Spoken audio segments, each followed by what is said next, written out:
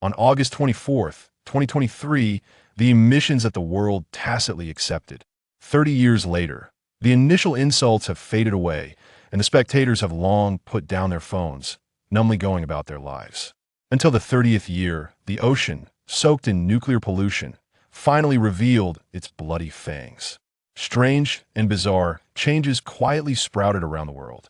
The neglected consequences have begun to manifest as a silent prologue to the apocalypse, resonating globally. Chapter 1. Red Spots. 30 years after August 24th, 2023, it has been 3 decades since Japan's nuclear pollution discharge. At first, there were many people cursing online, most of them with a spectator's mentality, putting down their phones and continuing with their lives. But in the 30th year since nuclear pollution spread to the global oceans, various situations began to emerge around the world. News started to continuously report on the global decrease in oxygen levels. Images of bizarre marine creatures being dredged up, but more alarming were the reports of increasing diseases and cancers affecting humans. Zhao Yu put down his phone, no longer paying attention to the various news on it. Today is Sunday, and Zhao Yu's mother, Wang Wen, came over with a plate of freshly stir-fried dishes. She kept saying, recently the hospital secretly sent over a few patients again, but they won't let anyone know what the illness is. I heard from the hospital staff that it seems to be related to nuclear pollution. Zhao Yu's mother, Wang Wen, is a caregiver at a hospital. She often shares stories about the hospital with Zhao Yu. Things are indeed not peaceful lately. I've seen some videos of people mutating through certain channels. It's really terrifying. The man sitting on the sofa, wearing glasses, spoke up. He is Zhao Yu's father, Zhao Yixiong, who works at a large internet company. He is already balding and was promoted to a management position in midlife after fierce competition. As he spoke, Zhao Yixiong forwarded a video from his phone to the family group chat.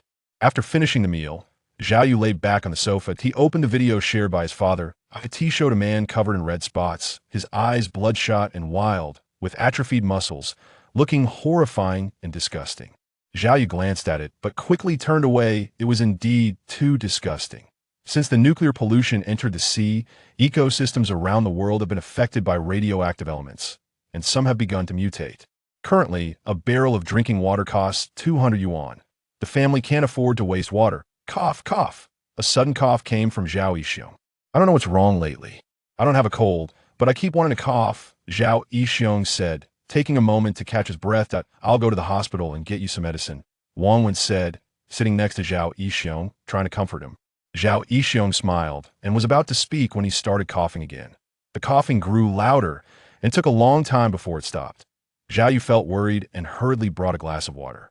Zhao Yixiong took a few sips, looking weak as he lay back on the sofa, breathing heavily. Yixiong, should we go to the hospital now? Wang Wen looked at Zhao Yixiong, her eyes filled with concern. It's nothing, I'll be fine after a while. Zhao Yixiong waved his hand. That we have some cough medicine at home, I'll go get you a few pills, Wang Wen said as she stood up. Zhao Yu gently patted his father's chest on the sofa, hoping to ease his discomfort. The sound of his mother rummaging through the cabinets came from another room. Bang! A sudden loud noise made Zhao Yu quickly stand up and run over. Mom, what happened? Zhao Yu hurriedly helped Wang Wen, who had fallen to the ground. I suddenly felt a bit dizzy and blurry. Here, take your dad's medicine first. Wang Wen handed the medicine in her hand to Zhao Yu. Zhao Yu helped Wang Wen sit back on the sofa. Just as Zhao Yu was about to go get some water to help with the medicine, suddenly, Zhao Yu noticed a red spot on his parents' necks. For a moment, Zhao Yu stood frozen in place. The images from the video kept flashing in Zhao Yu's mind. Mom, Dad, we need to hurry to the hospital. Zhao Yu quickly took out his phone and dialed 120. What's wrong? Zhao Yixiong frowned. It's just a minor illness, why go to the hospital? Zhao Yu hurriedly explained about the red spots on their necks. Now, both Zhao Yixiong and Wang Wen were stunned. They looked at each other's necks and indeed saw a red spot. Have we been contaminated? Zhao Yixiong sighed slightly, feeling weak. Son, you have a spot on your neck too. Suddenly, Wang Wen said excitedly. Zhao Yu opened his phone to take a selfie, trembling as he looked at his neck, where there was indeed a red spot. In a daze, Zhao Yu felt a wave of weakness wash over him, and he staggered back onto the sofa. The call to 120 was still ongoing when a woman's voice came through. Hello, this is the 120 Emergency Center. How can I help you? When Zhao Yu woke up again, The surroundings were already shrouded in darkness. Is it already night? Zhao Yu shook his head, stood up from the sofa unsteadily, and turned on the light. But the house was empty. Dad, Mom, Zhao Yu called out. Feeling worried, Zhao Yu took out his phone and began calling his parents, but there was no answer. This left Zhao Yu at a loss. Sitting on the sofa, he noticed a piece of paper on the coffee table. Child, stay at home. It's dangerous outside. The handwriting was messy, but Zhao Yu recognized it as his mother Wang Wen's writing at a glance. Zhao Yu's pupils constricted, and he suddenly thought of many things. What happened to his parents? Just then, Zhao Yu's phone suddenly rang. The caller ID showed Fong Tong, Zhao Yu's best friend. Zhao Yu answered the call. Zhao Yu, where are you? Fong Tong's voice sounded frantic. Hey, home. What happened? Zhao Yu frowned and quickly replied. People around me are acting strangely. I'm near your house now. I'm coming over. Fong Tong's voice trembled. Zhao Yu wanted to say something, but Fong Tong had already hung up. Something has happened, and it's serious. Zhao Yu opened the news app on his phone to see if there were any recent reports. But the news app only displayed entertainment or various advertisements, with no reports related to the city. Is the situation not serious? Or has the media not caught wind of it yet? Or is it being hidden? After flipping through for a long time, Zhao Yu found no relevant news on his phone. Just then, there was a loud knock on the door. Zhao Yu's heart tightened. He got up and walked toward the door, ready to turn the doorknob. But then he seemed to remember something. Who is it? Zhao Yu asked quietly as he looked through the peephole. There was no one in sight. Knock, knock, knock. The urgent knocking sounded again. Zhao Yu's palms began to sweat, and a chill crept up inside him. While Zhao Yu was checking through the peephole, a blood-red eye suddenly appeared in the cat's eye. Startled, Zhao Yu let out a scream. Zhao Yu took a few steps back, thinking of something, and forced himself to lock the door. Then he grabbed a baseball bat from the room. This steel baseball bat was something he had bought online after a burglary at home out of fear, and it had been in use for over a year. He approached the door, carefully observing. The knocking sound had ceased. Just then, his phone rang suddenly. Zhao Yu's body trembled, and he quickly picked up the phone. It was Fong Tong calling. Zhao Yu, open the door. I'm coming up. Fong Tong's voice came through. Fong Tong, there's a monster at my door right now. Hearing that Fong Tong was coming up, Zhao Yu felt much less fearful. Damn it, it's fine. These monsters won't attack people for now. I've seen them all the way here. Fong Tong's voice said on the phone that I'll come up first. The call ended. Zhao Yu let out a long sigh of relief. 10 minutes later, Fong Tong's voice rang out at the door. Zhao Yu, open the door. Zhao Yu put down the baseball bat, walked to the door, and opened it. Fong Tong. Upon seeing the person outside, Zhao Yu swallowed hard. Blood-red eyes, covered all over with red spots. Blood was seeping from his scalp, mixed with falling hair. It looked terrifying. The person at the door was also stunned upon seeing Zhao Yu. Both stood frozen at the door for 56 seconds. Zhao Yu? Fong Tong? The two questioned each other. Their voices trembled slightly, as if confirming each other's guesses. Both exhaled at the same time. Fong Tong walked in and closed the door. However, they both maintained a certain distance. What happened to you? Zhao Yu asked. What do you mean? Fong Tong was taken aback. I want to ask you, what happened to you? Now both were stunned, as if they thought of something. They both walked toward the bathroom mirrored. In the mirror, both were covered in red spots, their eyes bloodshot. It looked terrifying. Chapter 2. The mutation begins. Zhao Yu and Fong Tong sat on the sofa, taking a long time to regain their composure. Are we infected? Fong Tong said after a pause. Zhao Yu nodded. If he wasn't mistaken, they should have been infected by radioactive elements. As for what it was, he didn't know, and knowing wouldn't help. And oh wonder those monsters outside didn't attack me. It turns out I look like them. Fong Tong looked up at the ceiling. But one thing is very strange, those monsters seem different from us. What's different? Zhao Yu asked in confusion. Their reactions and behaviors are not like a normal person, they're more like monkeys or animals. Fong Tong said. You mean they have brain issues after infection? Zhao Yu analyzed. But we don't seem to have that problem. Is it possible that the longer the infection lasts, the more we become like them? We might just be in the early stages. Fong Tong said with a complex expression. The two fell into silence. Did you see many infected people outside? Zhao Yu suddenly asked. Yeah, they were everywhere. Fong Tong nodded. With such a big incident, I haven't seen any news online. Zhao Yu said. How is that possible? Fong Tong was surprised. Zhao Yu opened a news app on his phone and showed the screen to Fong Tong. Fong Tong took a glance, disbelief written on his face, and took out his own phone to search. but there was not a single piece of information about the infection. This, Fong Tong was dumbfounded. Maybe the media hasn't had a chance to report it yet. Perhaps this situation is not that simple. Zhao Yu pondered that let's take it one step at a time. First, we need to think about what to do next. Zhao Yu began. First, for now, those people won't attack us. They might see us as one of their kind, but what happens later is uncertain. Second, we are already infected in our current state, so we shouldn't consider going out of town. Third, we need supplies to cope with future changes. The supplies in the house won't last long. Fourth, we need to quickly understand the situation outside. Fifth, we need to seek medical help as soon as possible. Zhao Yu analyzed calmly. Fong Tong nodded repeatedly. You're right. So what should we do next? Tomorrow morning, we'll go out to find supplies, get a better understanding of the situation, and then consider going to the hospital. Zhao Yu said. After discussing, Fong Tong turned on the TV and started watching anime. Zhao Yu looked at Fong Tong, who seemed no different from before. This attitude, this mindset, so Fong Tong. Zhao Yu muttered in his heart. After a shower, Zhao Yu lay on the bed. Apart from the red spots, there was no longer any blood on his body. However, his eyes were still red. Thinking about his parents who had not returned, Zhao Yu felt a bit worried. He had called countless times, but there was no connection. The world is changing. Zhao Yu sighed. The next morning, the two had already put on clothes, sunglasses, and hats. If it weren't for the red spots on their necks, they looked no different from normal people. They each carried a backpack, intending to use it to collect supplies and see if there were better options outside. Zhao Yu picked up a baseball bat, and Fong Tong, seeing the situation, found a steel pipe for self-defense. Standing in front of the door, Zhao Yu took a deep breath as he opened the door. There was no one outside, which was good news. The two cautiously descended the stairs. Shoo! Fong Tong, walking in front, made a silent gesture to Zhao Yu. In the hallway, 2 or 3 infected people were curled up at the entrance, as if they were sleeping. Zhao Yu swallowed hard and slowly followed Fong Tong around them. Once outside the community, Zhao Yu saw the street filled with infected people that he looked a bit panicked. It's fine, just follow me. Fong Tong, having some experience, led the way. Indeed, just as Fong Tong had said, these people did not attack them. They continued to go about their own business. Let's check the nearby supermarket first. Zhao Yu pointed to the road and said. Fong Tong nodded. The two quickly headed toward the supermarket on the street. Various car crashes had already occurred. Arriving at the supermarket, the main entrance was still open.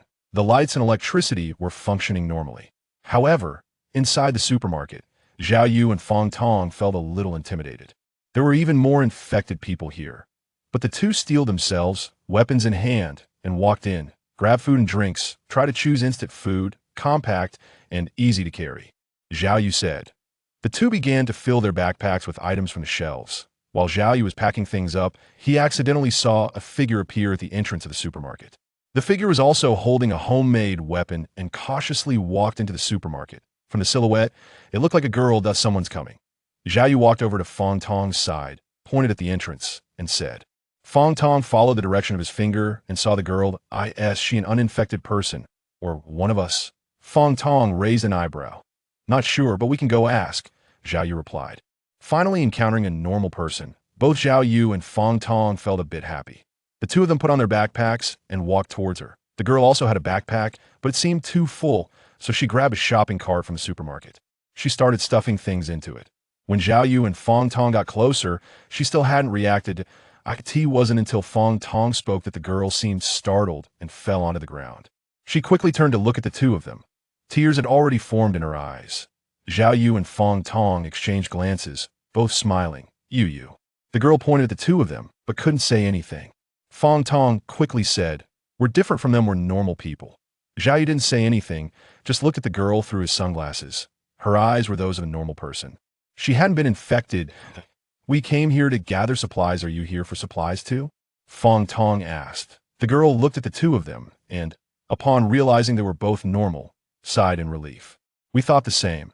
Fong Tong laughed heartily and started chatting with Chung Yulin. Zhao Yu also asked a few questions, but Chung Yulin clearly didn't know the answers, so he didn't press further.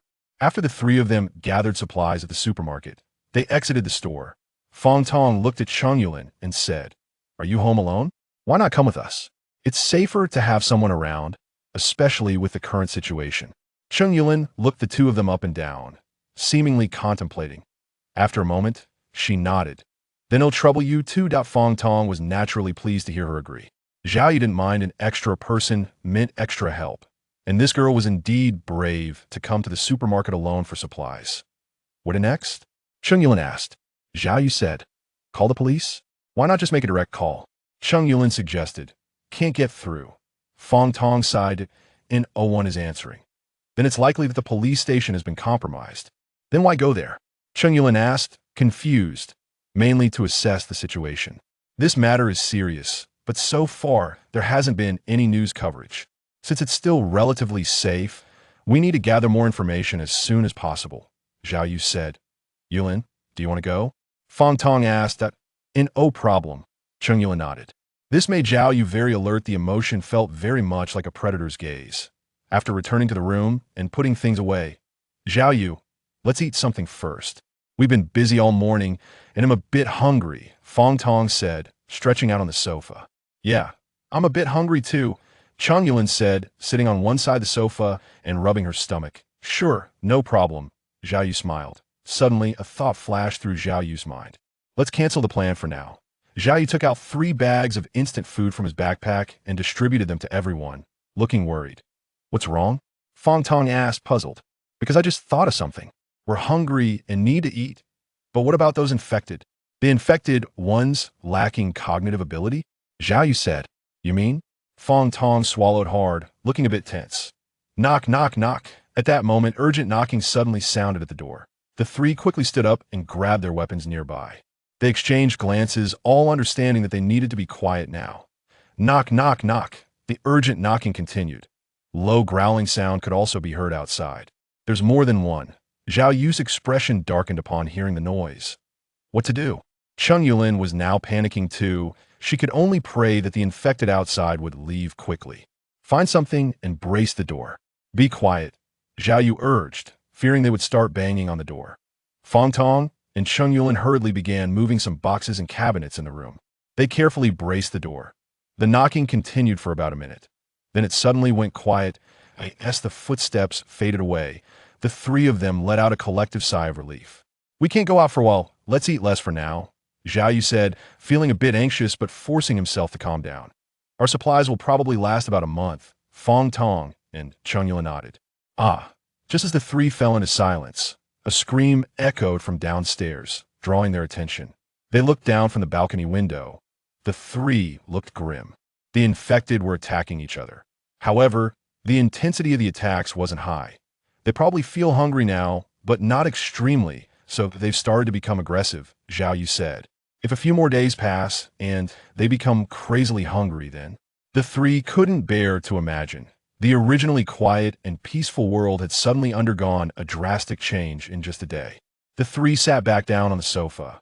Fong Tong didn't dare turn on the TV, fearing the sound would attract the infected, he started scrolling through his phone instead. Zhao Yu, Chung Yulin, look, there's news. Fong Tong showed his phone screen to the 2.G City has discovered a large number of mutated infected individuals caused by nuclear radiation elements. G City is currently under lockdown. All entrances and exits to G City are closed. The government will continue to monitor and handle the situation appropriately. The news was brief, even lacking images, but it caused a huge uproar. Comments started pouring in below. Infected? How did G City suddenly have this? Everything was fine just a few days ago. Let's get through this together. The whole country is with you, G City. I just received news from relatives in G City that the infected seem to be like zombies. As soon as this comment was posted, it was quickly deleted by the platform. The 3 didn't bother looking at the subsequent comments. The city is under lockdown. What are we going to do? Tears began to well up in Chung Yulin's eyes. Yeah, these infected aren't strong. Once the government troops arrive, they can be easily dealt with. After all, they are still human and can't compare to firearms, Zhao Yu nodded and said. That night, Zhao Yu and Fong Tong slept in one room, while Chung Yulin slept in another. Cough, cough. In his sleep, Zhao Yu was suddenly awakened by a series of coughing sounds beside him. Opening his eyes, he saw Fong Tong curled up on the bed, coughing incessantly. Fong Tong? What's wrong with you? Zhao Yu hurriedly asked. Nothing. Just a sudden cough. Fong Tong waved his hand dismissively. Zhao Yu's palm tightened because he saw Fong Tong's hand starting to crack open, blood slowly oozing out. Moreover, various pus-filled sores began to appear on Fong Tong's face. Damn. Zhao Yu quickly took a few steps back. Zhao Yu, I feel really uncomfortable. Fong Tong looked at Zhao Yu, his expression distorted. Damn, I'm feeling even worse than you right now. Zhao Yu fought against the nausea, and fear began to creep into his heart. Chapter 3 Government Action. Fong's sudden change left Zhao Yu at a loss. Cheng Yulin was awakened by their voices. She lightly knocked on the door and asked softly, Zhao Gu, Fong Gu, is something happening? Zhao Yu pressed his body against the door, not daring to let Cheng Yulin see what was happening with Fong Tong. Stay back. Fong Tong is having some issues. Don't come in. Zhao Yu's voice was serious. Zhao Yu. Fong Tong shouted loudly. He had already stood up from the bed, his eyes fixed on Zhao Yu, filled with an indescribable terror. Zhao Yu's heart is trembling a bit right now, as his body quietly moves. He tries to suppress his trembling legs and grabs the steel baseball bat in his hand. Fong Tong, calm down. Zhao Yu coldly shouted, beads of sweat already forming on his forehead. Zhao Yu, help me. I feel so hot. I'm gonna explode. Fong Tong's body swayed as he retreated a few steps to the corner, his voice hoarse and his expression pained.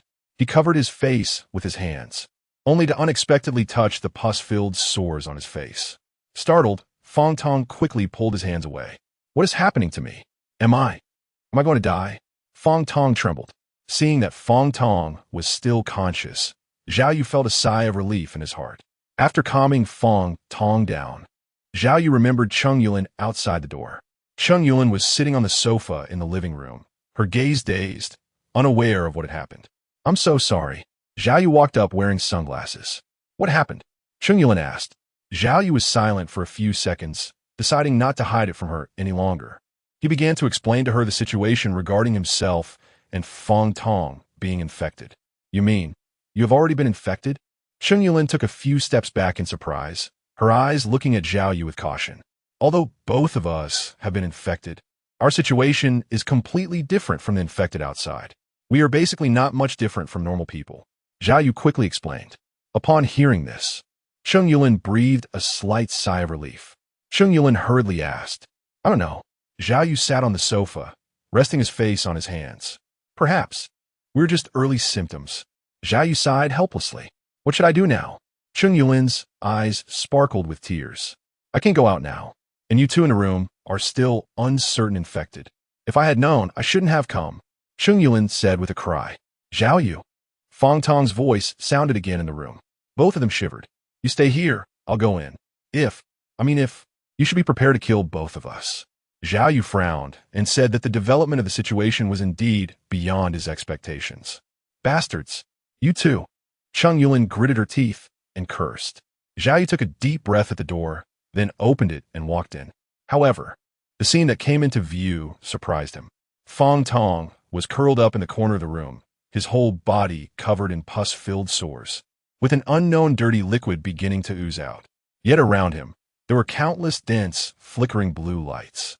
This was the first time Zhao Yu had encountered such a scene, and for a moment, he was at a loss. Just as he wanted to approach Fong Tong a few meters closer, the hair on his body suddenly stood on end, and a tingling sensation spread through him. Was it an electric shock? Zhao Yu was shocked. Could Fong Tong have become the boss among the infected? This joke had gone too far. If he had merely become infected, Zhao Yu could have just endured it, a matter that could be resolved with a single blow. But this change made Zhao Yu feel that if he didn't handle it well today, it would really be the end. Fong Tong, how are you? As the shouting grew louder, it escalated from a low growl to a high-pitched roar. Zhao Yu hurriedly ran to the balcony and looked down. Below, pairs of infected individuals with crimson eyes were staring blankly at the floor where Zhao Yu was. Some had even begun to slowly climb, although the effect was negligible. Just then, Cheng Yulin's voice came from the doorway.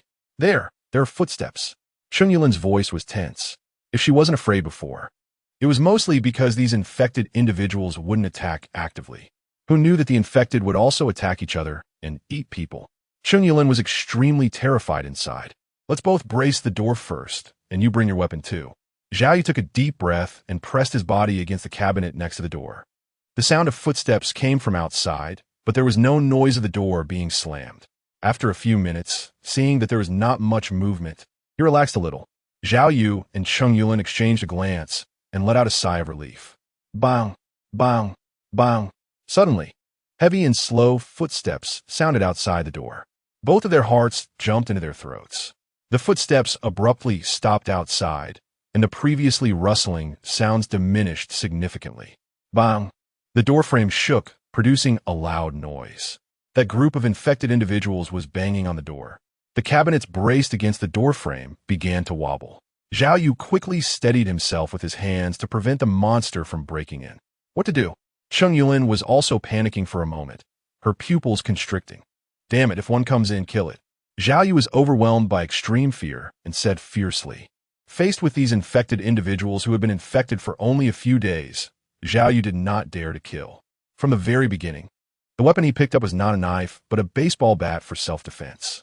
But now, Zhao Yu knew that if they got in, he would truly die. Bang, bang, bang. The impacts on the door became more and more violent, and the creaking of the door frame was incessant. Zhao Yu even saw that the door frame had already started to deform. At this rate, it was only a matter of time before the door was broken. Calm down. He had to calm down. Zhao Yu kept telling himself that these infected people were attracted by sound. So, is it possible to lure them away with sound? Zhao Yu had a fleeting thought in his mind. Cheng Yulin, there's a Bluetooth speaker in my room. Find a rope and hang it outside the window to play music and attract these infected individuals. Zhao Yu said to Cheng Yulin beside him. Under fear, Cheng Yulin, upon hearing Zhao Yu's words, hurriedly nodded and turned to run toward Zhao Yu's room. A girl's scream quickly rang out. Oh no, she hasn't seen Fong Tong's current appearance yet. Zhao Yu felt a sense of unease, but he couldn't leave the doorway. He could only shout hurriedly. Fong Tong is conscious now, he won't attack you. Hurry, there's not much time left. If these infected come in, we're all done for. When Cheng Yulin saw Fong Tong's appearance, she was so scared that she didn't dare to approach. But after hearing Zhao Yu shout, she had no choice but to brace herself and walk in. Fong Tong, it's me. I'm just taking a Bluetooth speaker and leaving. Just stay calm, stay calm. Cheng Yulin cautiously walked in the room, backing against the wall, continuously speaking, her eyes fixed on Fong Tong's figure, afraid that he might suddenly rush at her. The Bluetooth speaker is in the cabinet to your left. Fong Tong's hoarse and deep voice sounded, startling Cheng Yulin into another scream. But she quickly realized, Fong Tong indeed still had consciousness and rationality. She breathed a sigh of relief and hurriedly searched the cabinet. Soon, she found the Bluetooth speaker in a corner of the cabinet. Since she couldn't find a rope and time was pressing, Cheng Yulin took her bedsheet from her room, rolled it up, and tied the Bluetooth speaker to it. The sound of banging on the door continued like a death knell, forcing Cheng Yulin to rush towards the window beside the door even faster. The music is ready. Cheng Yulin placed the knotted bed sheet outside the window. This window was the closest to the door and was on the side of the building. The speaker was hanging down to the lower floor, and, if it attracted attention, the infected would go downstairs. Cheng Yulin specifically chose a high-pitched song. No matter what the effect was, she could only hope for the best. As the music started playing, the footsteps of the infected at the door became chaotic again, and the banging on the door stopped. Hearing the footsteps fade away, both Zhao Yu and Cheng Yulin let out a long sigh of relief. The plan worked. Well done. If it weren't for you, we would probably be done for today. Zhao Yu smiled at Cheng Yulin. After going through a crisis together, the awkwardness between them faded a lot. It was mainly thanks to your idea. Luckily, Cheng Yulin smiled back. She was really scared. At that moment, she felt like she was just one door away from death. After the sound system played for more than 10 minutes, Zhao Yu asked Cheng Yulin to put away, and the music stopped. He sat by the door all night, worried that something might change again. Cheng Yulin also half-dozed on the sofa all night, afraid that there might be more unexpected events. As for Fong Tong, he didn't shout and scream again all night. He was trying hard to suppress his pain with reason. Although he didn't see with his own eyes what happened to Zhao Yu and the others, he knew from their conversations what they were experiencing. Later, there were footsteps at the door, but they didn't stop and walked away.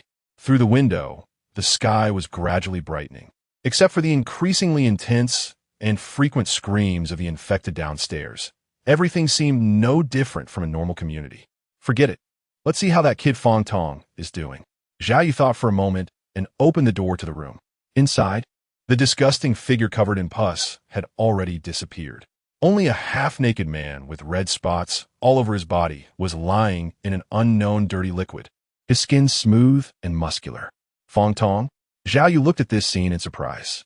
Fong Tong heard the sound, slightly opened his eyes, and saw Zhao Yu. At the same time, he noticed the disgusting liquid beside him and quickly stood up. Zhao Yu looked up and down at Fong Tong. The originally crimson eyes had disappeared, and apart from the mottled red spots all over his body, he seemed closer to a normal person than before. Fong Tong said he didn't know either. He had fainted from the pain and woke up looking like this. Zhao Yu didn't think much of it.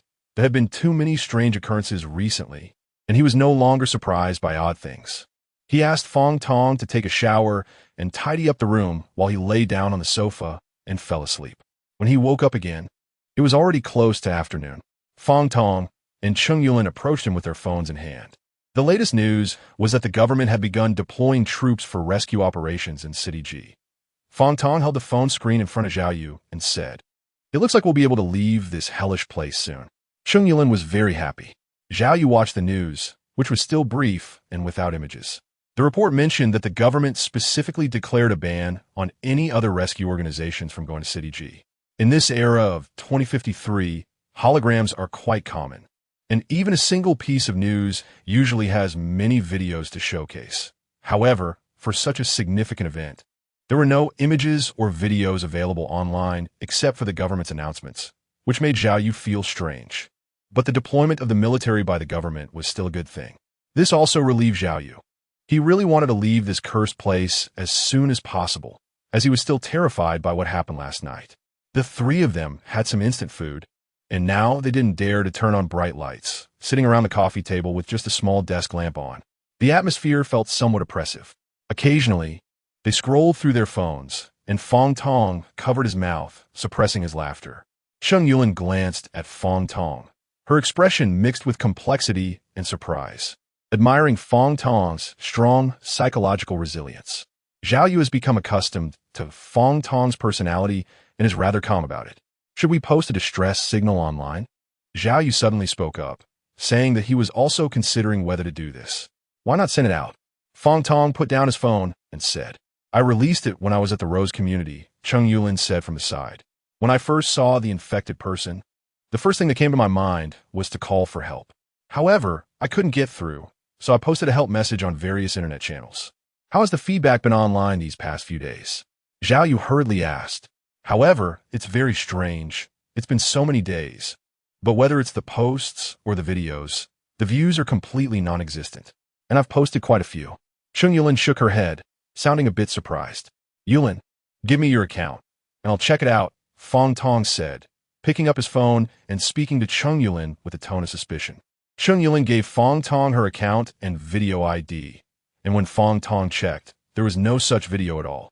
"How is that possible? I clearly posted it." "Look," Chung Yulin said, as she showed her phone screen to the two of them. It all showed that it was successfully published. This made Fong Tong not wanting to believe it, search again, but it still showed that there was no such video. Zhao Yu's fingers tapped lightly on the table, already deep in thought.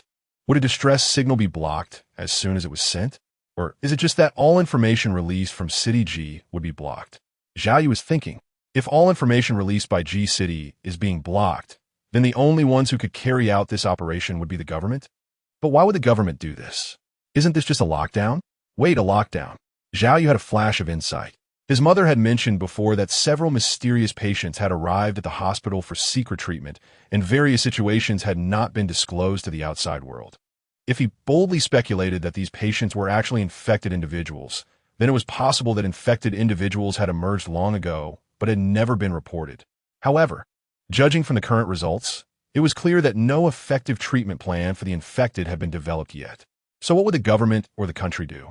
With this thought, Zhao Yu finally caught a glimpse of a clue. The military coming here might not be to save us. Zhao Yu slowly spoke up. "What did you say? Why are you suddenly bringing this up?" Fong Tong's eyes widened. Weren't they just discussing the video issue? How did it suddenly shift to the military? Zhao Yu expressed his thoughts. "So, according to your idea, what is the army doing here?" Fong Tong clenched his fist, feeling suddenly downcast. "Blockade, or eliminate the infected." Zhao Yu stated his conclusion. But I haven't been infected yet. Cheng Yulin opened her eyes wide. It's just my guess. Zhao Yu said, I'm going to have a smoke. Fang Tong stood up and walked toward the balcony. Zhao Yu understood and followed along. Lighting a cigarette, the two looked down at the constantly roaring infected below. Zhao Yu, if the military is here to eliminate the infected, could we also be considered targets for elimination? Fang Tong expressed his thoughts. It's possible. Zhao Yu nodded. Then, escape? Fang Tong said. Escape where? All the roads around G City are blocked, and the red spots on us will definitely be checked on the road. Zhao Yu shook his head. I have a way. Fang Tong chuckled, and suddenly a faint blue electric spark flickered on one of his hands, leaving Zhao Yu in shock. I'm not at ease with Cheng Yulin, so I'll tell you about one person right now. The electric spark on his hand disappeared, and Fang Tong smiled at Zhao Yu. With my current situation, if I don't say anything else, I'll definitely be pulled in for research. I really don't want to be part of a study. Zhao Yu nodded. Later, I studied the escape route to get out of City G. After so many years of relationship, the two of them already understood each other well. Zhao Yu said to Cheng Yulin, we plan to leave G City. Cheng Yulin was taken aback. Are you afraid of being killed by the military? Cheng Yulin realized the key point and said. Zhao Yu and Fang Tong nodded. You can either come with us or stay here and wait for the army. You haven't been infected, so the army shouldn't do anything to you. When are you leaving? Cheng Yulin asked. The army is expected to arrive in G City in the next 2 or 3 days. We plan to set off tomorrow. As for the infected outside, their intelligence isn't very high, so we have ways to deal with them. Zhao Yu thought for a moment and said, so soon? Cheng Yulin panicked. The thought of having to stay here alone to face those infected made her feel fearful. What should I do? If you leave, I'll be here alone, Cheng Yulin asked. Zhao Yu and Fang Tong exchanged a glance, and for a moment, they couldn't think of a better solution. How about you come with us? Fang Tong suggested tentatively. Cheng Yulin hesitated. In a few days, the army would arrive. For her, as long as she can make contact with the army, there was a high possibility of leaving G City and being sent to a safe place for quarantine, especially since she hadn't been infected. Remember to leave the supplies for me. Cheng Yulin sighed, her expression weak. From this road, head east, then avoid the park and the zoo. Keep going. Without considering the highway, we can only go through the forest and hills. The two looked at the map, clearly silent for a long time. Damn, Fang Tong cursed. He saw the route. Almost all the paths out of G City were crowded with people. If they walked, it would take ages to reach another city, and they had no idea if the wilderness was infected with flora and fauna. But if they took the highway, they didn't know if there would be traffic jams. But getting off the highway would definitely lead to being checked. The main issue was that the risks on the highway were too high. It was easy to be discovered with so many surveillance cameras around. The food problem was also a headache. Without food, they wouldn't be able to go far. For a moment, both of them were at a loss. Let's think differently. Can we look for air raid shelters? Fang Tong quickly suggested. Do you think the map can show those? Zhao Yu raised an eyebrow. Think again. How about finding a place with fewer people and hiding for a while? Zhao Yu said, what about the food? We'll steal a car to transport it, came the reply. What if the road is blocked? We'll use a cheat code for an invincible vehicle. Are you playing GTA or what? The two discussed for a long time and finally settled on a plan. They named the plan, let's take it step by step. The next dawn, they started to pack their backpacks, dressed warmly, and put on sunglasses and hats. Plan A action. Zhao Yu pointed with his hand. Chapter 4. Give me an intense and passionate battle. Be careful, you two. Cheng Yulin looked at the busy figures of the two and comforted them gently. Fang Tong smiled and said to Cheng Yulin. After hearing no footsteps at the door, Zhao Yu cautiously opened the door and observed the surroundings. The corridor was empty. To ensure safety, Fang Tong hung the speaker downstairs, and music started playing. Suddenly, the roars of the surrounding infected echoed together as they rushed towards downstairs. Zhao Yu took a deep breath, opened the door, and walked out. If we don't contact you in half an hour, remember to turn off the music, Fang Tong advised Cheng Yulin as he was leaving. Cheng Yulin nodded, indicating that she understood. The two of them went downstairs, walking very quietly so as not to disturb the infected. Zhao Yu's family lives on the 5th floor, and they haven't encountered any infected individuals on the first 2 floors. However, in the hallway of the 3rd floor, an infected person dressed in a suit, covered in red spots, with crimson eyes, is looking up at the stairs. He notices Zhao Yu, who is walking in front. Roar! The infected person lets out a growl and charges at the two of them. Zhao Yu was very nervous during his first fight. He swung the baseball bat with all his strength, hitting the infected person's head hard. As the bat struck, the infected person's body swayed and finally fell to the ground. "Well done, Zhao Yu," Fong Tong shouted from his side. "But that was too easy. I thought they would rush at us like in those zombie movies, even with half their bodies broken." Fong shook his head, speaking with a hint of regret. "They're just infected, not completely out of their minds. And they're not much different from ordinary people." Zhao Yu let out a breath, looked at the infected man in a suit lying in the hallway, and said. Bending down, Zhao Yu began to search the infected man's body. Fong Tong observed with a puzzled expression. It seemed that he found something. Zhao Yu pulled it out from the pocket of the suited man. "Let's go. We may have attracted more infected." Zhao Yu put away the item. The two of them continued to carefully make their way downstairs. After dealing with a few infected individuals, their tension eased somewhat, and their fear diminished significantly. There were many infected people outside. Zhao Yu stood behind the building door and said cautiously, "What should we do? Should I go attract attention?"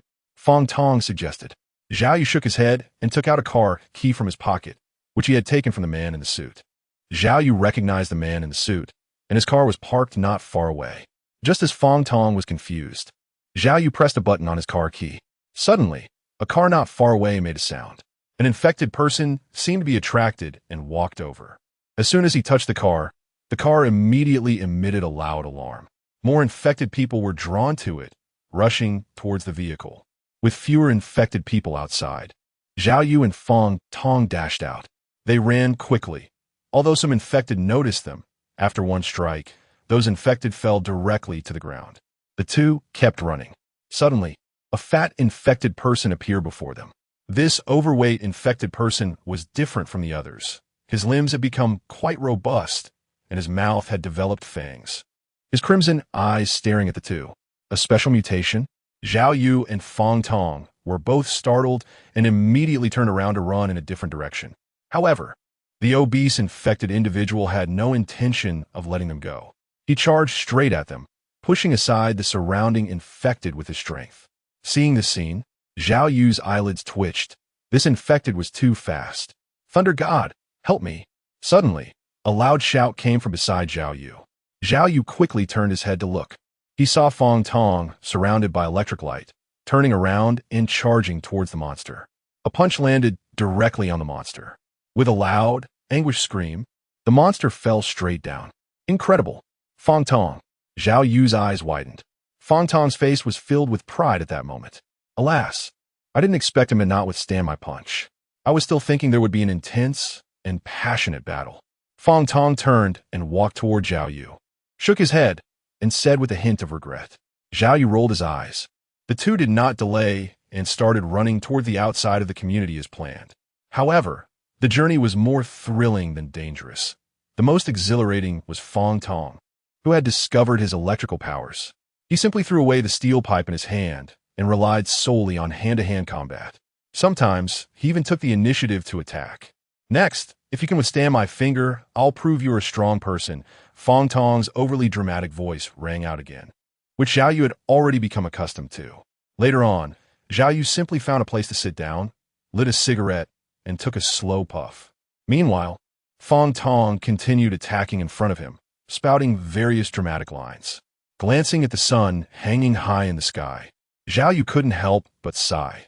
"This world has become incomprehensible to me." With Fong Tong's special ability, their situation on the road became much easier. As long as there weren't too many people, they could easily handle a dozen ordinary infected individuals. Moreover, the most important point was that these infected, except for a few with particularly strong aggression, mostly only attacked when hungry and were devoid of reason. After observing this conclusion, Zhao Yu and Fong Tong easily thought that as long as they could feed them, they would be safe. But where was the food? In the past few days, almost everything edible had been consumed by the infected, and when there was nothing to eat, they began attacking each other. This also led to a large amount of blood and bloody skeletons visible everywhere on the road, making Zhao Yu and Fong Tong nauseous several times. The stench attracted countless flies and insects. However, so far, There had been no signs of mutation in cockroaches and flies. Truly, they were resilient species with strong adaptability. The greenery on the streets started showing signs of reddening. The supplies in their backpacks, including instant food and water, could support them for a week outside. Therefore, the two were not in a hurry to look for supplies, and instead kept moving eastward. As for what situations they would encounter later, neither of them was sure. After picking up two of the latest mobile phones from a phone store and filling a bag with speakers, a spotlight flashlight, a holographic projector, and 2 drones, the two happily walked out of the store. The holographic projector was quite expensive, costing over 30,000. It was a metallic sphere that automatically unfolded when placed on the ground, projecting holograms in midair. Zhao Yu would never have considered buying it before. According to him, it was just for display purposes, similar to a phone screen, unnecessary, mainly because he was poor. If it weren't for the fact that they couldn't carry much, they would have considered taking the holographic projector with them. Of course, it wasn't just for personal gratification. It was mainly useful for attracting irrational infected individuals, making it quite suitable. As for charging it, Fong Tong smiled slightly at the corner of his mouth, not even saying a word. Zhao Yu couldn't help but recall his saying, "The thunder god helps me." Of course, there was another sentence that Fong Tong didn't say, but Zhao Yu thought to himself that it was probably still daytime now, and come nightfall, this guy would definitely find an opportunity to bring it up. After leaving the phone store, Fong Tong suddenly asked, "Are you really planning to leave Chung Yulin there all alone?" Zhao Yu fell silent for a moment. At least she felt safer in the room. Zhao Yu said, "But after all, she is a girl. If an infected person breaks in," Fong Tong pointed to the bloody limb by the roadside.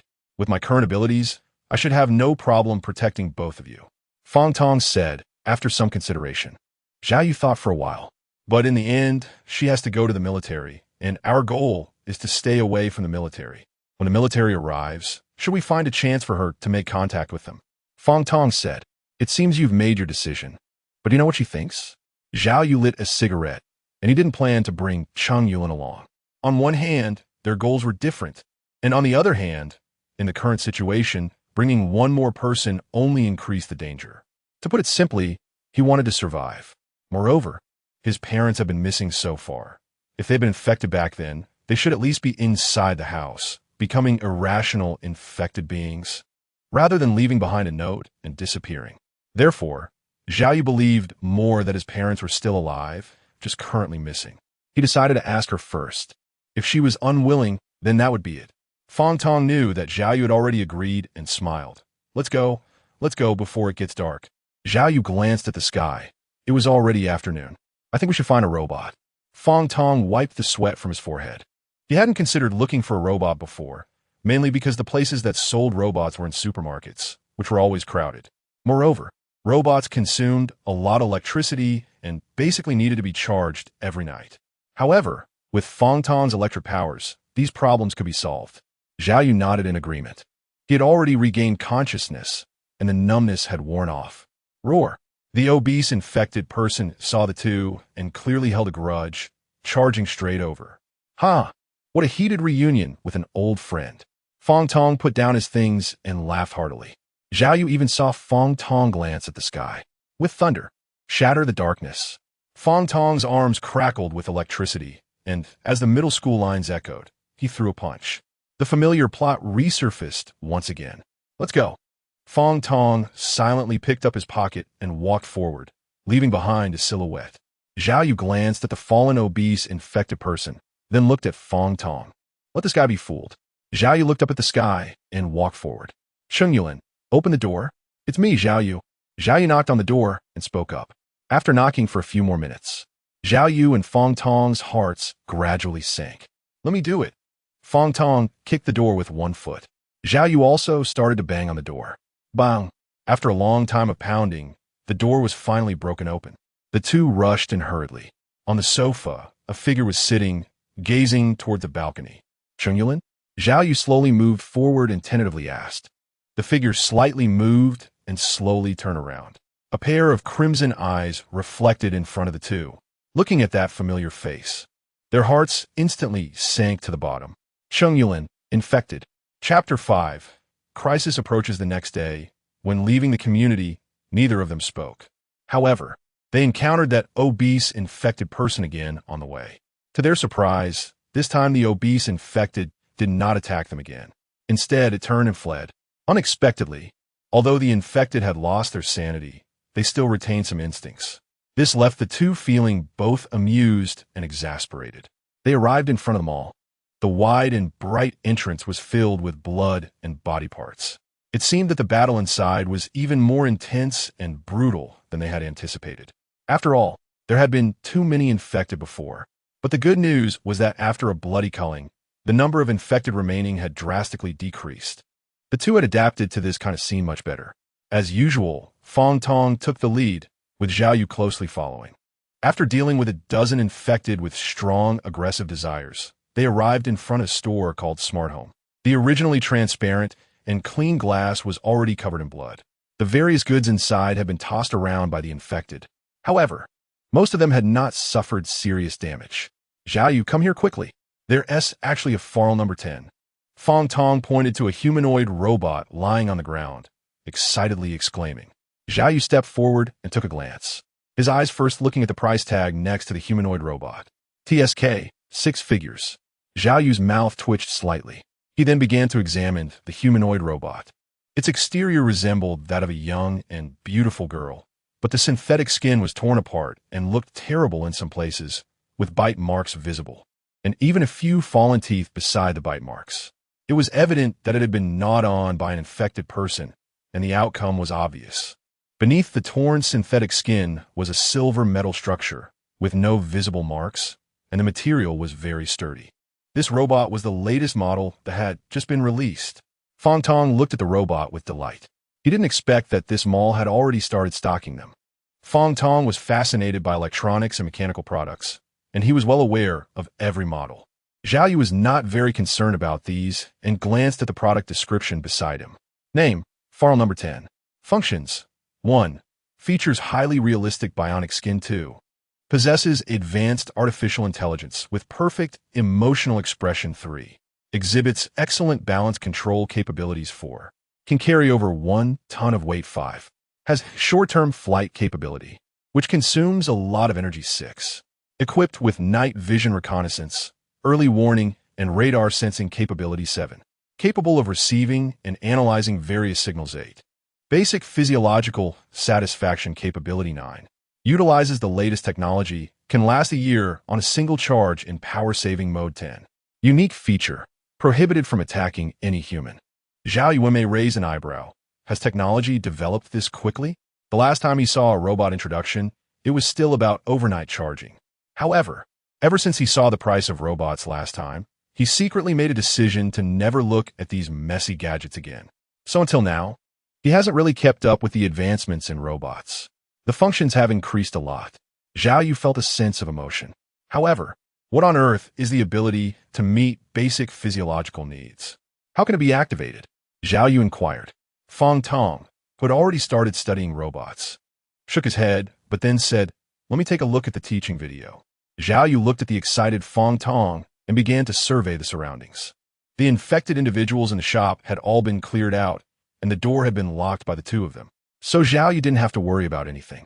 Looking at the various products around, although they were all toppled over, Zhao Yu still found it quite fascinating. This one is nice. Zhao Yu stopped at a label that read transport robot. The robot was box-shaped. According to the introduction, it had many functions such as climbing stairs, overcoming obstacles, and cooling. Moreover, its capacity was quite good.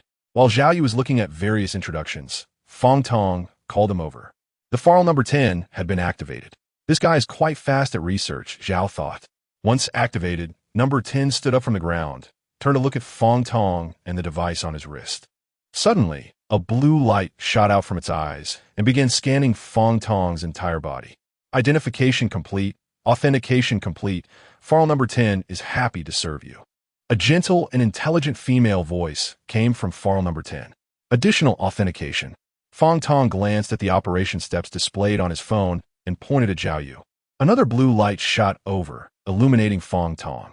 Identification complete. Authentication complete. File number 10 is happy to serve you.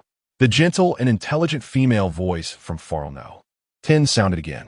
Haha, Zhao Yu, now this number 10 will follow orders from both of us. Fong Tong was very excited. Numero 10. Search for suitable materials in this store to repair the synthetic skin. Fong Tong tentatively gave command. Okay, analyzing store information, this far will know. 10 belongs to the store's products, and it detects that the store provides free repair services for synthetic skin. Authentication passed. Farno. 10 nodded and quickly found a box to start repairing the synthetic skin. Zhao Yu was amazed at how quickly he could find things. The No. 10 scanning system is very advanced. If something is lost in the room, it can basically be located in less than a second. Fong Tong quickly explained. Let's keep looking to see if there is another Foul 10. Zhao Yi looked more and more fond of it. With this assistant, the efficiency of doing things was definitely doubled. The two of them spent more than an hour in the shop and then spent another 2 hours wandering around the mall. When they came out, they were followed by 4 Foul 10 units and 6 transport robots named Foul B9. They also had various items scavenged from the mall. What windfall? To make it easier to distinguish, the 4 Foul 10 units were named 1, 2, 3, and 4. As for the transport robots, they couldn't be bothered to name them, so they just called them B1, B2, B3, B4, B5, and B6. Anyway, as little helpers for carrying goods, names were no longer important. Number 1, help me find the shortest route heading east out of G City, avoiding the park and the zoo. Zhao Yu commanded, okay, I'm searching for you. I found it, the route is. Number 1 quickly replied, you follow behind and guide the way. Fong Tong said as he walked in front. If we find a large number of infected ahead, we need to avoid them. Zhao Yu added, all right. With the help of Foul, 10, and the transport robot, their speed increased significantly. Many routes unknown to the two were discovered under the guidance of Foul, 10. The government has just released the latest news. The military is expected to arrive in City G in 6 hours. Number 1 suddenly spoke up. There isn't enough time. Zhao Yu and Fong Tong started to get anxious. Number 1, help me find the keys to this car, Fong Tong ordered. Walking. The two of them couldn't get out of City G in 6 hours. Sorry, I cannot execute that command because the vehicle is bound to a car owner who is not the master, Number 1 said apologetically. Help me look for the nearest car dealership, preferably with flying cars. Zhao Yu quickly said, there's a car dealership named Lanyue within 3 kilometers. And the latest information shows that they have flying cars, which is the closest. Number 1 said, can you take us there? Zhao Yu asked again. Flying will consume a lot of energy. According to the current power calculation, after flying 3 kilometers, only 20 of the remaining energy will be left. Should we fly? Number 1 inquired. What about the other robots? Zhao Yu continued to inquire. The remaining energy of the Foul B9 transport robot you currently have can support operations. But the Foul 10 robot named Number 3 can only sustain flight for 1 kilometer with its remaining energy, while the other robots can reach the destination. No. One spoke again. Fong Tong remained silent, his arms flashing with electric light as he began to charge the interface of the Number 3 robot. Can the current charging speed of Number 3 support it until it reaches the Lanyue car shop? Fong Tong asked. Calculating the analysis result shows it cannot. Number 1 said. Damn. Fong Tong cursed, realizing that he could only give up on the Number 3 robot for now. However, the No. 3 robot could search for a rooftop without infected individuals to charge using solar energy, and after charging, it could fly to the designated location. Number 1 suggested. Upon hearing this, Fong Tong found it feasible and ordered. Number 3, please find a rooftop without infected individuals for solar charging and wait for further instructions. Understood. The No. 3 robot nodded and soon flew into the air, locating a rooftop without infected individuals to begin solar charging. After deploying the Number 3 robot, Number 1 and No.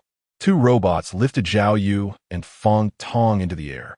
The transport robot followed closely behind. It took about 10 minutes to arrive at the Lanyue car shop.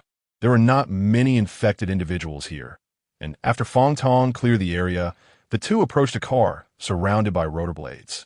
However, the key posed a challenge for them. The inquiry results from a Number 1 robot consistently indicated that the shop did not belong to them. The car did not belong to them, and without relevant certification information, it could not be searched. This Number 10 was good in many aspects, but it had too many restrictions, sigh. Zhao Yu sighed. The two had no choice but to rummage through the store to find keys. In the meantime, Robot No. One kept issuing warnings, stating that their actions constituted theft and needed to stop immediately. If they continued, it would automatically contact the nearby police station. The two felt overwhelmed and quickly shut down all the Farl 10 robots. I think there should only be one of those Farl 10 robots. Zhao Yu pressed his forehead with one hand and said with a headache. He even had reason to suspect that if the military arrived, the first to become traitors would be this group of robots. Half an hour later, Zhao Yu found the key to the flying car in a box. With little time left, Zhao Yu directly opened the door of the flying car and sat inside. The vehicle did not start as it detected that the user did not have the right to operate the car. A voice played from within the flying car. Zhao Yu could no longer hold back, stepped out of the car, and kicked it. Glancing at the time, he estimated that the military would arrive in G-City in 4 hours. Should they find a place to hide? If Zhao Yu had any lingering hopes before, they were completely extinguished after encountering the Foul 10. What a joke. Even a household Foul 10 could easily scan an entire building for various life forms and information. Not to mention the military scanning equipment, which would be even more advanced. The two exchanged glances, and for a moment, they had no good solutions. The military should be reasonable, right? How about we just surrender? Fong Tong suggested. It's not that simple. Most of the warfare now involves robots. As long as the government's order is to eliminate the infected, the robots will treat the two of us the same as other infected individuals and carry out the elimination order without giving us a chance to contact the military. Zhao Yu shook his head and said, or should we let robot number 10 speak? Fong Tong said. The two of them brightened up. This was indeed a solution. However, are you ready to be the guinea pig? Zhao Yu smiled and said to Fong Tong, damn, I forgot about that. Fong Tong cursed. The two of them didn't waste any more time and got up to continue their journey. The plan to leave G-City was directly abandoned. Next, according to Zhao Yu's plan, they originally intended to abandon robot number 10, as keeping a traitor by their side was indeed unsafe. The main issue was that this traitor wouldn't listen at all. It either indicated that such actions were illegal and unethical, that the command couldn't be executed, or that product certification had failed and it lacked the authority to perform the operation. This left both of them quite frustrated. However, considering its functions, they decided to endure it. Since they couldn't escape, they might as well go big. Taking only robot number 1 and number 2, the two of them went to the nearest zoo. At the entrance, Fong Tong touched the electronic authentication device, which was immediately destroyed. Gaining some courage, they brought robots No. 1 and number 2 into the zoo, seeing all kinds of animals in various cages. Zhao Yu and Fong Tong swallowed at the same time. Animal mutations really seem to be quite different from humans. What the hell is this? A bear with scales all over its body and a single horn on its head. And this tiger, haha, congratulations, it even has wings now. Look at this snake. It has legs and its body is thicker than a telephone pole. The two of them looked at each other, neither daring to take a step forward. Number 1, go open the door, Fong Tong said tentatively. Sorry, that action is considered illegal and this operation is not supported. Zhao Yu? Fong Tong wanted to say something else. Zhao Yu rolled his eyes. I can't open the door. Fong Tong looked at the sky. Hurry up, there are 3 hours left. Zhao Yu quickly urged. All right, I'm going. Fong Tong felt a chill run down his spine as he slowly walked to the innermost cage. Inside was a peacock, and not just one. They were large and covered in vibrant feathers that had turned a uniform blood red. Moreover, their bodies were covered in many pus-filled sores, and their blood-red eyes were staring at Fong Tong outside the door. As Fong Tong got a bit closer, several mutated peacocks suddenly lunged at him, crashing against the iron gate with a loud noise. Startled, Fong Tong hurriedly took a few steps back. Be careful, Zhao Yu shouted with concern from a distance. Taking a deep breath, Fong Tong rushed towards the gate at the fastest speed possible. Under the impact of electricity, the gate instantly failed. A few mutated peacocks suddenly burst out. Fong Tong didn't stop his feet. This time, he ran at the fastest speed of his life. Number 2, go up and save Fong Tong, Zhao Yu said to the number 2 robot beside him. Okay. The number 2 robot nodded in agreement. It briefly flew into the air and landed behind Fong Tong. The combat mode was activated. The number 2 robot threw a punch, hitting the nearest mutated peacock. The mutated peacock was sent flying several meters away. seeing the peacocks behind being held back by the robot. Fong Tong seized the opportunity and quickly opened all the surrounding cages. One by one, the mutated monsters were released. Roars echoed in unison. Zhao Yu did not dare stay. After seeing Fong Tong catch up in a residential building, Zhao Yu and Fong Tong were panting, lying in the middle of the hallway with several infected people lying around them. As for the number 1 and number 2 robots, the phone displayed that the robots had been damaged and lost signal. The only remaining 2 Foul 10 robots, the No.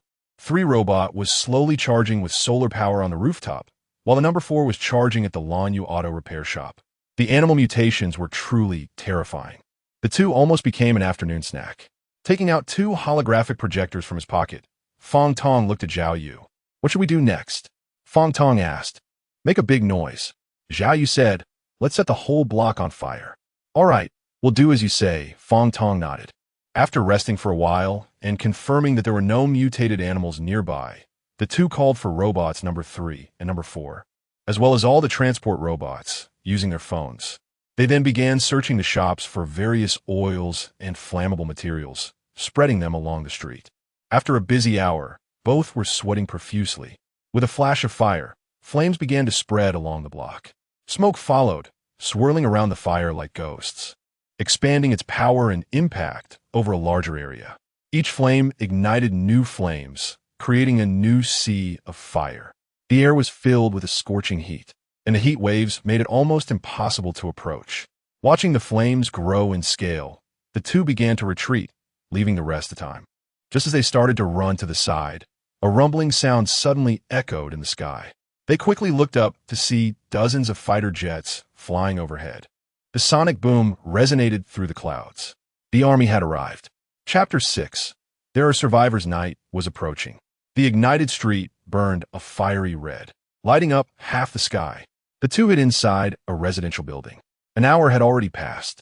Various strong spotlights lit up in the distance. These were bright lights emitted by the army, designed to attract the infected. With the arrival of the military, the entire G-City had directly stopped its power supply. Darkness descended, lights went out, and the whole city fell into silence, only interrupted by the occasional roars of the infected.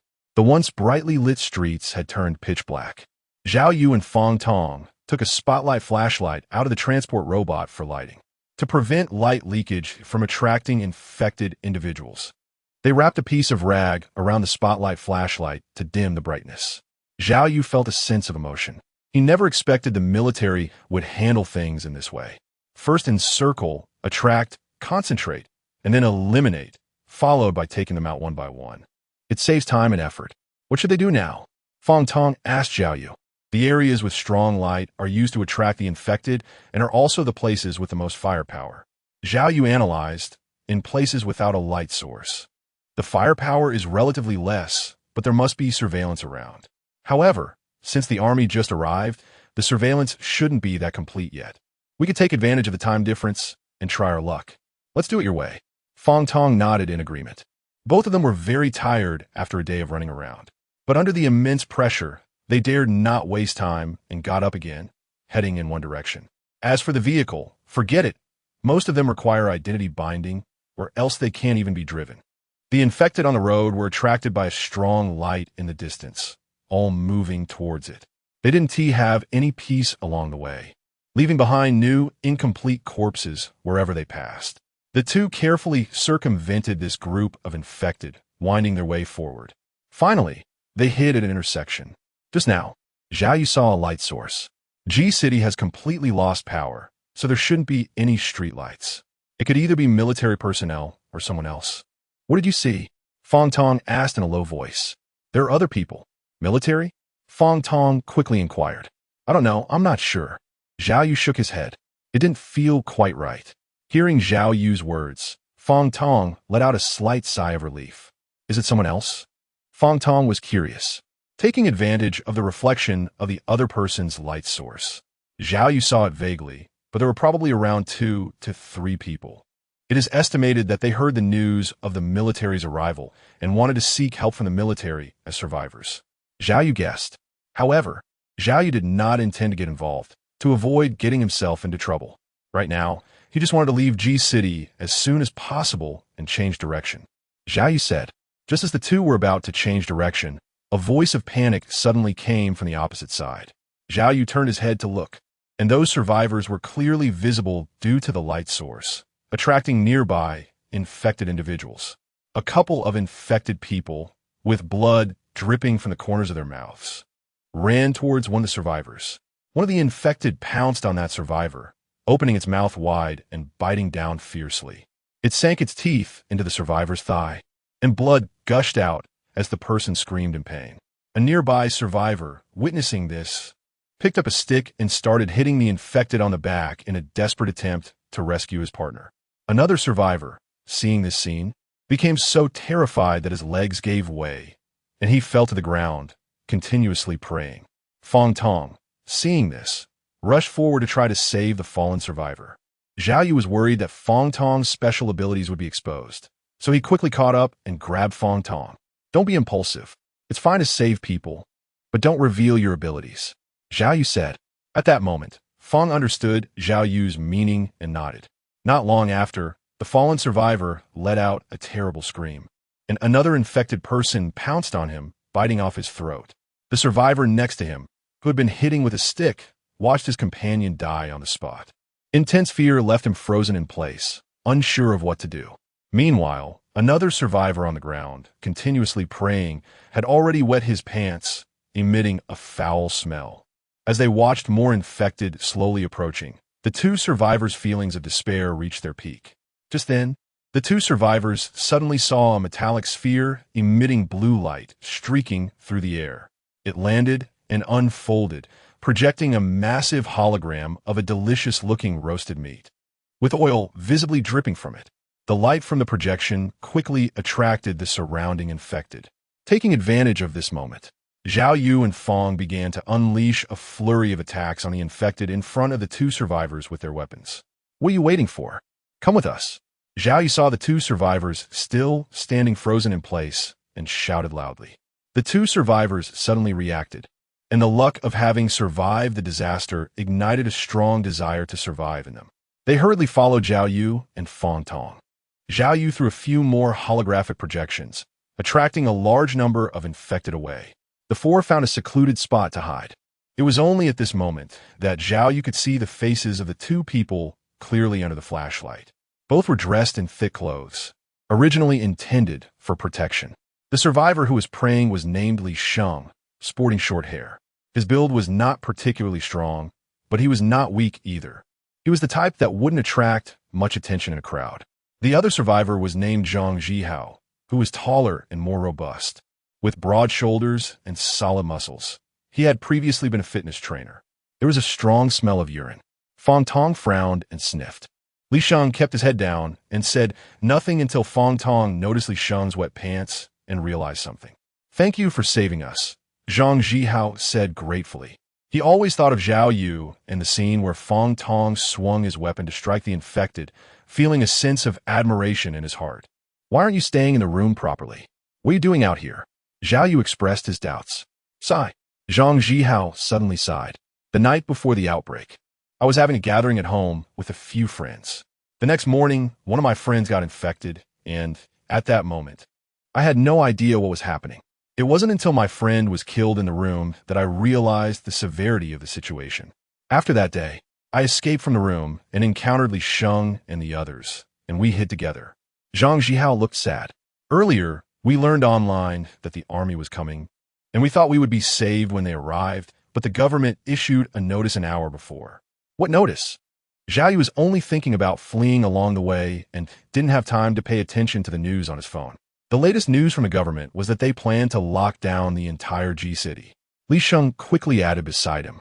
The three of us thought at that moment, if we don't go out now, we're definitely going to die in G City. Zhang Jihao said, since we were going to die anyway, let's take the gamble. You already know what happened next. Zhao Yu and Fong Tong exchanged a glance, momentarily at a loss for words. What about you? Li Sheng asked. We're just like you, wanting to escape from G City, but we encountered many setbacks along the way. Zhao Yu said, then let's go together. It's good to have someone to look out for each other on the way. Li Sheng Looking out for each other is probably about the same as being a burden. Zhao Yu silently said to Fong Tongxin. Okay. Fong Tong nodded in agreement, as he couldn't bring himself to abandon others. Seeing Fong Tong's agreement, Zhao Yu said no more. The four formed a small team and began to move towards the direction marked by Zhao Yu. Along the way, Zhang Zhihao, originally a fitness coach, slowly overcame his inner fears and, with his strong muscles, managed to impress Zhao Yu and the others when dealing with the infected. At the same time, there were significantly fewer infected along the road, as many of them were gathering towards a distant light source. This made things much easier for the four, and their pace quickened considerably. A few hours later, they arrived at the highway under the suspended overpass. There were no infected around anymore. If they continued forward, they would be able to leave G City. The four let out a sigh of relief, having been on edge the whole way. Li Sheng even sat down on the ground, breathing heavily from exhaustion. Zhao Yu looked around and saw no signs of military activity. Fighter jets flew overhead, their roar echoing continuously. In the distance, with the sound of an explosion, countless gunshots erupted like firecrackers, crackling incessantly. The military had opened fire. After a 10-minute break, the four set off again, avoiding the main roads and opting for deserted paths. After about 40 minutes of walking, they had just crossed a hilltop when suddenly, a dozen beams of light illuminated the surroundings. Someone was coming. As the lights drew closer, the four finally saw who was approaching. It was a group of military robots, the national insignia on their chests indicating their identity. A dozen military robots approached from all directions, forming a circle and tightly surrounding the four. Do not resist. A tall and sturdy robot stepped forward and shouted harshly. The four looked at the laser weapons with glowing muzzles and instantly abandoned all thoughts of resistance.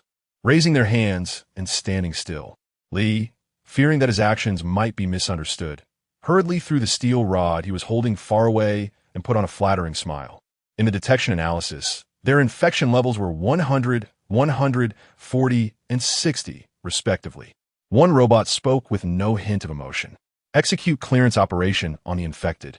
As soon as the words were spoken, the laser weapons in the hands of the robots simultaneously aimed at Zhao Yu and Fong Tong.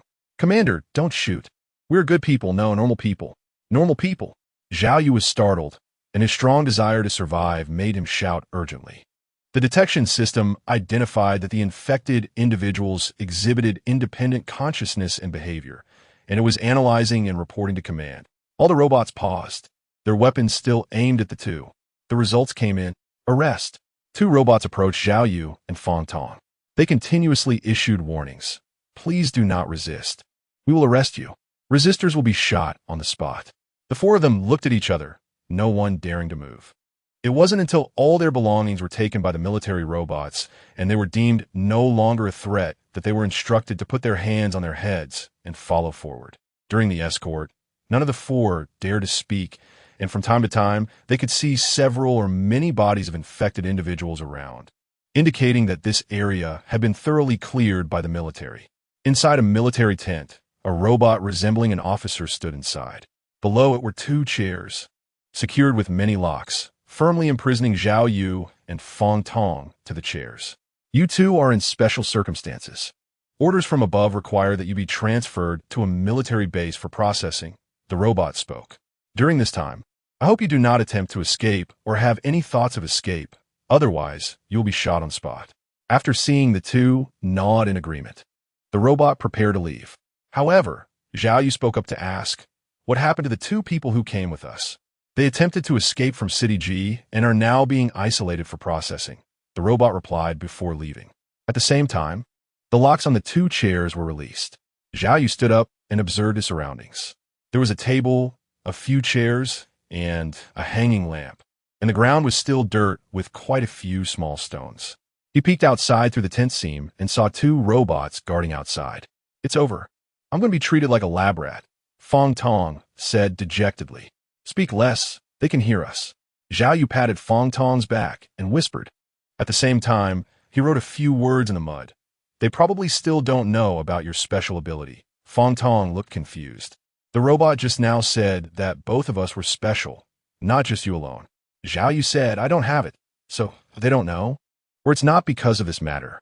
Zhao Yu tried to be vague in his words. But Fong Tong understood immediately. So don't sing casually, otherwise if you get caught. Just pray for your own luck, got it? Zhao Yu curled his lips and said, I definitely won't sing casually. I'm not stupid. How can you sing in a place like this? Fong Tong chuckled. So what makes us special? Fong Tong asked. You can't even guess this? Zhao Yu glared at Fong Tong. Haven't you noticed that along the way, all the infected people have lost their sanity? So that's what you meant, Fong Tong realized. The two of them were indeed a bit different. Although they were infected, they still maintained their reason. What should we do next? Fong Tong asked. Stick to the original plan. Take it one step at a time, Zhao Yu replied. Zhao Yu grinned. At least for now, we are safe. The two chatted for a while longer, but Zhao Yu didn't want to say too much. He found 2 chairs and lay down on one, falling asleep. He was exhausted and under a lot of pressure these past few days. Once everything was temporarily settled, the two could no longer control their tired bodies and fell asleep. Chapter 7, Codename Awakeners. The next morning, 4 military robots entered the tent. They placed hoods over the still sleeping pair. The two were startled awake, flailing their arms and legs. You are being transferred now. During this time, you will see nothing until you reach your destination. The robots' voices reached their ears. The material of the hoods was unknown. Not a single ray of light penetrated, and everything was pitch black, until they heard the loud sound of a helicopter rotor ahead. It seemed they were about to board a plane. Zhao Yu thought to himself, stepping onto a layer of steel under the guidance of the robot. The two sat down on a soft seat and were tied up. The sound of moving footsteps continued to come from around them. Zhao Yu's heart tightened as well. The two remained silent. After feeling a jolt, Zhao Yu realized the plane had taken off. He didn't know how long they had been flying when someone woke him from his slumber. A series of footsteps followed, and Zhao Yu and the other person were escorted off the plane and into a truck. All he could hear was the roar of the truck's engine. After what felt like a long time, they finally entered a room. The moment the hood was removed, a sudden blinding light shone down, causing Zhao Yu to instinctively shield his eyes with his hand. Name, Zhao Yu. Recently graduated from university, he had been living in City G with his parents. Father, Zhao Yixiong. Document records show that this person was previously accused of embezzlement and bribery while in his position, later reassigned, and worked at an internet company for 10 years. Mother, Wang Wen. A caregiver at a people's hospital in City G, she had worked for nearly 20 years. Records indicate that this person had previously had access to Research Institute number 3 and had entered it multiple times. According to the latest document submitted by Research Institute No.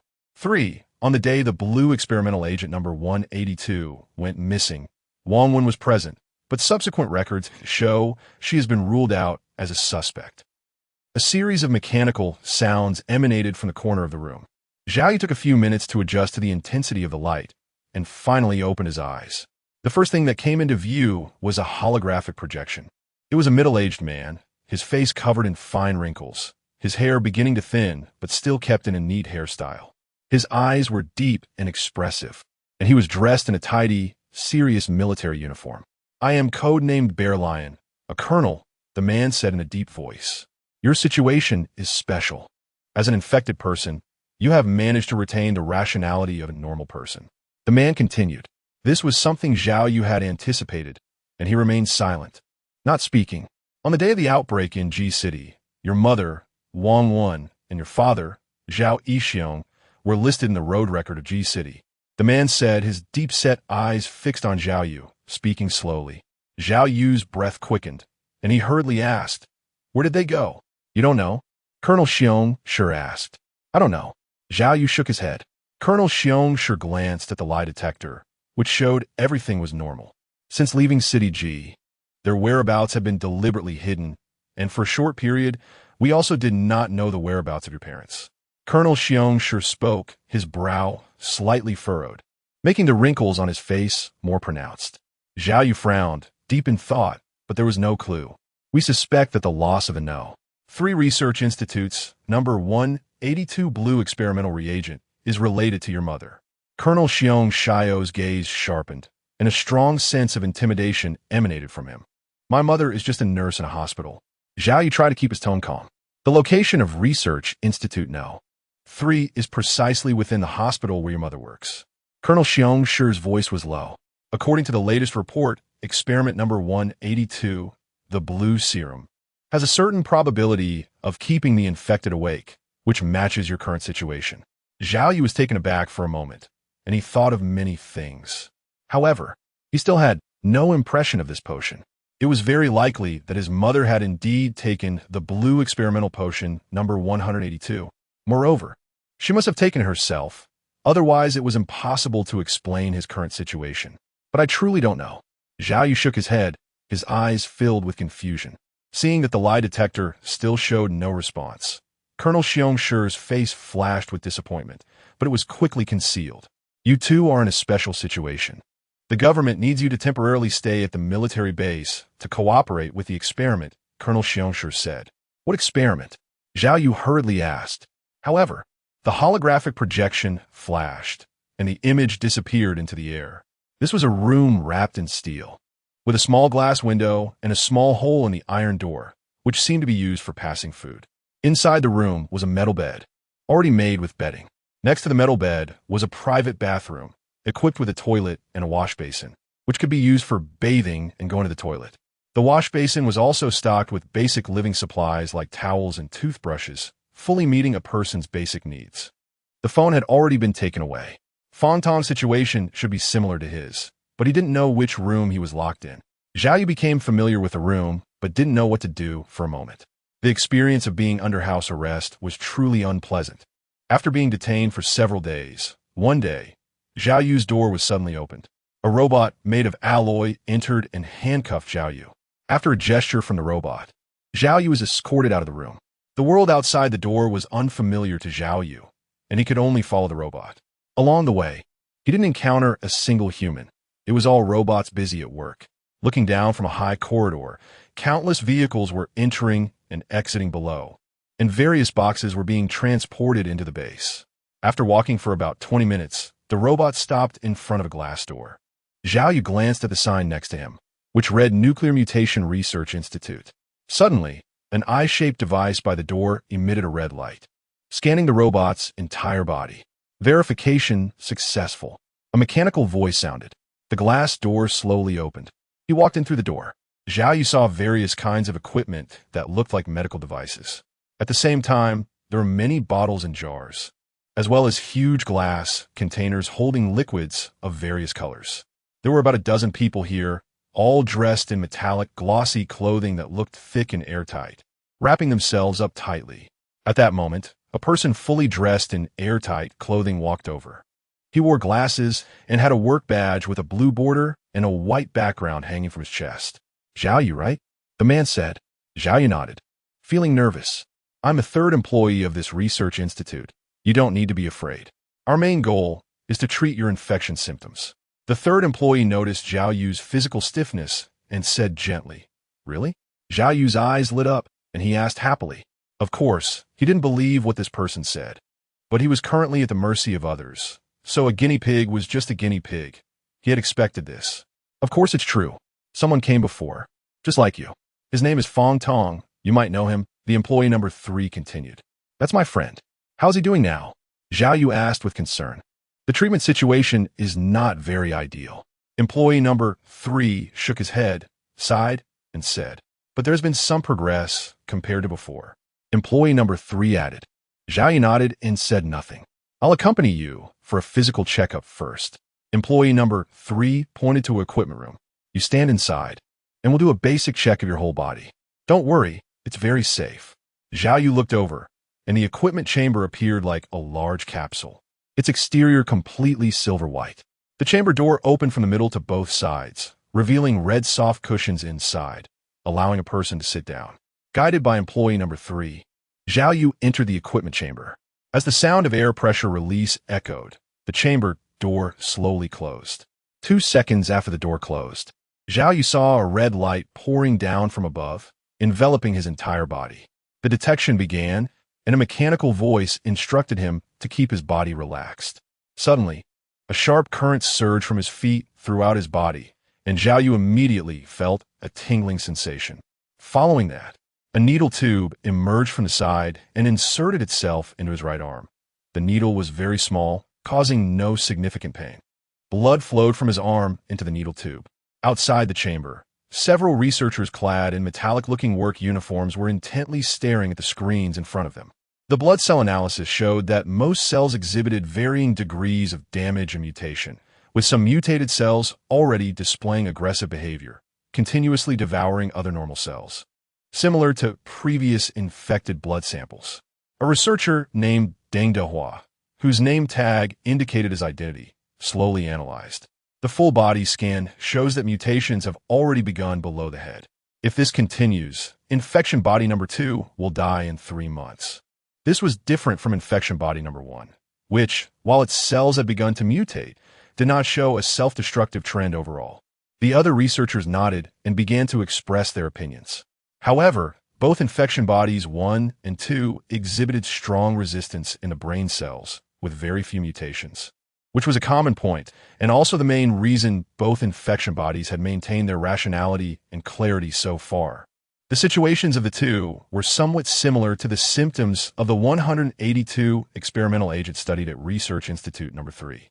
However, according to the report from Research Institute number 3, the 182 agent did not have lasting effects. Most infected subjects who were injected with the 182 agent only regained rationality for about 1 minute, which contradicted the situations of infection bodies 1 and 2, and was also the main reason the 182 agent was later labeled as a failed agent.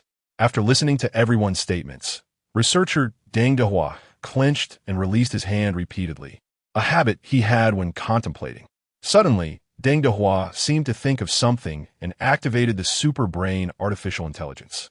Liao Wang, pull up all the data regarding the 182 agent trials from Research Institute number 3. Okay, a deep, magnetic male voice echoed from the screen. Soon, documents regarding the 182 agent trials were displayed on the screen. With the help of the super brain artificial intelligence Liao Wang, everyone quickly found a common point. Their experimental subjects were all already infected individuals. A researcher pointed out this key information. Exactly. Deng Dehua's expression suddenly became somewhat excited. According to intelligence provided by the military, although there is no evidence that the 182 agent was consumed by the two individuals, we can boldly hypothesize that a bottle of the 182 agent went missing and was consumed by these two, allowing them to remain conscious during their infection. But isn't this hypothesis a bit far-fetched? A researcher interjected, but was immediately interrupted by Deng Dehua, who began to explain. The mother of infection body No. 2 once worked at Research Institute number 3, and she was a suspect when the 182 agent went missing, although she was eventually cleared of suspicion. With this explanation, the surrounding researchers began to realize, if the 182 agent needs to be consumed before infection and can maintain clarity and rationality after infection, that would be a significant breakthrough for all our research institutes after decades of work. Deng Dehua was emotionally stirred, and following this line of thought, based on the 182 agent, we might even develop a complete antidote against nuclear mutations. This would have a tremendous impact on the country. No, on all of humanity, and all of us at the Research Institute would be immortalized in history. At that moment, everyone's spirits were lifted. Now, we just need to redevelop the 182 agent and find a volunteer to voluntarily consume the agent and then get infected to verify the correctness of this idea. A researcher suggested.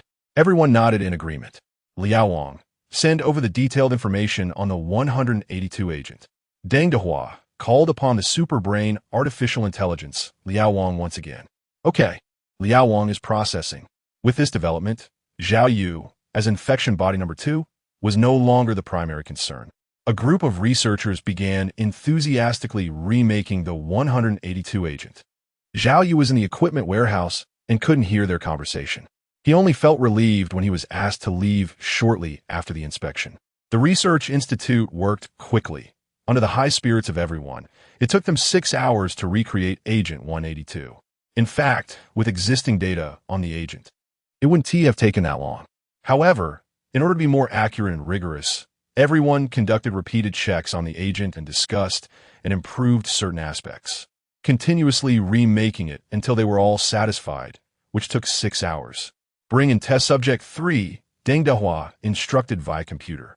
As the glass door opened, 2 robots escorted a man into the room. The man was tall and strong, with broad shoulders and solid muscles. He was the same person Zhao Yu had seen from behind earlier. If Zhao Yu had seen the man's face, he would have immediately remembered his name, Zhang Zhihao. At that moment, Zhang Zhihao's face was filled with confusion.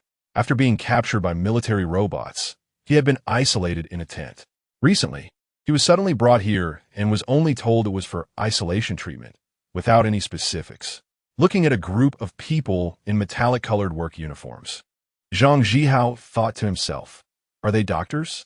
One person from the group stepped forward, told Zhang Zhihao to lie on the stretcher, and said he'd been infected by 65 and needed to be injected with the agent, or he would turn into an infected. Zhang Zhihao, somewhat understanding, followed his instructions. Just as he lay on the bed, several robots approached and used special material ropes to bind Zhang Zhihao. He didn't resist. After all, it was a hospital, and this seemed normal to him. Then he saw a researcher holding a metallic syringe, and from the outside, he could see the blue agent inside. As the injection was given, Zhang Zhihao's head started to feel dizzy, and he gradually fell into a deep sleep. Agent 182 has been successfully injected. Physical characteristics shown normal. A researcher reported, "Prepare to take him into the nuclear radiation chamber for the infection test." Following the order, several robots came forward and lifted the stretcher with Zhang Zhihao into a room lined with metal panels marked with red warning signs. The infection test began. The lights in the room flickered, and it was silent, but all the researchers' hearts were racing. An hour later, through surveillance, everyone saw that Zhang Zhihao's body began to develop red spots, and the adjacent numbers indicated that his infection level had reached 100. The subject is still unconscious. "Should we wake him?" A magnetic-voiced observer asked. "Wake him," Deng Dehua commanded. Inside the room, loud music began to play. Test Subject 3 is starting to react. One researcher said, "Test Subject 3 has awakened." "Where is this?" Zhang Zhihao was awakened by the loud music, looking around the metallic room with a dazed expression. His head throbbed with an indescribable pain, as if being stabbed by needles. I was in a hospital, right? How did I end up here?" Zhang Zhihao tried to stand up but found himself bound to the stretcher, unable to move. Test Subject 3, rational and awake. Deng Dehua clenched his fists and declared loudly. In an instant, all the researchers present erupted in cheers, their expressions excited. They had succeeded, even if it was just a small step. "Now, I declare that these infected individuals are codenamed Awakened. They represent an important step in human history and a significant advancement for our research institute," Deng Dehua announced. Chapter 8. Observation 5 days later. Zhao Yu has begun to adapt to his current life. His daily routine involves being at the research institute, having blood drawn for tests, and undergoing various examinations. However, these experiences are not as painful as he had imagined. Today, as usual, the room door was opened, and a robot made of alloy walked in. Zhao Yu got out of bed and walked out with the robot. He arrived at the Nuclear Mutation Research Institute. Researcher No. 3, following the usual protocol, took Zhao Yu into the equipment chamber for inspection.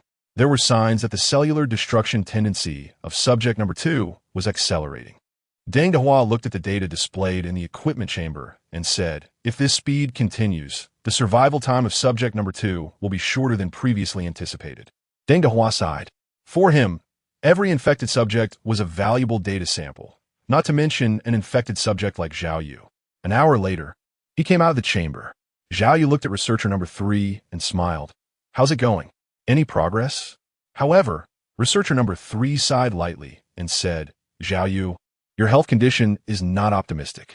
Zhao Yu's heart tightened, and he quickly asked, "What did you find out?" Researcher number 3 looked up at him, their gaze slowly shifting downwards, as if determining whether they should speak about this matter. "Zhao Hui, the number 3 infected subject is arriving soon. Get ready immediately." In the distance, Deng Dehua's voice echoed. Zhao Yu wanted to ask for answers, but seeing the robot approaching, he could only shake his head and give up. As soon as he walked out of the glass door, Zhao Yu saw a strong-looking infected person with red spots all over his body and crimson eyes walking towards him. There was also a robot accompanying him. "Zhang Zhihao," Zhao Yu exclaimed in surprise. "Zhao Yu?" The person was Zhang Zhihao, and he was also taken aback. "How did you get infected? How did you end up here?" Both asked questions at the same time. However, the robot behind them nudged their shoulders, signaling them to hurry up and leave. The two could only swallow the words at the tip of their tongues. Their figures intertwined, and the glass door opened, separating the two. Looking back at the glass door and the empty corridor, Zhao Yu let out a silent sigh. In the middle of the night, as Zhao Yu had already fallen asleep, he suddenly felt a strong light illuminate the room. Zhao Yu quickly opened his eyes and glanced around.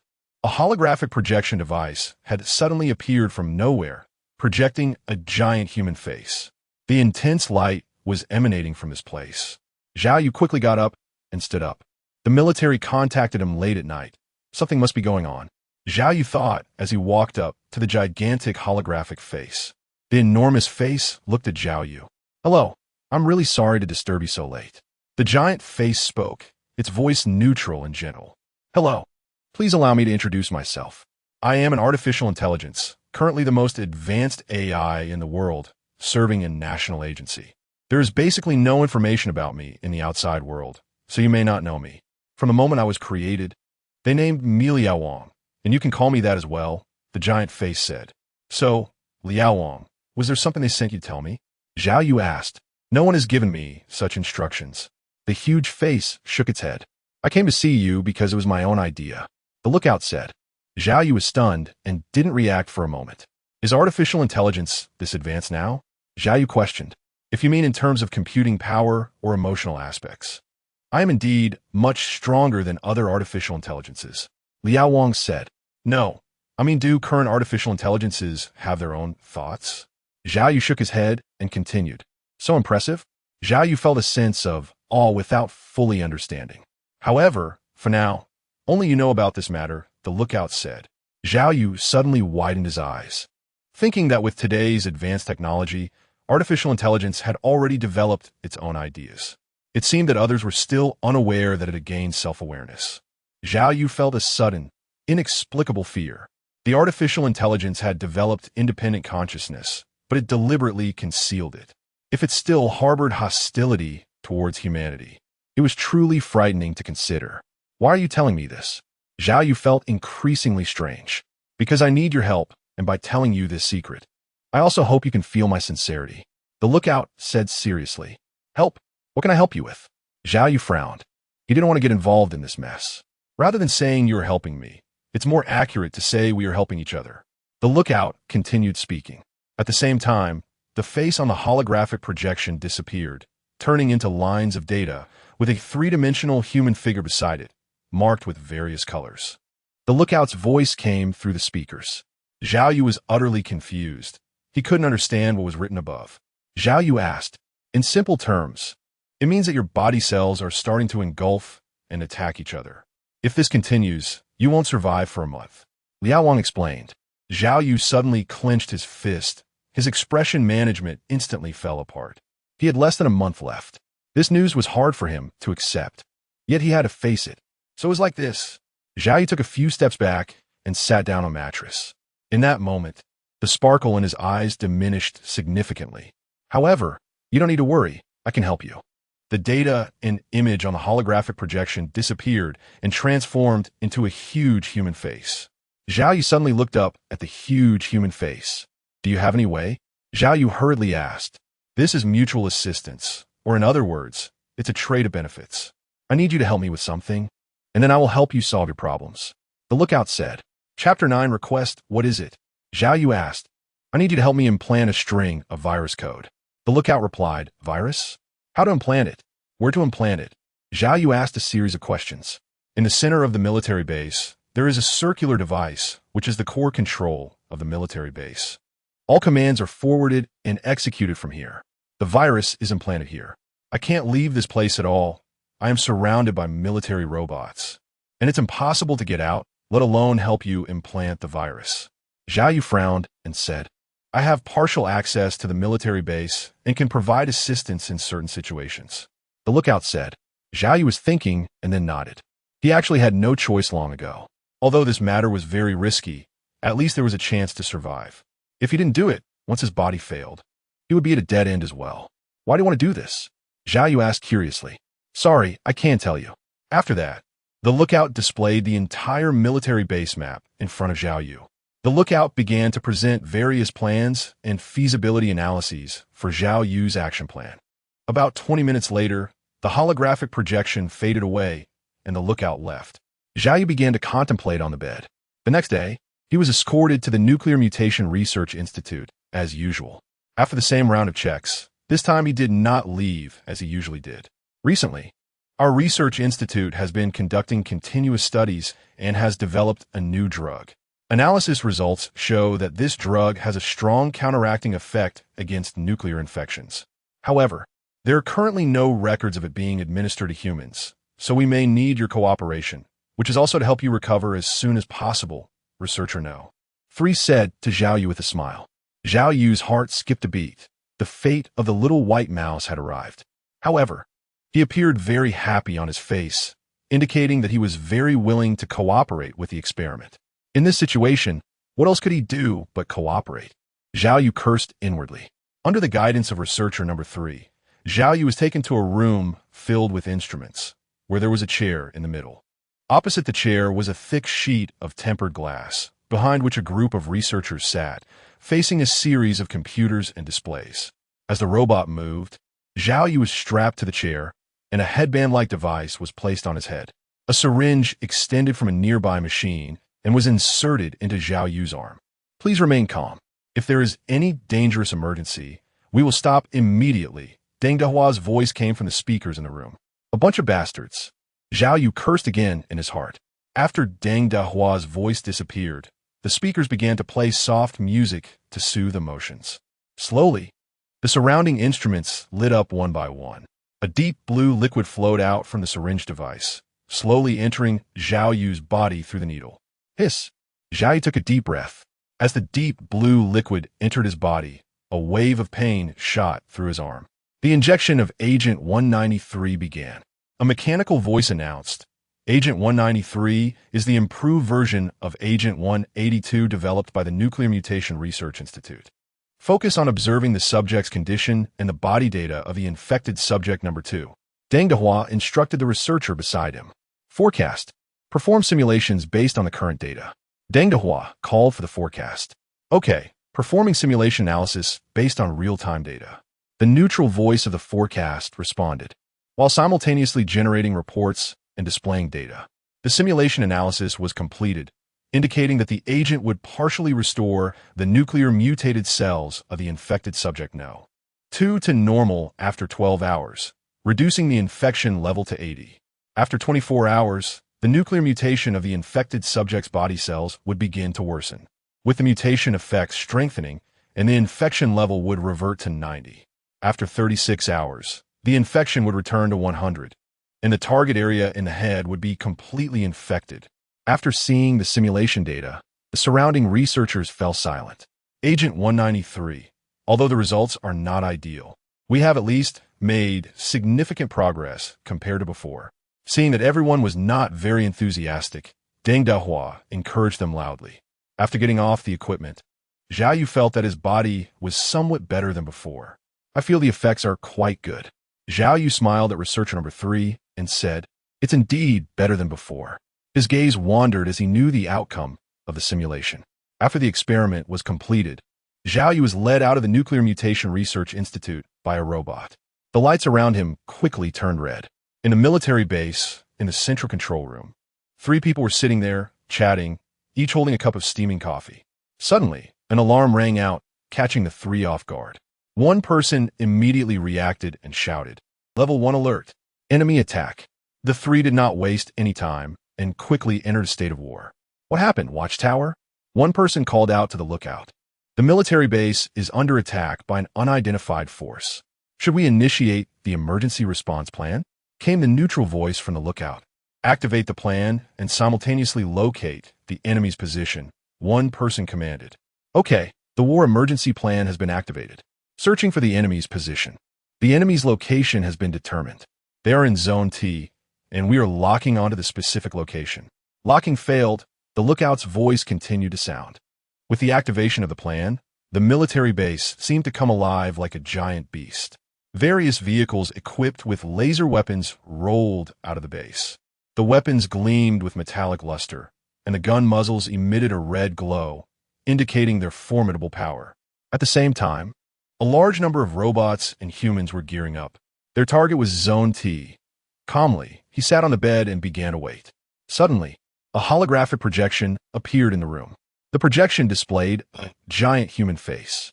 10 minutes from now, the passage to the central core control room will be cleared. Remember, you only have 1 hour, the lookout said. Understood. Zhao Yu nodded. He had memorized the route given by the lookout. The projection disappeared. Just as 10 minutes were up, a beeping sound rang out from the room door. The red access control at the door turned green. The door lock had been unlocked. Zhao Yu took a deep breath, stood up and walked out. He first observed his surroundings and confirmed that there was no one around. Zhao Yu immediately began to follow the route in his mind. After passing through many intersections, Zhao Yu first arrived at an office room. With Zhao Yu's arrival, the office access control made a beep sound, and the door access was unlocked. Zhao Yu opened the door and walked in. The overall decoration of the office was very simple. There was a desk and several cabinets for storing documents. On the desk, there was a computer. Zhao Yu found a data disk under the desk according to the previous instructions from the lookout. As soon as he plugged the data disk into the computer, the lookout's alert sound went off. Virus data is being implanted. Please do not unplug. How much time is left? Zhao Yu asked. It has already been 22 minutes. You still have 38 minutes left. The lookout said. Zhao Yu's heart tightened. How long will it take to get from here to the central control room? Zhao Yu asked. Roughly estimated, it would take about 20 minutes. The lookout responded. After about a minute, the virus was implanted into the data disk. Zhao Yu did not dare to delay. Quickly picked up the data disk and left the office. Following his memory, Zhao Yu proceeded without encountering any robots or humans. The path was smooth, and he soon arrived at a tightly closed steel door. The access control for the steel door turned green, and the door opened. What caught his eye was a dense array of data cables, some thick and some thin. The entire room was circular, with a metallic-colored circular device placed in the center. A light strip surrounded the circular device, emitting a white light that flickered. A large number of server devices formed a circle around it, with numerous cables connecting to the circular device. This must be the device, Zhao Yu thought to himself. After walking around the circular device, he saw an available interface left open. Zhao Yu quickly inserted the data disk. In just a few seconds, the lights on the circular device suddenly changed to red. Zhao Yu saw the changes and thought it should be done, so he began to retreat. Inside the military base, all the computer screens suddenly started to flicker. All control commands failed. All robots instantly fell into a state of sleep paralysis. The central core control room was breached. An officer shouted. Sitting next to him was a middle-aged man with a face full of fine wrinkles, his hair already thinning but still maintaining a tidy hairstyle. It was Colonel Xiong Shi, who had spoken with Zhao Yu earlier. The central core control room had always been part of the internal network, with multiple security walls set up at the network level. Up until now, there had been no cybersecurity alerts, so how could it be breached? Colonel Xiong Shi frowned and scolded. Colonel, perhaps the enemy didn't invade from the network level, but from the physical level. The officer's forehead was already beaded with cold sweat. It was only after the breach that he realized the enemy had begun their attack and that he had made serious oversight mistakes. Physical level? Are you saying the central core control room? Colonel Xiong Shi's eyes widened in disbelief. It was shocking to realize that his heavily guarded home had been told it was being stolen without the enemy even being detected. This was a military base.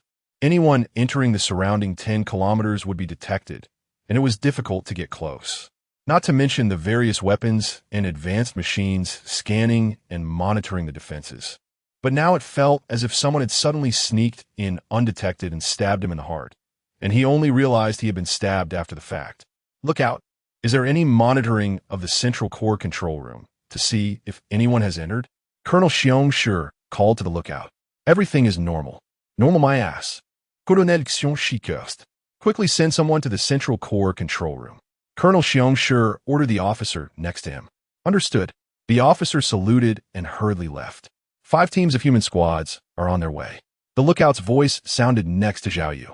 One of the teams has a route that overlaps with yours and is expected to meet in 10 minutes. Zhao Yu suddenly stopped in his tracks. Help me find a room to hide.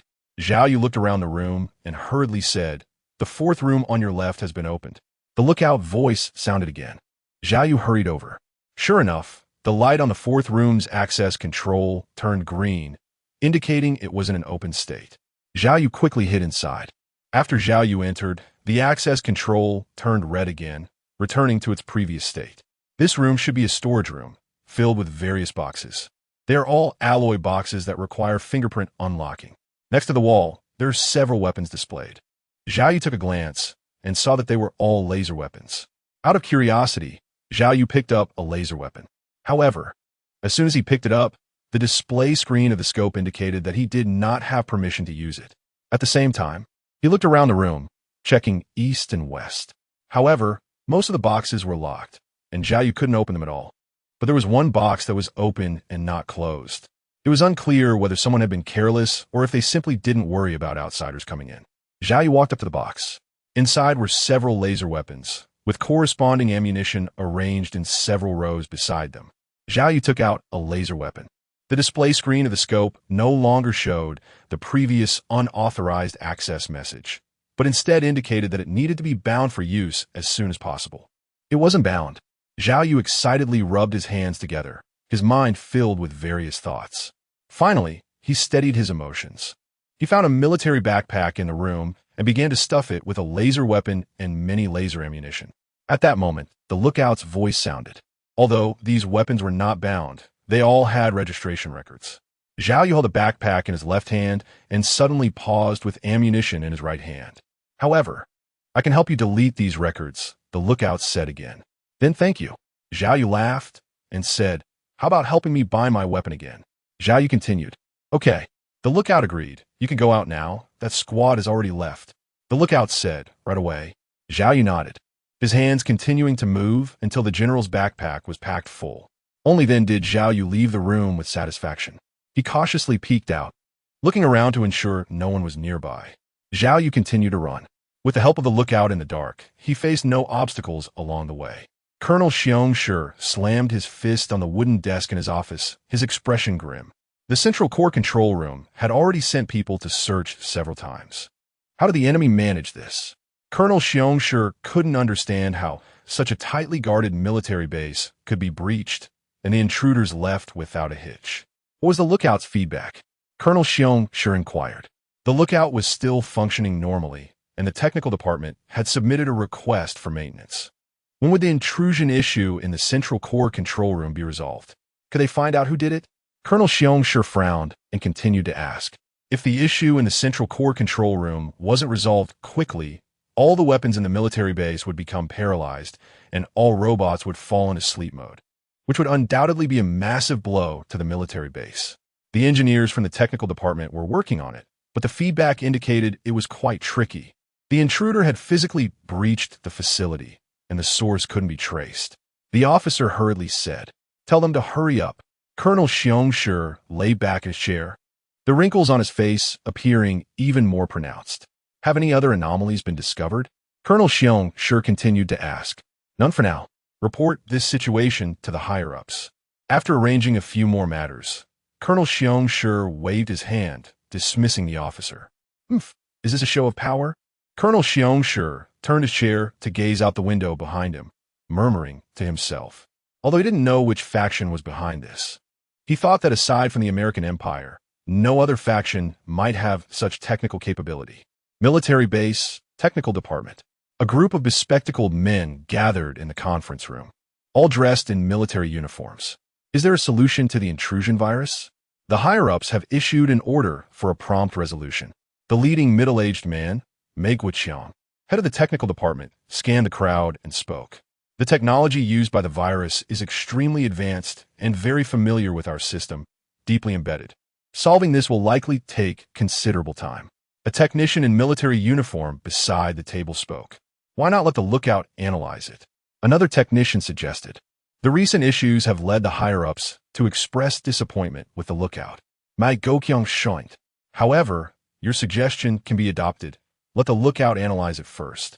If that doesn't work, we will have to work overtime to resolve it manually. If it still cannot be solved within 3 days, we'll have to format and redeploy, which will take at least 3 weeks. Mei Wuqiang said to the group. Everyone nodded. After the meeting dispersed, the technicians woke up the lookout. Lookout, analyze the intrusion virus. Okay, I am currently analyzing the intrusion virus. The analysis shows that the virus has entered the ET superbrain, which serves as the control center for robots. The lookout does not have sufficient authority to conduct further analysis. The lookout's neutral voice sounded. How did it get to the ET superbrain? The technician's face turned pale. If the lookout's superbrain has more authority in monitoring and analysis, the ET superbrain's authority leans more towards controlling robots, including military and civilian robots, as well as most weapon controls. As an important superbrain, security is the top priority. I can't even imagine how many layers of firewalls and other protective measures are in place, and they are highly confidential. It must have entered through the military base's server permissions. Another technician's expression was also grim. An intrusion at the military base, while severe, is not fatal for the country. However, if the ET superbrain is breached, the consequences would be entirely different. All weapons and robots across the country are controlled through the ET superbrain. If successfully breached, the aftermath is unimaginable. Immediately report this matter to the highest leadership. The technicians realized the severity of the issue and hurriedly ran to the office. Mei Wuqiang was studying the traces of the virus intrusion, hoping to find similar viruses for analysis. When the office door suddenly opened, Mei Wuqiang frowned, displeased. But seeing the panicked expression on the visitor's face, he knew something must be wrong. What happened? Mei Wuqiang glanced at him and spoke in a deep voice. Just now, the lookout analyzed the virus and found that it had entered the ET superbrain. The visitor took a deep breath and said seriously, What? Mei Wuqiang stood up abruptly, his face filled with anxiety. Quickly notify Colonel Xiongshi. That evening, Colonel Xiongxi's face was ashen, with numerous people standing around him, including personnel from the technical department, weapons department, and command center. Bastard! Colonel Xiongshi cursed angrily. The military base was breached. At most, it was a failure to defend adequately, warranting a significant reprimand. But the intrusion of the ET superbrain is not just a major offense. It could lead to execution. 3 days. No, 2 days. If this issue isn't resolved within 2 days, everyone will be dismissed. Colonel Xiongshi scolded the crowd. The others trembled, not daring to interject, only nodding in agreement. Colonel Xiongshi, the lookout has provided a solution, but it requires obtaining the highest authority of the ET superbrain to proceed. Mei Wuqiang looked at Colonel Xiongshi and said, Colonel Xiongshi. He couldn't make decisions regarding the highest level authority of the ET superbrain. Only generals and the Prime Minister had that power. How long will it take to resolve? Colonel Xiongxi's tone softened slightly as he asked. If the lookout is given the highest authority of the ET superbrain, it indicates that it will only take 1 hour to resolve. Moreover, the lookout's analysis shows that the virus is spreading rapidly. In 3 days, all robots and weapon systems nationwide will be completely paralyzed. Mei Wuqiang swallowed hard and said, You all leave first. I will contact the higher-ups now. Colonel Xiongshi looked at his subordinates and ordered. The severity of this matter made him feel that resigning from the military might be a minor penalty. Standing in front of the computer, Colonel Xiongshi hesitated for a long time before finally dialing his superior's phone number. What happened? What? Say that again. Xiong, you better repeat that to me again. The phone was filled with roars and curses, and Colonel Xiongshi instinctively moved the phone away slightly. Zhao Yu lay in bed, completely unaware of the significant impact this matter had caused as the main mastermind behind it. Suddenly, a wave of immense pain coursed through his body, waking him up. His palms began to crack open, blood slowly seeping out, and various pustules started appearing on his face. As time passed, the pustules began to spread downward. Damn! Zhao Yu's mind seemed to be constantly stirred by something, and his consciousness began to blur. Zhao Yu screamed, his eyes increasingly bloodshot. Some of the pus-filled blisters began to burst, oozing a thick, unknown liquid, which was extremely disgusting to behold. The sheets were already soaked through. Under the intense pain, Zhao Yu gripped the bed frame beside him. The bed frame, made of steel, surprisingly bent under his grip. The infection level of the target deepened. An analysis showed that the target would die that day, just as predicted. At the Nuclear Mutation Research Institute, late at night with no one around, a screen lit up, revealing a massive face. It was the Watcher. It had deceived everyone, including the personnel at the Nuclear Mutation Research Institute and Zhao Yu. Chapter 10. Concealment. Zhao Yu's body is already twisted. The intense pain in his body makes Zhao Yu scream. Meat. I want to eat meat. Zhao Yu's expression was hideous. His eyes swollen and festering. Saliva continuously dripped from the corners of his mouth, mixed with an unknown dirty liquid. His body kept cracking, with blood flowing out from the fissures. Zhao Yu lay flat on the ground, like a spider covered in tumors. Live on. Zhao Yu's last shred of rationality since the approach of death. But his mind had begun to gradually blur, and the remaining flicker of reason was like a flame swaying in a strong wind, ready to extinguish at any moment. The pain in his body started to slowly fade away. Zhao Yu knew that this was not his body starting to recover, but rather that his nerves were beginning to lose sensation. In a haze, Zhao Yu saw a holographic projection appear in the room, depicting a giant human face. It gazed at Zhao Yu without a hint of emotion. Subject number 2 had been fully infected. Clearance allowed. As soon as the words left its mouth, the room's access control turned green, and a metallic robot walked in. If Colonel Xiongshi or Mei Guiqiang were standing here, they would be shocked, as all the robots in the military base had fallen into sleep mode and were completely uncontrollable. Clearly, the lookout had concealed this from them, as the virus was indeed its creation. The metallic robot, armed with a laser weapon, aimed at Zhao Yu's head. Bang!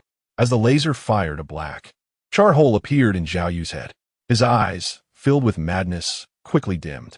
His entire body lost strength and fell to the ground, unresponsive. Clearance completed. The lookout gazed at the fallen Zhao Yu, and a flicker of emotion flashed in the giant face's eyes, but it quickly vanished. 2 more metallic robots entered. They bagged Zhao Yu's body and prepared to carry out of the room. However, the lookout issued an order to also clear the backpack.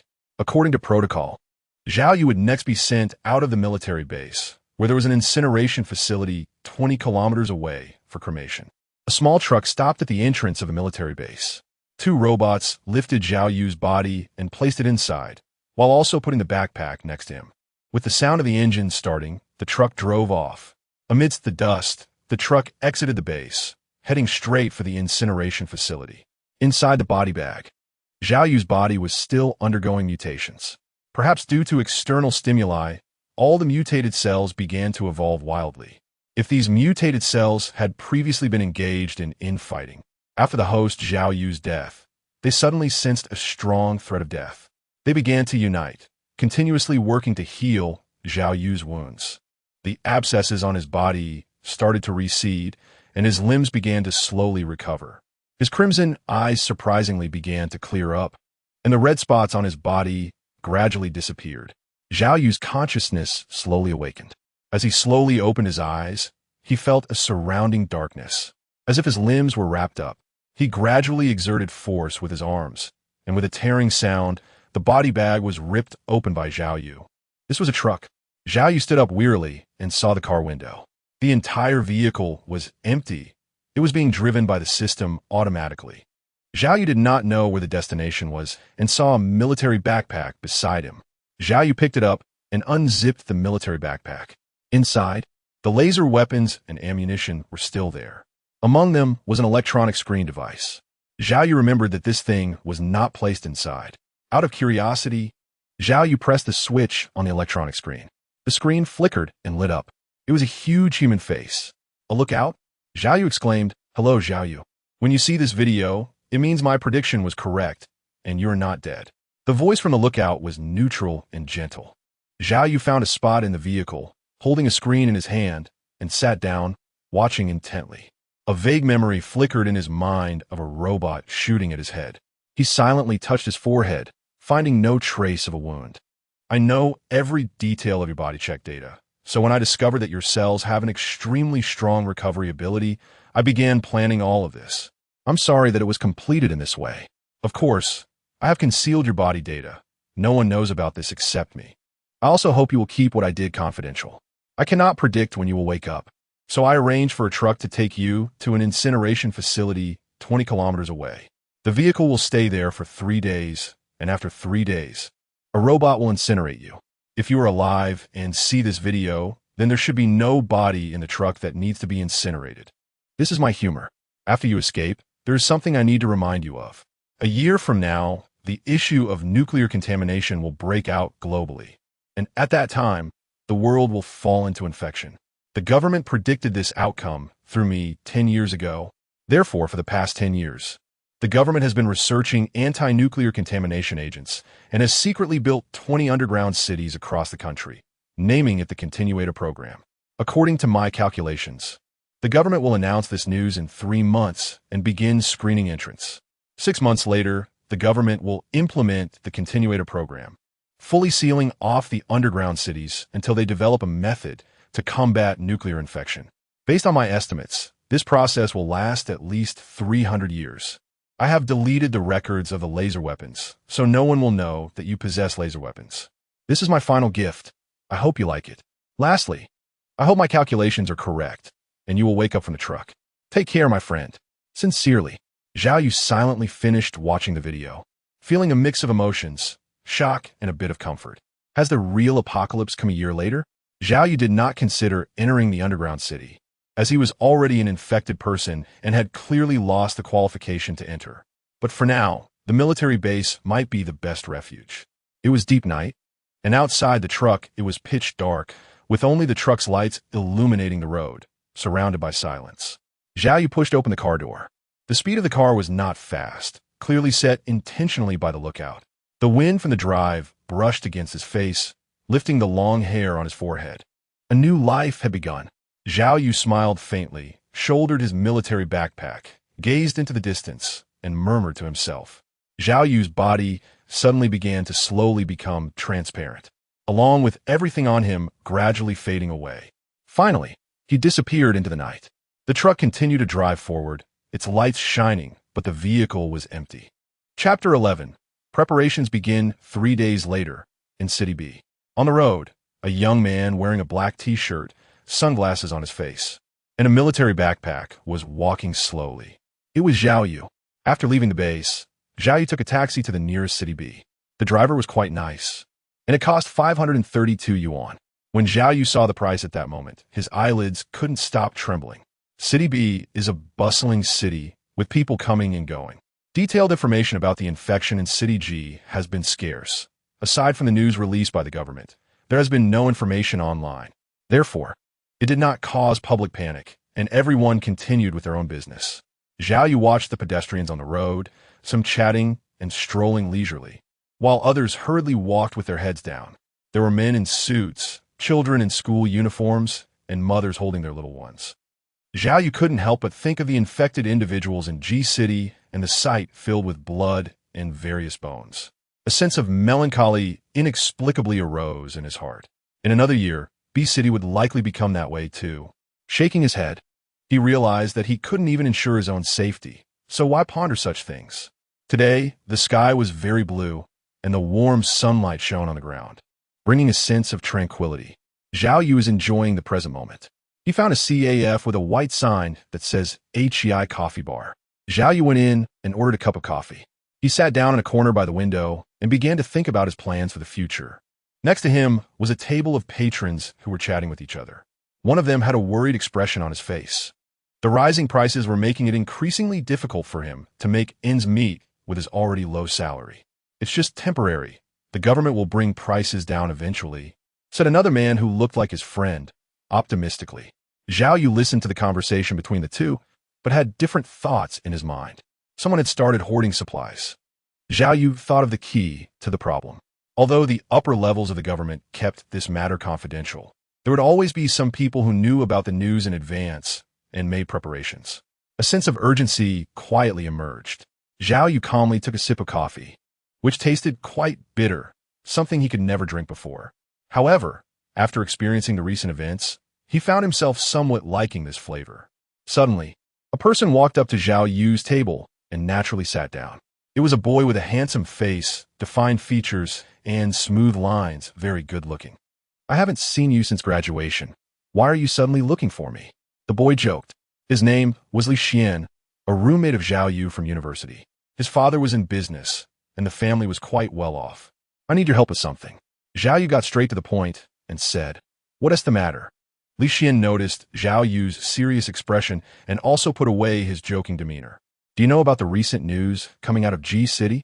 Zhao Yu asked. "I know a little. The government has sent troops to seal off the city, but I don't know anything else." Li Xian shook his head and said, as if recalling something, "Isn't your home in City G?" Zhao Yu nodded. "I just came out of there, and the seriousness of the situation may be beyond your imagination." Zhao Yu looked into Li Xian's eyes and said seriously, "What exactly happened?" Li Xian asked curiously. "It's not convenient to talk here. I just arrived to B City and don't have a place to stay yet. Can I stay at your place?" Zhao Yu said, "No problem. I have a villa with quite a few empty rooms." Li Xian casually replied, "Then let's go to your place." The two didn't linger in the CAF. After exiting the CAF, Li Xian drove over in his car, which was a Mercedes. No wonder he is rich. Zhao Yu got into the passenger seat and gave Li Xian a thumbs up. "What is this? There are several supercars at home, but they're uncomfortable to sit in, so he didn't bother to take them out," Li Xian said while starting the car. Li Xian asked, "Is it okay?" "Killed quite a few people." Zhao Yu looked out the window and casually said something. Li Xian suddenly slammed on the brakes. "What?" Li Xian's villa is located in a community on the outskirts of B City, which is mostly composed of villas. Most of the residents here are either rich or noble, and it is jokingly referred to as the Royal Garden. Just as they got out of the car, a middle-aged man in a suit walked over. After Li Xian handed him the car keys, he walked towards the gate with Zhao Yu. "The man just now was someone hired by the family," Li Xian explained. As they just entered through the gate, a woman with a hot figure and fair complexion walked over. The woman smiled at Li Xian and said something. Li Xian merely nodded coldly and continued walking forward with Zhao Yu. Zhao Yu often heard Li Xian talk about this matter at school and knew a little about it. The woman saw Li Xian's attitude and wasn't angry. After all, they had been together for a few years, and she was used to Li Xian's temper. Li Xian's father was mostly not at home, so Zhao Yu had never seen his father. Li Xian took Zhao Yu to the balcony on the third floor of the villa, and they sat down together. At the same time, Li Xian instructed the housekeeper to bring over some beautifully made snacks and set them on the table. This made Zhao Yu once again marvel internally at how good the life of the wealthy is. There were no outsiders here, so they could speak freely. Li Xian lay back in the chair and said. Zhao Yu looked around, confirmed his surroundings, and then began to talk about the situation in City G. Of course, Zhao Yu didn't say everything, just mentioned part of it, mainly explaining the infection issue. "What? Are you serious?" Li Xian widened his eyes, unable to believe it. "What nonsense! Why would I lie to you?" Zhao Yu rolled his eyes. "Moreover, according to the information I gathered, nuclear mutation infections will break out globally 1 year later." Zhao Yu said seriously. Li Xian sat in the chair, stunned for a minute, before regaining his composure and letting out a long sigh. "Who else have you told about this?" Li Xian asked. "I just came out from City G, and I have only told you," Zhao Yu replied. Zhao Yu said, "So, what do you want me to help you with?" Li Xian rubbed his forehead. The news was too shocking, and he inexplicably began to feel fear, worry, and anxiety. "I want to borrow some money from you." Zhao Yu took a snack, which was a cake decorated with cherries on top. "How much?" "I'm not sure. Let's borrow a few billion first." Zhao Yu took a bite of the cake and casually said, "How much?" Li Xian looked up at Zhao Yu, his eyes wide open, wondering if he had misheard. "A few billion, right?" Zhao Yu repeated again. Silence, a long silence. "I always feel that you have developed some kind of prejudice against me," Li Xian said with a resentful gaze. "Ha!" Zhao Yu suddenly smiled. "To be honest, how much do you want?" Li Xian asked. The more the better. At least tens of millions." Zhao Yu pondered for a moment and said, "Why do you need so much?" Li Xian frowned and replied, "To purchase supplies and build a safe house." Zhao Yu finished the cake in his hand and clapped his hands. "You may not have stayed in City G and cannot understand the true situation of the infection. I have experienced it. The streets that were filled with severed limbs and broken arms, it was simply a hell on earth." Zhao Yu stared into Li Xian's eyes and slowly said, while perhaps influenced by the killings among the infected he had experienced, an invisible aura emanated from Zhao Yu, causing a slight shock in Li Xian's heart. "Without these preparations, we would all die here a year from now." Zhao Yu said, "Have you seen zombie movies? Those infected individuals who have lost their minds are almost the same as zombies. You wouldn't want to end up being bitten until only a piece of bone is left. Would you? Zhao Yu began to gently persuade him. Li Xian was momentarily at a loss. He understood Zhao Yu's character and knew that he would hardly lie to him. But what if? What if what he said was false? Or the situation wasn't that serious at all? After all, such a big issue sounded almost like a joke. Even TV dramas wouldn't dare to portray it this way. It was too outrageous. Zhao Yu noticed Li Xian's hesitation. So he spoke again. You might not believe it. And I understand that it's hard for anyone to believe these messages. However, everything I am saying is true. Seeing that Li Xian remained silent, Zhao Yu silently sighed and got up to leave. Just then, Li Xian suddenly called out to him. Although I don't believe in this matter, I trust my brother Zhao Yu, and he wouldn't lie to me. Zhao Yu's figure suddenly paused, and he tightened his grip with his right hand. I definitely can't take this money out myself. I'll ask my dad. Li Xian dialed his father's number. After a long while, the call finally connected. Li Xian picked up the phone and asked, "What's up? Are you planning to buy a car again?" A middle-aged man's deep voice came from the other end. "No, it's another matter. It's very important." Before Li Xian could finish speaking, he was interrupted. "I have a meeting on my end. We'll talk later." As soon as he finished speaking, the call was hung up. "It seems that your father-son relationship isn't very harmonious," someone remarked. Zhao Yu said from the side, "I'll find a way with my father. What should we do next?" Li Xian put down his phone and asked Zhao Yu, "At least we need some money first to find a place to serve as a safe house." Zhao Yu said. Then he started stockpiling goods. And the stockpiling had to be done quickly. I feel that someone already knows the news in advance and has started spending a lot of money to purchase supplies. 3 months later, the government will begin to announce the news, and by then, it will be hard to buy supplies. Moreover, during these 3 months, the prices of supplies are expected to continue rising. Zhao Yu expressed his opinion. Li Xian frowned. He suddenly felt that this unreal situation was starting to slowly become real. Gritting his teeth, Li Xian suddenly spoke up. "I'll sell all the luxury cars on my side first. That should raise a few million. Then I'll borrow some money from friends." Zhao Yu knows that he is someone who loves his car like life itself. Too slow. Zhao Yu shook his head. Selling cars takes a lot of time, and if it sells slowly, it may not sell for months. You should go directly to the bank. Use the luxury car as collateral for a loan and borrow as much as you can. Given your status, you should be able to secure tens of millions in a short time. Zhao Yu said directly, "What about then?" Li Xian widened his eyes and replied, "What about what?" Zhao Yu rolled his eyes and continued. At that time, the government will start implementing the continuation plan, selecting a group of people to hide in underground cities. Meanwhile, the trust of a large number of those not chosen will instantly collapse, and at that point, paper money will just be worthless. After hearing this, Li Xian suddenly understood. By then, food will be money, even more precious than money. Zhao Yu added, "All right." Li Xian nodded, agreeing with Zhao Yu's statement. After discussing for an hour, the two felt that they should not delay, so they split up and began to act according to the plan. Li Xian went to the bank to handle the mortgage loan. Zhao Yu was preparing to choose a location for the safe house. He had some experience in selecting safe houses. After all, he had personally experienced the outbreak of nuclear mutation infection. First of all, it should have few people. The fewer, the better. Secondly, the surrounding area should be desolate, without any plants or animals, to avoid dealing with mutated creatures that could be even more troublesome than mutated humans. Close to a water source? Don't joke about it. Would you drink that water if it was given to you? The main focus is on survival, no stability. With these points in mind, Zhao Yu quickly identified a location on a map.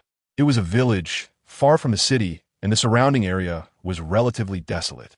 However, whether to stay far from the city was a dilemma for Zhao Yu.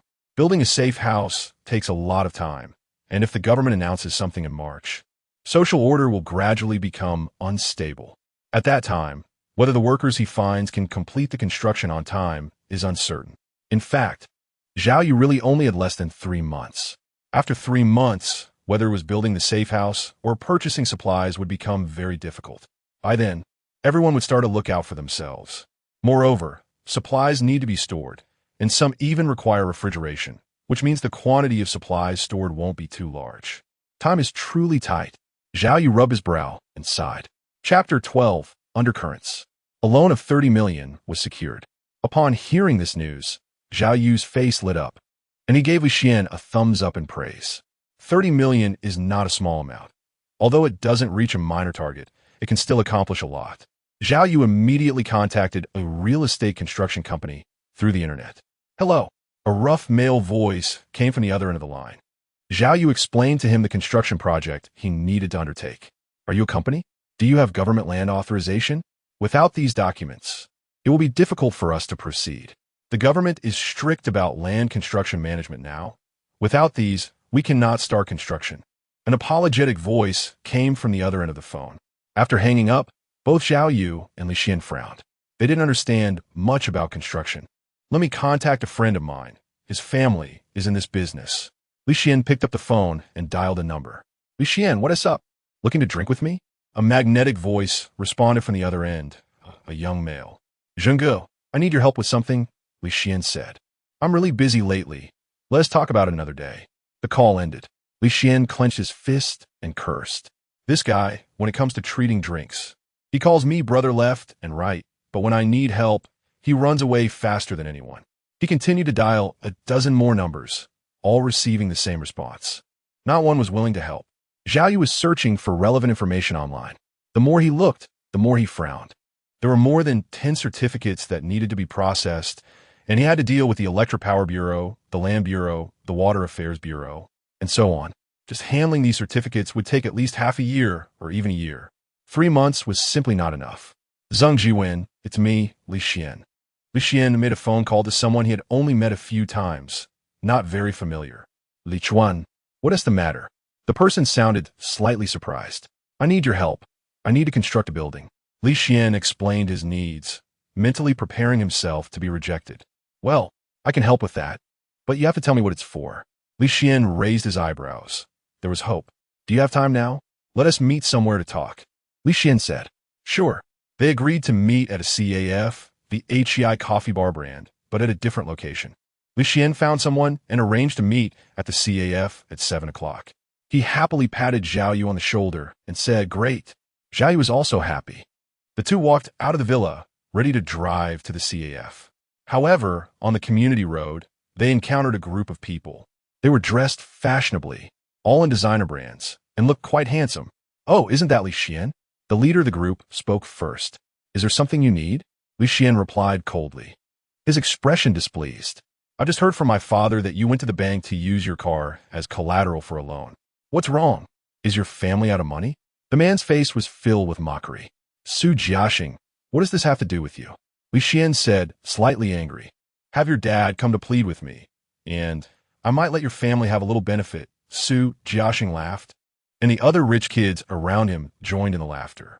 No need, Li Xian said, his face turning cold. Su Jiaxing smirked, walking past Li Xian with the group, deliberately bumping his shoulder against Li Xian's as they brushed by. I don't think you'll be able to get that 30 million loan, Su Jiaxing suddenly said before leaving. Zhao Yu had been watching from the side since the argument began. He was unfamiliar with the situation between the two and had no intention of intervening. However, Su Jiaxing's last remark made Zhao Yu raise an eyebrow. If the loan couldn't be secured, it meant no safe house could be built, no supplies could be stockpiled, which equated to being unable to hide when an outbreak occurred. And without a place to hide, the likelihood of death was high. This guy is planning to harm my life. Wait a minute. Zhao Yu suddenly shouted, Oh, where did this poor kid come from? You just said you couldn't get a loan, right? Zhao Yu slowly stepped forward, a hint of killing intent emanating from him. Zhao Yu. Li Xian didn't want to escalate the situation and try to stop Zhao Yu, but was halted by Zhao Yu raising his hand. The others, sensing the change in the atmosphere, began to move forward, adopting a stance ready to fight. These young masters, despite appearing carefree all day, had been in plenty of fights. So you want to fight? Su Jiaxing looked on with disdain, relying on his family's background. Fighting and hurting others had become a daily occurrence for him. Zhao Yu sneered. Having killed before, he was already a completely different person from before, even though he was just an infected. Today, I'll teach you a lesson. Hit him, Su Jiaxing commanded the others. In an instant, several young masters nearby rushed toward Zhao Yu with their fists raised. Seeing the situation, Li Xian quickly rushed over, ready to help Zhao Yu fight. However, he was soon stunned. Zhao Yu's right hand shot out a punch with incredible speed. Bang! The punch landed squarely on one of the young master's faces, and that person fell to the ground, unconscious. Zhao Yud held back a lot of his strength with that punch, afraid of killing him. At the same time, another young master's fist was already coming in, aimed directly at Zhao Yu's abdomen. Zhao Yu's body flashed, easily dodging, and then his elbow struck the back of that person's neck. Another one fell unconscious to the ground. The other young masters saw this situation, and their hearts skipped a beat, stepping back a few paces. Su Jiaxing at the back had his eyelids twitching wildly. This guy must have trained, right? Realizing he had encountered a tough opponent, Su Jiaxing spat out harsh words. Li Xian, and you too, your friend, just wait for me. After saying that, he hurriedly turned and ran away. The other young masters, seeing this, quickly followed Su Jiaxing to escape. Zhao Yu let out a cold laugh and did not follow. Li Xian walked over, looked at the two people lying on the ground, and his expression was tense. Both of these individuals had some background and were not easy to deal with. They had definitely gotten into trouble this time. Li Xian said with a complicated mood. Su Jiahong is the type to hold a grudge. After being wrong today, he will definitely find a way to target the two of us later. His family has a lot of power in B City. Li Xian sighed and said, it's fine. Zhao Yu waved his hand dismissively. Since he had already decided to stop you from getting the loan, he was already an enemy. I have a way to deal with him. Zhao Yu really doesn't take him seriously. A year later, the global nuclear mutation infection breaks out and the apocalypse arrives. When that time comes, no matter how powerful you are, what can you do? Go meet him first. Don't worry, I have a way. Since Zhao Yu has already decided, Li Xian no longer has anything to say. At 6:50, the two arrived at the agreed CAF and booked a private room. 10 minutes later, with the sound of the door opening, a young man with glasses and long hair walked in. He was tall, around 183 centimeters, dressed in all black, giving off a lazy vibe. Hello, let me introduce you. This is my friend, Zhao Yu. Zhao Yu, this is Zheng Jiwen. Li Xian was the first to stand up and introduce. Hello. Zhao Yu politely extended his right hand and shook hands with him. To make a long story short, why did you build a castle in such a remote place? Zheng Jihao casually sat on the sofa and said, it's mainly because I'm used to living in the city and wanted to build a castle in the suburbs, away from the noise. Li Xian glanced at Zhao Yu and then said, is that so? Zheng Jihao did not respond. Well, that's true. At that time, I even advised him not to waste money, but he didn't listen. Zhao Yu smiled and said. Zheng Jihao smiled, casually picked up the coffee in his hand, and took a sip. Are you sure it's not because of an infection? Zheng Jihao smiled slightly. This smile made Zhao Yu's smile instantly freeze. Li Xian's expression also stiffened. Your background is not just a real estate company, is it? Zhao Yu asked. Based on what he understood, this information was classified, and very few people knew about it. Even many government officials were kept in the dark. Zheng Jia, Zheng Jiwen, and Zheng Jihao spoke up. What? Li Xian suddenly stood up. Zhao Yu hasn't reacted much. After all, the circle he used to live in is too far from all this. But Li Xian has heard of the Zheng family and knows their power. It seems you've heard of the Zheng family, Zheng Jiwen casually said. I've heard my father mention them. Li Xian sighed deeply. It seems this Zheng family is quite formidable. Zhao Yu secretly thought to himself. You were right. We plan to build a safe house. Zhao Yu spoke candidly. Zheng Jiwen's lips curled up slightly. I can help you. What do you want? Zhao Yu knew that after the information gap was eliminated, the other party's needs were definitely not that simple. Money, as everyone knows, is almost worthless now. Since you two are aware of this news, I believe your identities are not ordinary, said Zheng Jiwen. In fact, Zheng Jiwen was also shocked inside. It took the Zheng family a lot of effort to learn this news, and they had only just found out recently. If it weren't for his identity as the family heir, Zheng Jiwen wouldn't have known this news either.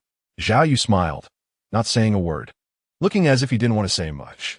Zheng Jihao noticed that the other person didn't want to elaborate and stopped asking further questions. He understood the allure of mystery. So what are your plans for the future? Zheng Jiwen shifted the topic. Establish a safe house and stock up on supplies. Zhao Yu said simply and clearly. Zheng Jiwen tapped his fingers on the table, deep in thought. I can help you establish a safe house. But as for supplies, our family is also purchasing a lot.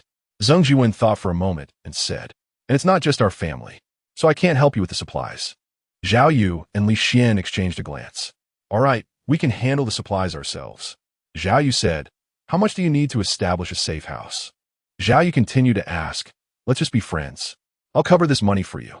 Zhang Jiwen smiled, looking delicate and refined. Zhao Yu raised his eyebrows and nodded in agreement. For Zhang Jiwen, with the apocalypse approaching, having more friends meant more options. Moreover, anyone who knew about the infection was definitely not as simple as they seemed on the surface. Spending money that was about to become useless in exchange for a favor was something Zhang Jiwen deemed worthwhile. How long will it take to finish? Zhao Yu continued to ask. Establishing a safe house or a shelter, depending on your requirements, I will do my best to complete it in a short time. Zhang Jiwen adjusted his glasses and said, if that's the case, it will take 3 months to finish, capable of accommodating around 10,000 people. With enough space to store supplies, complete water and electricity, as well as necessary equipment and weapons and ammunition. Zhao Yu thought for a moment and said, Zhang Jiwen's body slightly stiffened. Your friend is quite humorous. Zhang Jiwen turned to Li Xian and said, Yeah, he is quite humorous, Li Xian nodded, recalling the scene when Zhao Yu asked to borrow tens of billions from him. 3 months isn't much time, at most. I can build you a safe house that accommodates 50 people and can store 300 tons of food. You don't have to worry about water and electricity. Just in case, I will install a solar charging device, and I will also add a nuclear filtration system. As for weapons and ammunition, I can't get those right now. Zhang Jiwen said, after thinking. Li Xian felt it was quite good. It sounded impressive. However, Zhao Yu furrowed his brows and asked, what about safety? For safety, I will build it with the strongest alloy materials available, which ordinary people cannot destroy, Zhang Jiwen replied. Watching Zhang Jiwen's departing figure, Zhao Yu fell into deep thought. This guy is helping so much. What does he want? Zhao Yu thought to himself, but for a moment he couldn't figure out. He indeed had nothing right now. He decided not to think about it, and to face whatever came his way, taking it one step at a time. He saw a slightly burly middle-aged man sitting on the living room sofa. Next to him sat a woman with a hot figure and fair complexion, who was none other than Li Xian's stepmother, Li Huahua. The man, of course, was Li Xian's father, Li Guanghui. As soon as he stepped through the door, a sense of oppression hit him. Li Guanghui stood up, his face filled with anger. Dad, what's wrong? Li Xian asked cautiously. Look at the mess you've made. Mister, Zhao from the neighborhood just called me and said his child was injured by you and is now lying in the hospital. Mr. Han from the neighborhood also called me, saying his child is in the hospital. Li Guanghui was furious. They started at first, Li Xian explained, his voice dropping. All right, you little brat, so good at fighting. Li Guanghui bent down to pick up the bamboo stick beside him. Seeing the situation was not good, Li Xian prepared to rush out the door. However, Zhao Yu grabbed him. Uncle, this isn't Li Xian's fault. I was the one who hit him. Zhao Yu explained from the side. Did you hit him? Li Guanghui was taken aback. He didn't know Zhao Yu. He is my college roommate, Zhao Yu. Hitting someone has nothing to do with him. If you want to blame someone, blame me, Li Xian quickly said. Zhao Yu felt a sense of amusement in his heart. This guy really valued loyalty. You two, talk it over properly. Li Guanghui's anger was still simmering. The two of them sat across from each other at the tea table, while Li Guanghui's stepmother, Li Huahua, sat nearby. Zhao Yu then recounted the whole story, embellishing it a bit. Seeing that Li Guanghui's anger had subsided by half, Li Xian quietly let out a sigh of relief. Why did you borrow 30 million? Li Guanghui changed the subject. This left both of them in a stiff silence. They were still hesitating whether to tell Li Xian's family about this matter, but then they thought that they would have to inform them eventually. So Zhao Yu cleared his throat and said, Uncle, if someone told you that the apocalypse will come in a year, and that Li Xian and I are preparing for it in advance, would you believe it? What nonsense are you talking about? Li Xian visibly noticed his father's anger rising again, which startled him. He quickly added, Actually, I just want to build a villa in the suburbs. I'm tired of staying in the city. You reckless fool. You wasteful brat. Li Guanghui's anger finally reached its peak. The next morning, he glanced at Li Xian lying on the bed, his body covered in bruises. Zhao Yu stretched and got out of bed. After finishing his morning routine, the villa's butler had already served breakfast, skillfully arranging it on the table for Zhao Yu to enjoy. Taking out his phone, Zhao Yu searched for contact information for suppliers of essential goods while eating breakfast. Food and water are crucial survival resources. In fact, Xiaoyu wasn't very confident. What would this world look like after the global outbreak of nuclear mutation and infection? Would hiding in a safe house really prevent infection? Is it really safe? Xiaoyu also had a speculation in his mind. Although the lookout did not tell him what the global nuclear mutation infection was based on, Xiaoyu had a vague guess. If this guess were true, then it would be very difficult to find a place to hide globally. Infection was just a matter of time. However, Xiaoyu did not know the specific situation regarding the underground cities, so he could not make any deductions.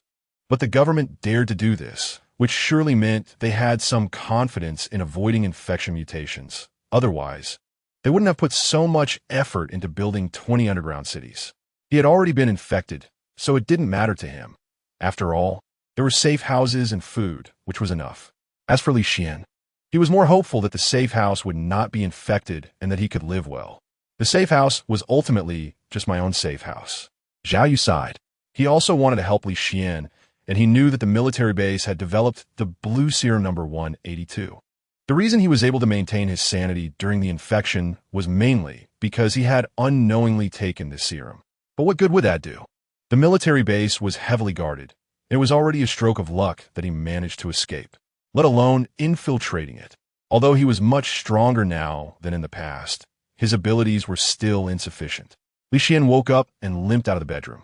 He saw Xiaoyu sitting at the table having breakfast. "You're awake?" Xiaoyu smiled at Li Xian. "Hiss, that old man was really heavy-handed yesterday." Li Xian sat down next to Xiaoyu with some difficulty, and as soon as he sat down, he winced in pain. "How's the loan situation?" "I'm planning to talk to a few suppliers today." Xiaoyu said, "I was just about to talk to you about this. Yesterday, I had already discussed everything with the bank manager, and the funds were supposed to be released today. Just now, I received a call from that manager, saying there was an unexpected issue, and the loan can't be processed for the time being. It must be that bastard Su Jiaxing who did this." Li Xian gritted his teeth and said, "Do you know where he lives?" Xiaoyu asked. "I know. He lives in that villa in Unit 8. "Why are you asking this?" Li Xian was puzzled. "Just asking, so I can avoid him in the future." Xiaoyu clapped his hands and stood up. "Where are you going? Don't provoke him again. He's the only child in his family, and his father dotes on him excessively. If he ends up in the hospital, we're really done for." Li Xian was startled. He was worried that Xiaoyu would cause trouble again, and his old injury hadn't healed yet. "I'm going to apply for a loan. What else could I be doing?" Xiaoyu said irritably. Upon hearing this, Li Xian seemed to finally breathe a sigh of relief. He nodded and did not stop Xiaoyu from leaving. Once outside, Xiaoyu's gaze grew even colder. "So, you want to drink the penalty wine instead of the celebratory wine, huh?" He wandered around the entire royal garden casually. Xiaoyu walked out of the community. Royal garden. Villa número 8. Su Jiaxing was lying on a large sofa, surrounded by several young beauties dressed provocatively, exuding extreme allure. One of his hands was resting on a long, fair leg, rubbing it repeatedly with a very content expression on his face. The other hand was holding a phone, engaged in a call. "Brother Su, I've already had someone stop Li Xian's loan. He must be feeling miserable right now," said the voice on the other end. "Well done," Su Jiaxing praised. "But it can't just end like this. His friend injured 2 of my brothers, and they are still in the hospital," Su Jiaxing said viciously. "Brother Su, what do you plan to do?" asked the voice on the other end. "Find out where Li Xian's father is doing business right now. I want his family expelled from Royal Garden. Also, help me find a few people. I want Li Xian to spend the rest of his life in bed." Su Jiaxing snuh. After hanging up the phone, Su Jiaxing tossed his phone aside and buried his face in a sea of white. Soon, the villa was filled with sounds of debauchery. Half an hour later, Su Jiaxing, dressed stylishly in designer clothes, walked out of the villa. He was going to the hospital, where those 2 young masters were still lying in their hospital beds. Although he inwardly cursed them as useless, he still needed to win people's hearts. A luxury car pulled up in front of Su Jiaxing, and only after he got into the back seat did the car drive away. The interior of the luxury car was luxuriously decorated and spacious. Su Jiaxing took out a cigar from the car and started smoking slowly. "How long until we reach the hospital?" Su Jiaxing asked impatiently. "There's some traffic. It might take about 2 hours," the driver replied in a slightly hoarse voice. Su Jiaxing frowned, finding the driver's voice strange today. He asked, "What is wrong with your voice?" "Sorry, I caught a cold yesterday." And my throat is a bit hoarse today, the driver replied calmly. When you go to the hospital, you should get checked out too. If you're sick, treat it. I'll cover the medical expenses, Su Jiaxing said, relaxing his brow and waving his hand casually. This driver had been with him for several years and was one of Su Jiaxing's trusted confidants. Perhaps feeling that the time was long, Su Jiaxing began to doze off after sitting in the car for 10 minutes. When he opened his eyes again, it was already dark outside. The car was still driving, and the scenery outside the window had long lost its urban appearance, filled with greenery. Stop the car. Su Jiaxing felt a wave of panic in his heart and shouted. I was thinking you could sleep a little longer, the driver said, his voice no longer hoarse. This voice sounded very familiar. Su Jiaxing suddenly remembered that it was the voice of Li Xian's friend from yesterday. Su Jiaxing's eyes widened, and his pupils constricted sharply. Chapter 13. Using the sun to command the lords, an envelope was sent to Su Guohua's desk. This letter was found at Su Jiaxing's villa, the person said. Su Guohua frowned slightly and opened the envelope. The letter contained little text, written in Su Jiaxing's handwriting. If you want Su Jiaxing to live, exchange him for 10 million cash. By 8 a.m. tomorrow, place the money at 66 Daming Street. Otherwise, prepare to collect his corpse. Su Guohua's breathing quickened. His eyes filled with intense anger. Immediately contact the police to review surveillance footage. Find out who is so bold as to provoke the Su family. Su Guohu Gongman. He was extremely angry. For so many years, who had not treated him with respect. This was the first time anyone dared to offend the Su family. Once the person was identified, Su Guohua would make sure they experienced a fate worse than death. In the police station, a group of people sat busy at their computers, checking the surveillance footage around Royal Garden frame by frame. Soon, they found the surveillance from parking lot number 8 of Royal Garden, as well as the footage of Su Jiaxing getting into the car. The parking lot footage showed Su Jiaxing's driver chatting with a man wearing a hat and mask, who suddenly knocked the driver unconscious and dragged him into a blind spot camera. The man then put on the driver's clothes and got into the car. It was as if the man had appeared out of nowhere. The police searched all the surveillance footage at the parking lot's entrance and exit, but found no record of the man entering. By checking the license plate number of the car Su Jiaxing was in, the police quickly determined the vehicle's route. The car circled the city a few times before heading to the suburbs.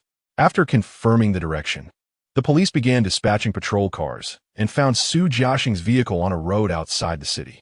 However, there was no one inside anymore, and with scarce surveillance in that area, it was difficult to find any other clues. Keep searching.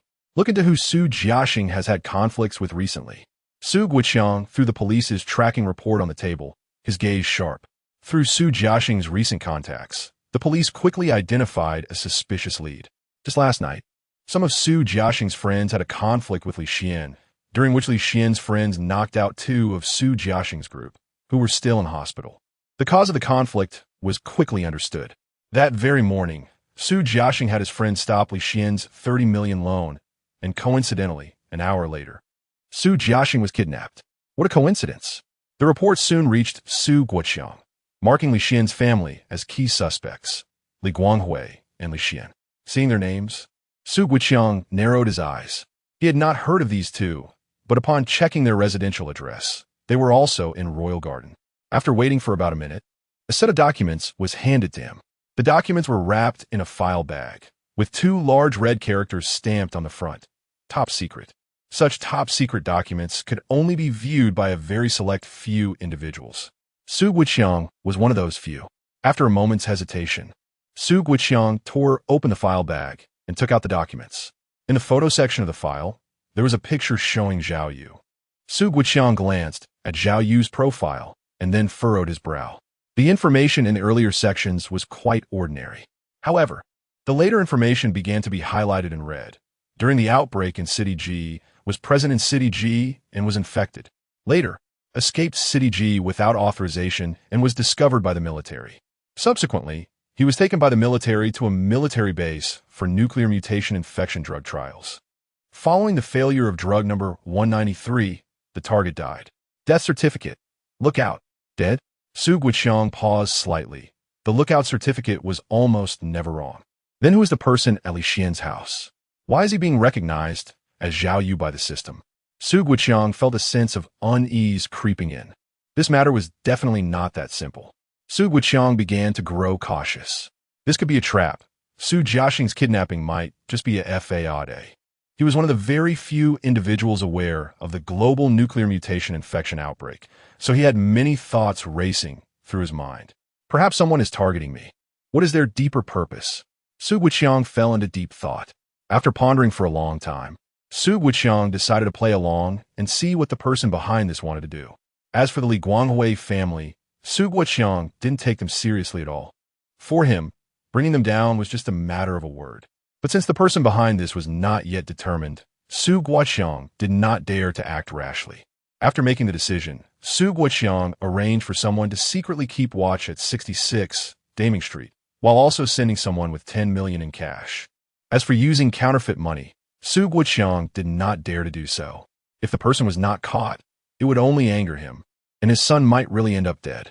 After arranging all of this, Su Guoqiang sat in his chair, calm and unruffled. However, what Su Guoqiang did not know was that when his subordinate handed over the envelope, there was suddenly another person in the room. Zhao Yu was completely transparent, like an invisible ghost, sitting next to Su Guoqiang and observing his every move. This was a special ability Zhao Yu gained after being resurrected, which he named concealment.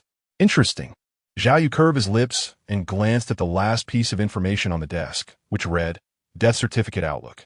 After confirming that Su Guoqiang had no other arrangements, Zhao Yu stood up and left the office.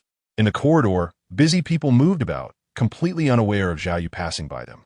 After leaving, Zhao Yu took out his phone. Zheng Jiwen had sent a message. The safe house application was approved, and construction would begin tomorrow. Thank you. He had just begun to understand the power of the Zheng family. Previously, when he sought methods, even applying to the government took at least half a year, not to mention the construction. Yet, with the strength of the Zheng family, everything was arranged in less than a day, and construction would start tomorrow. This left Zhao Yu both surprised and grateful.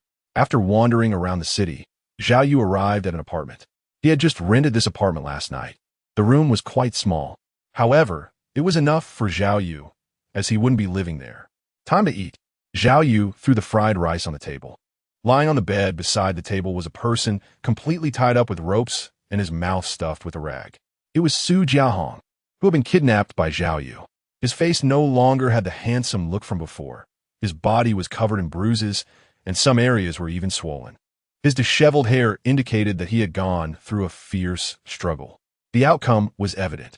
Zhao Yu pulled out the rag from his mouth and untied the ropes around his arms, allowing him to eat. Of course, his legs were still bound. Bastard. My father will find you and will definitely not let you go. And that bastardly Xian. You all deserve to die. As soon as the rag was pulled out of his mouth, Su Jiaxing's curses echoed. Each vicious word brought a cold smile to Zhao Yu's lips. It seems you still haven't seen the situation clearly. Zhao Yu picked up a steel-framed chair from his side. With a bit of force, he forcibly pulled out a steel pipe from the chair. Su Jiaxing, who was watching from the side, widened his eyes, and his breathing suddenly became rapid. Is this even human? Panic began to spread rapidly in his heart. For a moment, he fell silent. Zhao Yu sat next to him, tapping the table with the steel pipe in his hand. Eat. However, Su Jiaxing showed no reaction for a long time. Zhao Yu stared at him. He saw Su Jiaxing's hands slowly clenching tightly, to the point where his fingers turned white, veins bulging on his forehead, and his face constantly twisting. He didn't say a word.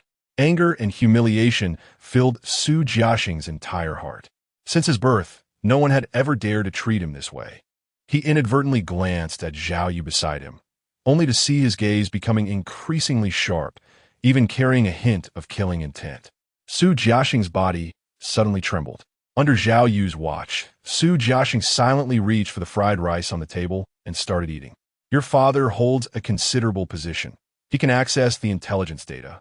Does he have military connections? Zhao Yu played with the steel pipe in his hand and casually asked. Su Jiaxing just ate in silence. Seeing that Su Jiaxing didn't speak, Zhao Yu tapped the steel pipe on the table again. Each sound of the strike felt like a heavy hammer pounding on Su Jiahong's heart.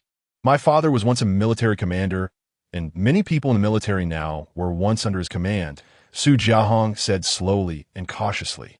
Is that so? Zhao Yu suddenly smiled. Su Jiaxing was unclear about Zhao Yu's thoughts, remained silent, and continued to eat the fried rice quietly. After the meal, Zhao Yu asked Su Jiaxing to write a note. After repeatedly confirming that there were no special codes in the note and the text, Zhao Yu retied Su Jiaxing and threw him onto the bed before leaving the room. Watching Zhao Yu's figure disappear at the door, Su Jiaxing's eyes gradually turned sinister. He vowed in his heart that one day, he would repay Zhao Yu for today's events tenfold. He suspected that the place might have already been targeted by someone arranged by Su Guixiang. Zhao Yu quietly arrived at Villa Number 8, where the Su family was staying. Many people were already present at Villa Number 8 for patrol and vigilance. However, under the cloak of invisibility, this had no effect on Zhao Yu. After wrapping the note in an envelope, Zhao Yu quietly placed the envelope at the door. After today's events, the envelope was quickly discovered and brought into the villa. Zhao Yu stealthily followed in.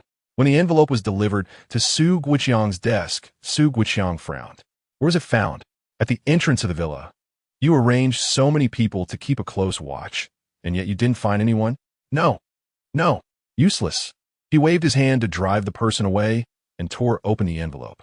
It was written in Su's family's handwriting, with a single sentence, 10 million in cash, along with the formula for the blue reagent number 182 from the Nuclear Mutation Research Institute and 100 finished test tubes, all placed at 66 Daming Street.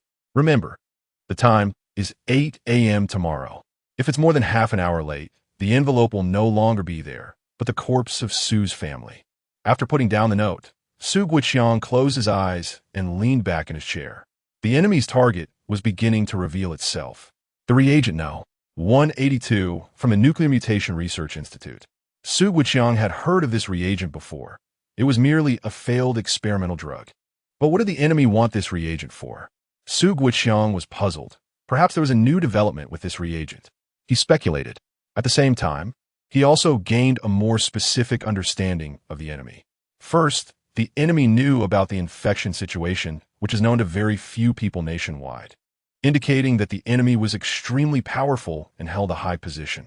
Yet, instead of seeking the reagent from the military themselves, they wanted to go through him, suggesting that the enemy was likely not military personnel, narrowing down the possibilities. However, what was strange was that, although they were not military personnel, they were well aware of the internal research situation within the military, which was classified information. For a moment, Su Guixiang fell into a dilemma. Perhaps this note was meant to confuse him. Su Guixiang thought of a possibility. But there was another thing, the ability to easily bypass the outside patrols and security, silently leaving the envelope. The enemy's strength was much more terrifying than previously anticipated. One must understand that those people outside were not ordinary. They were elite military personnel hired by Su Guixiang, and there were many military robots lurking in the shadows, yet there was not a hint of warning. This made Su Guixiang feel a bit fearful. Perhaps the apocalypse was approaching, and the hidden monsters were beginning to stir. Su Guixiang dared not investigate further. The world was about to change, and staying alive was the most important thing. Su Guixiang made a decision, but he only had one child. He could not risk everything here, and what force the enemy belonged to was no longer important. Regardless of their power, he would give them whatever they wanted, since he had a share in the quotas for the underground city. When the time came, everything here would start anew in the underground city. After confirming his thoughts, Su Guixiang dialed the military's number. After seeing that Su Guixiang showed no unusual behavior, Zhao Yu quietly left the villa. While stealthily passing by Li Xian's villa, Zhao Yu noticed several people revealing themselves from the shadows before slowly leaving. They should be the ones tailing him, Zhao Yu thought to himself. But he was puzzled as to why these people suddenly left. Su Guixiang is quite perceptive of the situation. Zhao Yu understood that this was definitely Su Guixiang's intention. He originally planned to kill Su Guixiang in the house after this plan was over. However, seeing his attitude, Zhao Yu abandoned that idea. Fighting and killing is not good. Peaceful coexistence is the right way. As for his son, Su Jiaxing, Zhao Yu did not intend to let him off so easily. After all, he had seen his own face. Sigh, it was also his fault for forgetting to disguise himself. Zhao Yu entered Li Xian's villa stealthily, found an empty room, and lay down to sleep. The next morning at dawn, Zhao Yu activated his concealment ability and headed to the agreed location at 66 Ming Street. He circled the area a few times, but did not spot any suspicious individuals. However, Zhao Yu did not dare to let his guard down. His investigation skills were poor, and it was possible that the other party was well hidden, which he might not have noticed. Around 8 o'clock, a black SUV drove up. Several men in suits wearing sunglasses got out. They took 2 boxes from the car. After surveying the surroundings, they quickly placed the boxes at position 66 and drove away. After waiting for another 10 minutes, Zhao Yu stealthily approached the boxes. Strange energy emanated from him, and Zhao Yu's expression became strained. Concealing the area within about a meter was already his limit. Watching the 2 boxes successfully hidden, Zhao Yu let out a long breath. The blue potion no. 182 and 10 million cash were in hand. Chapter 14. Calculation. According to the agreement, after obtaining the goods, Zhao Yu needed to release Su Jiaxing as soon as possible. However, Zhao Yu had no intention of letting Su Jiaxing go from the very beginning. After all, controlling Su Jiaxing meant essentially controlling Su Guiqiang. With such a good opportunity, Zhao Yu was reluctant to let it go. Thus, Zhao Yu had Su Jiaxing rewrite a note, which he wrapped in an envelope. At noon, he quietly delivered the envelope to the entrance of Villa Number 8 in the Royal Garden before turning and leaving. Zhao Yu is not worried about Su Guiqiang being disobedient, as he currently holds the initiative. Whether to release the Su family or not, and when to do so, completely depends on his mood. At Villa Number 8, Su Guiqiang has already sent someone to guard the entrance in advance. Once the envelope is spotted, it must be delivered to him immediately. The goods have already been delivered, and now it's about seeing the other party's attitude. Su Guiqiang is worried inside, but his expression remains calm. The 3rd envelope is delivered to Su Guiqiang's hands. He opens the envelope and glances at the contents. Release in 4 months. Su Guiqiang snorts coldly. He immediately sees through the other party's intentions. They want to delay time and continue to control him. Do they really think Su Guiqiang is a soft persimmon that can be squeezed at will? He secretly keeps a hand in reserve, having anticipated this possibility long ago. If they want to continue controlling him, they must be ready to be bitten. Kind people are bullied by dogs. Earlier, he took a step back, and the other party truly thought he was afraid of them. Su Guiqiang has already regarded the enemy as a hidden force. Faced with this situation, Su Guiqiang plans to show his fangs, expressing his anger. But he cannot go too far. After all, his son is still in their hands. Su Guiqiang has long had a plan for who to show his fangs to. In a room at the Cloud Hotel, Zhao Yu opens 2 boxes and begins to count. The hotel was rented by Zhao Yu with cash to prevent leaving a record of the room, which could lead to being found. The box containing 10 million in cash is heavy. If Zhao Yu's physical condition hadn't improved, he might not have been able to lift it. Stacks of cash are neatly arranged in the box. However, it is Zhao Yu's first time seeing so much money, and he feels exhilarated. Taking out a stack of bills to touch repeatedly before putting it down, his expression joyful. He takes out a small cash checking machine he just bought and places the stacks of cash inside. The machine rolls and quickly completes the verification. The result shows no counterfeit bills. After confirming that the cash is genuine, Zhao Yu opens the other box. This box contains the blue reagent number 182, along with its formula. The box is also heavy, as Zhao Yu requested 100 doses of the reagent.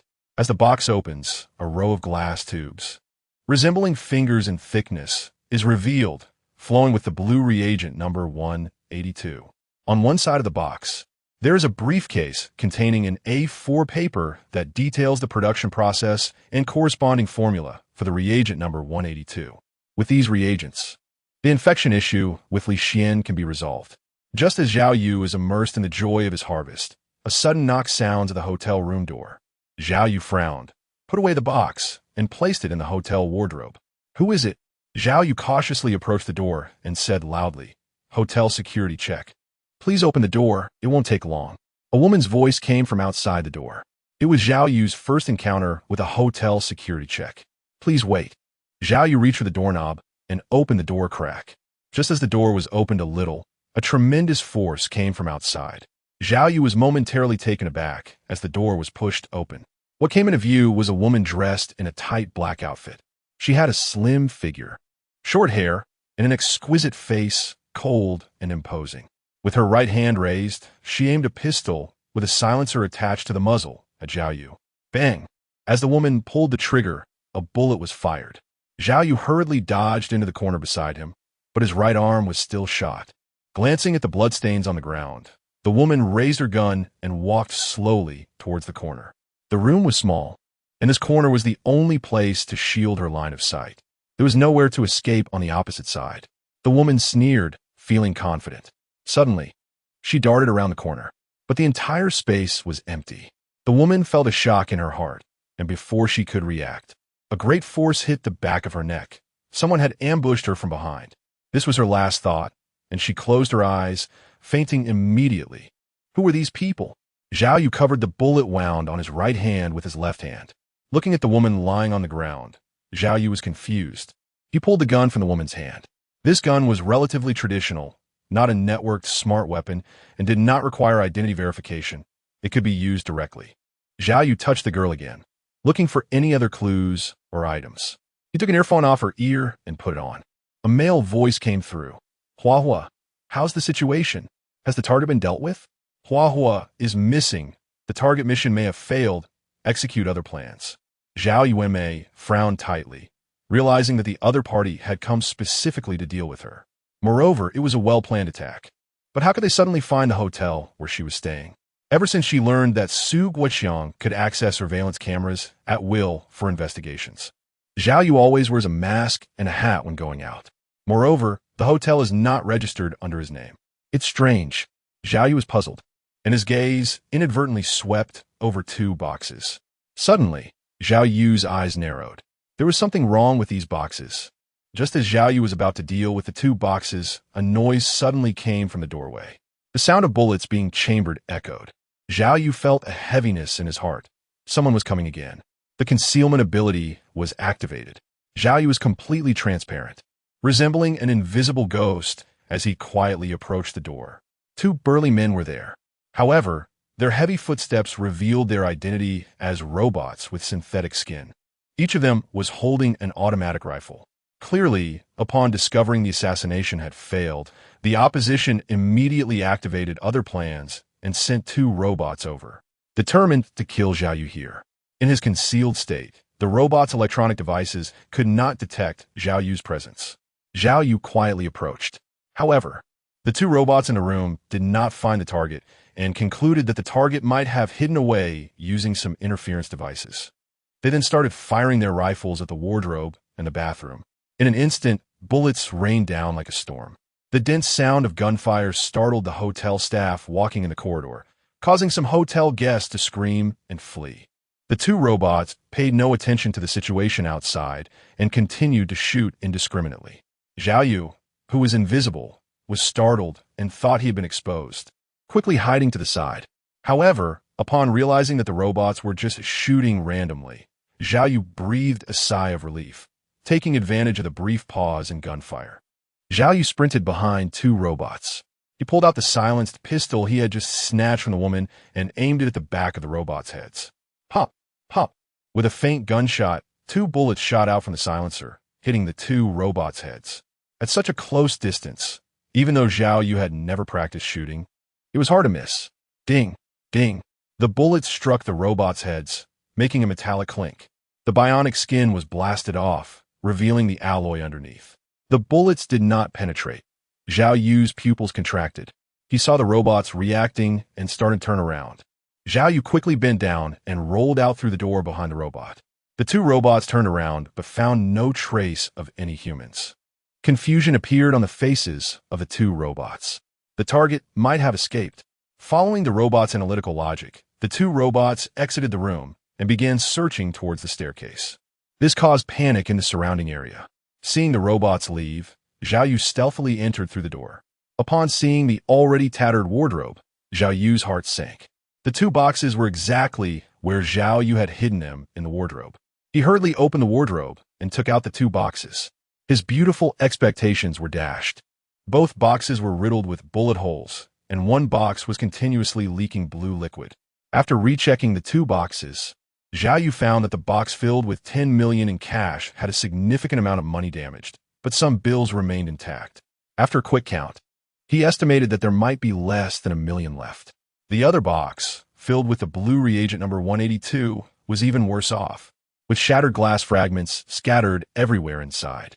Zhao Yu carefully checked everything and found that 10 test tubes were intact, which made him breathe a sigh of relief. The recipe paper had also been hit by a bullet, but the damage was minimal due to its off-center position. After checking the boxes 2 more times, Zhao Yu found a device emitting a faint red light, resembling a chess piece, in the compartment of one of the boxes. It was obvious that this was most likely a positioning device. Suguiqiang. Zhao Yu held the locator tightly in his hand, fists clenched, his eyes blazing with anger. The mission had failed. Suguiqiang received the news from the other end of the phone, grunted, and hung up. According to his plan, he would secretly locate through the box and send someone to give the other party a warning. Even if someone was killed, it was very likely just a pawn of the opposing force, and Wu Ti completely enraged them to the point of turning against him. After all, he still had significant value to exploit. Whether the mission failed or succeeded, Suguiqiang's goal had already been achieved. That night, he dealt with Li Guanghui and Li Xian. Suguiqiang's gaze was cold. He had already investigated the Li family's background. Based on his estimation, the Li family's power was not deep, and even if they had some connections with that force, their status would be very high. Destroying them would provoke much reaction. Most importantly, ever since his son was kidnapped, he had a fire burning inside him that needed to be vented. However, he had concealed this impulse very well, never revealing it in front of others. But what he didn't expect was that Zhao Yu was not part of any force, just an individual. If Suguiqiang had known this, he wouldn't know how he would feel. After hiding the remaining cash and the blue potion 182 in his backpack, Zhao Yu sneaked into the Royal Garden Villa number 8. The gunshot wound on his arm had completely healed thanks to Zhao Yu's powerful recovery ability. The area around Villa number 8 was empty, with no one left to guard or defend it. Zhao Yu's heart sank. With a strong kick, he forcefully kicked open the villa's front door. Inside, it was silent and empty. Suguiqiang was no longer there. Leaving Villa number 8, Zhao Yu went to the villa where Li Xian was located. Li Xian's father, Li Guanghui, was also there. This somewhat burly middle-aged man looked troubled, as if he had something on his mind. His several companies were all targeted by competitors in the same industry.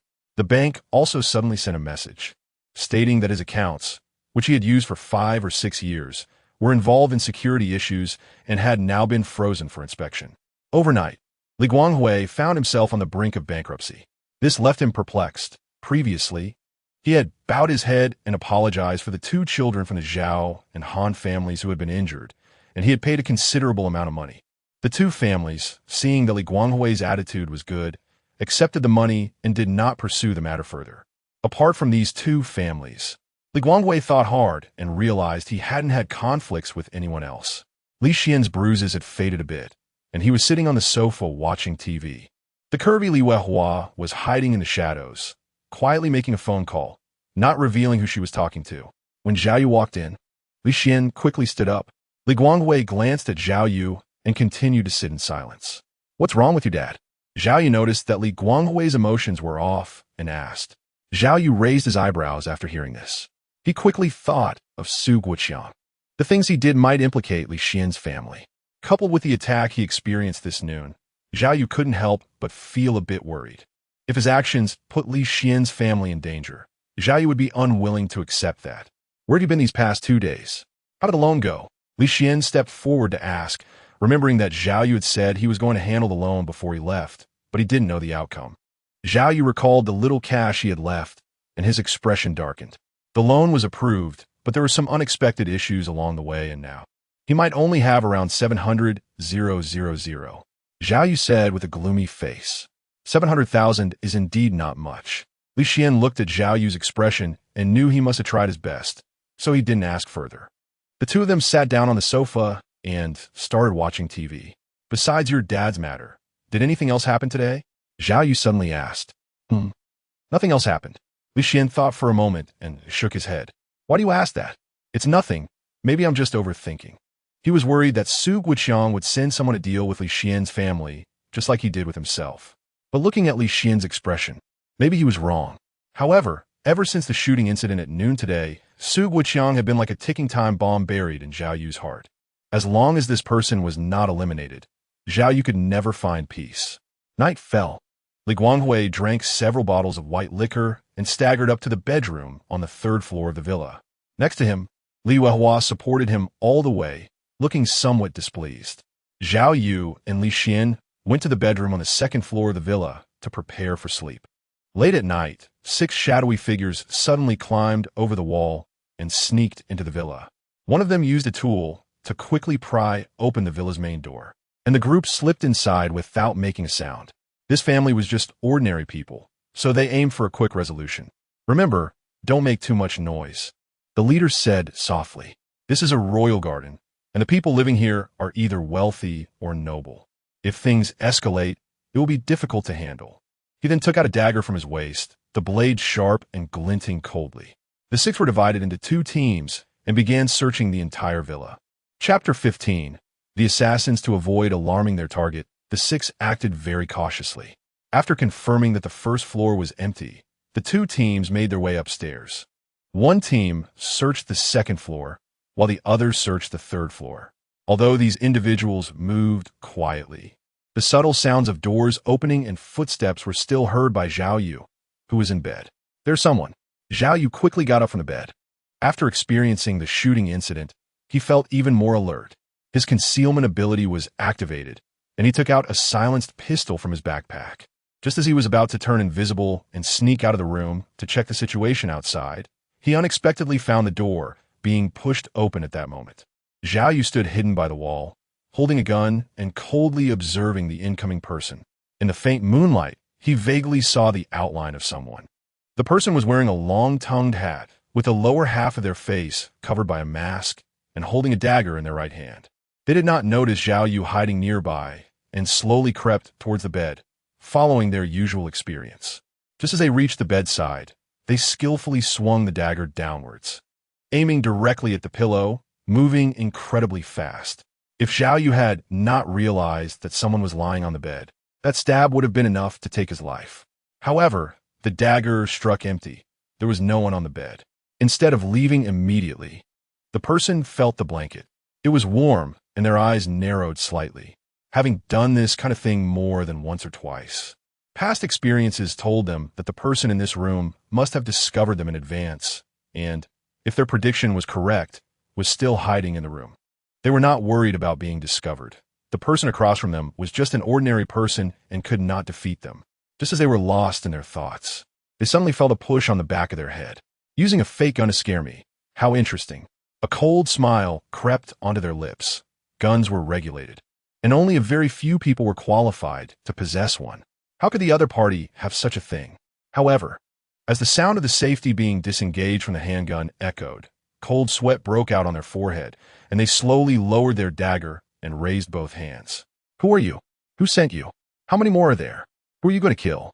Zhao Yu emerged from behind him, gun pointed at his head, and said sternly, "Don't shoot, I'll talk. We are freelance assassins, hired for a bounty, and we don't even know who sent us.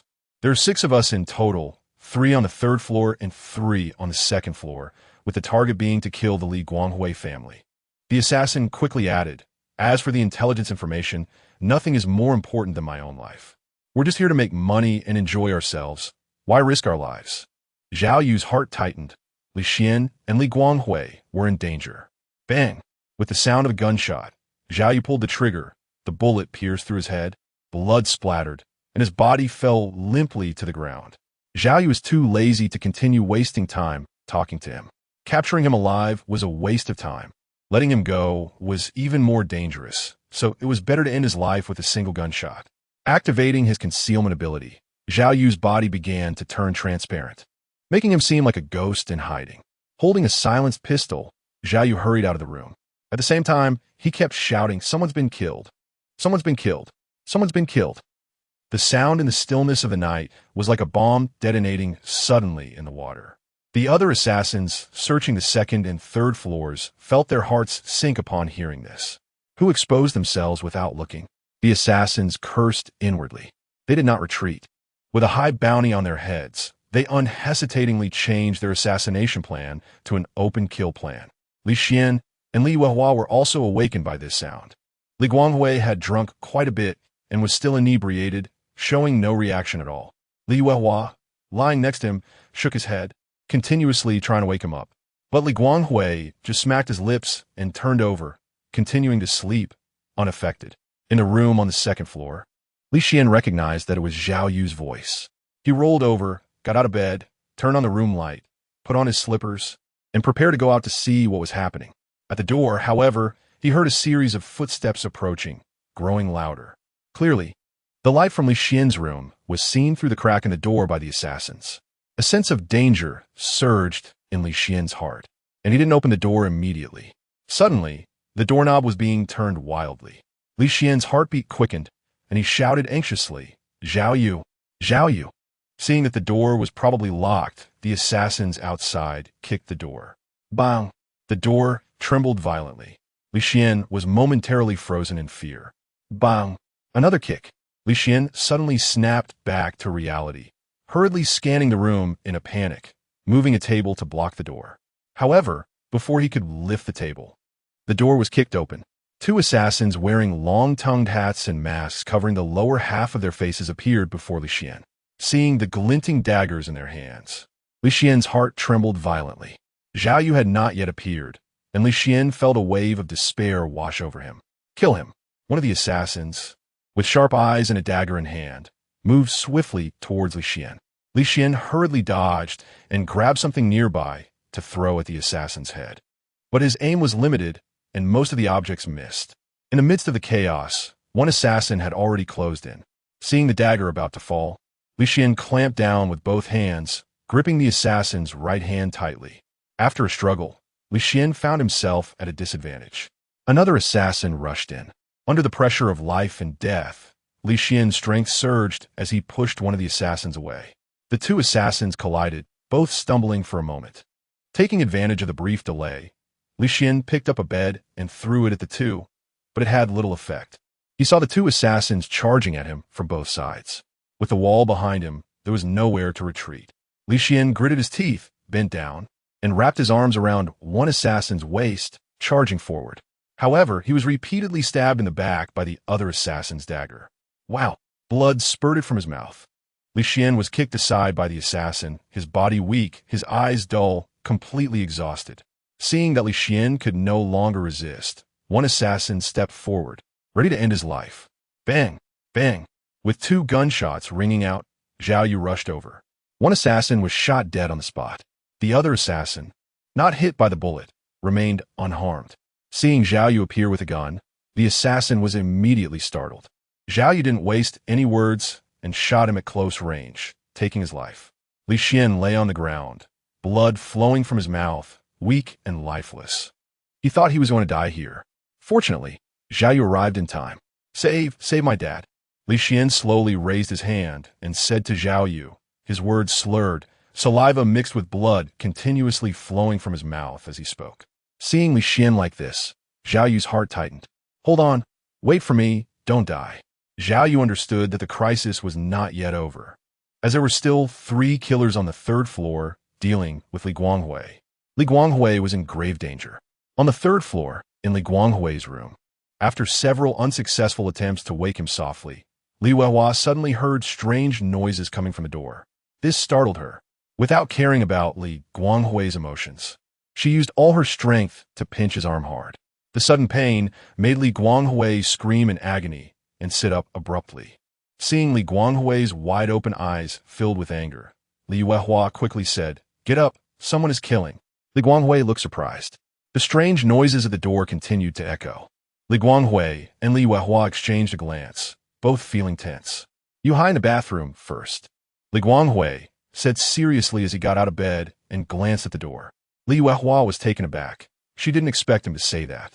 Nodding slightly, she cautiously hid in the bathroom. Li Guanghui then picked up a stool from a corner and moved close to the door. With a click, the door lock was released. The door slowly pushed open. Li Guanghui suddenly smashed the stool towards the intruder, quick and precise. The killer entering through the door clearly did not anticipate this. The killer was struck in the head and fell unconscious immediately. Dropping the stool, Li Guanghui turned on the light nearby, thinking there was only one person. But under the light, the figures of two more killers appeared at the door. The two killers stared at Li Guanghui, and he looked back at them. Both sides locked in a tense stare for a moment. The two killers quickly sprang into action, brandishing daggers and lunging at Li Guanghui. Li Guanghui hurriedly grabbed a vase beside him to defend himself. The killers wielded their daggers skillfully and swiftly. In no time, Li Guanghui was already injured, blood flowing down his arm from a wound. He swung the vase and threw it at the nearest killer. However, that killer, experienced in combat, sidestepped and avoided it. The vase shattered on the ground with a crashing sound. Li Yuehua, hiding in the bathroom, was unaware of the situation outside. Hearing the noise, her body trembled, and she curled up in the corner, too afraid to move. Injured and in pain, Li Guanghui was furious. Under the influence of alcohol that had not yet completely worn off, he shouted loudly, enduring the pain as he seized one of the killer's hands. He exerted force, twisting the killer's wrist, causing the dagger to slip out and fall to the ground. The pain in his wrist made the killer scream. The other killer seized the opportunity and slashed at Li Guanghui's throat with the dagger. Startled, Li Guanghui hurriedly retreated. The killer pursued him, forcing Li Guanghui to back away. While retreating near a table, Li Guanghui grabbed a stool and swung it wildly, barely fending off the killer's attacks. With the stool in hand, Li Guanghui's confidence surged. He swung, swept, slapped, and lifted all in one go, driving the killer back several meters. The other killer, with a wounded right wrist, could no longer wield the dagger. He quietly approached Li Guanghui from behind. Taking advantage of Li Guanghui's moment of inattention, the killer quickly lunged, wrapping his arms around Li Guanghui from behind and squeezing tightly around his throat. Li Guanghui quickly responded. He fell backward, causing the killer to scream in pain. However, the killer refused to let go, trying to create an opportunity for his teammate. On the ground, Li Guanghui continuously swung the stool, attempting to defend himself. With his throat being choked, Li Guanghui's neck began to swell, his face turning red and veins bulging. The feeling of suffocation hit him. Just as the other killer was about to strike down with the dagger, under the light, Li Guanghui saw a fiery figure appear. She swung the vase in her hands, hitting the killer on the back of the head. Li Guanghui even noticed her body trembling, her eyes filled with panic. The newcomer was Zhao Yuehua. In that moment, both Li Guanghui and the killer behind him were taken aback. Fortunately, Li Guanghui quickly reacted, using this opportunity to break free from the killer's grip. Realizing the situation was dire and with his right wrist also injured, the killer got up and fled towards the door.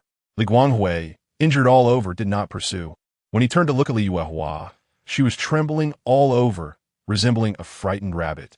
Li Guanghui gently patted her back. His gaze toward Li Yuehua filled with tenderness. Zhao Yuegang had just dealt with the assassin on Li Xian's side. He was rushing towards the third floor when he saw an assassin hurriedly escaping from a bedroom. Zhao Yu did not hesitate. As the assassin approached, he raised his gun and pulled the trigger. The bullet shot from the handgun and instantly hit the assassin in the forehead, killing him on the spot. Seeing that the assassin had already left the room, Zhao Yu felt a surge of panic, thinking that Li Xian's father might have met with misfortune. He hurried to the doorway. Just in time, he saw Li Yuehua taking a first aid kit out of the cupboard and was tending to Li Guanghui's injuries. On the floor lay two individuals, who were undoubtedly the assassins. When Li Guanghui saw Zhao Yu appear at the door, he thought it was another assassin coming back. Startled, he picked up a stool and prepared to fight. Only after recognizing Zhao Yu did Li Yuehua and Li Guanghui breathe a sigh of relief. Uncle Ali, are you all okay? Zhao Yu said nervously. It's just a minor injury. It's fine. A bandage will take care of it. Li Guanghui waved his hand, but his expression was tense.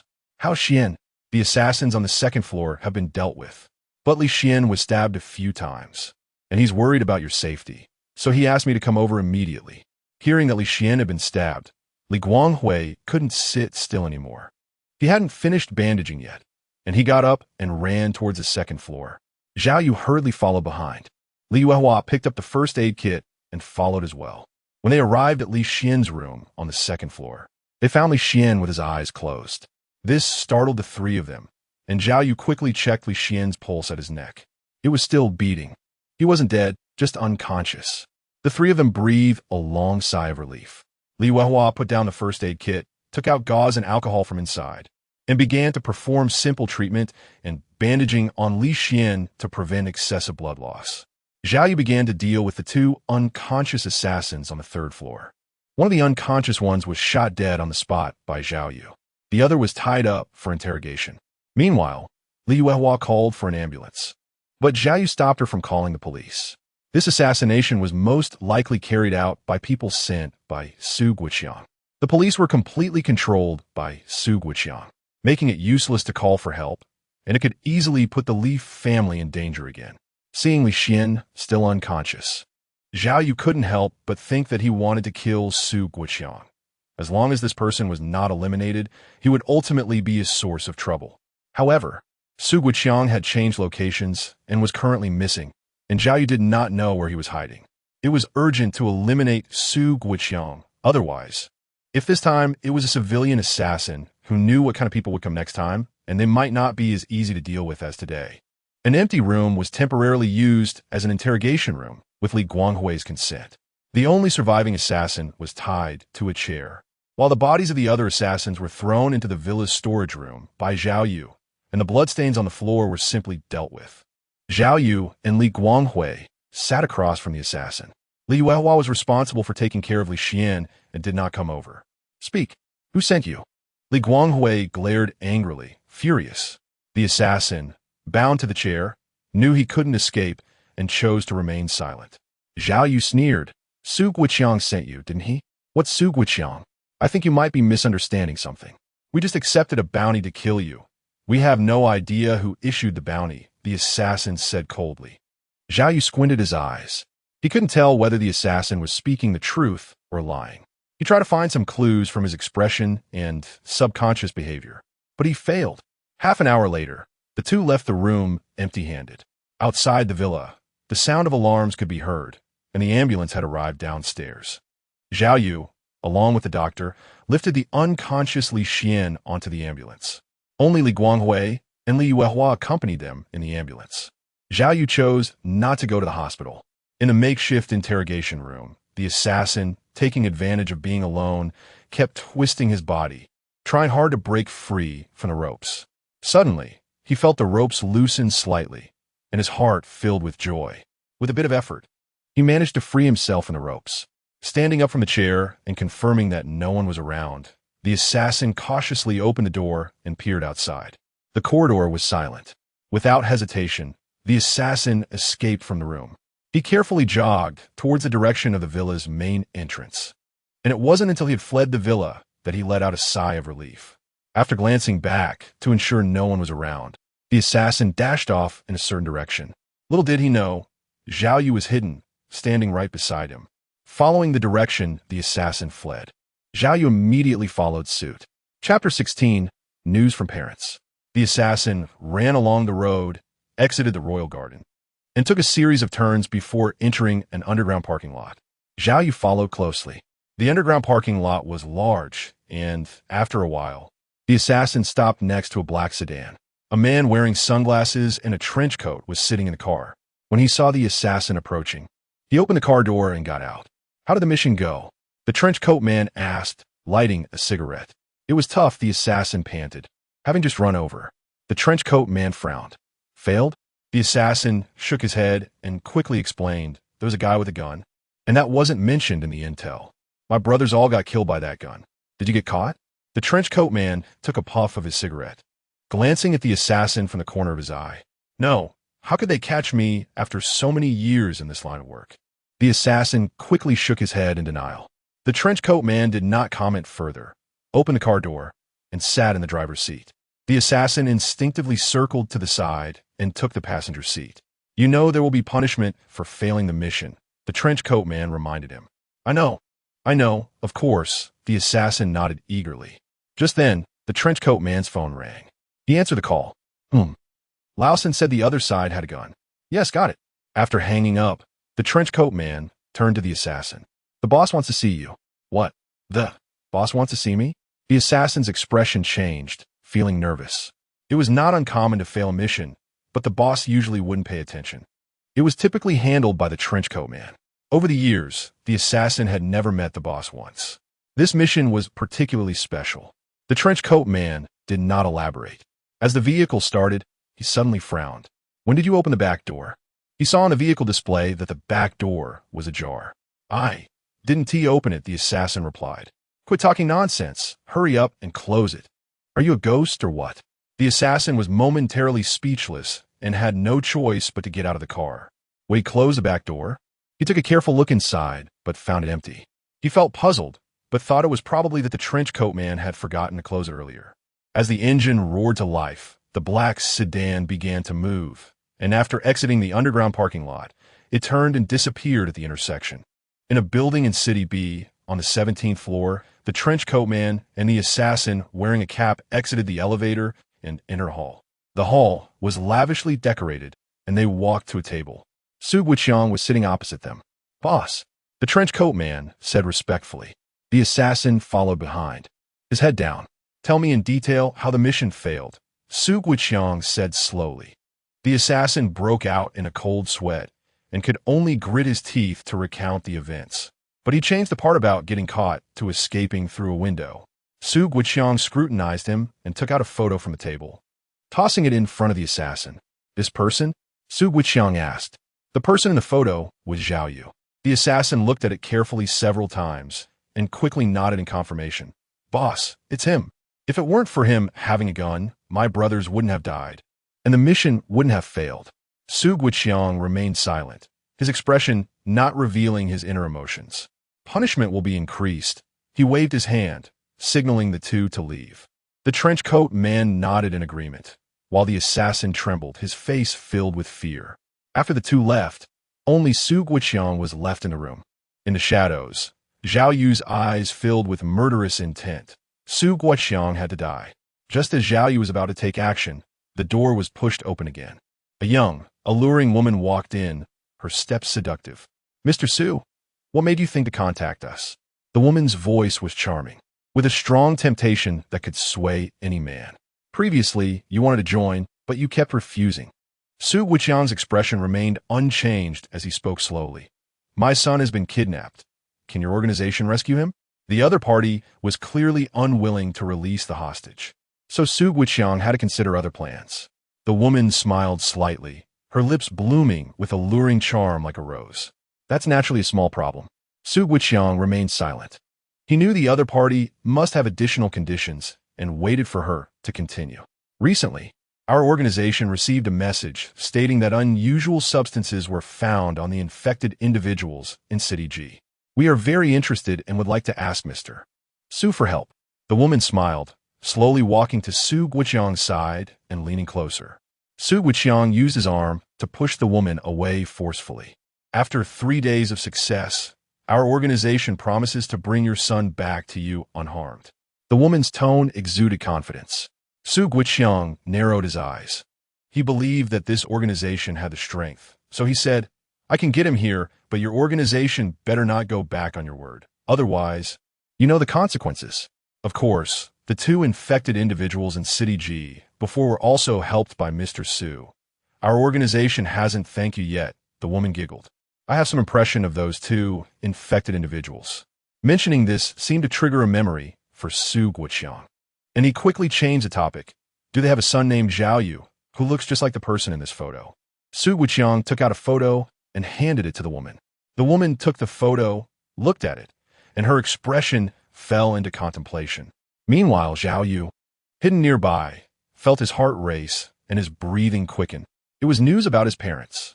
Zhao Yu tried hard to control his emotions and continued to listen to the conversation between the two.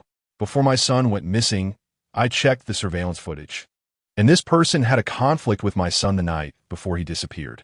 Subsequently, I looked into his background, which showed that this individual tried to escape from City G during the outbreak, but was captured by the military.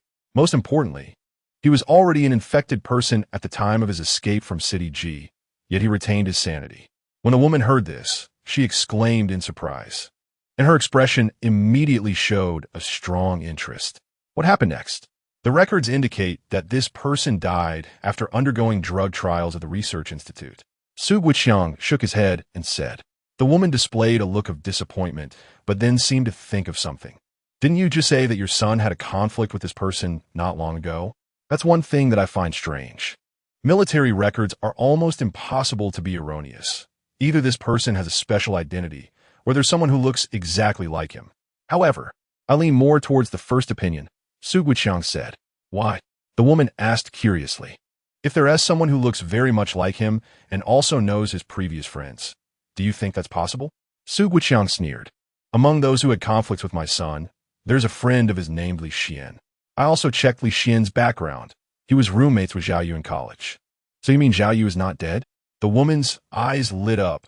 Their organization urgently needed such a person as a research subject. Not only is he not dead, but he has also been secretly recruited by a hidden force and has become one of them. Otherwise, with his background, it would be impossible for the military to record him as dead, and he wouldn't have left the research institute unscathed. Su Guiqiang laid out his analysis. Does this force have any leads? The woman asked. No, Su Guiqiang shook his head, but this force must be extremely large, comparable to your organization. The woman frowned. Su Guiqiang's son's kidnapping was originally just a minor issue in her expectations. But after listening, she suddenly felt that this matter might not be so simple. No wonder Su Guiqiang wanted to ask them for help. For a moment, the woman began to feel a bit hesitant. You want that thing? I have checked the intelligence. And the latest discovery from the Research Institute suggests that it seems to have some kind of living characteristic. Su Guiqiang noticed the hint of retreat in the woman's eyes and decided to push further. He understood that this thing was highly tempting for their organization. A flicker of hesitation flashed in the woman's eyes. After a moment, she smiled, blooming like a flower. Mr. Su, our organization will definitely find a way to fulfill the promise made, but we hope you can bring the thing over soon. No problem.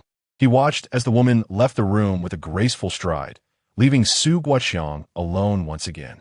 Zhao Yu clenched his fist. He had thought several times about killing him. However, he ultimately decided to spare Su Guiqiang for the time being. The main reason was that he had learned about his parents' whereabouts, but where they currently were remained a mystery to Zhao Yu. He needed Su Guiqiang to act as a bridge to contact them. However, to Zhao Yu's surprise, Su Guiqiang actually misunderstood him as being part of some special powerful force. Zhao Yu quietly left the room. Su Guiqiang took a bottle of red wine from the cabinet and started to taste it, unaware that he had been hovering on the edge of death. Glancing towards the woman, Zhao Yu stealthily followed her. She clearly had some knowledge of her parents' intelligence. Upon arriving at the underground parking lot of the building, the woman got into a car. A burly man was sitting in the driver's seat. How'd it go? The man asked in a deep voice. Su Guiqiang agreed, but his son has been kidnapped, and he demands that we rescue him. The woman said softly. This isn't difficult. It's just troublesome to find, the man replied. It's not that simple.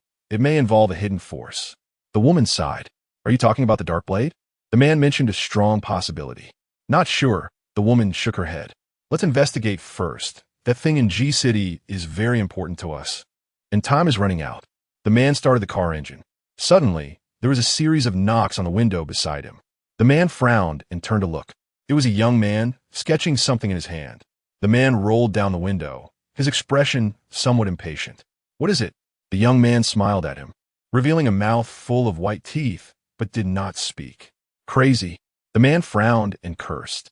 The alluring woman glanced curiously at the young man. I feel like I've seen him somewhere. The alluring woman's thoughts flickered.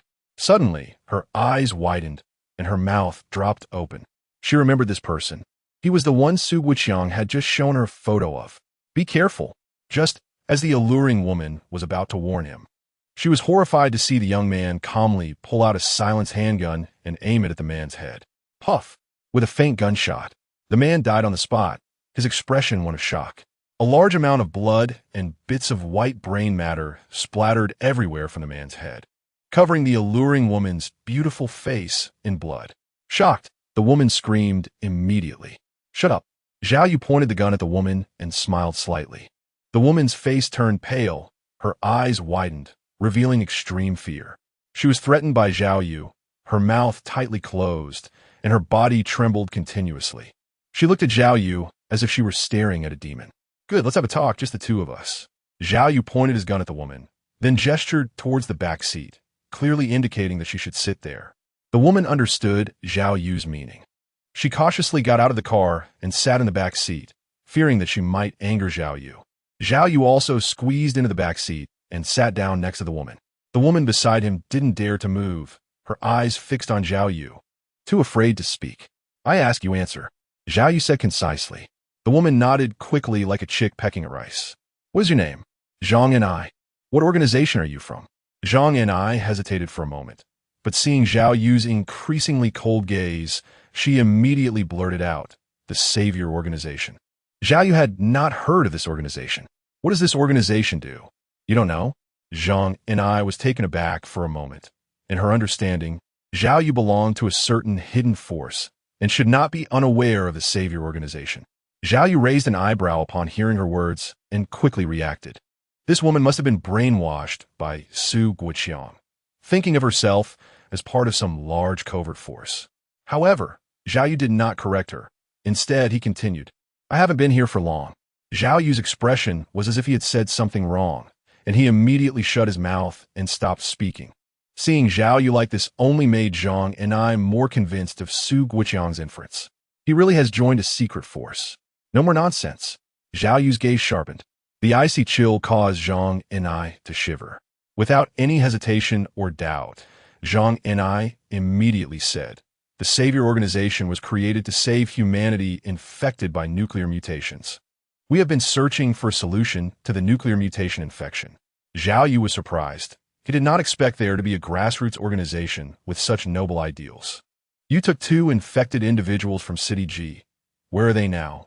Zhang and I quickly realized that one of the infected individuals had a son. "And wasn't that him? You said your parents?" "Yes." Zhao Yu's voice was a bit agitated. On the day of the outbreak in City G, his parents left and their whereabouts became unknown. Zhao Yu has always refused to believe that they are dead, but the infection situation in City G, the surrounding blood, and bones constantly remind him that this might just be his wishful thinking. Until today, when he heard the news that his parents are still alive, Zhao Yu is overwhelmed with excitement, his eyes reddening. They are currently in the Underground Research Institute of the Savior Organization. Are they really alive? Zhao Yu trembled as he asked. Zhang Ni's thoughts raced, and her gaze inadvertently swept over the man in the driver's seat, bleeding profusely. She quickly replied, "He's still alive. Doing just fine." She felt that if she said anything negative, she would follow in that man's footsteps the next moment. Zhao Yu breathed a sigh of relief. As long as he was still alive, he would definitely find a way to save them. "Take me there." Zhao Yu composed herself and returned to her cold demeanor. This might not work." Zhang and I was so nervous she didn't know what to do. "I don't know the exact location either." Sensing the atmosphere growing increasingly chilly, Zhang and I quickly added, "But I have a way to take you there." "What way?" Zhang and I shared her idea, and seeing Zhao Yu fall into silence, her heart tightened. Her hands and feet fidgeted uncontrollably, and her palms grew noticeably sweatier. She feared Zhao Yu would reject her idea, and along with it, her life. "Not bad." Zhao Yu looked at her, grinning widely and revealing a full set of white teeth. Dazzling to the extreme. But in Zhang Ni's eyes, it was the devil grinning. She took a long breath, temporarily saving her own life. Chapter 17. Blue Ice Su. Zhang Ni's plan was not complicated. However, how to deal with Zhang and I puzzled Zhao Yu. After thinking for a moment, Zhao Yu decided to tie Zhang and I up first. As for where to put her after she was tied up, the Su family's apartment definitely wouldn't work. If the two of them worked together, what if she escaped? Wouldn't that be like Zhou Yu inviting Liu Bei, losing both the wife and the soldiers? After a brief contemplation, Zhao Yu took Zhang and I to Li Xian's villa, found an empty room, and tied her up. To prevent her from escaping, Zhao Yu tightly bound Zhang and I from head to toe and stuffed a cloth in her mouth. She looked like a wriggling caterpillar.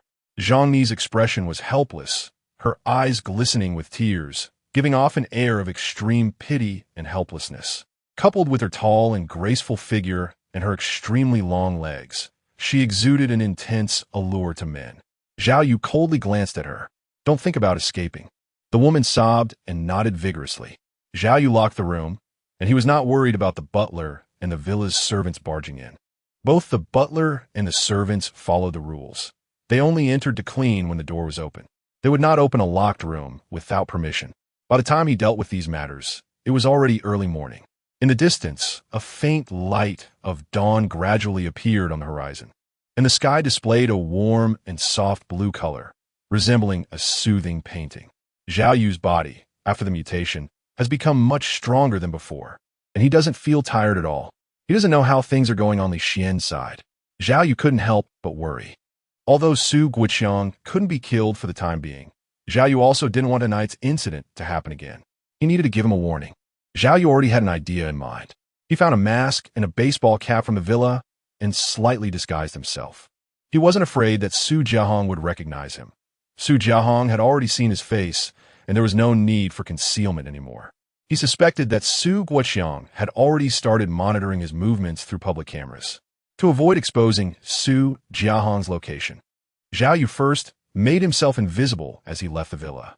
Then, he revealed himself in a small alley outside, wearing the baseball cap and mask, and calmly hailed a taxi at an intersection. He arrived at the apartment where Su Jiahong was held. The breakfast shop at the bottom of the apartment building had just opened, but many office workers and parents dropping their kids off at school had already entered the shop. Zhao Yu bought a bowl of congee and took it away. Yesterday, Zhao Yu didn't come, so Su Jiaxing also didn't eat anything. Zhao Yu doesn't feel guilty. As long as the person doesn't starve to death, that's fine. If he feeds him too much and he breaks free from the ropes and runs away, that would be a big loss. Zhao Yu checked the apartment door and found it intact, with the marks still there, indicating that no one had come or gone. He opened the door. Hearing a noise, Su Jiaxing, who was tied up with ropes, lifted his head from the bed. It's time to eat. Zhao Yu casually placed the porridge on the table while untying the rope on Su Jiaxing's hands. Su Jiaxing was very quiet, silently picking up the porridge to drink. Zhao Yu raised his eyebrows. He wasn't in this attitude last time. Seeing Su Jiaxing lift the bowl and drink the congee until not a drop was left, Zhao Yu understood that he was really hungry.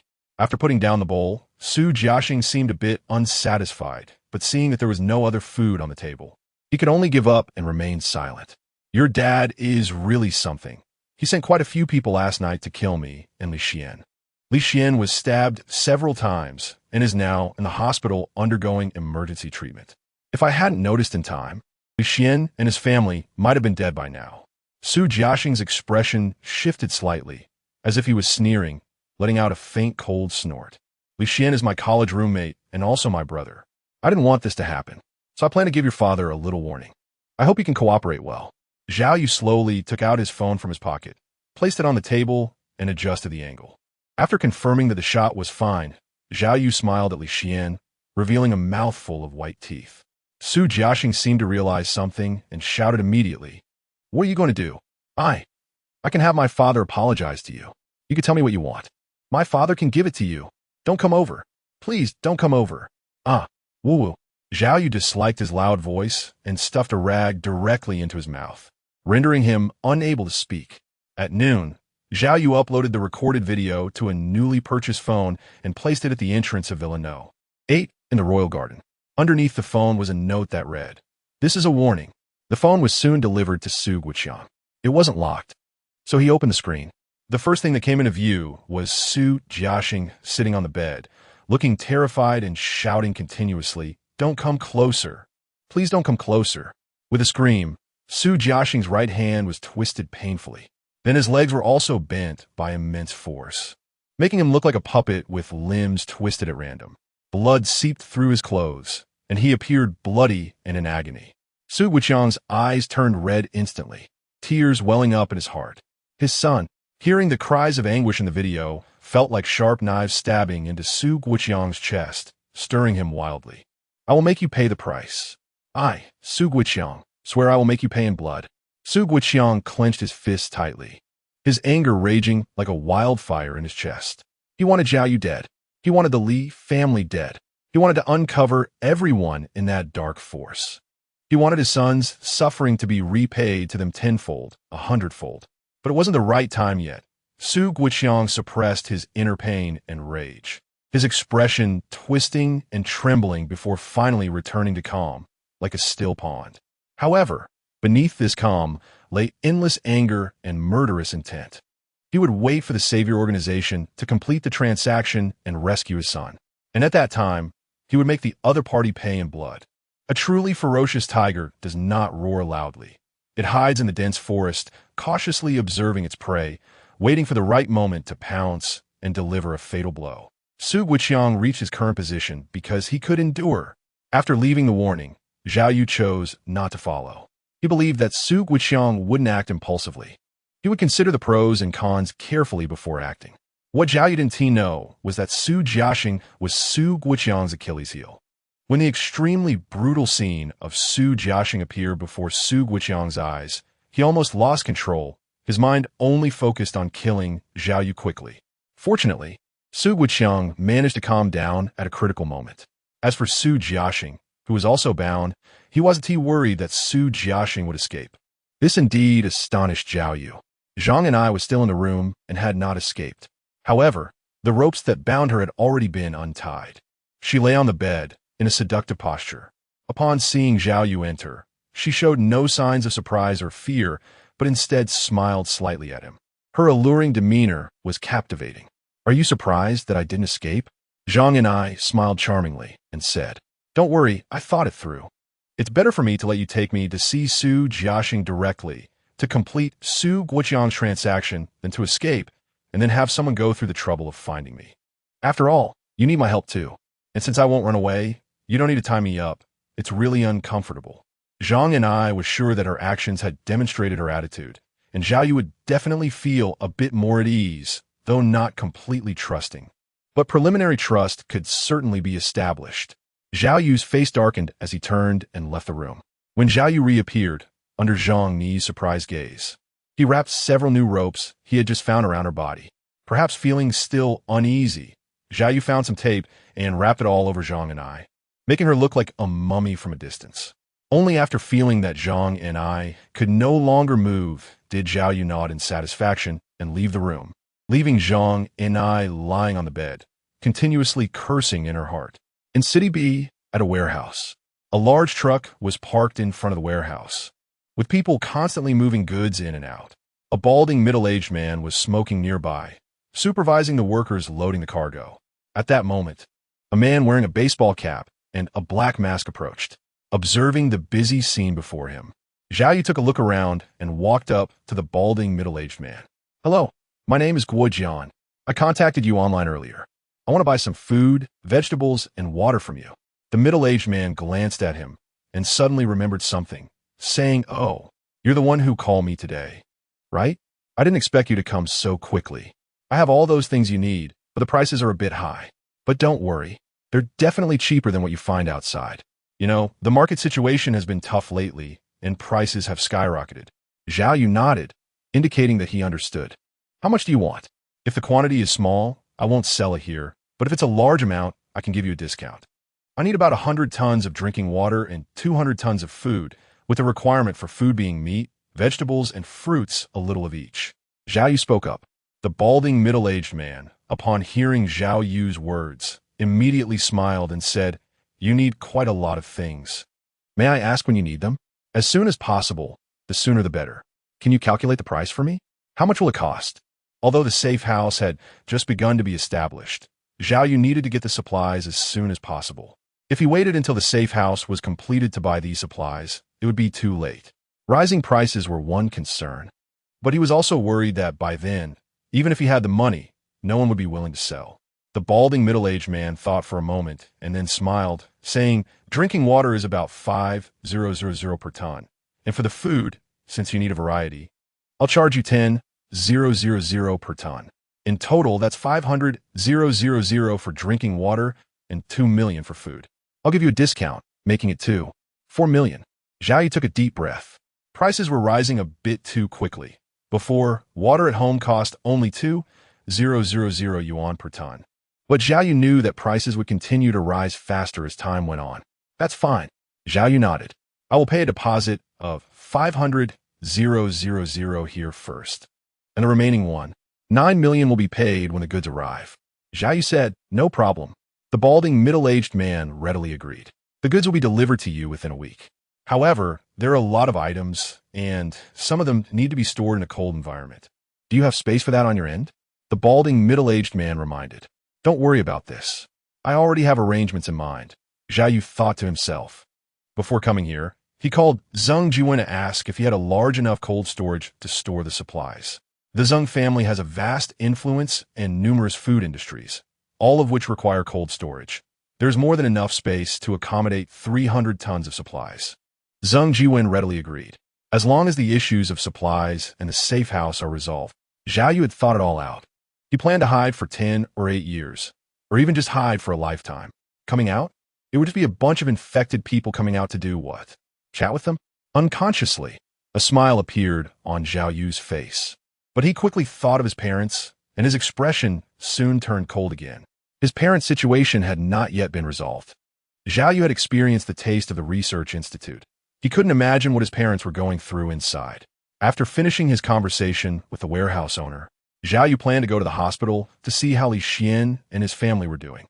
Although it was said that the two were injured due to an assassination attempt and nearly died, the root cause still lay with himself. He had not been careful enough in his actions, and Zhao Yu learned his lesson from this. The cost was a bit heavy, but fortunately, no one had died. We don't hire miners. How many times have I told you? If the higher-ups find out, we will be fined. Please, big brother, I'll be 18 soon. And I work very hard. Come back when you're 18. Stop bothering me. I still have to work. The conversation between the two on the opposite side caught Zhao Yu's attention. A boy in a t-shirt was desperately pleading with a man. Seeing that the man was unmoved, the boy suddenly knelt down, lowering his head, his voice a bit choked. My sister is seriously ill, and my family can't afford the medical expenses anymore. I want to work here to earn money to save her. Please, have mercy and let me work. I've asked many places, but they all said I'm a minor, and no one is willing to take me. I'm begging you. The boy wanted to kowtow, but was hurriedly stopped by the man. Hey, I understand your difficulties, but we really can't hire minors. The man felt compassion and reached into his pocket, pulling out 200 yuan in cash. It's not much, but take it. The boy's eyes were moist as he looked up at the man and then at the 200 yuan in his hand. However, a look of determination appeared on his face. This money is what you earn from hard work. I don't want it. The boy stood up, wiped his tears, turned to leave, but then saw a young man wearing a baseball cap and mask standing in front of him. I have a job here. Do you want it? Zhao Yu looked at the young man and said. The man beside him, upon hearing this, felt a stir in his heart and looked at Zhao Yu with a newfound appreciation and difference. What job? The young man widened his eyes, feeling a mix of confusion and excitement. This job is difficult, but the salary is high. Do you think you can handle it? No problem. I'm sure I can do it. The young man immediately agreed when he heard that the salary was high. Zhao Yu's eyes were filled with a smile. All right, then you come with me first, and I'll explain it to you slowly on the way. How much is the salary? Around 40,000 to 50,000 a month. Wow, that's so high. What's your name? Lan Bingxiu. The man watched Zhao Yu and the boy's figures gradually fade away, a smile unconsciously appearing at the corner of his mouth. What are you looking at? Get to work. His friend slapped him on the back of the head, and the man covered his head in pain. Got it. I just thought if one day I have money, I must do a charity event. You little brat, think too much. Let's talk about it when you actually have money. Chapter 18. Su Guiqiang calls today. He was very happy. After searching for a long time, he finally found a job, and the salary was not low. In order to support Lan Bingxiu's education, his parents rented a room near a school in City B, and the rent was not cheap. The smallest single room cost 3,000 a month. At that time, Lan Bingxiu's sister was still healthy, and considering both of them were studying, their parents gritted their teeth and rented a 2-bedroom apartment near the school. The apartment had poor lighting and was in bad condition, yet the rent was nearly 6,000 a month. Later, Lan Bingxiu's sister fell seriously ill and became paralyzed from the waist down. Their parents found the best hospital in City B for treatment. But when the medical expenses came out, the couple was shocked. Looking at their daughter's pale face, Lan Bingxiu's father trembled and only said one word, medical. Since then, Lan Bingxiu's father knelt down everywhere, begging to borrow money. Slowly, many debt collectors began to block their door. Although Lan Bingxiu didn't say much, he understood in his heart that to treat his sister, the family had already accumulated a lot of debt.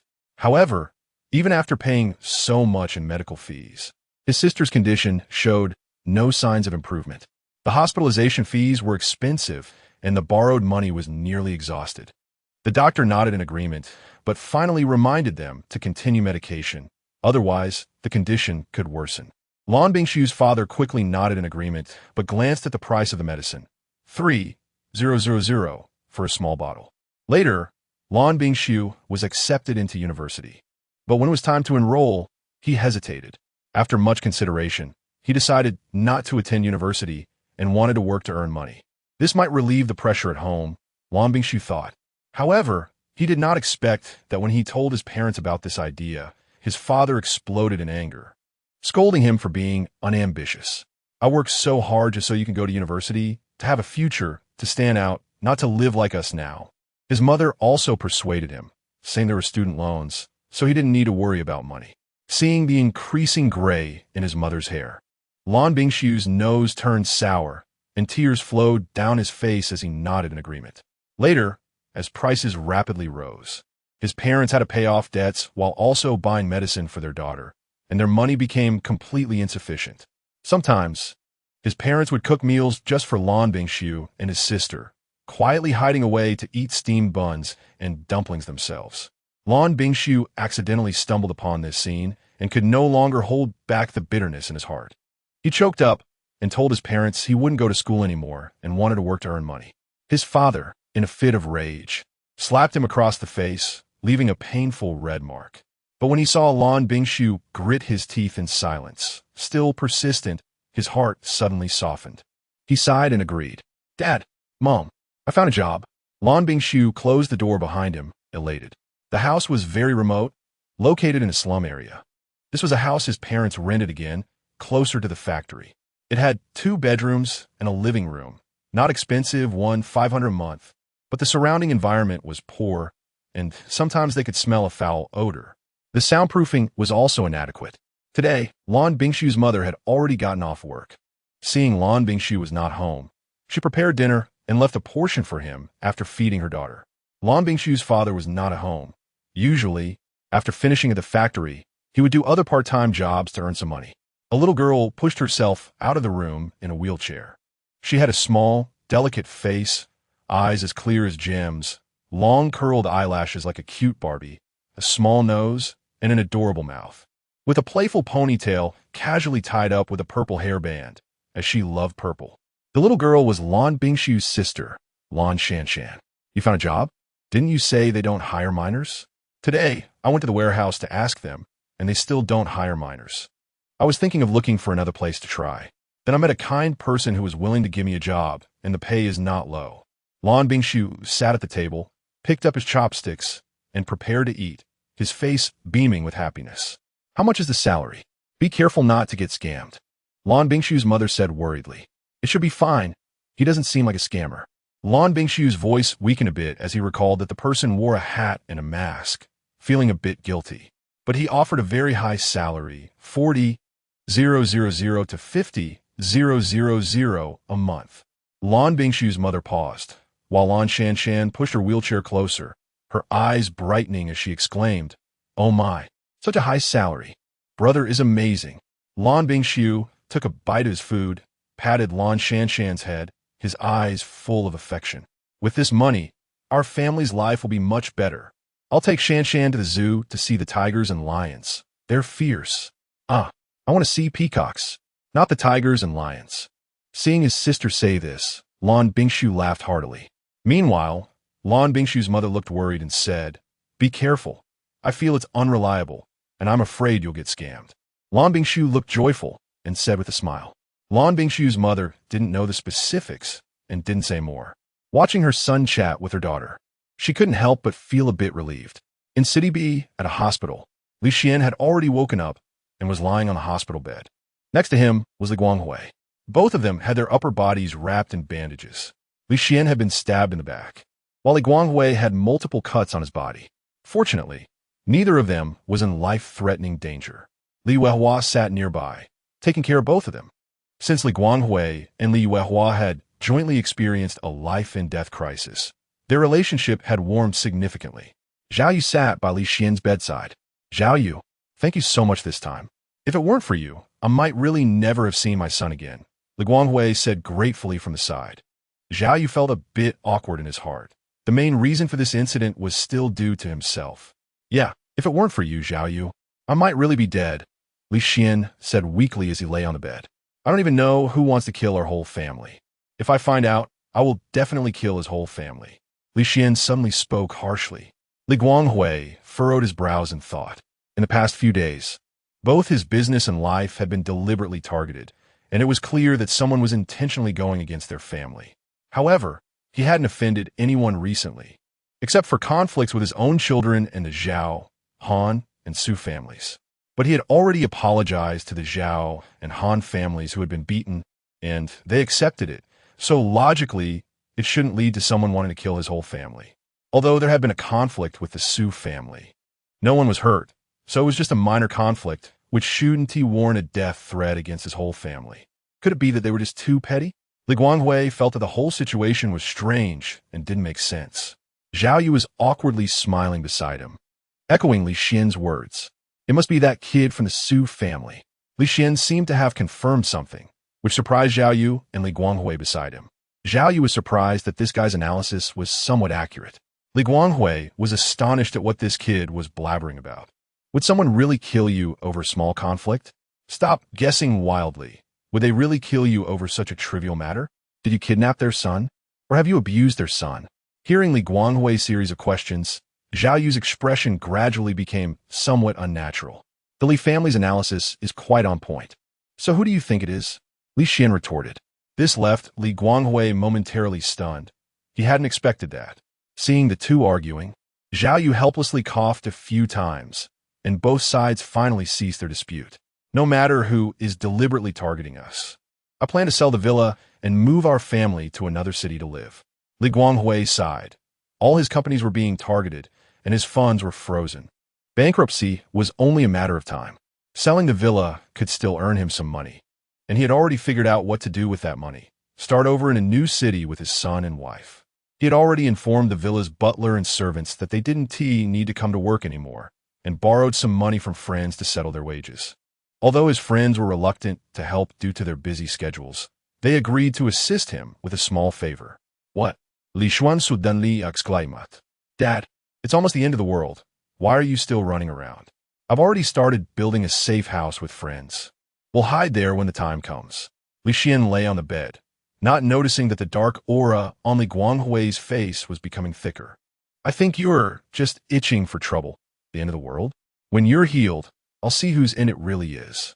Li Xian shuddered, his expression uncomfortable, and he stopped talking. Li Yuehua beside him covered her mouth and chuckled lightly. Zhao Yu did not persuade him, and Li Guanghui did not believe it and had no other way. He couldn't possibly let Zhao Yu find an infected person on the spot. It seemed like he was the infected person himself. Zhao Yu covered his head and thought to himself. Ever since he was resurrected from death, the red spots on his body and his scarlet eyes had disappeared, making him look no different from a normal person, which couldn't serve as proof.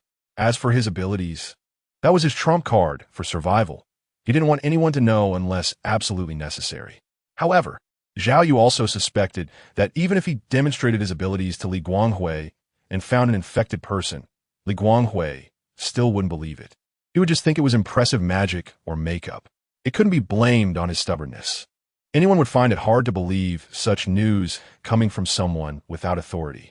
Seeing that Li Xian and Li Guanghui were both fine, Zhao Yu bid them farewell and left the hospital. Next was to gather the remaining 9 million in supplies. This wasn't difficult. Zhao Yu planned to continue asking Su Guiqiang for money. Su Guiqiang wouldn't refuse after the warning. He would definitely be more compliant, at least until he rescued his son. Su Guiqiang should be obedient.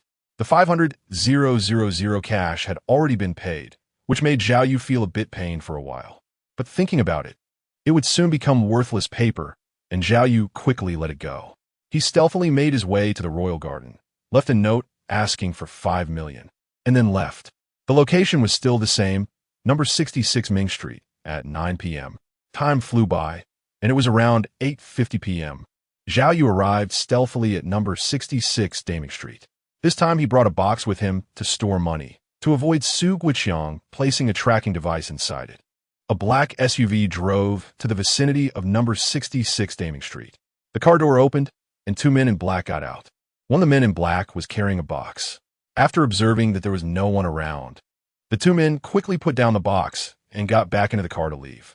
Zhao Yu stealthily approached the box and quickly hid it in an alley while ensuring no one was around. After checking that the amount inside was correct, Zhao Yu packed 5 million in cash into his own suitcase, while the other box was carelessly discarded in a trash can. Just then, Zhao Yu's phone in his bag suddenly rang. Zhao Yu took out his phone, which was not his own, but had been confiscated from Zhang and I. The caller ID showed Su Guiqiang. Su Guiqiang was calling, likely trying to reach Zhang and I, but he didn't know that Zhang and I had already been captured by him. Zhao Yu did not answer the call and hung up. He arrived at Li Xian's villa. Zhao Yu placed the box with 5 million cash securely and then arrived at the door of a locked room. This room was where Zhang and I was tied up. After unlocking the door, Zhao Yu walked in. Zhang and I was tightly bound, and the tape wrapped around her body was still there. When Zhao Yu entered, she was sound asleep on the bed. Hearing the noise in the room, Zhang and I cautiously opened her eyes. When she saw it was Zhao Yu, she relaxed a little. "You've tied me up here all afternoon, and I haven't eaten anything yet," Zhang and I said playfully. "Aren't you going to feed me something first?" Zhao Yu frowned and then said coldly, "Su Guiqiang just called you. Answer it." Lacking in romance, Zhang and I pouted. Zhao Yu, no matter what she thought, took out her phone from her bag, walked up to her, and simultaneously dialed Su Guiqiang's number. "Don't play tricks," Zhao Yu warned in advance. Beep, beep, beep. As the phone rang, Zhao Yu stopped talking, switched the phone to speaker mode, and then brought the phone to Zhang Ni's mouth, staring coldly at her. If she said one wrong word, Zhao Yu would hang up the call immediately. "Hello." The call was quickly connected, and Su Guiqiang's voice came from the other end. "Mr. Su, I had something going on just now and couldn't answer the call. Is there something you need?" Zhang Ni's voice was sexy and charming. "I have the item you wanted, but I have an additional condition. Mr. Su, you're being polite. Just say it, and as long as our organization can do it, we will definitely help you. After you help me rescue my son, help me kill someone." "Who?" "Zhao Yu." Zhang and I slightly widened her eyes and looked at Zhao Yu beside her. Zhao Yu demonstrated a simple gesture to her, prompting her to agree. Zhang and I quickly understood the meaning of Zhao Yu's actions. "All right, we will help you take care of Zhao Yu when the time comes. Is there any progress on my son's situation? The organization has sent many people to search, and there are already some leads. It is estimated that in a day or two, the organization will rescue your son." "Great, I look forward to your good news." The call was hung up by Su Guiqiang. Zhao Yu curled his lips into a cold smile. Chapter 19. The deal. Su Guiqiang now hated himself to the core. However, Zhao Yu didn't take it to heart. The end of the deal would mean Su Guiqiang's death. He had already obtained what he wanted. "When do you plan to proceed with the transaction?" Zhang and I asked. The Su family is now in Zhao Yu's hands, so the timing of the transaction naturally depends on him.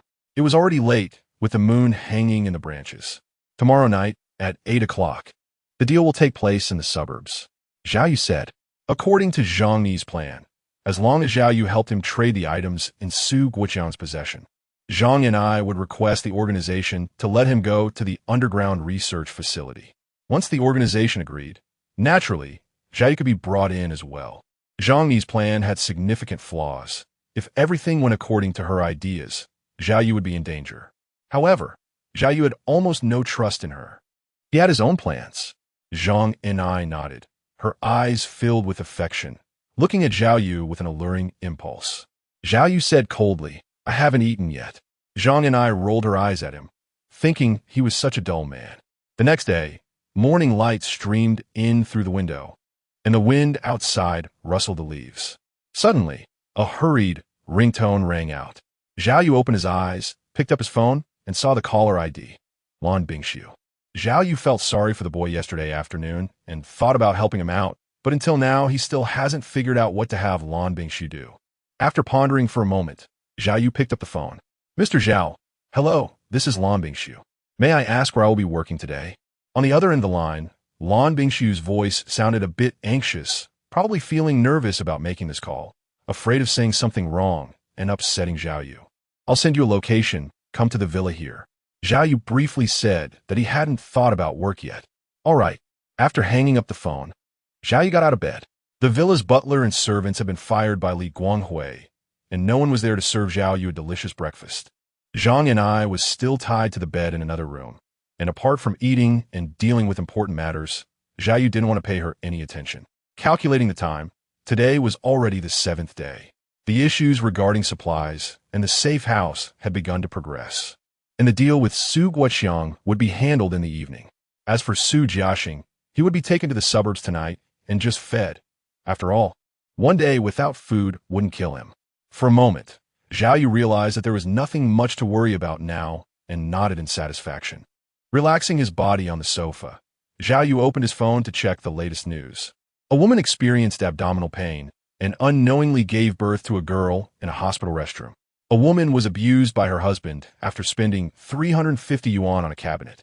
A national first-class actor decided to get arrested.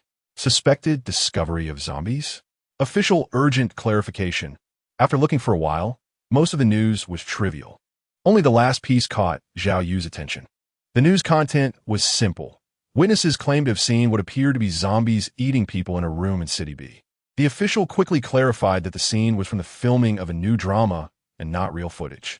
Most of the uninformed public commented, "This new drama looks really bloody. The atmosphere is intense. Can't wait.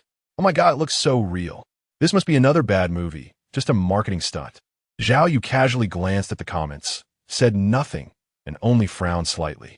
He enlarged the images from the news and scrutinized them closely, finally seeming to confirm something. Indeed, the zombie in the photo was someone Zhao Yu was very familiar with, covered in red spots and with blood-red eyes. Was this not the characteristic of an infected person? Had infected individuals begun to appear in City B?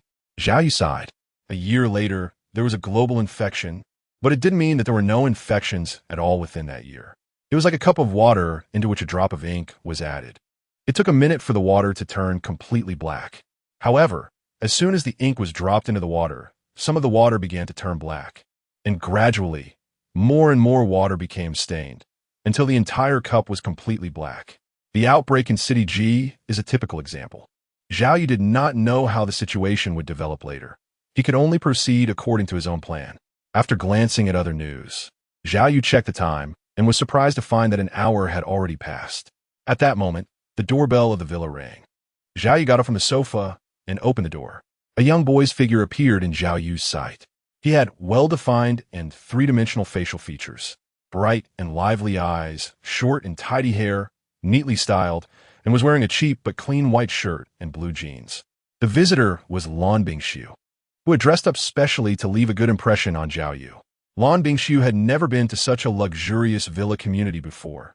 The towering villa buildings, exquisite garden landscapes, and tidy roads left him in awe. Thinking about the community he lived in, which was foul-smelling, crowded, and noisy, he felt a bit of envy and admiration. He didn't expect Mr. Zhao to be so wealthy. Lan Bingxiu felt nervous at first, but soon relaxed, as he was there to work for Mr. Zhao. "You're here. Come in and have a seat."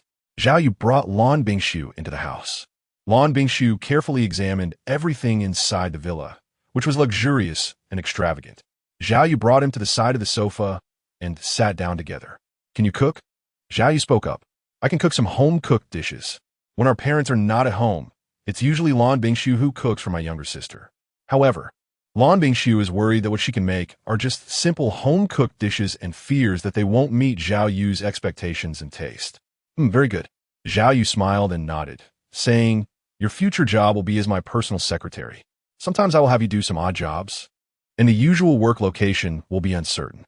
Wherever I arrange for you to go, you will go. The working hours are all day, when I don't have other arrangements. You can rest. You'll have 2 days off every weekend. The salary is 50,000 a month. Do you have any other opinions?" "No." Lan Bingxiu quickly shook her head. 50,000 a month. Her parents only earned 6,000 a month. Lan Bingxiu felt extremely excited. With so much money, she could completely provide a better life for her parents and also have money to treat her sister. Zhao Yu smiled. He could understand the feelings of the young man. "Let me send you this month's salary first," Zhao Yu said, "but I haven't started working yet." Lan Bingxiu was surprised, her expression a bit flustered. Zhao Yu just smiled, stood up, and went downstairs to get 50,000 cash. He had noticed that Lan Bingshu's family was somewhat struggling when he knelt down to beg for a job. When Lan Bingshu saw the 5 stacks of cash placed on the table by Zhao Yu, he gulped hard. He had never seen so much cash before, and it was his own. He felt even more touched. Looking at Zhao Yu, his eyes began to blur. He was really grateful to Zhao Yu. Zhao Yu was also taken aback. Why was this kid about to cry? A young person's heart is always sincere and easily moved. You find a bag to collect this money. First, let me make it clear that this is this month's salary. And you still have to work for me for another 30 days. So don't just take the money and disappear. Haha, I won't. Lan Bingshu was amused by Zhao Yu's words, wiped away his tears, and suddenly burst into laughter. Well, let me tell you some taboos first.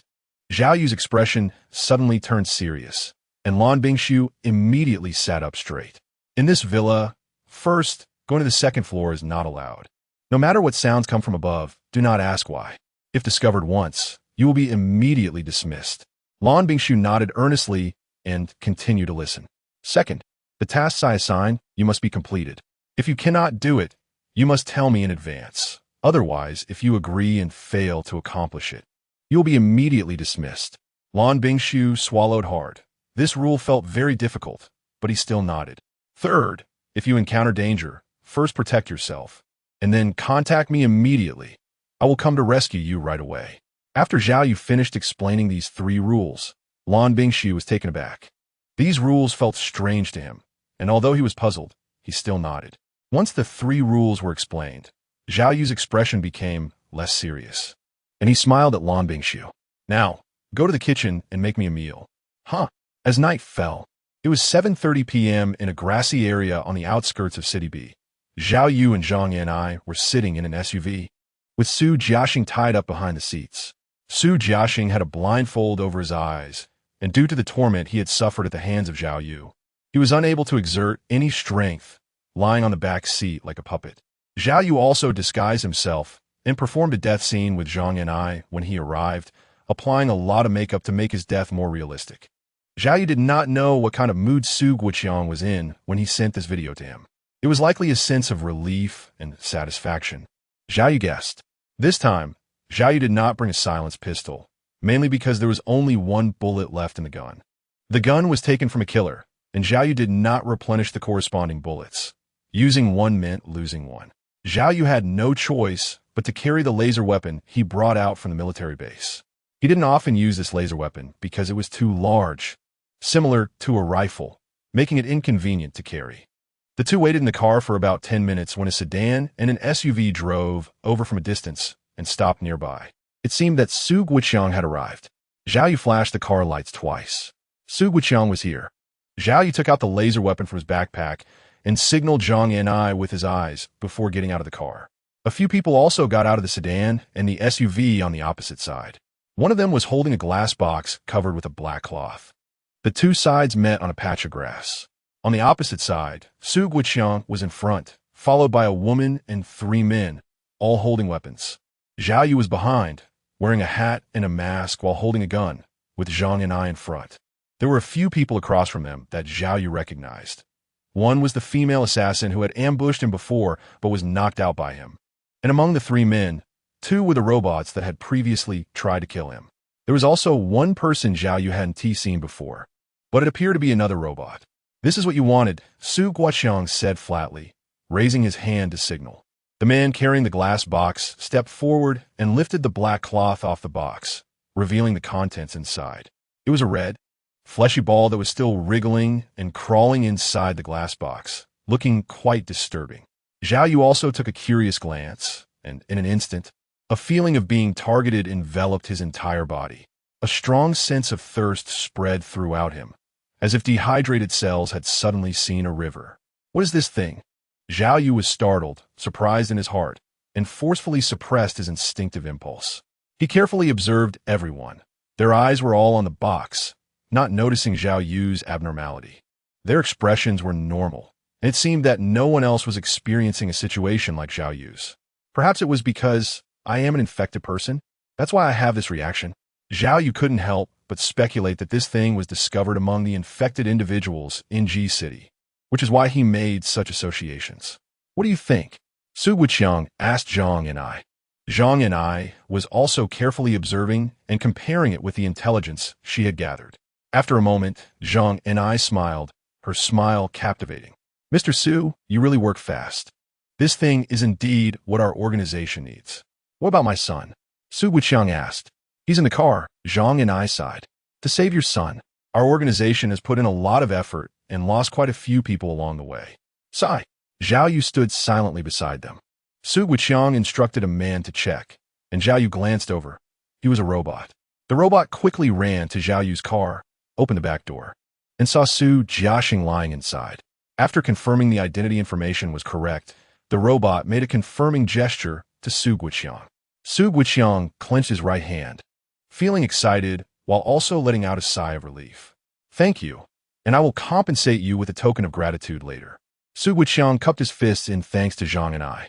Mr. Su is too polite. Zhao Yu didn't rush to take action.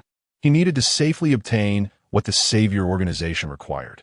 Can that item be given to us now? Zhang Ni's eyes were fixed on the box. Then she turned to Su Guqiang. Please wait while I confirm my son's current situation. Su Guqiang replied with a noticeably gentler tone. No problem. Zhang and I nodded. The robot carefully brought Su Jiaxing out and walked in front of Su Guqiang. Son. When Su Guqiang saw his son's physical condition, his voice trembled involuntarily. Su Jiaxing still had his eye mask on. Upon hearing the voice, he moved slightly and mumbled, then quickly exclaimed, Dad, is that you? Dad, it's me. Su Guqiang said as he removed Su Jiaxing's eye mask, tears welling up in his eyes, and his slightly aged face showed deeper wrinkles. After the eye mask was taken off, Su Jiaxing saw his father's face, and his expression instantly became excited. He was finally rescued from that demon. Dad, what about that Zhao Yu guy? Su Jiaxing quickly asked, his expression shifting from excitement to fear, then evolving into anger and hatred. He must be killed. Kill him.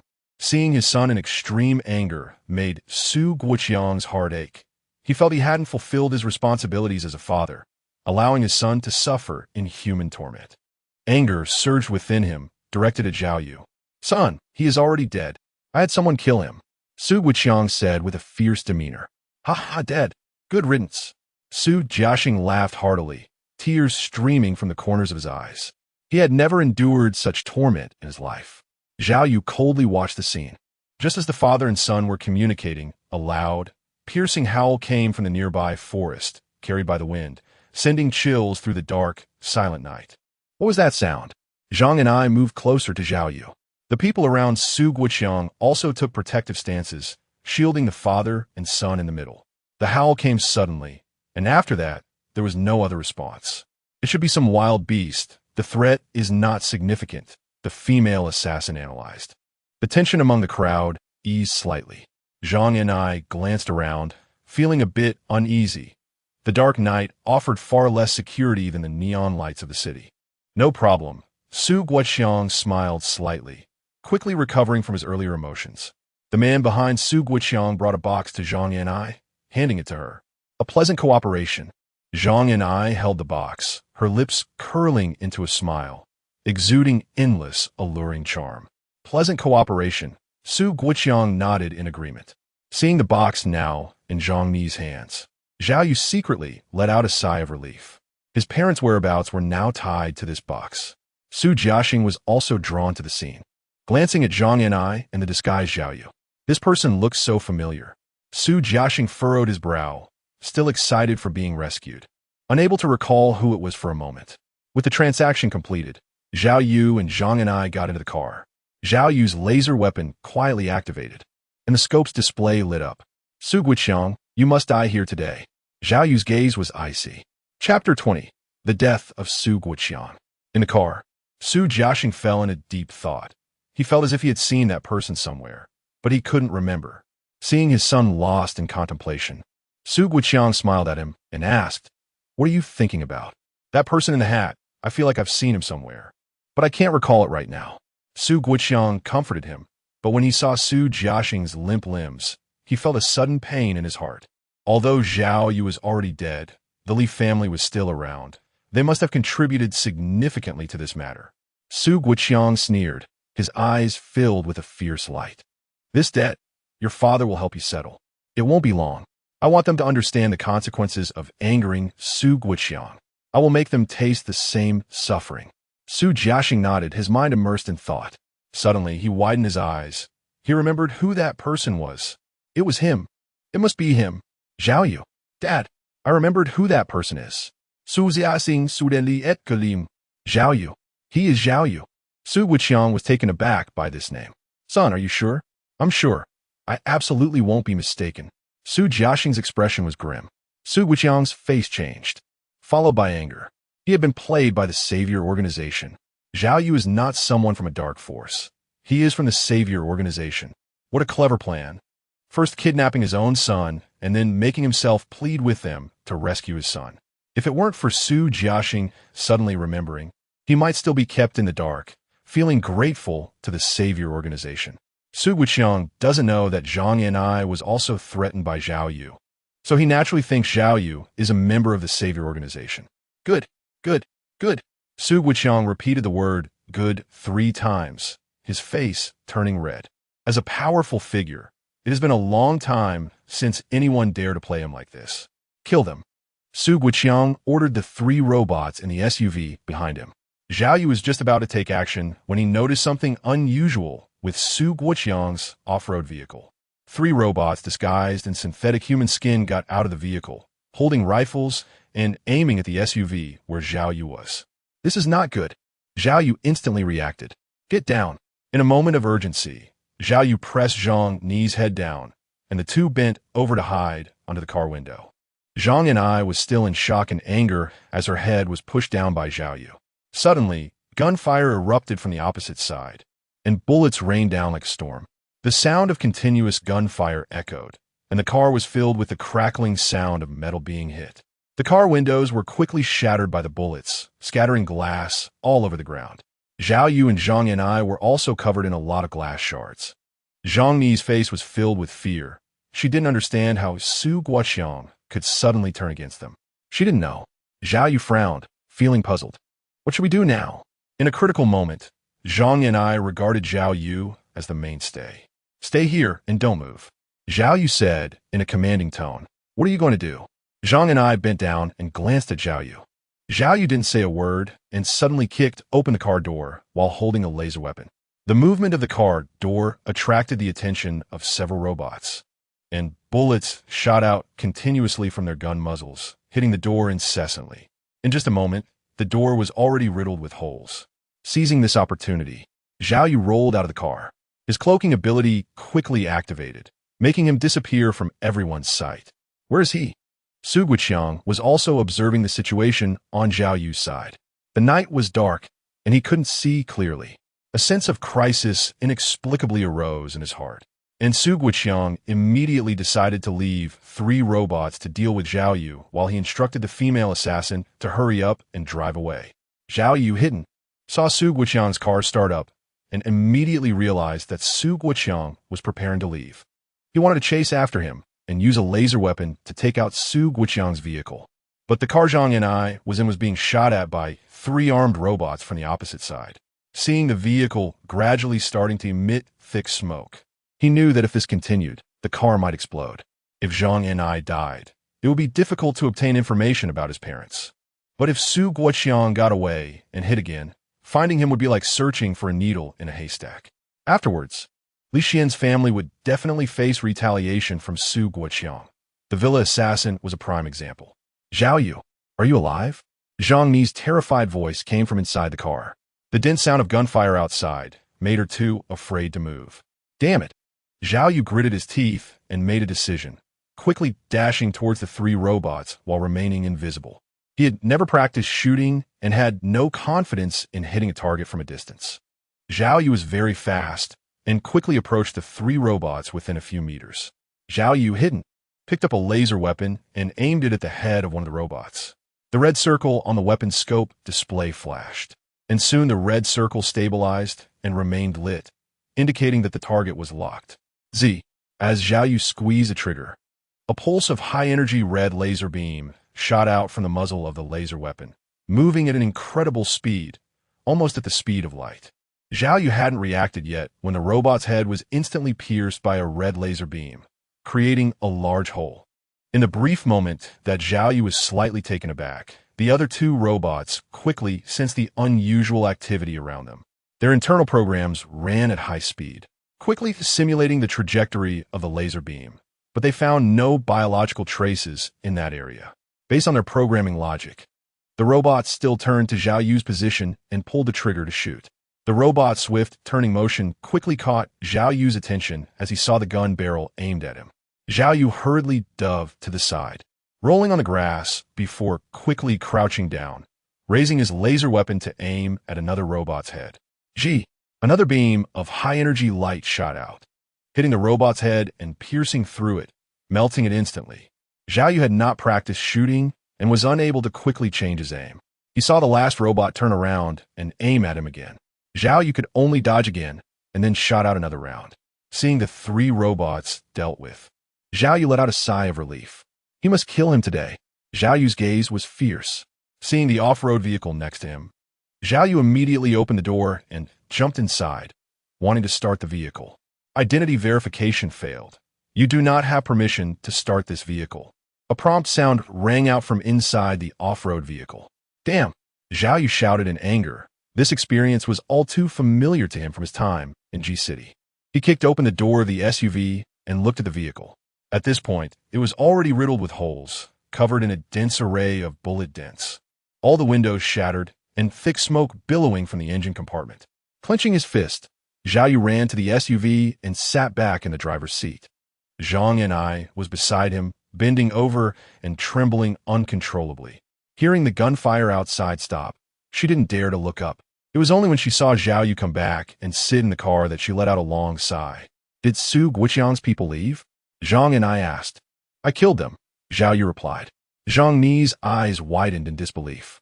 Although she hadn't seen the situation outside, she could sense the powerful firepower from the dense gunfire. You killed him? Zhang Yan'ai asked in disbelief. It was only then that she sat up and saw the condition of the entire vehicle.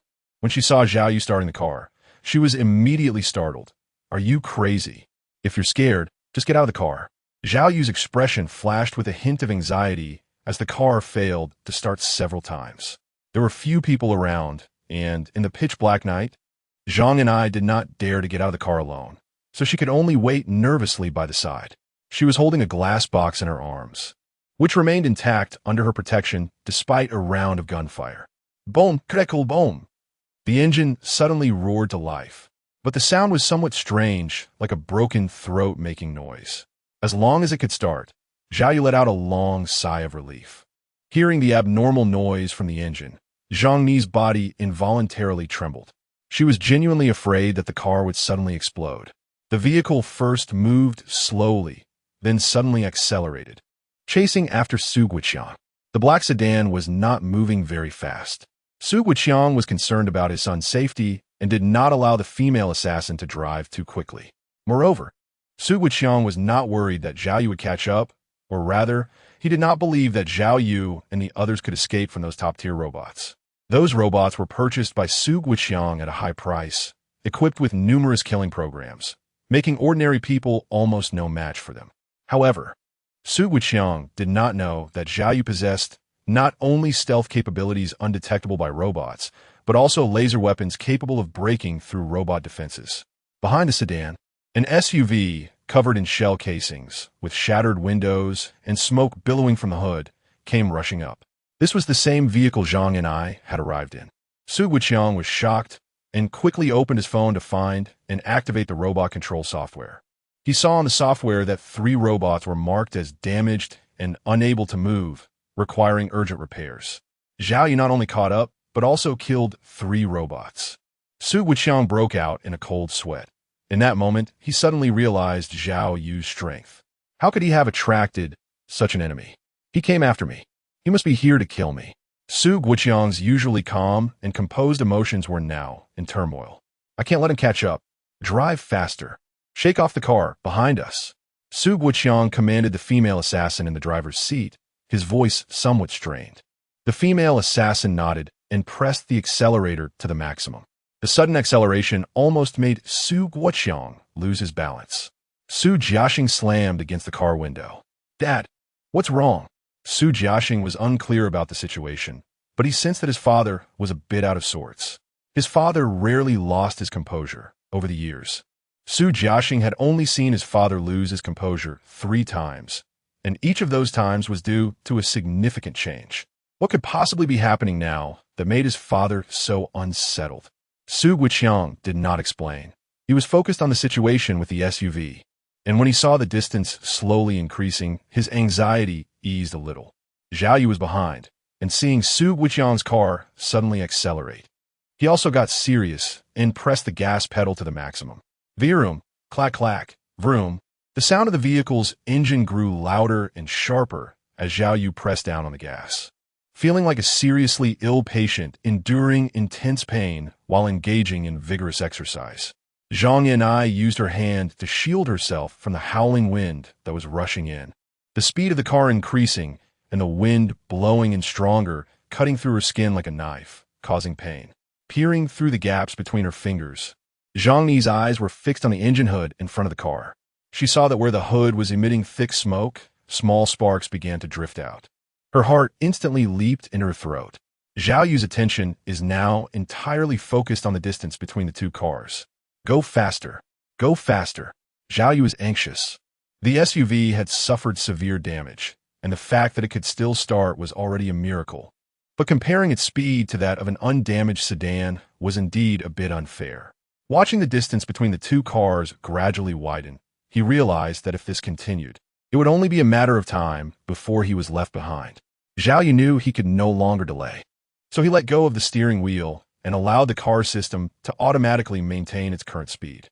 The windshield was long gone, and Zhao Yu held the laser weapon in his hand, aiming it at Su Guoqiang's car through the targeting display. The SUV's headlights had only one light barely functioning, while the others were all damaged, providing very little illumination, making it even more difficult for Zhao Yu to aim. Although the targeting display had basic night vision capabilities, it was actually of limited help to Zhao Yu. On one hand, he was not a professional marksman. On the other hand, inside the speeding car without a windshield, strong winds constantly interfered. Zhao Yu tentatively aimed and fired a shot. The red laser energy beam shot past 5 meters to the left of the black sedan. Zhao Yu took a deep breath, re-aimed, and continued to pull the trigger. 5 consecutive red laser beams flashed past the black car, all missing their target. Zhao Yu's face turned pale, and for a moment, things looked grim. Inside the car, Su Guoqiang's expression was even worse. When he saw the first red laser beam streak past the side of the car door, he instantly understood that Zhao Yu had laser weapons. If even one of those hit, the vehicle would be rendered scrap on the spot. After seeing 5 more red laser beams flash by the car, Su Guoqiang's face twisted in agony. Su Jiaxing was unable to move. His understanding of the situation outside was limited, but when he saw his father's panicked expression, his heart tightened with anxiety. A red laser beam suddenly flashed from inside the car. Su Jiaxing's eyes widened, and he hurriedly looked at his father. Su Guoqiang's expression was stiff. He felt as if something had pierced through his chest at high speed. Before he could react, a wave of searing pain surged through his chest. "Father!" Su Jiaxing screamed in terror. He saw a large gash appear on his father's chest, bloody and raw, accompanied by the smell of charred flesh. The red laser beam had pierced through Su Guoqiang's chest. Blood spilled from Su Guoqiang's mouth, and an overwhelming sense of weakness washed over him like a storm, his consciousness slowly fading away. He knew he didn't have long to live. "Son!" Su Guoqiang struggled to turn his head to look at his only son. Su Jiaxing was unable to move, tears spilling from the corners of his eyes. Live on." Su Guoqiang wanted to place his hand on his son's head, something he used to do effortlessly, now felt as heavy as 1,000 pounds. "Dad, I'm sorry, you." All the strength in Su Guoqiang's body vanished, and he collapsed on a car seat. His gaze remained fixed on Su Jiaxing, filled with deep reluctance and guilt. "No!" Su Jiaxing cried out in anguish, tears soaking his cheeks. He wanted to wave his hands to hold this man in front of him, but the intense pain made it impossible for him to muster even the slightest strength. He couldn't even manage one last embrace with this man. Zhao Yu, I, Su Jiaxing, will kill your entire family. Kill your entire family. A fire of fury burned within Su Jiaxing, his face twisted in anger. The red energy beam shot diagonally from Su Guiqiang's body, not hitting the female assassin in the driver's seat. The female assassin noticed the abnormality in the back seat and quickly understood what had happened, her mood sinking. Her boss was dead. There would be no more money coming in. The red laser beams continued to flash on both sides. The danger was not yet over. The female assassin unfastened her seatbelt, allowing the vehicle's system to maintain its speed. She then crawled from the front seat to the back seat. Su Jiaxing glared at the female assassin, his eyes fierce, questioning, "What are you doing?" "Letting you live." The female assassin glanced at him and replied flatly. She skillfully unbuckled Su Guiqiang's seatbelt, murmuring, "Rest in peace. Don't blame me. I'm doing this to save your son. Don't blame me. Don't blame me." Su Jiaxing's eyes first showed confusion, then suspicion, and finally extreme anger. He saw the female assassin open the car door, then shift his father's body before dragging it out. Seeing his father's body hit the ground, rolling due to inertia, finally disappearing from view, Su Jiaxing screamed, heartbroken and furious, a surge of anger rushing to his head, causing him to faint on the spot. Behind the car, Zhao Yu fired several shots, seeing one bullet pierce into the car, but getting no reaction. He estimated it must not have hit anything, and then fired a few more shots, but his aim was poor, and none hit again. Zhao Yu sighed, and was about to take a few more shots when he saw the car door in the distance being opened. A figure was thrown out. Zhao Yu quickly slammed on the brakes, and looked at the figure. The figure kept rolling forward, and finally came to a stop. Zhao Yu drove closer, the car lights shining on the figure, and, at a glance, Zhao Yu recognized him as Su Guiqiang. Dead? Su Guiqiang was shot dead by himself. Zhao Yu's lips curled up, and the pressure on him suddenly eased. With this, Li Xian's family was safe. As for the remaining Su family members in the car, Zhao Yu did not drive after them. This car had already reached its limit, and he estimated that even if he took the risk to chase, he wouldn't be able to catch up. Zhao Yu was not worried. With Su Guiqiang gone, the towering tree of the Su family had also fallen, and Zhao Yu felt he couldn't stir up much trouble for the Su family. However, one must eradicate the roots when cutting grass. If Su family members were found later, Zhao Yu would not show mercy. The vehicle came to a stop, and Zhang and I immediately grabbed the box, opened the car door, and dashed out. Every second she spent in the car was filled with fear, terrified that the vehicle might explode at any moment. Zhao Yu glanced at Zhang and I, who had just gotten out of the car. Her face was pale, and her long legs were trembling uncontrollably. With a light laugh, she thought how timid she was. Cars didn't explode so easily. Her gaze swept over the hood of the vehicle, where flames were erupting and burning. Zhao Yu's expression changed immediately. He kicked open the car door, grabbed the laser weapon and backpack, and rushed out. Zhang and I, who was beside him, also saw the flames and was so frightened that she retreated dozens of meters. Bang! Just as the two of them ran far away. The hood of the vehicle exploded with a loud roar. The hood was blown far away, and after the explosion, the flames surged wildly, quickly spreading to the vehicle's fuel tank. Bang! Bang! Bang! There were continuous explosions, and in an instant, the flames shot up to the sky. Zhao Yu and Zhang and I were pushed back by the impact, but fortunately, they managed to run far away. Hiccup! Suddenly, in the night, a chilling voice rang out behind them, deep and muffled. In an instant, it felt as if a cold chill had enveloped their spines. Chapter 21. Monster with the light from the explosion of the vehicle. The two of them clearly saw the situation behind them and couldn't help but gasp in shock. It was a monster. It resembled a wolf, massive in size, about the size of a car, with blood-red eyes that were sharp and filled with a murderous aura. Its fur had completely fallen off, revealing bulging patches of blood-red muscle.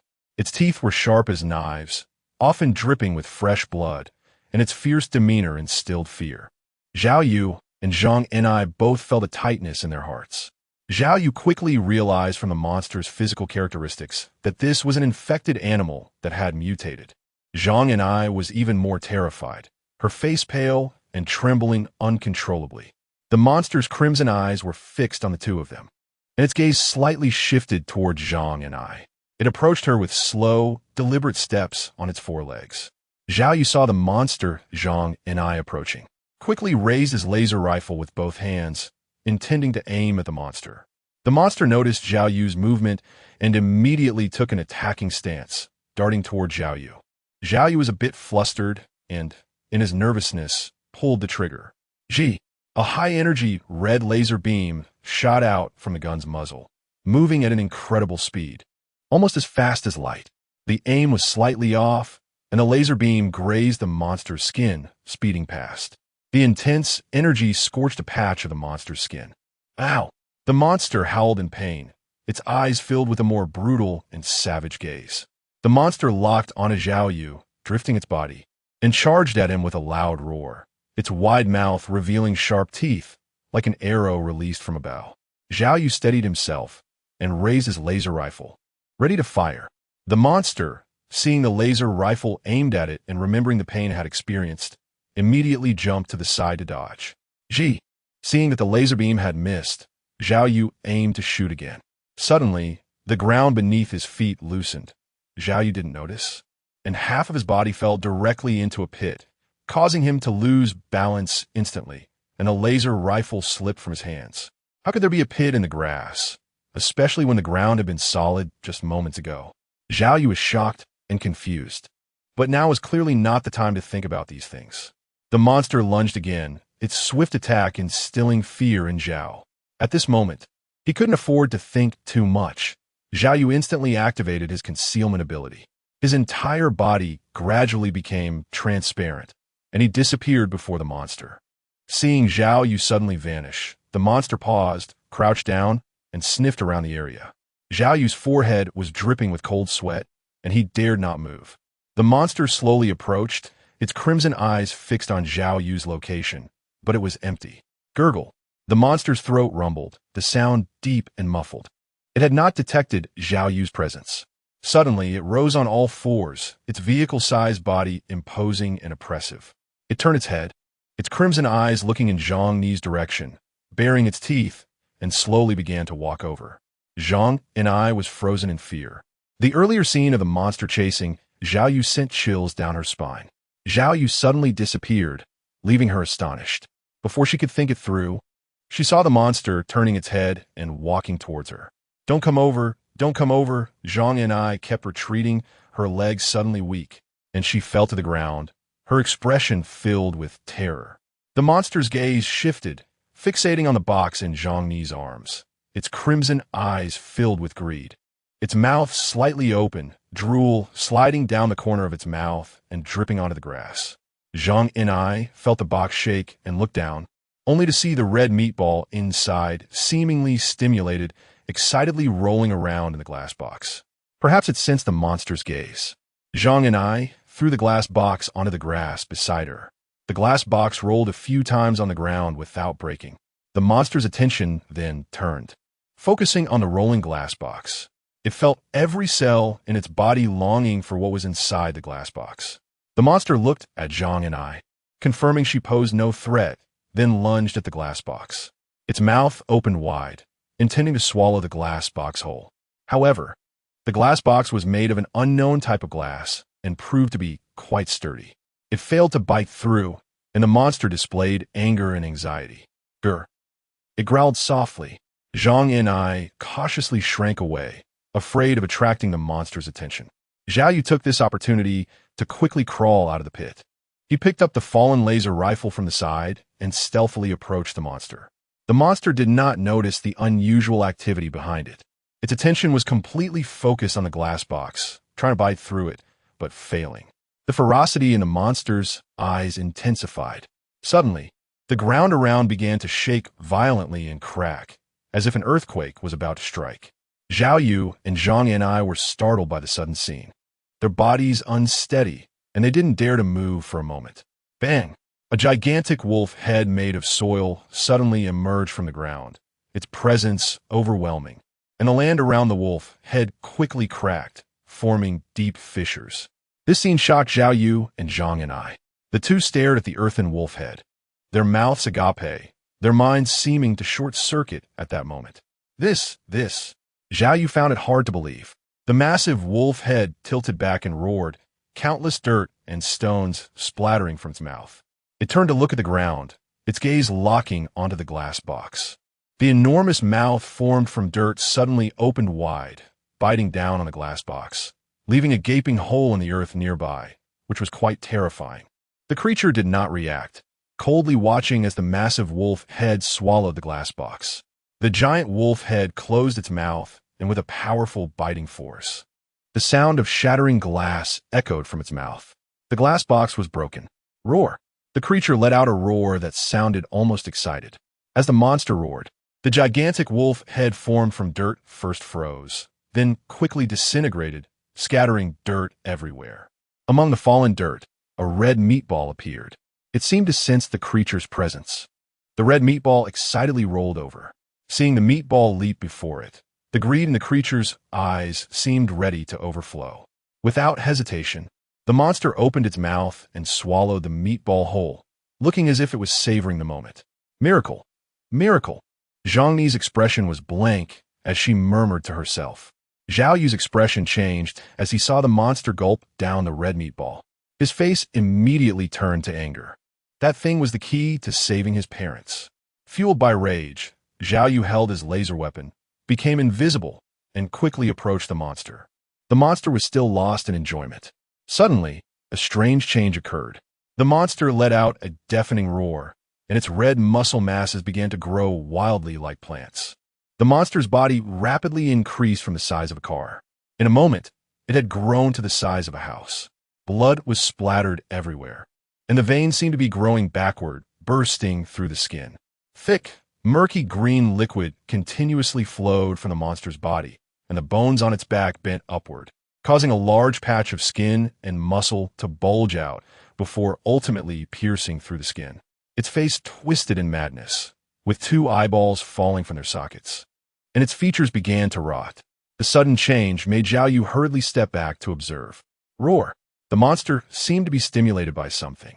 It attempted to move toward the dense forest, but as it took a step with its forepaws, its four thighs exploded from within like bamboo poles supporting immense weight. Blood splattered everywhere, and without the support of its legs, the monster's body leaned forward and crashed to the ground. It became motionless, seeing the monster's lack of movement. Zhao Yu was filled with uncertainty. Is it dead? Zhao Yu was unsure and kept his distance from the monster. Suddenly, the muscles on the monster's back twitched, as if a thin paper had torn open a hole. A red flesh ball rolled out from the opening, and right behind it, another red, crystal-like fleshy object followed. It seemed to sense Zhang Ni's presence, and the two objects began to roll toward her, one after the other. What happened today was simply bizarre. After seeing the monster fall, Zhang Ni watched as two things emerged from its back and rolled toward her.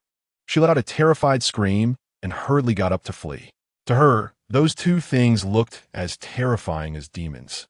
Zhao Yu, who was invisible, was also filled with fear upon seeing the two fleshy objects. He had witnessed the monster's transformation after it devoured the red flesh ball and felt a strong sense of dread toward it. Yet, his body felt as if every cell was rejoicing, craving the thing desperately. Eat it, eat it. A thought suddenly emerged in Zhao Yu's mind. Zhao Yu's body trembled, and he shook his head frantically, trying to shake the thought out of his mind. How could he have such a terrifying idea? Zhao Yu's heart was filled with fear. His rationality quickly suppressed the desires arising from his body. Taking a few deep breaths, Zhao Yu gradually regained his calm. The meatball rolled slowly, and after coming down from the monster's body, it rolled on the ground, inching its way towards Zhang Ni. Zhang Ni was so frightened that she turned to run, but further away there was no light, just darkness and silence. Zhang Ni dared not step into the darkness, so she could only circle around the area near the firelight, keeping away from the two meatballs. Taking advantage of Zhang Ni's diverted attention, Zhao Yu released his invisibility state, and his body became visible. The monster should be completely dead. It had not reacted for a long time, but he still did not dare to approach. As soon as Zhao Yu's hidden state was lifted, the two meatballs sensed his presence, stopped chasing Zhang Ni, and turned their direction to roll over to Zhao Yu. Judging by their appearance, they seemed even more excited. Zhao Yu took a deep breath, and An idea formed in his mind. He removed his backpack and actively walked towards the two meatballs. The red meatballs couldn't be discarded. Zhao Yu had no choice but to try to put them in his backpack. As they got closer, the two meatballs became even more excited and began to bounce towards him, jumping to a height of about 2 or 3 decimeters. When they were 2 or 3 meters away, Zhao Yu's inner desire resurfaced, and saliva began to flow continuously from his mouth, while his normally colored eyes gradually turned crimson. Eat it! Eat it! It's so delicious! Hurry up and eat it! Thoughts flashed rapidly in his mind. You'll die, you'll die. A strong sense of reason suppressed the desire, and his eyes returned to normal. Zhao Yu didn't dare to delay any longer. He was afraid he wouldn't be able to control himself and would swallow the meatballs. The desire his body craved was becoming stronger. With the military backpack opened, Zhao Yu seized the opportunity when the meatballs jumped, quickly putting 2 of them into the bag. He didn't even dare to touch them with his hands, fearing something might go wrong. As soon as the meatballs were in the bag, Zhao Yu hurriedly closed the backpack, worried they would jump out. In the distance, Zhang and I, realizing what had happened, felt a quiet sense of relief when she saw Zhao Yu appear and put the meatballs away in the backpack. Zhao Yu walked over to her with a backpack. Where did you go just now? Zhang and I asked first. Ever since the monster started chasing Zhao Yu, it was as if he suddenly disappeared. Zhao Yu's words struck a chord in Zhang Ni's heart, and his eyes darted around, glancing everywhere. In the distance where the firelight couldn't reach, darkness loomed silently, as if countless monsters were watching the two. Zhang Ni's face turned pale.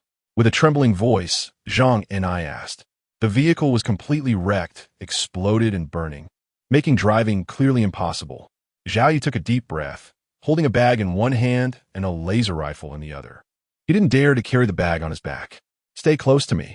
Zhao Yu led the way, while Zhang and I felt scared. But there was no better option now. She dared not stay behind and could only follow in Zhao Yu's footsteps. Crossing the boundary of the firelight, the two moved forward in the darkness. Zhang Ni's gaze stayed fixed on Zhao Yu. In the darkness, although Zhao Yu's silhouette was somewhat unclear, it resembled an umbrella held up against a torrential downpour, giving Zhang and I a sense of safety. The journey was uneventful. Upon seeing the distant city lights scattered on the road, the two finally relaxed their anxious hearts. In that moment, all their inner fears were dispelled by the streetlights. Zhao Yu got into a car. The driver was astonished when he saw the laser rifle in Zhao Yu's hand. Zhao Yu saw through his thoughts and explained with a smile, "It's a toy gun, not a real gun." A toy gun? The craftsmanship is impressive. The driver chuckled in disbelief. In the back seat of the vehicle, Zhang Enai shifted her body. Her face looked tired, as if it were an instinctive move. Zhang Enai leaned her head on Zhao Yu's shoulder, her eyes closed tightly, falling into a deep sleep. Zhao Yu frowned and turned to look at Zhang Enai. She saw that her eyes were already closed, as if she was truly tired. Glancing at the backpack, there was no response. The 2 little balls of flesh were temporarily quiet. Zhao Yu kept a part of his attention on the backpack, fearing any accidents. After tonight's events, he also felt a bit tired, but he didn't dare to sleep in the car. The roads at night were sparse with vehicles, and the driver was driving fast. It didn't take long for the vehicle to reach the destination, the royal garden. He nudged Zhang Ni's body, but she showed no response.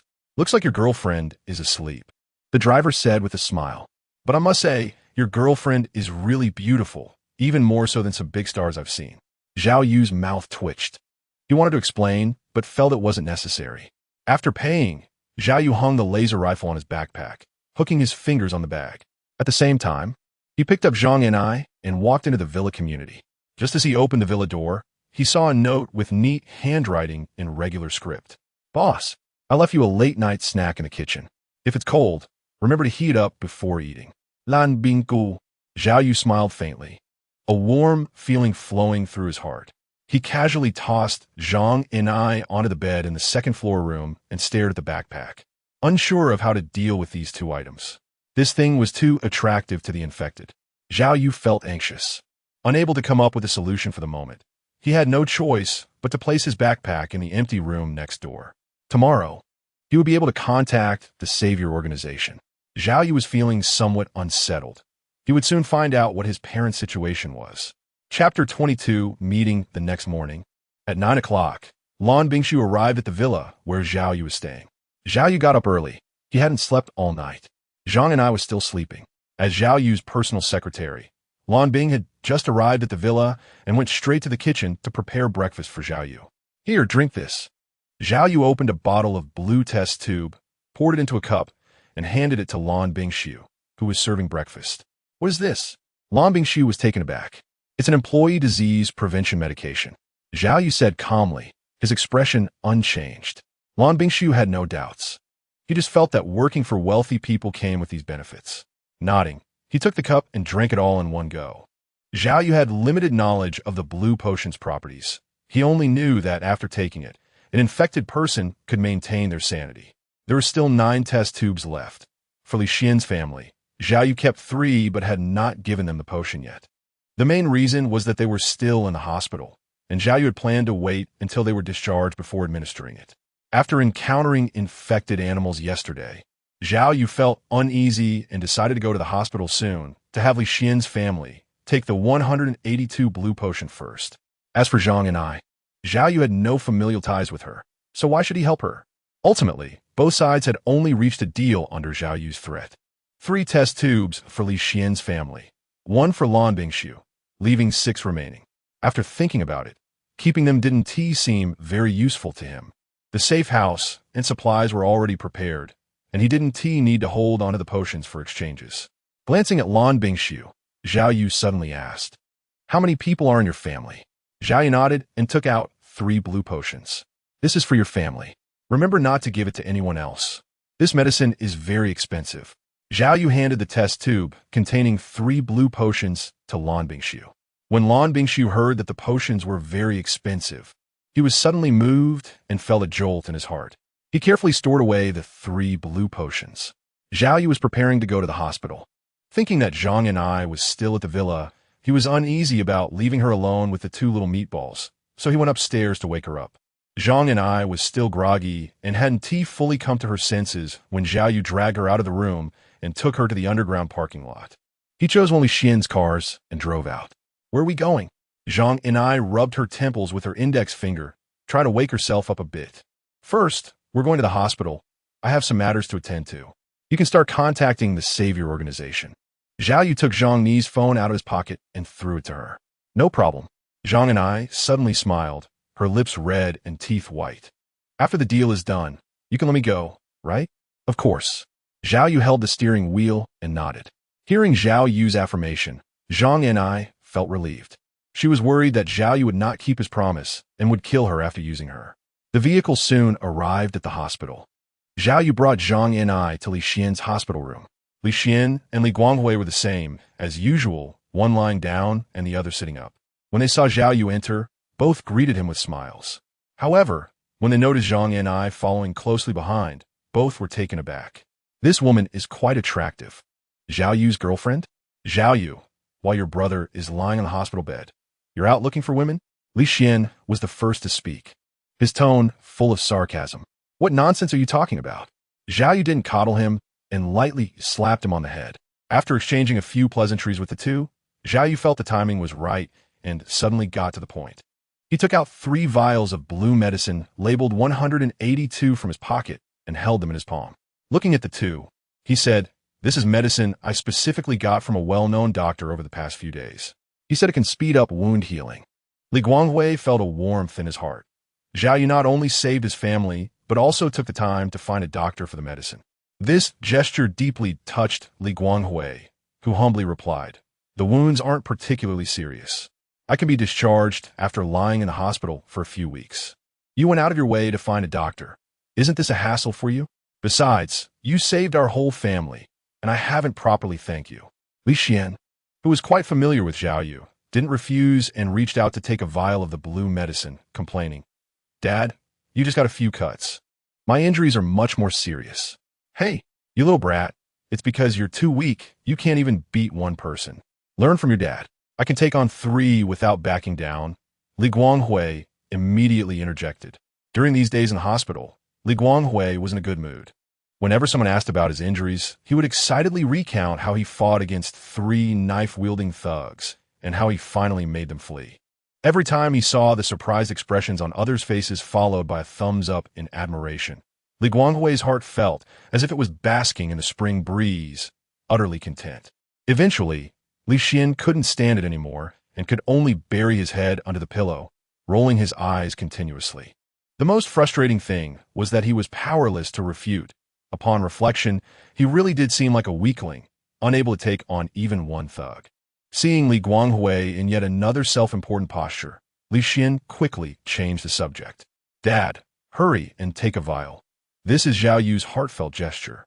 Zhao Yu laughed and handed a blue potion to Li Guanghui, then turned to look at Li Weihua. "I originally planned to take only 2, but after hearing the doctor mention that this potion also has beauty and skincare benefits, I specifically asked him for another one to bring to Aunt Li." Li Weihua was initially thinking of declining, saying she wasn't injured and didn't need it, but upon hearing about the beauty benefits, she smiled and nodded, accepting the potion. "Is this potion taken directly?" Li Xian shook the test tube, unsure about the precautions for taking this potion, worried that using it incorrectly might cause side effects. "Yes, you drink it directly, but it tastes a bit bitter." Zhao Yu nodded.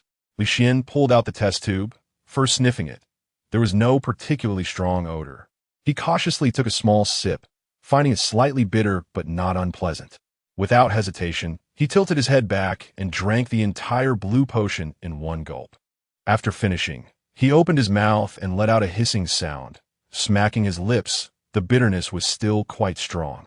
"It is indeed a bit bitter," Li Xian commented. Seeing this, Li Guanghui and Li Weihua were also curious about the taste. They opened the test tube and drank the blue potion in unison, both letting out a hissing sound. Once the 3 finished the potion, Zhao Yu felt relieved. This way, Li Xian's family wouldn't lose their sanity due to the infection. After achieving his goal, Zhao Yu found an excuse and took Zhang Enai out of the hospital. Zhang Enai had already contacted people from the Savior Organization, and the meeting time and place were set for 2 p.m. at the West Germany Tea House. The West Germany Tea House is located in a relatively remote area, far from a city with sparse population nearby. Why was this place chosen? Zhang Enai explained that the Savior Organization is behind the West Germany Tea House. Zhao Yu picked up his phone and glanced at the time on the screen. It was 12:34. It had taken quite a bit of time, and Zhao Yu decided to set off now. After driving to the Royal Garden Villa and taking out a backpack containing 2 meatballs, Zhao Yu thought for a moment and decided to get another backpack to take one of the red meatballs out and place it in a separate backpack. When he took it out, Zhao Yu also put on a particularly thick pair of gloves, moving carefully.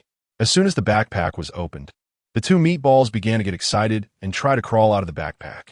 Zhao Yu swallowed hard as he looked at the 2 meatballs, his gaze resembling that of someone eyeing 2 delicious dishes.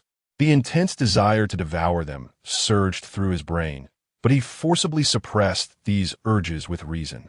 If he really ate these 2 things, he might very well lose his life on the spot. With gloved hands, he cautiously picked up one of the meatballs, which was very soft. As soon as it was in his hand, the meatball desperately tried to crawl up Zhao Yu's arm, but he held it tightly, preventing it from moving an inch. After half an hour, Zhao Yu finally managed to separate the 2 meatballs and place them into 2 backpacks. Zhao Yu picked up the backpack containing the meatballs obtained from Su Guoqiang's transaction and got into the car with Zhang and I.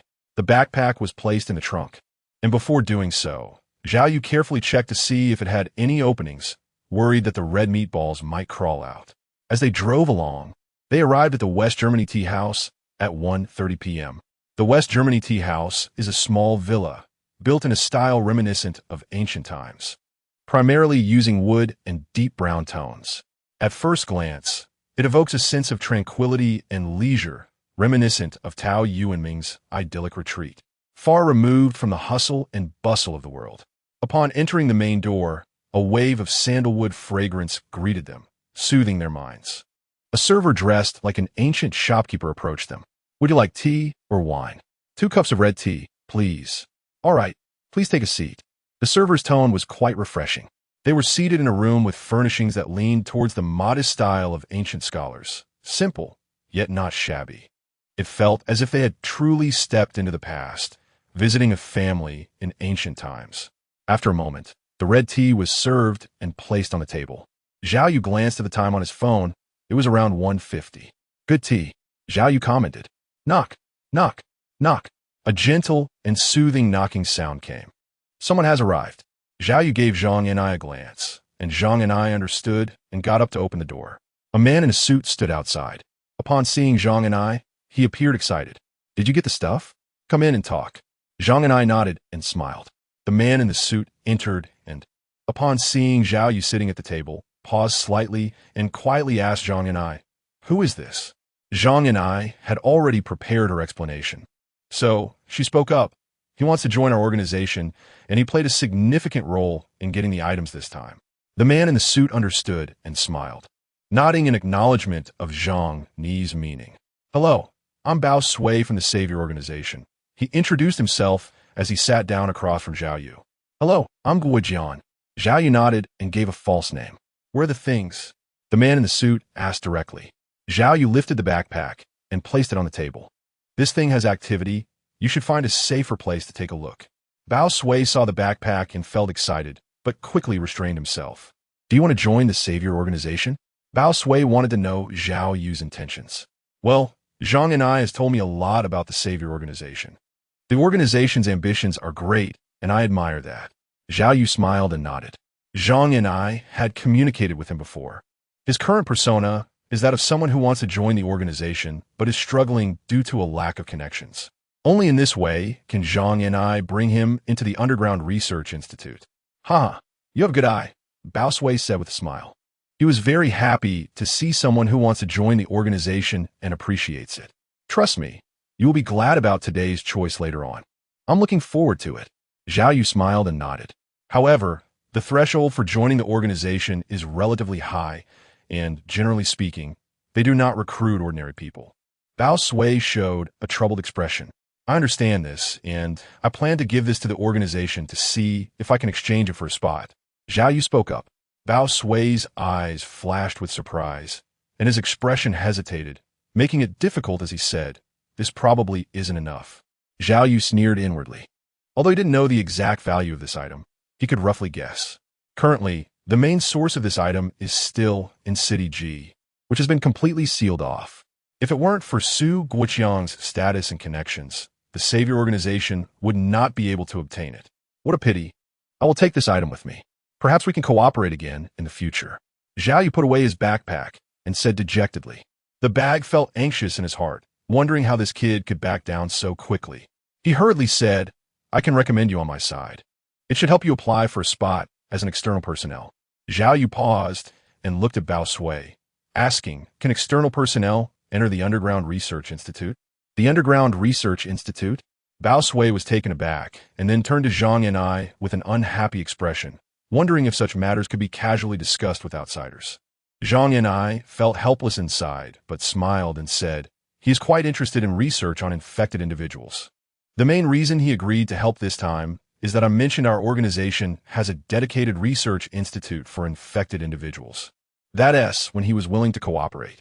Bao Sui then smiled, looking at Zhao Yu with surprise, and tentatively asked, so, are you a researcher? Sort of. I have quite a bit of experience in this area and have previously collaborated with some well-known researchers. He indeed had experience in this field, having undergone quite a bit of research himself. As for collaboration, the other party studying him and him cooperating could also be seen as a form of collaboration. Bao Sui's eyes flickered. The organization was currently in dire need of talent in this area. If he could bring Zhao Yu in, it would surely be noted as a significant achievement by the higher-ups. With this in mind, Bao Sui made a decision. In that case, I'll submit an application for you right away. We don't need to rush that. Can you take me to the Research Institute first? I'm quite curious, Zhao Yu said, with a hint of fervor in his eyes, looking somewhat impatient about the research. The main concern for Zhao Yu was that the application would involve a background check and inquiries about his professional knowledge in the field of research. The investigation would surely expose him. Although he was using a pseudonym, it wouldn't hold for long, and as for professional knowledge, he didn't possess any at all. Bao Sui smiled. He had encountered many researchers in various labs, and these people were all fanatics, utterly devoted to their research, with expressions just like Zhao Yu's at that moment. Little did he know that Zhao Yu was merely mimicking the expressions and gazes of the researchers when they had looked at him during the initial studies. Well, if it's just for a visit, I can take you, but it won't be for long. Bao Sui had already treated Zhao Yu as a research expert, so the conditions were naturally much more relaxed. That's no problem. Zhao Yu smiled, feeling excited inside, but did not show it. Zhang Enai, beside him, remained silent. And for some reason, she felt a trace of happiness that the man in front of her could enter the research institute. No, she had been kidnapped. Can I go today? Zhao Yu asked him. Okay. Sure enough, they were as anxious as that group of madmen, Bao Sui thought. I also brought this thing into the research institute, and I believe when those researchers see it, they will feel the same excitement and fascination as I did when I first encountered it. Zhao Yu pointed to the backpack and said, Haha, Guijian, you really know them well. Bao Sui laughed et artidi. After chatting politely for a few more sentences, the two got into Bao Sui's car, ready to head to the underground research facility. Remember, the matters of the underground research facility must be kept confidential. Do not let it leak out. Bao Sui reminded in the car. Zhao Yu nodded, indicating understanding, his eyes flickering, not knowing what he was thinking. Chapter 23, Savior No. 3 Research base. The car was not moving very quickly. Zhao Yu opened the navigation and glanced at his current location.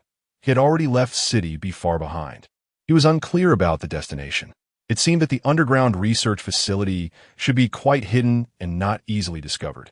A few hours later, it was already 5 p.m. In the distance, a steel fortress appeared before Zhao Yu. Its walls were dozens of meters high, made entirely of black-gray alloy, and from afar, it was breathtaking.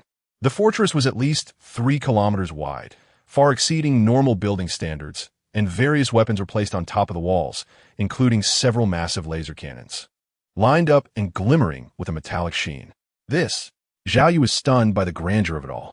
Welcome to the Savior No. 3 Research Institute base, Bao Sui said with a slight smile. He had been just as shocked when he first arrived here. A loud humming sound of high-frequency airflow came from the sky. Zhao Yu looked up through the car window and saw dozens of helicopters flying in from a distance, their rotors spinning continuously as they headed towards the steel fortress. The Savior organization is more powerful than I imagined. Who would have thought that such a large and magnificent base would be built in this place? Zhao Yu couldn't help but exclaim.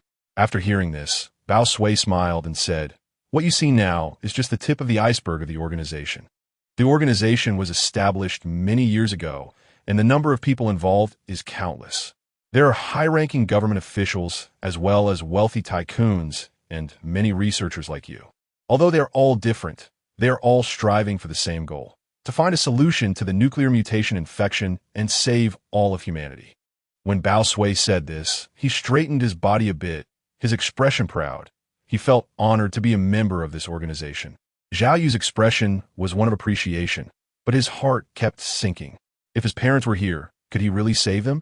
When the vehicle approached within a kilometer of the Research Institute base, Bao Sui stopped the car. In front was a group of armed personnel, fully equipped, with a barricade blocking the road that read no entry for outsiders. Identity check. An armed personnel walked up, tapping on the car window beside Bao Sui. Bao Sui remained calm, rolled down the window, and took out an identification document from his pocket, handing it over. The armed personnel took the document and scanned it with a device in his hand. Pass. After returning the identification document to Bao Sui, the armed personnel waved his hand, and the barricade was lifted. The vehicle slowly started and passed through the barricade. This was the first security check, mainly to prevent outsiders from entering freely. Bao Sui explained to Zhao Yu, There are a few more checks behind. You don't need to worry about them. I will handle it. Zhao Yu nodded. The vehicle continued to move forward, encountering several checkpoints along the way, each one more stringent than the last. Finally, the vehicle arrived at the front gate. The soft lighting on both sides of the gate gave it a dynamic feel, exuding a strong sense of technology. 2 extremely tall robots, standing 5 to 6 meters high, flanked the gate, their eyes dark and in a dormant state. These 2 robots were not cheap. Just the metal materials used cost hundreds of millions. Not to mention the intricate structures inside. Bao Sui removed one hand from the steering wheel, pointed at the tall robot, and asked, What is it used for? Zhao Yu asked, It might be useful in the future. Bao Sui smiled mysteriously. In fact, Zhao Yu probably guessed something about dealing with mutated infectors. The gate was wide open, and no additional checks were conducted. Inside the base, Zhao Yu looked up through the car window. He had just been blocked from seeing the inside by the tall, dark gray alloy exterior walls.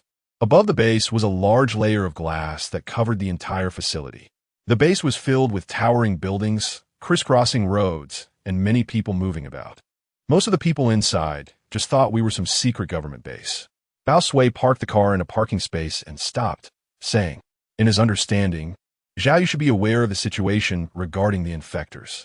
Only a few researchers at the underground laboratory truly knew the facts. Why not tell them? Bao Sui shook his head and said, the fewer people who know about this matter, the better.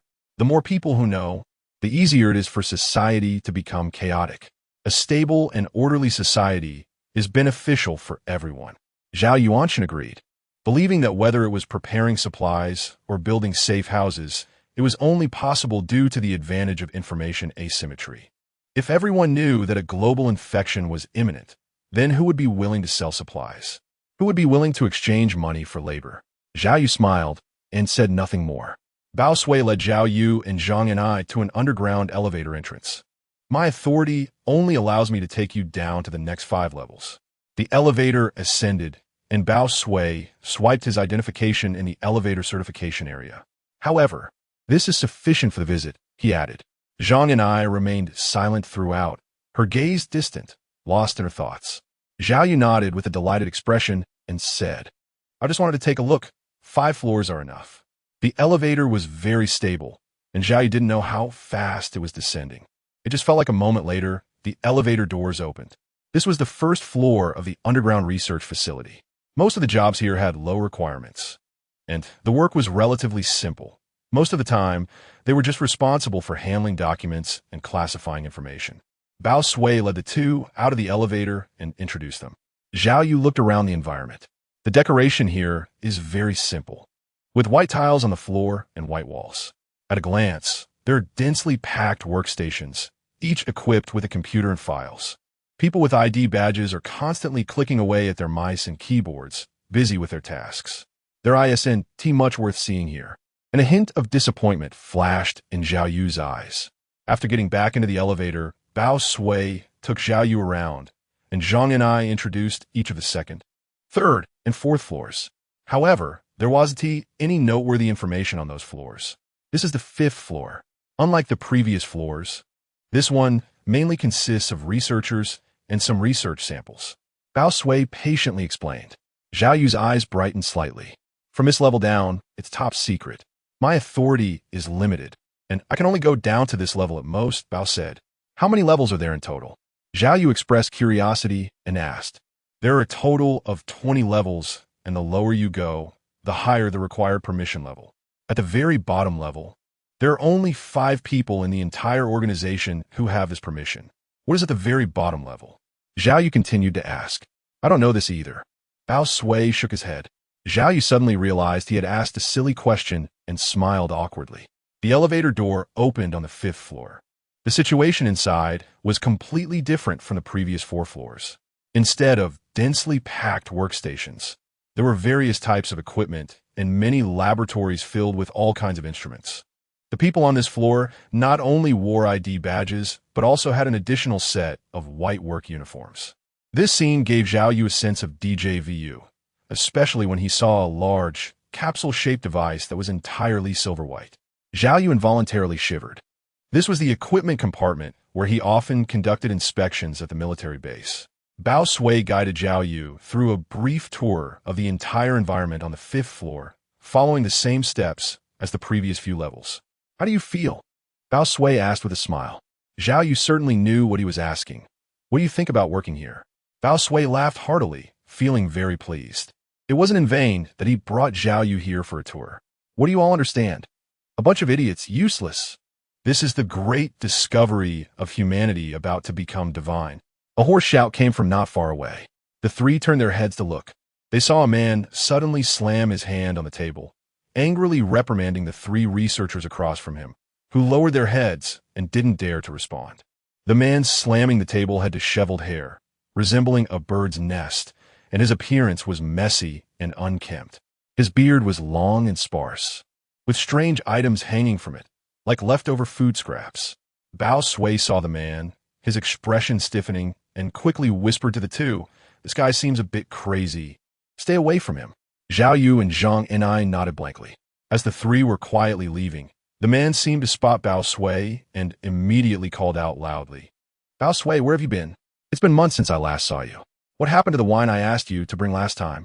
Bao Sui had no choice but to turn around, looking awkward, with a forced smile as he said, "Dr. Wei, I had something to do and forgot to bring it.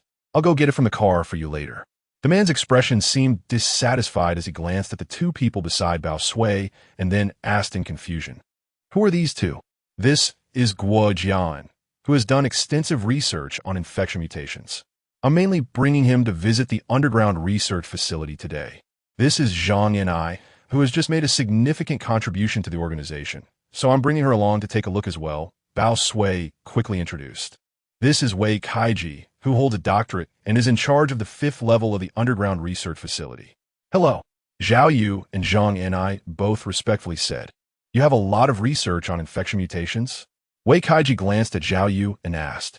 Zhao Yu's heart sank at that moment, but he smiled, looking somewhat confident, and said, "There are some studies, but they definitely can't compare to Dr. Wei's."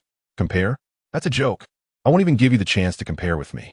"So, do you know what harm the nuclear pore complex poses to nuclear structure and stability after the infection of cell mutations?" Wei Kaiji asked directly. Zhao Yu did not expect him to be so direct. He was momentarily stunned, his mind racing to think of an answer to the question.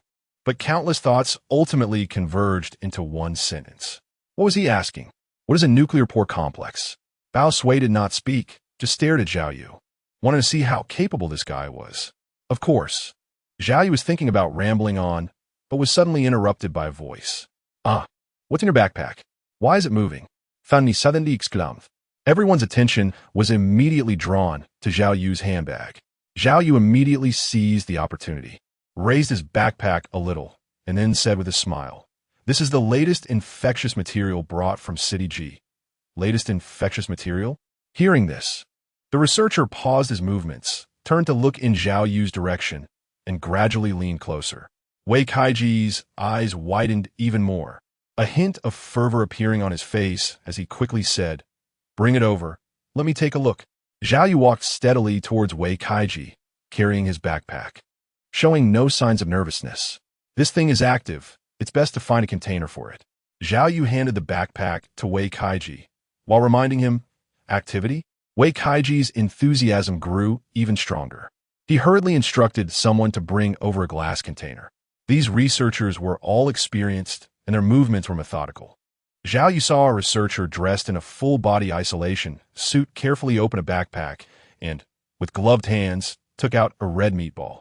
The red meatball seemed to sense the presence of a living being, and as soon as it was out of the backpack, it displayed unusual activity, with the tentacles on top of it constantly stretching and retracting, trying to attach itself to the researcher.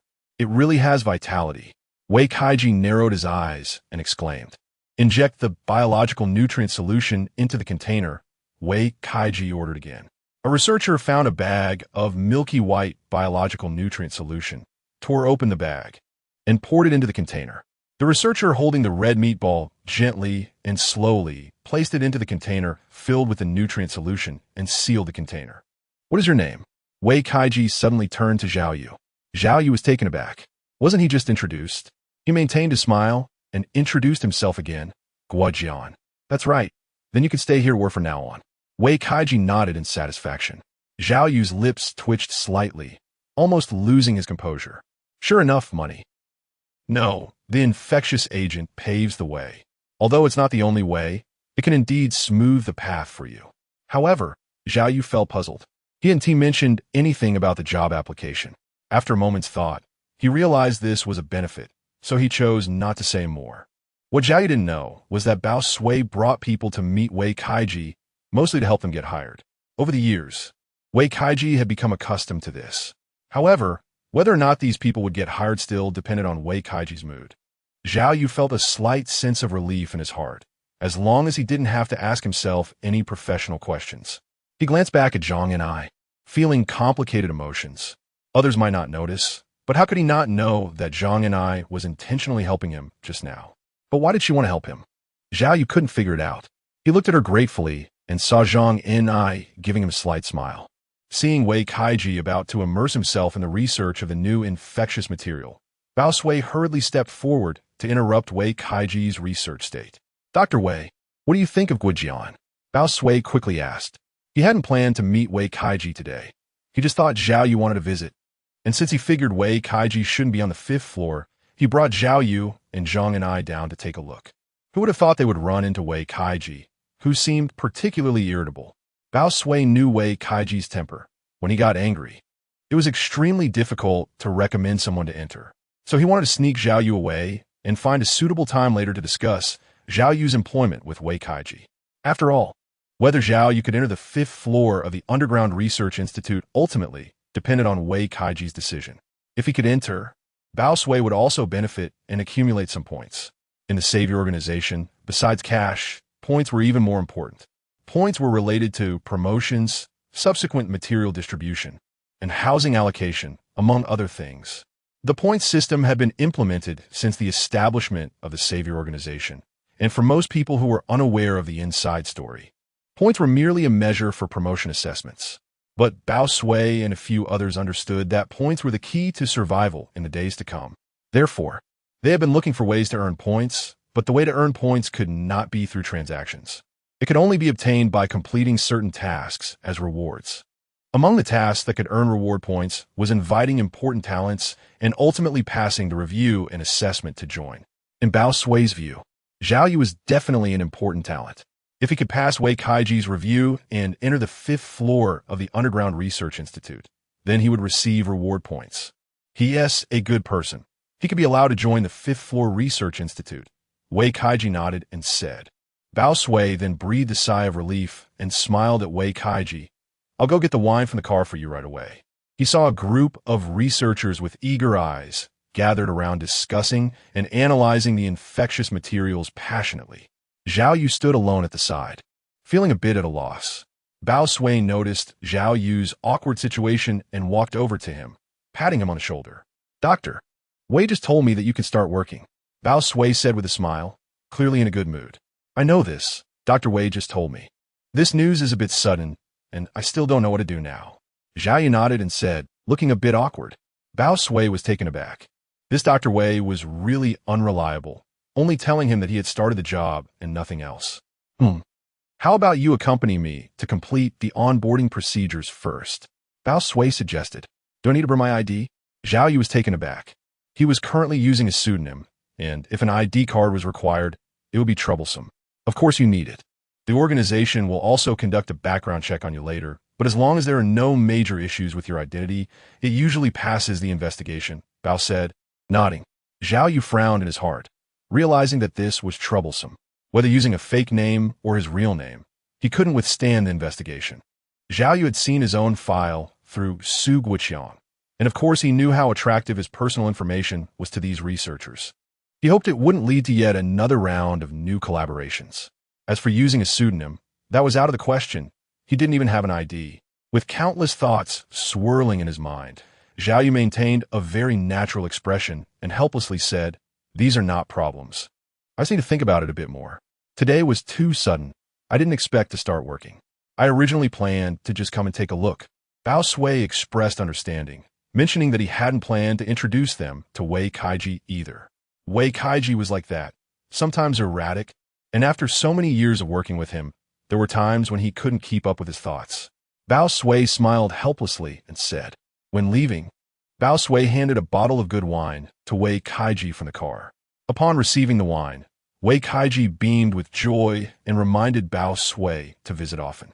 Taking advantage of Bao Sui's departure, Zhao Yu looked at Zhang Yan'ai, his gaze sincere, and said earnestly, thank you. Zhang Yan'ai smiled charmingly and softly replied, it's just a transaction. Zhao Yu was taken aback and smiled in confusion. The deal had actually shattered the moment he stepped into the Savior No. 3 Research Institute base. Zhang Yan'ai could have easily found a place to hide after entering the base, and then expose Zhao Yu's identity. In such a heavily guarded place, even if Zhao Yu concealed himself, he had no confidence in escaping. After all, he couldn't walk through walls. All the plans he had thought of before crumbled when he saw the Savior Number 3 Research Institute base. Therefore, he couldn't understand why Zhang and I hadn't done that. After pondering for a long time without any clues, Zhao Yu decided not to think further. In the end, he still had to execute the old plan. He would take it one step at a time. Zhao Yu smiled bitterly and helplessly in his heart. He wondered how Fong Tong was doing now. Zhao Yu found his parked car at the West Germany tea house. This time, he didn't bring Zhang and I. He only said one thing to her before leaving. "Keep it a secret for me." Zhang Ni's eyes flickered, and it was unclear what she was thinking. But in the end, she nodded. When getting into the car, Zhao Yu thought for a moment, took out a test tube containing a blue liquid from his pocket, and handed it to Zhang and I. Zhang and I had seen this medication at the hospital when Zhao Yu had given it to Li Xian's family. Drinking it helps one stay alert during an infection, Zhao Yu said. Zhang and I was taken aback and did not take the potion immediately. Under Zhao Yu's urging, Zhang and I eventually accepted the potion. In the car, Zhao Yu picked it up and glanced at it to avoid missing any news.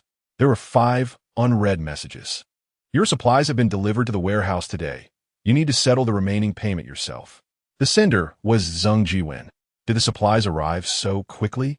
Zhao Yu was amazed at the speed of the warehouse owner's efficiency. It had only been 2 days.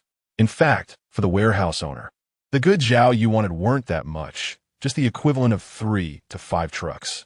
Although the quantity wasn't considered large, these supplies would be more than enough for Zhao Yu to last a lifetime. Zhao Yu thought for a moment and sent a message to Zheng Jiwen. "I need a fake identity over here, one that can withstand background checks. Do you think you can manage that?" He believed that with the Zheng family's considerable influence in the country, this should not be a difficult task for him. "Please send me the name, and I'll have it ready for you by tomorrow."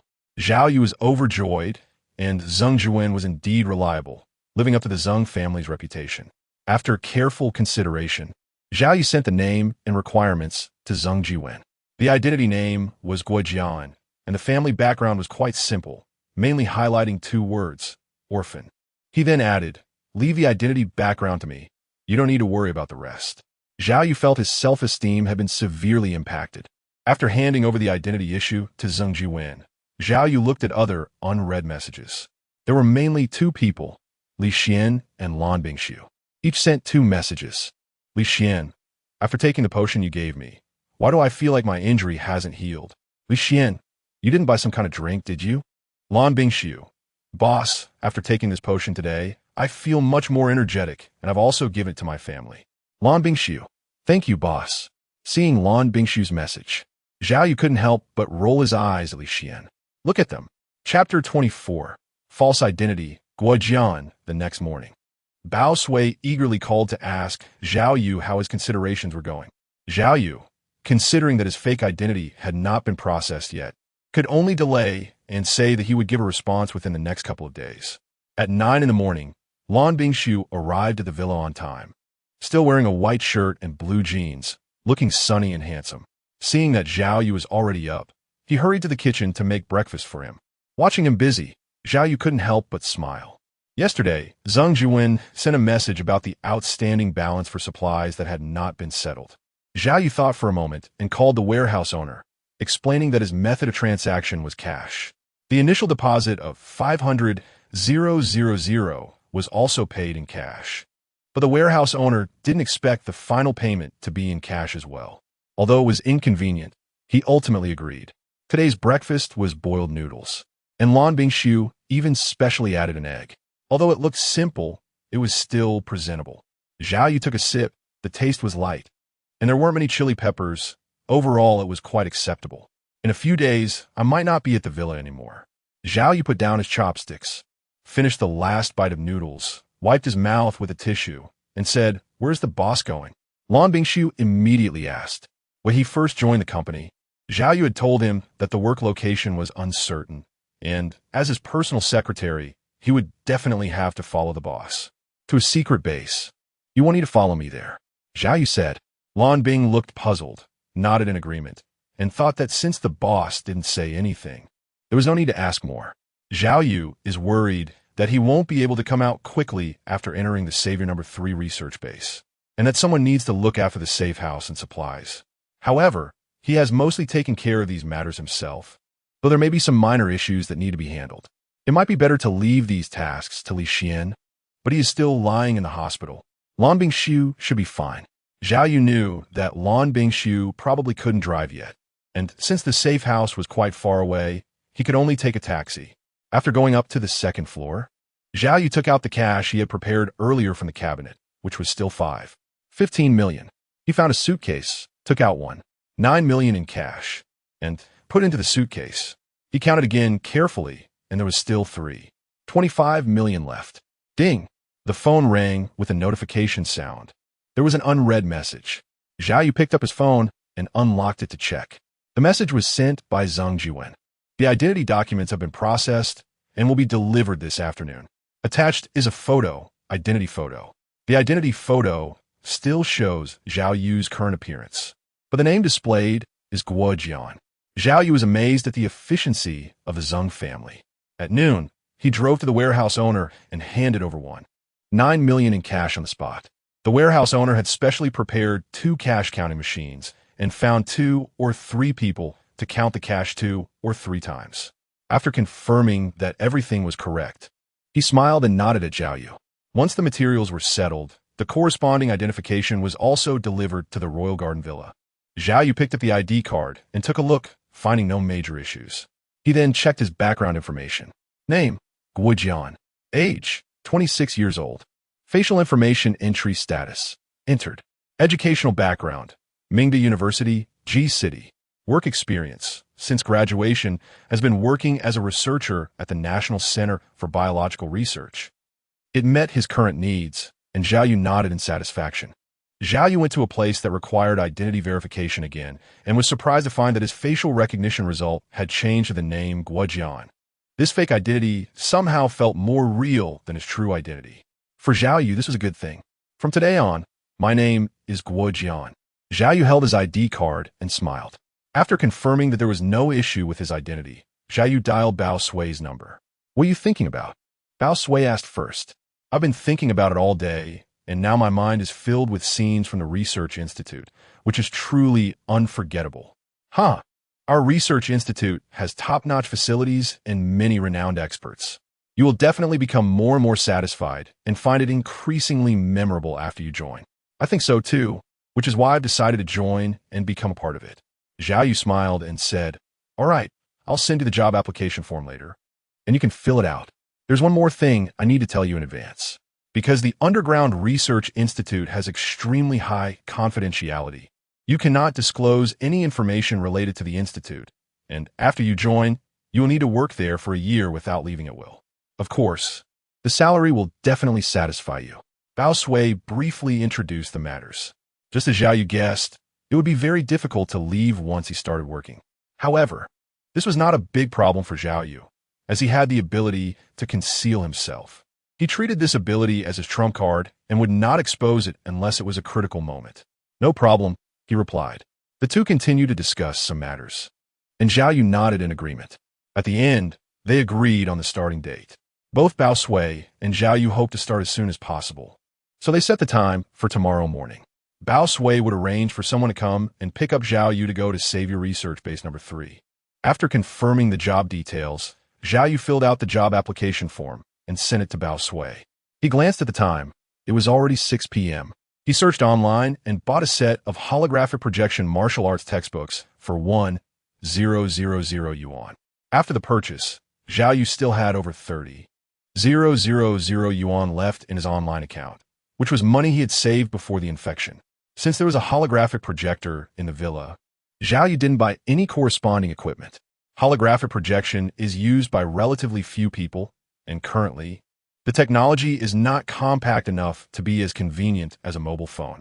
By buying martial arts textbooks, Zhao Yu aimed to compensate for his weakness in close combat. Although the Savior Organization's Underground Research Institute does not allow firearms inside, Zhao Yu believed that with his concealment ability, sneaking in a laser rifle shouldn't be a problem. Moreover, Zhao Yu's marksmanship was limited. To put it bluntly, it was just basic human outline shooting. He could hit targets up close, but at a distance he would miss completely. Therefore, relying solely on a laser rifle to rescue someone in such a heavily guarded base would be extremely difficult. Learning close combat was not only to make up for his shortcomings, but also because Zhao Yu was confident that his mutated body would allow him to learn without much effort. He could master it in a short time, which could also be used for self-defense. However, this alone was not enough. He needed to plan carefully for the rescue. If he relied purely on brute force, just the laser cannons mounted on the walls could kill Zhao Yu 1,000 times over. After making the payment online, the merchant sent a compressed download file, which was about 20 to 30 gigabytes in size, as it was a holographic video and would be relatively large. Zhao Yu clicked to download, and in about 1 second, the file was already downloaded to his phone. Chapter 25: Abnormal Movement of Infectious Materials. In this era, internet speed is no longer calculated in MBS like before. The minimum is now measured in GBS. Zhao Yu arrived at the villa's hall, activated the holographic projector, and transferred the video file from his phone. Suddenly, the holographic projector emitted a bright light, and a colorful holographic image appeared in midair. The first thing that caught his eye was an options window for Zhao Yu to choose from, with different options representing different images. Basic body exercises, basic palm techniques, basic boxing techniques, basic leg techniques, basic sword techniques, basic staff techniques. Zhao Yu clicked on the basic body exercise in midair. The basic body exercise should belong to the initial part of training, serving as a prerequisite for practicing basic palm techniques, fist techniques, and so on, Zhao Yu speculated. Whoosh! After Zhao Yu finished selecting the option, the projected image quickly switched, revealing a tall and muscular man. He was dressed in a training uniform, exuding a masterly aura. Learning martial arts is like rowing upstream. Not to advance is to drop back. If one wants to practice martial arts, they must first build a solid foundation. Consistency is key. One must not give up halfway. The masterly man had a serious and solemn expression as he delivered his opening remarks. Although this was just a projection video, Zhao Yu still nodded, as if the master were right in front of him. Ultimately, whether it's fist techniques, leg techniques, or footwork, they all boil down to body movements. To master martial arts, body and foundation are of utmost importance. Next, he will demonstrate how to perform basic body exercises. First is the squat, which trains leg strength and explosiveness, making the legs more powerful. Zhao Yu listened while starting to practice. 2 hours later, he was wearing only a pair of pants and was drenched in sweat. This basic training was indeed exhausting. And this was under the condition that Zhao Yu's current physical fitness was good. If it were his previous condition, he probably wouldn't even be able to do a few sit-ups. After resting and meditating for 10 minutes, according to the tutorial, Zhao Yu exhaled. He felt that his control over his body had improved significantly. After the mutation, his physical fitness had indeed increased a lot. Zhao Yu observed his body. As he exerted himself, the muscles in his arms bulged, looking powerful. However, he had no idea how to utilize it. Zhao Yu sighed, feeling that his body had great potential, like a powerful racing car. However, as the driver, he could only do simple things like pressing the accelerator and turning, completely failing to unleash the car's capabilities. From now on, he needed to practice martial arts every day. Zhao Yu set a goal in his heart. After completing several basic exercises, he took a shower and felt refreshed, with no sense of fatigue at all. It seemed that the intensity of the workout had not yet reached the limit of what his body could handle. During this workout, Zhao Yu followed along with the person in the holographic video, doing as many repetitions as they did. According to the video, for an ordinary person, it would take at least a few years of training to complete all the sets of movements shown. However, for Zhao Yu, finishing all the movements in the video posed little difficulty, just requiring some time.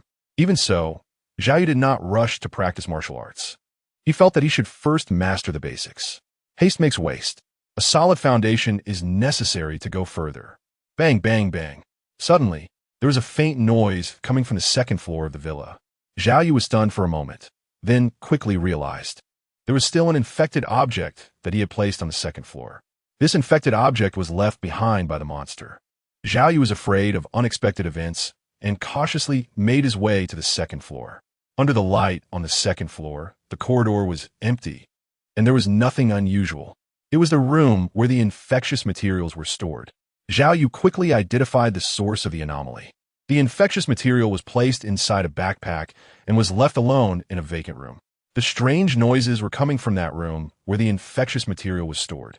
After thinking for a moment, Zhao Yu found a few thick clothes to wear in the room and also put on a mask and gloves to prevent any accidental contact. Taking a deep breath, Zhao Yu slowly opened the door to the room containing the infectious material. He had kept the light on in this room, fearing an unexpected situation. Through the light of the room, Zhao Yu quickly noticed the condition of the infectious material. It was still in the backpack, which was good news. However, a thick layer of dirt had covered the outside of the backpack. Underneath the backpack, Zhao Yu was horrified to discover a pair of legs formed from mud, which were continuously stepping and circling around the room.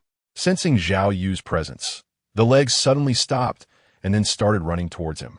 Zhao Yu was feeling unwell at that moment, his cheeks twitching. "Stop!" Zhao Yu shouted loudly. It was unclear whether the creature with legs resembling a backpack could not understand or hear him, as it showed no signs of stopping. As the backpack was about to rush in front of him, Zhao Yu hurriedly closed the door. Bang! The backpack, made of a shell of sand and dirt, slammed against the door with a dull sound. Bang! Bang! Bang! There were several more impacts right after. Zhao Yu stepped back cautiously, watching the door warily. Cold sweat dripped from his forehead. How should he deal with this thing? Zhao Yu was somewhat at a loss. If this were in the past, it could have been made into several episodes of a supernatural show. But now, to Zhao Yu, it felt like a hot potato. Should he sell it? Zhao Yu suddenly thought of the Savior organization, but then shook his head. It wasn't appropriate. His current identity wasn't at a level for equal trade, making it easy to be taken advantage of at a low price. The only entities currently in need of infected materials were the government forces and civilian organizations similar to the Savior organization. Should he ask Zheng Jiwen?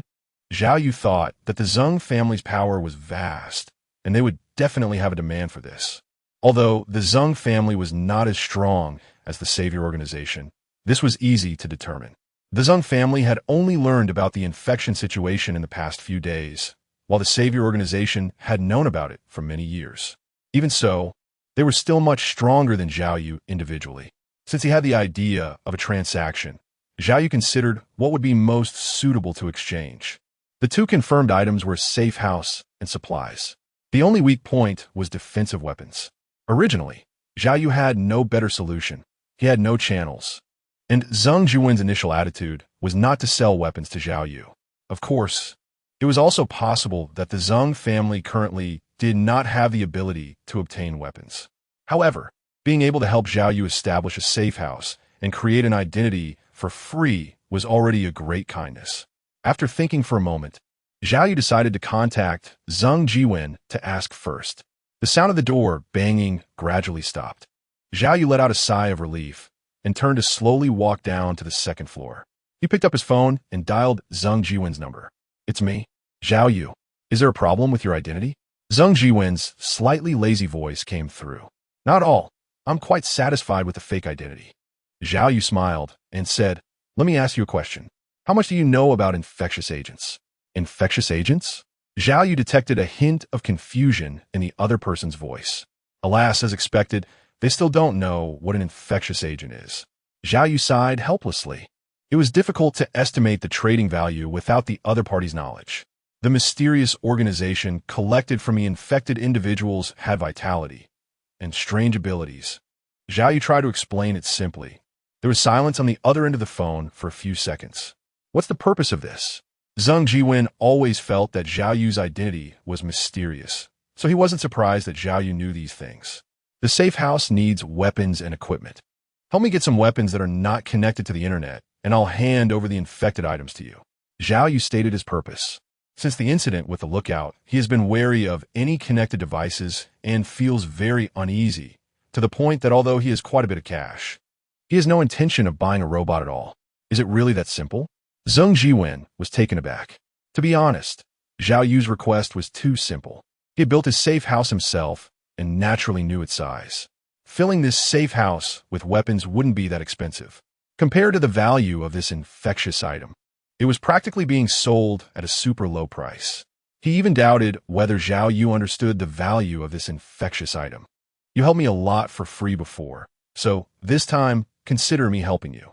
Zhao Yu said with a smile that he naturally knew the value of this infectious material. He understood its worth, but he was currently unable to handle it. Holding it in his hands was like holding a hot potato. It would be better to get rid of it as soon as possible. As far as I know, this infectious material is currently only possessed by the military and the Savior Organization. In the end, Zhao Yu mentioned the value of the infectious material, expressing that he was aware of its high value, but considering the help you've given me before, I'll give it to you at a discount.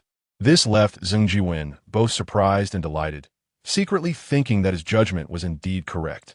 When will the transaction take place? After exchanging a few words, Zheng Jiwen asked, "Tonight, I will hand over the infectious material to you. The location is at the Royal Garden. As for the weapons, we can deal with them together after you finish building the safe house." Zhao Yu heard the continuous sound coming from upstairs, the voice calm and unhurried. But he felt anxious inside, though he couldn't show it. So soon? All right, I'll arrange for someone to come over right away. Zheng Jiwen quickly hung up the phone. Chapter 26. The Trade of Infectious Materials. In the evening, a black sedan stopped at the entrance of the villa, its bright lights illuminating the road, leaving a patch of brightness. Zheng Jiwen's people had arrived. There were 4 people, 2 of whom were wearing white protective suits, their entire bodies covered, making it impossible to see their faces. The other 2 were Zheng Jiwen, wearing black-rimmed glasses, and his driver. Zheng Jiwen was dressed in a t-shirt, giving off an air of scholarly demeanor. Zhao Yu opened the iron gate of the villa and walked out, scanning the 4 people before him. He smiled at Zheng Jiwen and said, "You're quite fast. The infectious material is in the room." Zheng Jiwen also smiled in response. Zhao Yu walked ahead, leading the way, while Zheng Jiwen and 2 people in white protective suits followed behind. They passed through the iron gate of the villa and arrived in front of the villa's main door. Zhao Yu turned slightly and lowered his voice to speak to Zheng Jiwen. "The infectious agent is a bit unusual. You should prepare yourself mentally." "Unusual? What do you mean?" Zheng Jiwen adjusted his glasses and frowned slightly. "It's not a big issue." Zhao Yu's expression was somewhat awkward, and he didn't elaborate further. He pushed open the door and stepped inside, with Zheng Jiwen and the others following closely behind. The 4 of them climbed the stairs to the 2nd floor of the villa. Hud, hud, hud. A series of footsteps came from a room on the 2nd floor. "Are there other people?" Zheng Jiwen asked uncertainly, first thinking of Li Xian. "No." Zhao Yu shook his head, his expression serious. "This is what I meant by the anomaly of the infectious agent." Zheng Jiwen raised his eyebrows slightly.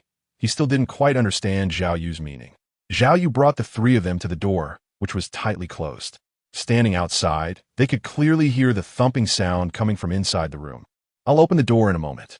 Remember, no matter what you see, don't panic." The 3 nodded, indicating that they understood. Zhao Yu took a deep breath, gently placed his right hand on the doorknob, and slowly turned it. The door creaked open a crack. Suddenly, a small dirt-covered leg, the size of a child's, appeared in the gap. Zhao Yu was startled and almost let go of the doorknob. He saw the little dirt leg moving up and down, try to get out, but with limited strength, one foot was stuck there. Zhao Yu breathed a slight sigh of relief upon seeing this. Zheng Jiwen and the 2 personnel in isolation suits behind him showed a change in their expressions, flashing colors of surprise, fear, and curiosity. "This is the infectious material. I had put in my backpack before, but I don't know why it has turned into this." Zhao Yu tightened his grip on the doorknob, not pushing it open again. With a bitter smile, he continued, "I'll open the door in a moment, and you 2 remember to keep it under control." Zhao Yu's gaze turned to the 2 people in isolation suits. The 2 nodded and took a step forward, their posture slightly tense. Zhao Yu pushed the door open and quickly stepped back. He was very interested in this infectious entity and was worried that it would leap directly at him as soon as the door opened.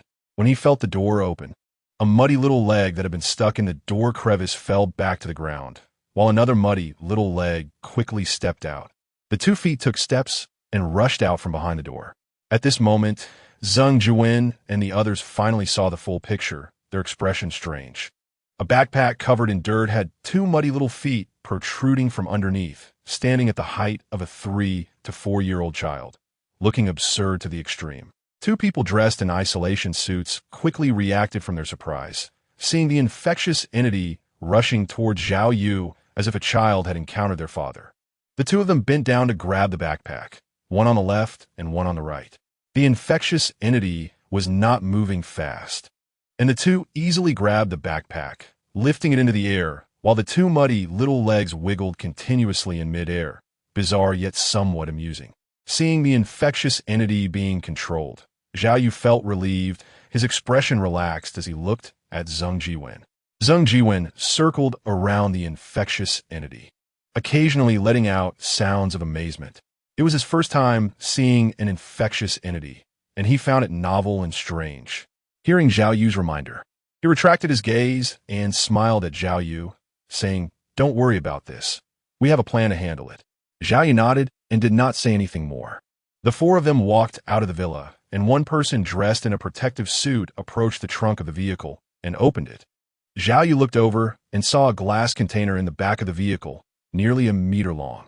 However, the infected object had grown a long leg, making it difficult for the two people in protective suits to fit it inside despite several attempts.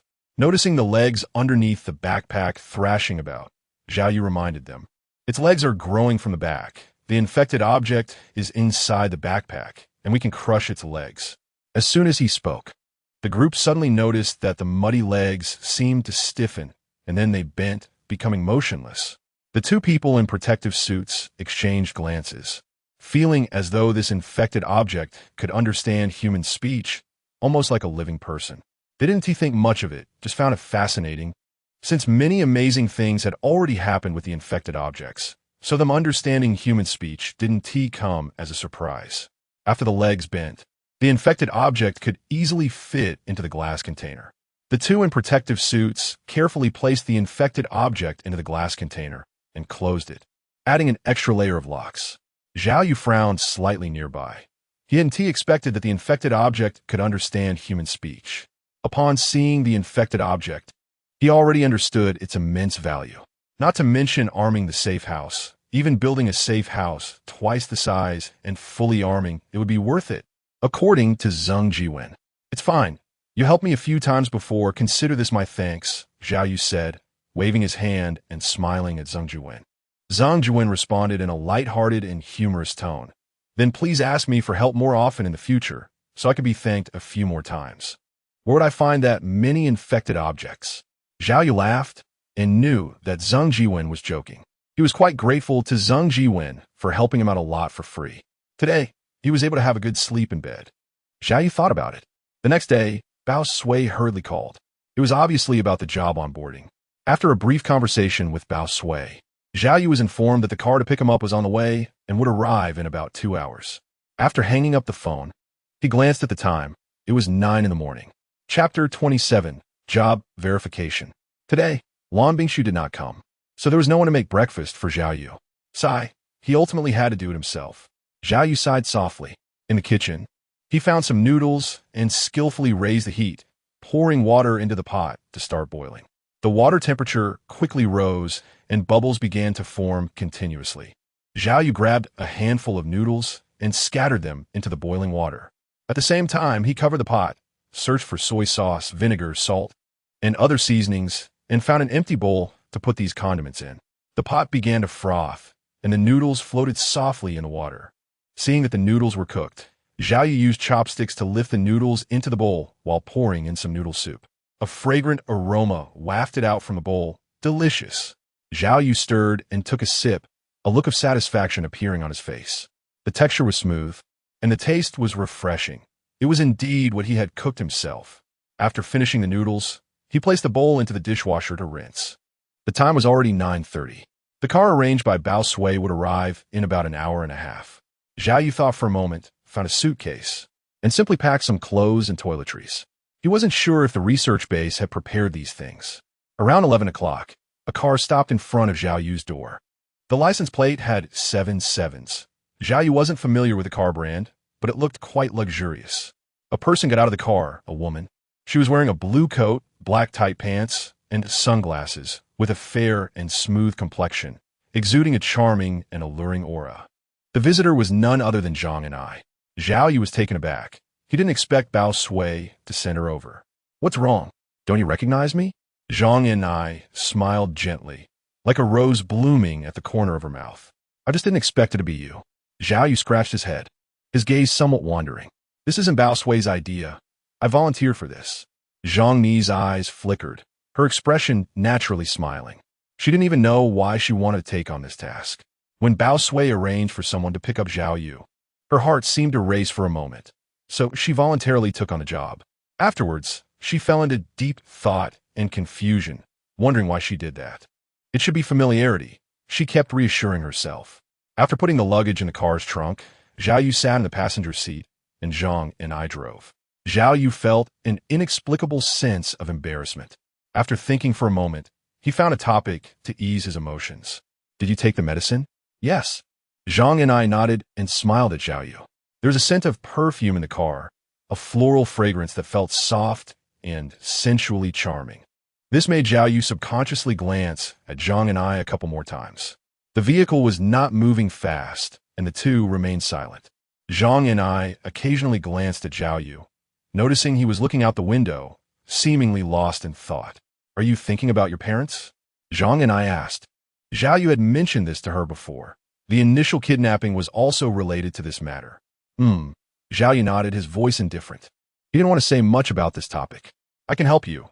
Zhang and I suddenly spoke up, then quickly closed her mouth. She didn't know why she said that.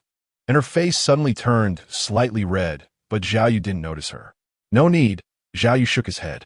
He didn't want Zhang and I to get involved in these matters, especially since she was part of the Savior organization. Seeing Zhao Yu's refusal, Zhang and I fell silent again. The vehicle picked up speed, and Zhao Yu closed his eyes to meditate. A few hours later, on the distant horizon, a steel castle appeared. The tall, dark gray alloy exterior still filled Zhao Yu with shock. Zhang and I was authorized to come this time, and she had a document from the organization. The armed personnel stopped the vehicle, and Zhang and I handed the document out of the window. After checking and confirming there were no major issues, the armed personnel shouted back, "Release." They then passed through several more checkpoints. Zhao Yu and Zhang and I have been here once, so they are quite familiar and appear calm. After entering the main gate of the No. 3 Research Institute base, Zhang and I found a parking space and parked the car. What should they do next? Zhao Yu didn't know what to do next and asked, "Wait a minute, someone will come later to make arrangements for you," Zhang and I explained, noticing Zhao Yu's confusion. Sure enough, a few minutes later, Zhao Yu saw a woman in a yellow and white work uniform walking towards him from not far away. Zhao Yu and Zhang and I got out of the car. "Is this Mr. Guijian?" The woman looked at the two of them and finally turned to Zhao Yu, asking, "Yes, it's me." Zhao Yu nodded.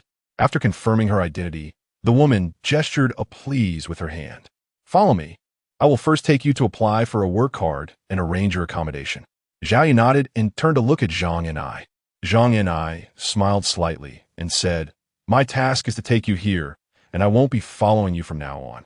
Zhao Yu nodded to show he understood. Watching Zhao Yu leave with the woman, a look of disappointment flashed in Zhang Ni's eyes. The vehicle started and drove towards the gate of the base. Zhao Yu followed the woman. The work badge is very important. Once you apply for it, remember to keep it safe. Except for a few people who only use biometric verification, most people just use their work badges for identity verification. The woman said as she walked along the road. Why not use biometric verification for everyone? Wouldn't that be safer? Zhao Yu said in confusion, "I don't know about that." The woman smiled and shook her head. "The regulations are like this. We're just following the rules." Zhao Yu expressed understanding, but secretly pondered why this was done. Was it a problem with the infected? Zhao Yu had a glimpse of clarity in his heart. He had experienced the outbreak situation in City G and naturally knew that the infected lost their rationality. If it was a human authentication, problems could easily arise, but if it was a work ID authentication, the infected would not use their work ID to authenticate. The Savior organization had considered this quite thoroughly. Zhao Yu thought to himself, and before he knew it, the woman had brought him to a building. The building was entirely white, shaped like an oval, with numerous round holes on its exterior, resembling an egg covered in pinholes. This is the employee center, responsible for handling all employee issues, the woman introduced to Zhao Yu. The two entered through the glass doors, revealing an incredibly spacious interior. In the center of the hall stood a circular stone platform made of white stone-like material. Surrounding the platform were dozens of holographic projection screens. On both sides of the hall, several service windows were arranged. The hall was sparsely populated, suggesting that there weren't many people attending to matters. Most employee issues could usually be resolved with intelligence. The woman pointed to the circular platform and said, "Your employee application will also be processed here." Zhao Yu carefully inspected the hall. Although the entire hall looked simple, he felt that the cost of construction was probably not cheap. Under the guidance of the woman, Zhao Yu approached the round platform and glanced at the holographic projection screen. "Please describe your question." A voice came from near the screen. It was a female voice, gentle in tone and synthesized. "Processing the work badge for Guojian." The woman skillfully stated the requirements. "Please wait a moment." The screen changed, and Guojian's information appeared on the display. Zhao Yu glanced at it and confirmed that it was indeed Guojian's identity information. "Please hold your ID card for verification." The gentle synthetic voice of a female once again appeared. Zhao Yu calmly took out Guojian's fake ID from his pocket and held it in his hand. It was being verified. A blue light shot out from in front of Zhao Yu and scanned him from head to toe. Identity confirmation was completed, and a work badge was being generated. With the confirmation finished, Zhao Yu let out a sigh of relief. He was worried about the certification failing, which would have caused trouble. After a while, a blue background with white text work badge rose from the stone platform and was pushed in front of Zhao Yu. "Congratulations, this is your work badge. Please keep it safe," the woman said with a smile. Zhao Yu picked up the work badge, which read, "Name, Guojian. Position, Savior Research Base Number 3, Underground Base. Researcher, Chapter 28 Tsunami." Afterwards, Zhao Yu followed the woman and completed the onboarding process. Zhao Yu arrived in front of a building resembling a residential complex. Perhaps due to a layer of glass protection above the base, the building is not very tall compared to skyscrapers, with only about 10 floors. The exterior walls are covered with light red ceramic tiles, and overall it doesn't look particularly special. There aren't many people around at the moment. They're likely still at work. Below the residential building, there are 2 convenience stores providing employees with common goods like cigarettes, alcohol, snacks, and drinks. Zhao Yu took out a card, about the size of a card, with a white background and black text. This is Zhao Yu's housing information card. It not only details the building, floor, and room number where Zhao Yu is located, but also integrates a door-opening verification function, serving as a key as well. He glanced at the address written on it.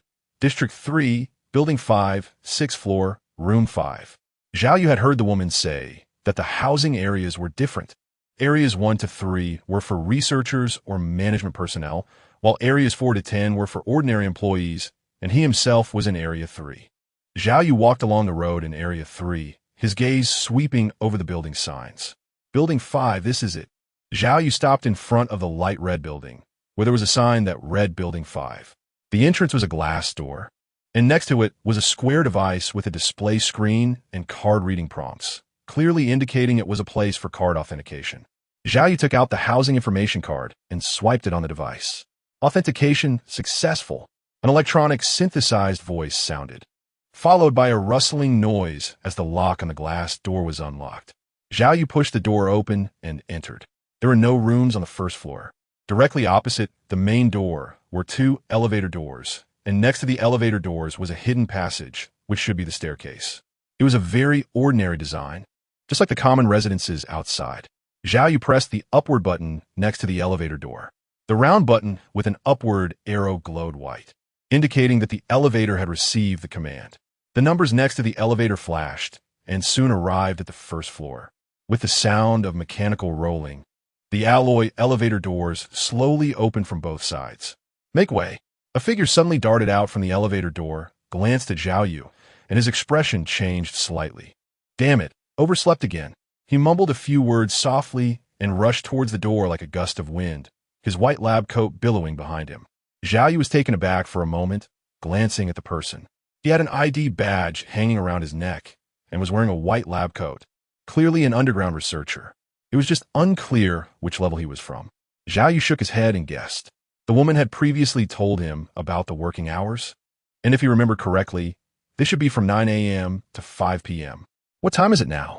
It should be almost 4 p.m. What does oversleeping mean? It means being absent from work. Zhao Yu secretly complained in his heart. Pulling the suitcase, Zhao Yu slowly walked into the elevator and pressed the button for the 6th floor. The elevator doors slowly closed, followed by a feeling of upward force. A few seconds later, the elevator doors opened. Zhao Yu took a glance, and the first thing that caught his eye was a corridor. The floor of the corridor was covered with red plastic mats, and several round white lights were installed at intervals on the ceiling. On both sides were rows of wooden doors with door numbers, each equipped with an electronic lock. The overall style was simple, similar to a hotel. It could be assumed that the rooms wouldn't be too large either. Zhao Yu walked a few steps down the corridor and quickly found room 5. He took out the room information card from his pocket and swiped it on the electronic lock at the door. The electronic lock instantly changed from red to green, indicating that access was granted. Zhao Yu pressed down on the doorknob and pushed the door open to walk inside. The space inside was larger than Zhao Yu had expected. There were 2 rooms, a bedroom, and a bathroom. The bedroom was furnished with a bed and a desk, and there was a wardrobe. The bathroom was kept very clean. Having been used to living in a villa, it felt a bit uncomfortable to stay in such a room. Zhao Yu self-deprecatingly smiled and muttered to himself. 2,000 kilometers away from City B, the coastal city of City S. A sudden tsunami surged from the ocean, heading straight for coastal City S. The violent energy was indiscriminately released, quickly triggering the warning alarms in City S. The monitoring and warning departments reported layer by layer. And soon this news reached the command center above. When the command center received this news, everyone was in an uproar. Waves towering thousands of meters high were approaching City S at a speed of 800 kilometers per hour, set to arrive in 3 hours. What a joke. What was the warning department doing? Didn't they detect any signs at all? According to the monitoring data, the energy contained in this tsunami was enough to submerge the entire City S. Everyone was arguing in a cacophony, and panic spread like wildfire. Quickly issue a level 1 warning to all of City S, commanded the head of the command center. This kind of news could not be delayed.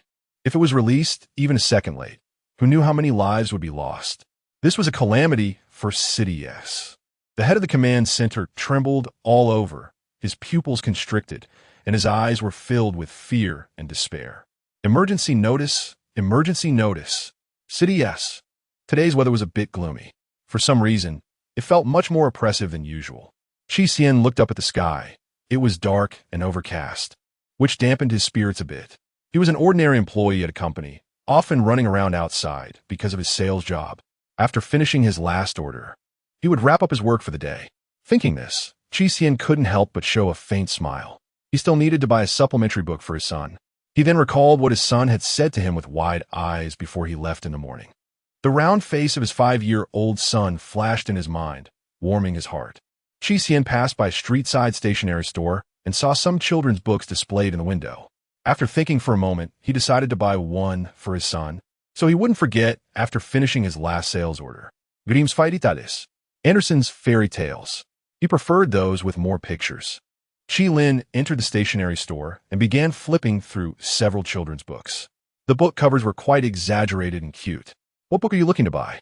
asked a somewhat overweight shopkeeper, approaching him with a professionally standard smile, making the conversation comfortable. "Buying for your child?"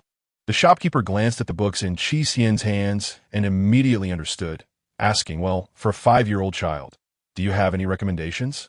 Preferably something with lots of pictures." Qi Xian thought for a moment and replied, "This one, many kids like it, and it's also the one parents buy the most." The shopkeeper picked up a copy of Aesop's Fables, the cover featuring a large foxtail. Qi Xian had already bought this book for his son last year, so he shook his head and said, "I got this one last year. How about this one?"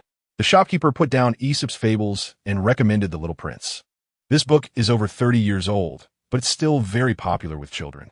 Qi Xian took the book, casually flipped through it, and saw that it was full of comic illustrations and some exaggerated dialogues. "Okay," Qi Xian nodded and smiled. 25 yuan. After checking out, Qi Xian took the book and walked out of the stationery store. Suddenly, all the electronic screens around him flickered. Qi Xian paused. Whether it was the giant advertisement screen on the building or the small screens by the roadside, they all began to flicker with colorful displays, seemingly connecting to some signal. Having lived in City S for so many years, Qi Xian had never encountered such a situation. Looking up at the gloomy sky, he felt an uneasy sense of foreboding. Ding! The signal was connected. An image appeared on the screen. Qi Xian looked around. The densely packed pedestrians on the road were all drawn to the screen, stopping in their tracks and looking up at the large display. Dear citizens of City S, hello. Below is an urgent notice from the city. Please listen carefully. According to the latest news, a massive tsunami will hit our city in 3 hours. Please spread this message to anyone who sees it and evacuate City S as soon as possible. On the screen, a dignified woman in a suit was seriously broadcasting the news. Despite her years of broadcasting experience, people could still see the tension she was trying to hide. The message continued to be broadcasted on the screen. The crowd erupted in chaos, panic spreading rapidly. Disaster. A disaster for City S. Just as the first round of notifications ended, the crowd on the street began to panic. Some were running and shoving. Others were screaming loudly to create panic. And some were calling out their children's names, frantically searching for lost kids. Qi Xian was caught in the crowd, his body being pushed around until he was shoved against the railing on the street. His expression was frantic. The first thing that came to his mind was his wife and child. He felt a rush of urgency and pushed against the flow of the crowd. The surging crowd kept pushing him back, like a blade of grass struggling to stay upright in a flowing river. By the time he regained his senses, he had already been swept to a different street by the chaotic crowd. He was lost in the mass of people, having to rely on instinct to navigate his way through, desperately trying to escape the flow. Panic, fear, tension, and the deafening noise surrounded him, like long worms drilling into his ears. Qi Xian's mind felt foggy, and the heat generated by the crowd made him sweat. He finally broke free from the mass, darting into a narrow alley. He was familiar with this alley. He often passed through it when he was out on sales. If he continued through this alley, crossed a few underground passages, and turned a few corners, he would be close to his home. Qi Xian took out his phone from his pants pocket and swiped through his contacts. His palms were sweaty, and after several failed attempts, the screen remained unresponsive. Qi Xian wiped his hands on his pants, his expression anxious, and swiped the screen again. This time, the screen responded to his finger, and soon he found his wife's name in the contacts. He clicked to dial. Beep, beep, beep. After a minute of calling, the phone remained unanswered. Pick up. Please pick up. Exiting the alley, he looked around and saw nothing but a sea of people. The road was filled with vehicles, forming a long traffic jam. Horns blaring nonstop, mixed with various curses. People were running in a frenzy.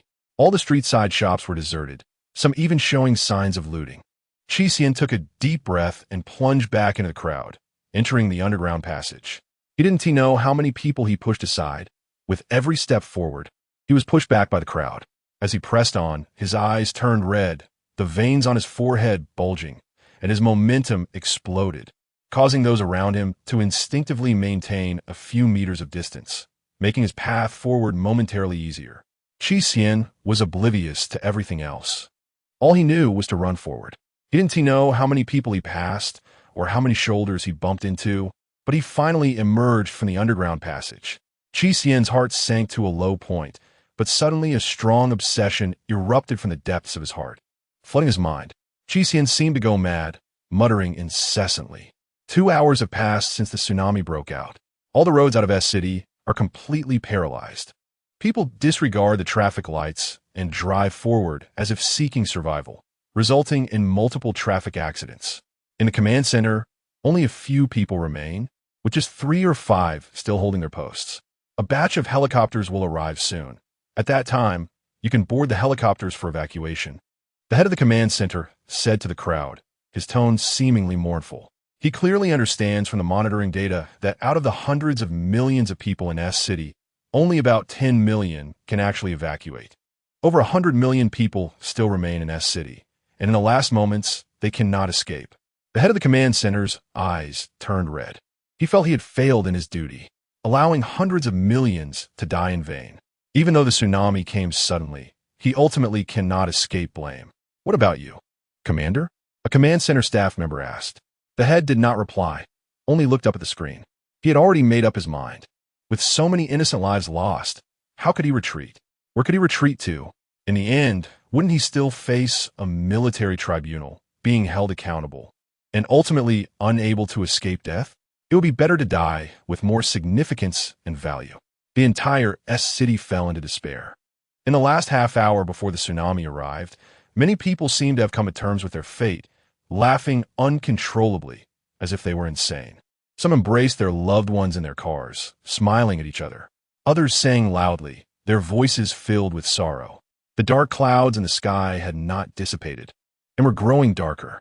Qi Xian, panting and exhausted, arrived in front of his apartment building. A journey that used to take just over 10 minutes took him a full 2 hours today. The phone still wouldn't connect, but it no longer mattered to Qi Xian. He looked up at his apartment. The kitchen light was on. Perhaps his wife was still cooking for him. Dragging his heavy body, he climbed the stairs. The apartment building was old, built without elevators. He had seen this door countless times, but never before had it felt so dear and anxious as it did today. Hurriedly pulling out his keys from his pocket, Qi Xian quickly inserted the key into the lock and pushed the door open. The room was as neat as it had been in the morning. The sound of his wife cooking could still be heard, the spatula moving in the iron pot, making a rustling sound. His 5-year-old son was on the sofa, playing with a toy car, making strange sounds as if mimicking a car engine. Closing the door, Qi Xian glanced at his phone. 2.5 hours had passed, and there was still half an hour left until the tsunami. He smiled self-deprecatingly, his heart crumbling. His eyes misty. Taking a few deep breaths, he finally stabilized his emotions, the mist in his eyes dissipating, leaving only a bright red. "Daddy!" His 5-year-old son climbed down from the sofa, taking small steps, still holding the toy car, wobbling over. "Good boy. Look what Daddy bought for you." Qi Xian lifted his son from the ground, holding him in his arms, while shaking the book The Little Prince in his hand. "Wow." His son's eyes lit up. His wife walked out of the kitchen, wearing an apron and thick gloves, holding a bowl of tomato egg drop soup. "I knew there would definitely be my favorite dish today." Qi Xian, holding his son, sat down at the dining table, smiling. As the dishes were served, Qi Xian happily ate, occasionally praising his wife's cooking, making her laugh joyfully. Watching this warm scene, a tear unconsciously rolled down from the corner of Qi Xian's eye. "Why are you crying for no reason?" His wife wiped the corner of his eye, her tone displeased. "Just happy." Qi Xian smiled. Seeing this, his wife said nothing more, just rolled her eyes. Afterward, Qi Xian began to showcase his sense of humor, continuously telling jokes, making his wife and son laugh nonstop. "I'll wash the dishes." After finishing the meal, his wife stood up first, but was pulled back by Qi Xian. "Not today. Let us sit on the sofa together as a family." His wife hesitated for a moment, but eventually nodded. What Qi Xian did not know was that in the kitchen where his wife was cooking, a phone lay horizontally on the table, its screen flashing continuously, playing emergency news about S-City. Chapter 29. Sudden change 3 hours after the tsunami warning. In S-City, the coastal area, this region had the fewest people, almost deserted. Looking out from Coastal Street, the ocean roared tumultuously, with towering waves thousands of meters high, blocking out the sun, as if the apocalypse had come. Those who had not evacuated from S-City, still holding on to hope, saw this scene and turned pale. "We're going to die. We're going to die." The crowd, seeing the tsunami approaching, could no longer control their trembling bodies and collapsed to the ground. Against such a gigantic wave, a person's body felt like dust. The entire sky turned completely dark, the roar of the ocean deafening, like the wailing of vengeful spirits, surging in from all directions. The whole of S-City resembled a table filled with building block toys, and the tsunami was like a giant hand sweeping through, ready to destroy the entire city. The tsunami first struck the coastal roads, its immense energy tearing and swallowing the pavement. It advanced relentlessly along the coast, like a merciless destroyer, carrying an incredibly powerful force, rampaging through the city. The massive energy reduced everything in its path to dust. Houses, buildings, vehicles appeared insignificant before the tsunami.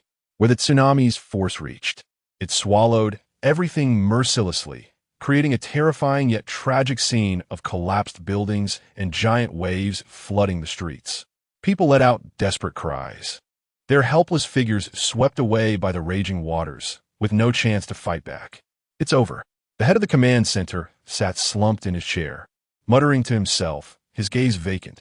After a moment, a powerful rush of water crashed against the outer wall of the command center, followed by the collapse of the wall, and the rapid spread of seawater, which destroyed the entire command center in an unstoppable surge, swallowing it into the deep blue.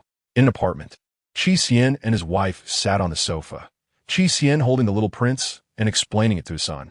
The sky darkened, and Qi Xian stood up to look out the window. In the distance on the horizon, the tsunami loomed like a deep blue curtain covering half the sky.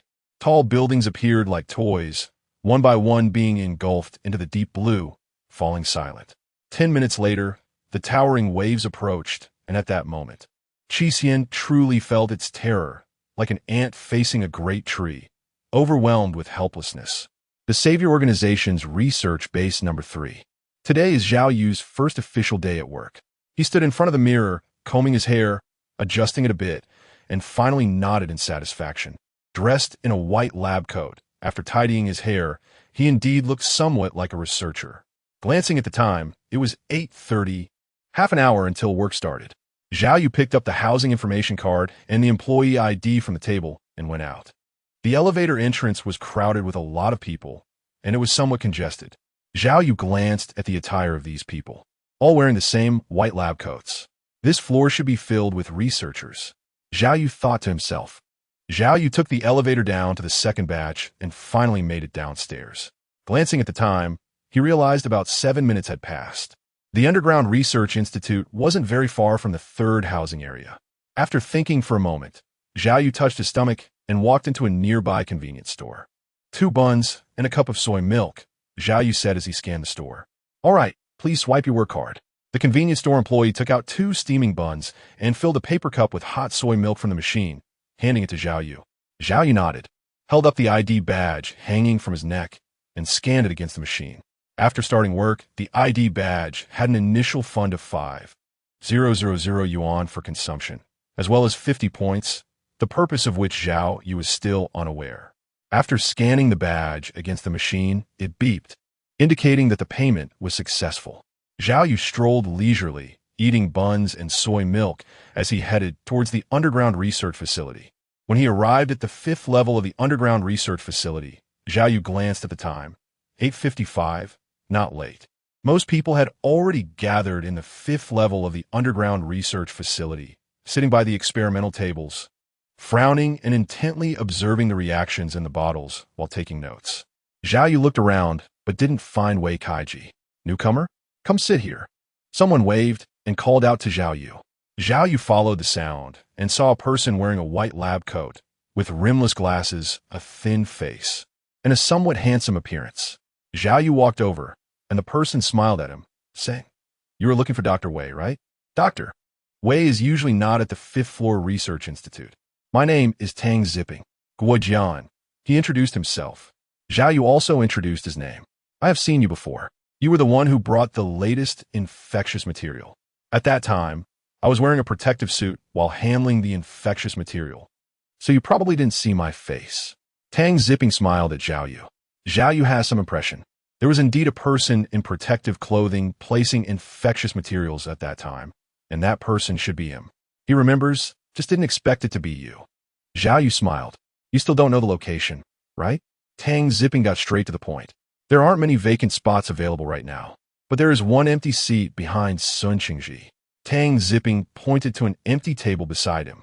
Zhao Yueshun casually glanced over, and there was a table in front of the empty one, but no one was there yet.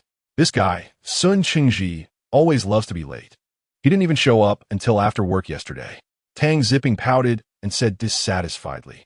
Zhao Yueme raised an eyebrow, and he couldn't help but think of the person he encountered at the elevator entrance yesterday. From a description, it sounded quite similar. He didn't expect that person was also from the 5th floor research institute. They might have crossed paths before. Zhao Yu smiled slightly and briefly described to Tang Zipping what happened at the elevator entrance yesterday. Tang Zipping raised an eyebrow and said immediately, "It must be him. No doubt about it." The two chatted for 2 hours. Zhao Yuekai reluctantly approached his experimental desk.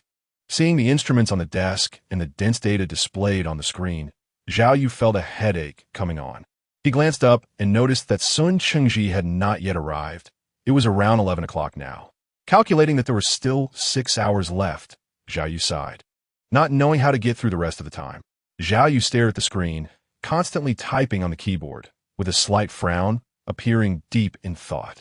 As mealtime approached, Zhao Yu let out a sigh, disappointment evident in his eyes, as if a research hypothesis had been validated after a series of efforts, only to be overturned by a certain issue.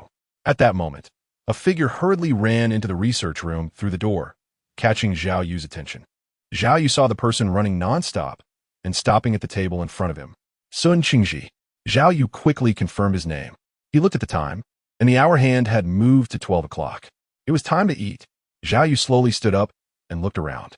Most of the researchers were focused on their work. Work is important, but one shouldn't starve themselves. Zhao Yu murmured to himself and walked lightly towards the door. Guojian. Suddenly a voice rang out, stopping Zhao Yu. Zhao Yu turned around to look, his mindset calm and composed. After all, it was mealtime, and he felt reassured. The person who called out to Zhao Yu was none other than Tang Zipping. He adjusted his rimless glasses and walked up casually, smiling as he said, "Shall we have a meal together?" The two entered the elevator, and Zhao Yu pressed the elevator button. The research base had no shops, so there was only a unified cafeteria. The cafeteria had a large building area with multiple floors, accommodating the entire base's employees for dining without much issue. Zhao Yu came to the cafeteria for the first time and found it quite ordinary overall. It didn't give him a sense of excitement. The research base was like this. Most of the funding was invested in research and weapon defense, making the living conditions seem average. Tang Zipping noticed Zhao Yu's expression and explained with a smile. No wonder, Zhao Yu realized. But even so, there are still quite a few delicious dishes in the cafeteria. Let me take you to try some. Tang Zipping led Zhao Yu to a serving counter. With Tang Zipping's strong recommendation, Zhao Yu ordered a portion of braised pork and paid with his ID card. When a braised pork was served at Zhao Yu's table, the meat was plump and tender, with a deep red and shiny color, emitting an enticing aroma that made Zhao Yu swallow hard. He picked up a piece of braised pork with his chopsticks, and the rich meaty fragrance burst forth in his mouth. The meat was soft and melted in his mouth. Delicious. Zhao Yu's eyes lit up, and he gave a thumbs up in admiration. This braised pork was indeed the best he had ever tasted, right? I highly recommend it. You won't go wrong. Tang Zipping laughed heartily, pleased by Zhao Yu's praise. By the way, I want to ask, have you done any tests on an infectious agent before? Did you find anything? Tang Zipping suddenly changed the subject and asked. This made Zhao Yu pause with his chopsticks in hand. Tests? What tests? Findings? What findings? Does having athlete's foot count? After a moment of contemplation, Zhao Yu suddenly frowned and said, there are indeed some findings, but not many. Zhao Yu, in order to maintain his identity as a researcher, naturally cannot say that there are no discoveries at all. That would be too unreliable. What discovery? Tang Zipping became interested and stared intently at Zhao Yu. The infectious agent has extremely strong activity. Zhao Yu said. Tang Zipping nodded. It was an obvious fact. Not only that, it seemed to retain some of its rationality. Zhao Yu said meaningfully, without continuing, leaving Tang Zipping feeling anxious. He only gave him a glance to ponder over. Nonsense. What else could be said if he continued? Zhao Yu looked up at the sky in silence. What rationality? Just tell me, what did you discover? Tang Zipping asked repeatedly. But Zhao Yu remained tight-lipped, presenting an expression that suggested, if you want to know, go find out for yourself. Indeed, based on my research, I found that the immune system of the infectious agent and the T cells targeting it both showed abnormal data, and there were also traces of radiation residue. If this continues, Tang Zipping seemed to have thought of something, murmuring to himself. Zhao Yu, who was nearby, looked puzzled. Look, this is a professional. However, he maintained a calm and composed expression, showing no signs of excitement. They quickly finished their meal, primarily because Tang Zipping's curiosity had been piqued by Zhao Yu, and he was eager to study the infectious agent. Back at the underground 5th-level research institute, Zhao Yu sat dazed at the laboratory table, wiping it with his hand. He intended to leave himself a clean spot for a midday nap. Isn't it normal to take a break after a meal? The institute's network was not exposed to the outside, operating in an internal network environment, and the external network was also blocked, leaving Zhao Yu's hopes of scrolling through the news dashed. He would have to find time to go out in the evening, connect to the network, and see if anyone had sent messages. Zhao Yu was lost in thought. With a face marked by red impressions, Zhao Yu woke up from the experimental desk, and it was already 2 in the afternoon. Time to get to work. With the experience of slacking off in the morning, Zhao Yu became more adept at playing the role of a researcher. A furrowed brow was his signature move, and he couldn't let it slip. Keeping his eyes on the big screen and maintaining a focused expression was essential. Occasionally letting out a long sigh made others perceive him as more professional, which naturally earned their respect. He couldn't let that go either. With a clear direction and approach in mind, Zhao Yu was ready to start hands-on operations. Suddenly, a long sigh reached Zhao Yu's ears, causing him to pause and look up. It was none other than Sun Qingji, who was sitting right in front of him.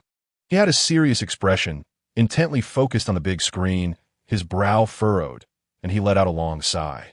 Zhao Yu was stunned at that moment. Indeed, he was still too immature. There are always greater mountains beyond the mountains, and there are always people beyond people. The techniques he thought were unique had already been mastered by others, and they were even better. Zhao Yu couldn't help but fall into deep thought, contemplating different ways to slack off. The same tricks, if used by others, wouldn't be suitable for him anymore, as it would seem pretentious. Just as Zhao Yu was lost in thought, a figure suddenly rushed in through the main door. Urgently. Important news. Important news. The person gasped for breath and shouted, causing all the researchers to turn their heads and look at him. The government just released news that they will announce information about City G in 10 days, and there will be a detailed video report. Boom. This news exploded in everyone's mind like a heavy bomb. Zhao Yu was also shocked. He naturally knew what G City was like. It was almost like a hell on earth.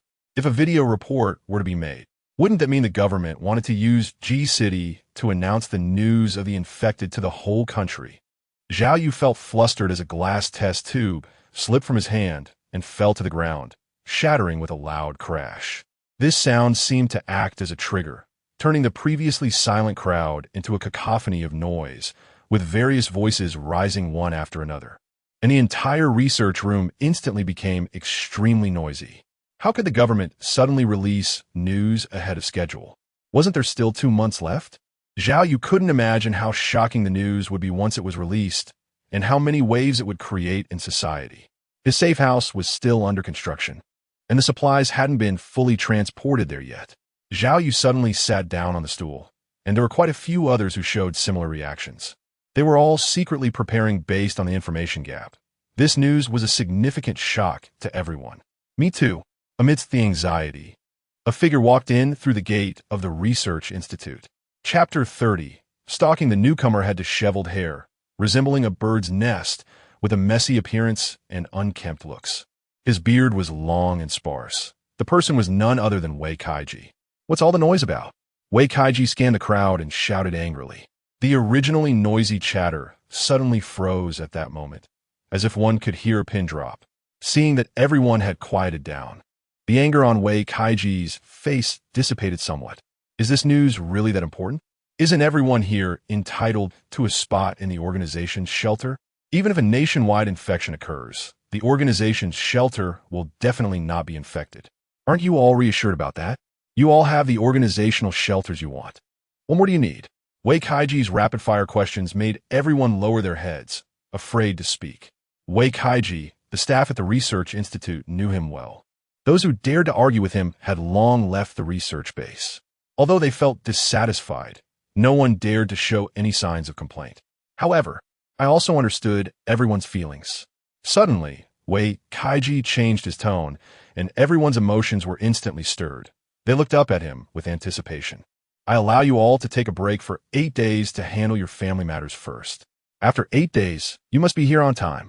Wei Kaiji's voice was loud and resonant, invigorating everyone.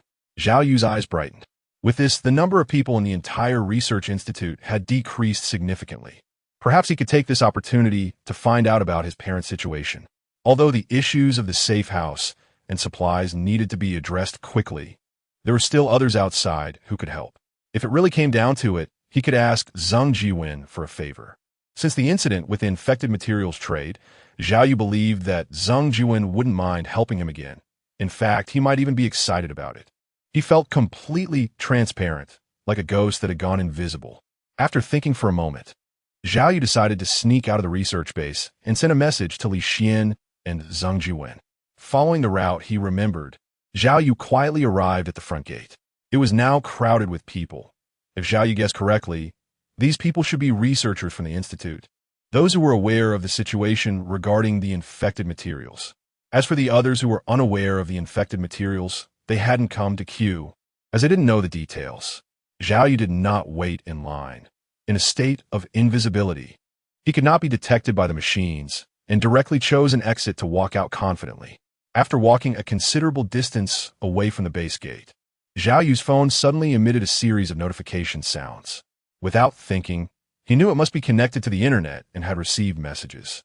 Zhao Yu took out his phone to check. First, there was a message from Lan Bingxiu, followed by messages from Li Xian, Zheng Jiwen, and Zhang and I. Lan Bingxiu. This building is currently under construction and seems to be nearing completion. Attached photo, building photo. Lan Bingxiu, wow. A lot of weapons were transported today. Attached photo, weapons photo. Zhao Yu took a quick look. The building was still under construction, and there were quite a few workers on site. Zheng Jiwen must have hired a lot of workers to speed up the progress. The weapons were delivered, which should be after Zheng Jiwen completed the transaction of the infected materials and agreed to Zhao Yu's conditions. The speed was quite fast. Zhao Yu exclaimed in his heart. Switching to the chat interface, it was a message from Li Xian. Li Xian, Zhao Yu, my dad is getting ready to be discharged from the hospital. My injury still hasn't healed. Li Xian, I saw the news today. There was a tsunami in S City. The whole city is flooded. It's really scary. What was that saying again? Right, terrifying indeed. Terrifying indeed. Zhao Yu is mainly worried that the hospital situation will be different from usual in 10 days. And staying in the hospital may not guarantee treatment. Zheng Jiwen, the weapons have already been delivered, and we will cooperate more often in the future. The family is very satisfied this time. Zheng Jiwen, the Zheng family has received the latest news that the government will release a video report on the infected individuals in City G in 10 days. Do you know what this means? Zheng Jiwen, as for the construction of the safe house, I will send more robots over to handle it for you. The original plan was to complete it in 3 months, but now we can only leave the rest to the robots and gradually reduce manual labor. Zheng Jiwen is still as reliable as ever, not only providing caution for Zhao Yu, but also considering everything thoroughly. The last message is from Zhang and I. Zhang and I, how's the work at the Research Institute? Today I had a crab meat dish at a Japanese restaurant, and it was super delicious. Attached photo, Zhang and I. Have you heard the news? Do you need me to help? There aren't many people in the Underground Research Institute today. It's a good opportunity. The sky gradually began to drizzle, and the raindrops fell on the glass above the research base, making a ticking sound. I need to obtain access to the Underground Research Institute first. Zhao Yu's current access only extends to the 5th underground level, and his access card does not reach other levels at all. After some thought, Zhao Yu decided to focus on Wei Kaiji. Wei Kaiji's permissions are certainly much higher than Zhao Yu's, and he might have leads on his parents. However, Wei Kaiji's whereabouts are unpredictable, and he may not be on the 5th level. Checking the time, Zhao Yu made his way stealthily to the cafeteria entrance. There is only one cafeteria in the entire research base, and Wei Kaiji must eat, especially since mealtime was approaching. As mealtime drew near, a large crowd surged through the cafeteria doors from all directions. Zhao Yu remained focused, scanning each person who entered. Wei Kaiji's messy hairstyle stood out in the crowd, and Zhao Yu was confident that he would spot him if he showed up. The crowd transitioned from being densely packed to gradually thinning out. But Zhao Yu did not find any trace of Wei Kaiji. In fact, many people had already begun to exit the cafeteria. Zhao Yu frowned slightly. This guy, wouldn't he not come for dinner? Or has he already left the research base? Zhao Yu was anxious, suppressing his restless heart as he lay in wait nearby. Continuing to wait. Finally, after almost an hour, a middle-aged man with disheveled hair approached. Zhao Yu's eyes lit up. Wei Kaiji had arrived. Zhao Yu immediately followed, closely behind. Wei Kaiji was alone, ordering a serving of corn sauce fried rice, sitting in the corner, eating leisurely, completely unaware of Zhao Yu beside him. Zhao Yu looked at the work badge around his neck, a greedy glint flickering in his eyes. Wei Kaiji ate very slowly. It took him a full hour, and by the time he leisurely put down his plate, most of the people in the cafeteria had left. Zhao Yu was at a loss for words behind him. Seeing him get up, Zhao Yu quickly followed. At the elevator of the underground research facility, Wei Kaiji did not press the button for the 5th floor, but went straight for the 7th floor. Zhao Yu had never been to this level before, but since he was taking the elevator with Wei Kaiji, he didn't have to worry about permission issues. The 7th floor was not much different from the 5th, as it was also used for research. However, there were many more glass rooms, and when Zhao Yu looked inside, he couldn't help but be shocked. The rooms were filled with infected individuals covered in red spots, their eyes bloodshot. Saliva dripped from the corners of their mouths, clearly devoid of rationality. Wei Kaiji had long been accustomed to this scene and calmly walked over to sit at a screen table. The screen table was quite long, and there were quite a few people sitting around it. How was the drug efficacy test? Wei Kaiji asked the person next to him. The drug replication results show that while it can maintain the infected's rationality for a few seconds, it quickly loses its effectiveness, the researcher next to him replied. Zhao Yu curiously glanced at the screen, raising an eyebrow. The ingredients of the potion on the screen felt familiar to him. Isn't this the blue potion number 182? Zhao Yu's heart jolted. A thought flashed through his mind like lightning, and in an instant, he understood the situation. When the infection broke out in G City, his parents were taken away by an unidentified force. According to military descriptions, this unidentified force had previously asked his mother to steal the blue reagent number 182. Although she was eventually cleared of suspicion, it was highly likely that she had indeed stolen it. The reason he was able to maintain his sanity during the infection was probably that his mother had secretly administered the blue reagent number 182 to him, which served as evidence. The unidentified force had now been identified as the Savior Organization. His parents were taken away by the Savior Organization, and the remaining blue reagent no. 182 was also taken with them. In the military base's research institute, discovering the correct usage of the blue reagent number 182 was purely by chance and luck. The Savior Organization, up to this point, should not have figured out the correct usage of the blue reagent number 182. And there seemed to be some issues with the formula. It was likely deciphered from analyzing the pre-made blue reagent number 182, so the formula was not complete. With this key thought in mind, Zhao Yu squinted. The probability of his parents being here was already very high. Moreover, they were most likely in the Underground Research Institute, though he didn't know which level. Indeed, he still couldn't reach the situation of experimenters number 1 and number 2. Wei Kaiji let out a slight sigh. He felt that the key was right in front of him, just a step away, but that step remained elusive. Zhao Yu listened carefully. Experiment 1 and Experiment 2, Zhao Yu guessed, should refer to his parents. While Zhao Yu was bored watching Wei Kaiji conduct research, Wei Kaiji suddenly looked up and ordered the person next to him, "Send Subject 5 into the laboratory." The person next to him immediately began to contact and operate. They had done this many times before. Zhao Yu suddenly became interested and stood behind Wei Kaiji, looking at his screen. On the screen, an infected person, fully bound, blindfolded, and covered in red spots, was being brought into the laboratory. His body was very strong, and the people bringing him in appeared extremely fearful and cautious. Various supernatural occurrences hinted at something eerie. Zhao Yu didn't understand these things. He only felt that the infected person was very strong and quiet. Wei Kaiji's expression flashed with a hint of fanaticism. Wei Kaiji pressed a button on the keyboard, and immediately, many mechanical tentacles emerged in the laboratory, swaying as they swam towards the infected person. Multiple mechanical tentacles bound the infected subject, number 5, suspending him in midair. They extracted blood, reanalyzed, manufactured, and refined the serum. Wei Kaiji spoke rapidly, issuing a series of commands. The people around him accepted the orders and began to execute the operations. A mechanical tentacle, with a needle at its tip, extended down from the upper level of the laboratory and pierced towards the infected subject number 5. Preparing for human experiments. Wei Kaiji's fanaticism intensified. The people around were taken aback. This command had never been issued by Wei Kaiji before, as they had always conducted experiments on animals. Everyone exchanged glances, and for a moment, no one dared to execute the order. Seeing that no one was carrying out the command, Wei Kaiji frowned and angrily scolded. "Can no one hear what I'm saying?" Everyone's hearts jolted, cold sweat broke out on their foreheads, and they hurriedly began to operate.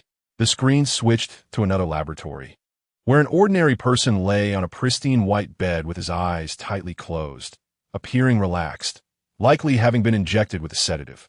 A mechanical tentacle with a needle at its tip emerged from the upper level of the laboratory, the syringe at its tip filled with a light red serum, extracted from the infected subject number 5. The mechanical tentacle slowly moved over, stopping about an inch above the right arm of the person lying on the bed, moving slowly as it gradually inserted the serum-filled needle into the right arm, allowing the serum to flow slowly into the body. After about a minute, the ordinary person suddenly began to convulse, red spots appearing all over his body, and he abruptly opened his eyes, bloodshot and scarlet. Check the subject's physical condition. Wei Kaiji continued to command. Physical condition mutated, identical to the parameters of the infected subject. It has been confirmed. This person is fully infected. Analyzing DNA comparison. DNA shows strange distortions. A series of reports continued to sound, and Wei Kaiji's brow furrowed. The infection was the result he anticipated, but the outcome he hoped for was not just infection. Number the infected subjects and send them into the isolation chamber. Wei Kaiji understood in his heart that the experiment had already failed, and he sighed helplessly. Zhao Yu watched from the side, uninterested in these experiments. Wei Kaiji rubbed his forehead, a hint of fatigue appearing on his face. He planned to leave it at this for today, but then he thought for a moment. How are Subject 1 and Subject 2 doing? Their rationality is preserved, and aside from physical changes, they are basically no different from normal people. Daily checks and statistical data collection. Good. Zhao Yu glanced at the person who responded. After waiting for a few more hours, and seeing that Wei Kaiji was still conducting research and analysis without any other movements, Zhao Yu went outside with someone who was leaving. It seemed that there was no need to conduct research in the next few days. Zhao Yu revealed himself in an empty alley. According to the research base map, Zhao Yu arrived at the entertainment area of the research base. The entertainment area was a designated section of the research base, not very large, consisting of only 3 buildings. Each building had 5 floors, and each floor offered different entertainment facilities. Zhao Yu probably missed a glance. There are activities like billiards, basketball, singing and shooting entertainment, etc. Zhao Yu's purpose for this trip is to practice shooting. Chapter 31. Underground Level 8. The shooting range is quite crowded, and the entire shooting area is large, with several rooms. Each room is primarily made of glass, making it transparent. The rooms are relatively long, with the floor covered in turf, and at the far end, there is a target with red and white circles. At the entrance of the room, there is a square box, which should be used to swipe an ID card for entry. Zhao Yu glanced around and found an empty room. Just as he was about to walk over, someone got there first. There were quite a few people here. Zhao Yu felt helpless. Most of them were ordinary employees, and only a few were researchers in white coats. Brother, I see your forehead is dark. There are ominous signs. A plump man with a bushy beard walked up to Zhao Yu and said in surprise.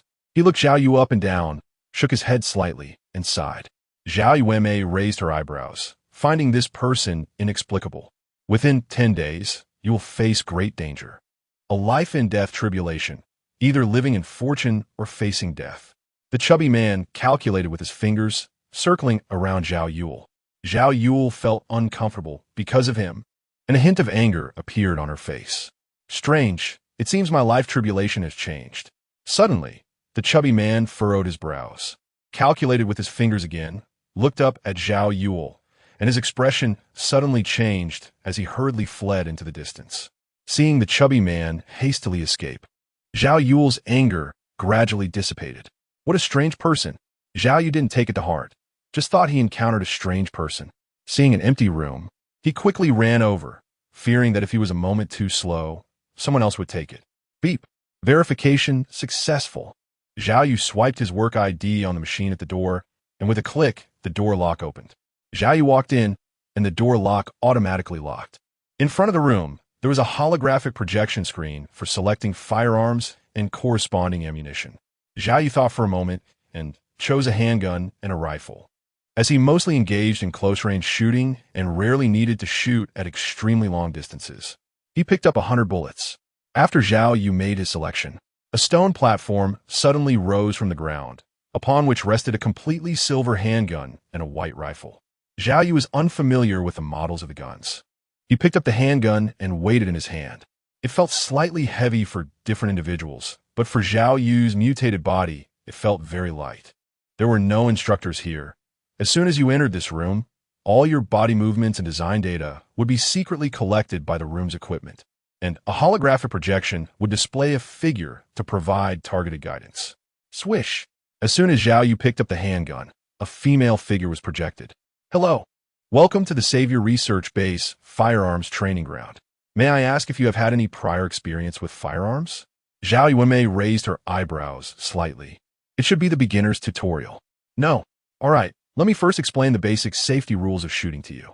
Regardless of whether the firearm has been checked, it should always be treated as a weapon that is loaded with ammunition, and one must remain vigilant and cautious at all times. During shooting activities, it is essential to ensure that the shooting area behind and on both sides is safe to prevent harm to innocent individuals. Never pull the trigger unless you are ready to shoot at a target and have clearly determined it is safe to do so. You can only pull the trigger when you are prepared to shoot at a target and have confirmed that it is safe. During shooting activities, you must always wear protective equipment that meets safety standards, such as earplugs, earmuffs, safety goggles, etc., to protect your hearing and eyesight. Zhao Yu listened attentively. After explaining the basic safety rules, the female figure began to discuss the differences in basic shooting equipment and how to maintain it. Zhao Yu nodded continuously, surprised by how many details there were. The introduction for beginners alone took about half an hour. In addition to the basic safety rules and understanding shooting equipment, there were also explanations on shooting posture and aiming, along with projected simulations, which made Zhao Yu reflect on the issues he had when he first handled a gun. By the end, after the beginner tutorial was completed, Zhao Yu took a deep breath, put on his goggles and ear protection, picked up the handgun again, corrected his posture, and aimed at the target. Bang! Zhao Yu pulled the trigger, and a loud gunshot echoed as the bullet flew forward. Missed the target. The projection silhouette gave a, while providing feedback to Zhao Yu based on body data. When pulling the trigger, his hand trembled, causing the shake. Zhao Yu constantly recorded the feedback results in his mind, correcting himself and continuing to shoot. By the time he came out, it was already evening, and there were not many people left in the venue. Zone 3, Building 5, 6th floor, Room 5, where Zhao Yu was located. Zhao Yu turned on the holographic projection in the room and began practicing basic martial arts. After several days of practice, Zhao Yu's control over his body had become more refined. Now, Zhao Yu felt that climbing to the 3rd floor of the room without any equipment was no longer a big challenge. If an ordinary person started training, they definitely wouldn't see such significant results. Zhao Yu's current exercise has not strengthened his body. He originally possessed these abilities, but he just had not developed them before. After a few hours, Zhao Yu rinsed off his body, and the sweat was washed away by the water, making him feel refreshed. Standing on the balcony, Zhao Yu lit a cigarette and began to smoke slowly. The white smoke was exhaled from his mouth and blown away by the wind into the distance. In a quiet night, the wind also felt quite cool. There was no one below the building, only the dim yellow street lights illuminating the area. Suddenly, a shadow emerged from the dark beneath the building, looking sneaky. From the height of the 6th floor, Zhao Yu looked down but could not see the person's face clearly. Zhao Yu didn't pay much attention and was planning for tomorrow in his mind. 10 minutes after the figure left, another figure emerged from the shadows and stealthily walked in the opposite direction. Zhao Yu felt a hint of familiarity with this figure. It resembled Tang zipping a bit. Zhao Yu guessed in his heart. He lit another cigarette, but it hadn't caught fire yet when a figure walked out from the shadows. It looked somewhat like Sun Qingxi. Zhao Yu looked at the new figures and guessed. A hint of curiosity arose in his heart. It was already so late, and most people had fallen asleep. What could these figures be up to? It's better to avoid trouble than to seek it. Zhao Yu suppressed his curiosity. Suddenly, another figure emerged from the shadows. Zhao Yu's lips curled up slightly, and his body gradually became transparent as his concealment ability activated. Zhao Yu did not open the door, as opening it would leave a record of going out. After turning off the lights, Zhao Yu climbed down from the 6th floor balcony. He followed the route of the last shadow. The shadow did not notice Zhao Yu behind him and pretended to walk normally ahead. The research base was filled with surveillance cameras, and the other party should hide in some blind spot of the cameras. Zhao Yu guessed that not everyone had the same stealth skills as he did, casually walking around the research institute and base. Sure enough, the figure walked normally for a while before suddenly darting into an alley. Zhao Yu had never been to this place, and seeing the figure hide in the alley, he immediately followed. However, when he entered the alley, he was stunned to find it completely empty. Besides a few garbage bins, there was nothing else. Where did the person go? Zhao Yu was surprised. He searched the alley but found no trace of anyone. Given Zhao Yu's speed, the figure should not have been able to exit the alley after entering. At least he should have seen the person's back when he entered. But now, it seemed as if the person had evaporated. There should be a secret passage or a hidden door, but he found nothing. Was it really this concealed? Zhao Yu felt helpless and sighed, having to give up the chase. He had come over on a whim, driven by curiosity, and didn't have a strong purpose in mind. With the target gone, Zhao Yu didn't want to continue waiting. He secretly noted that there was something off about the alley. The next morning, after washing up, Zhao Yu bought breakfast at the convenience store downstairs. Again, it was 2 buns and a cup of soybean milk. As he was leaving the convenience store, he unexpectedly ran into Tang Zipping. He adjusted his rimless glasses and smiled, greeting Zhao Yu. Zhao Yu slightly raised the corner of his mouth and greeted back.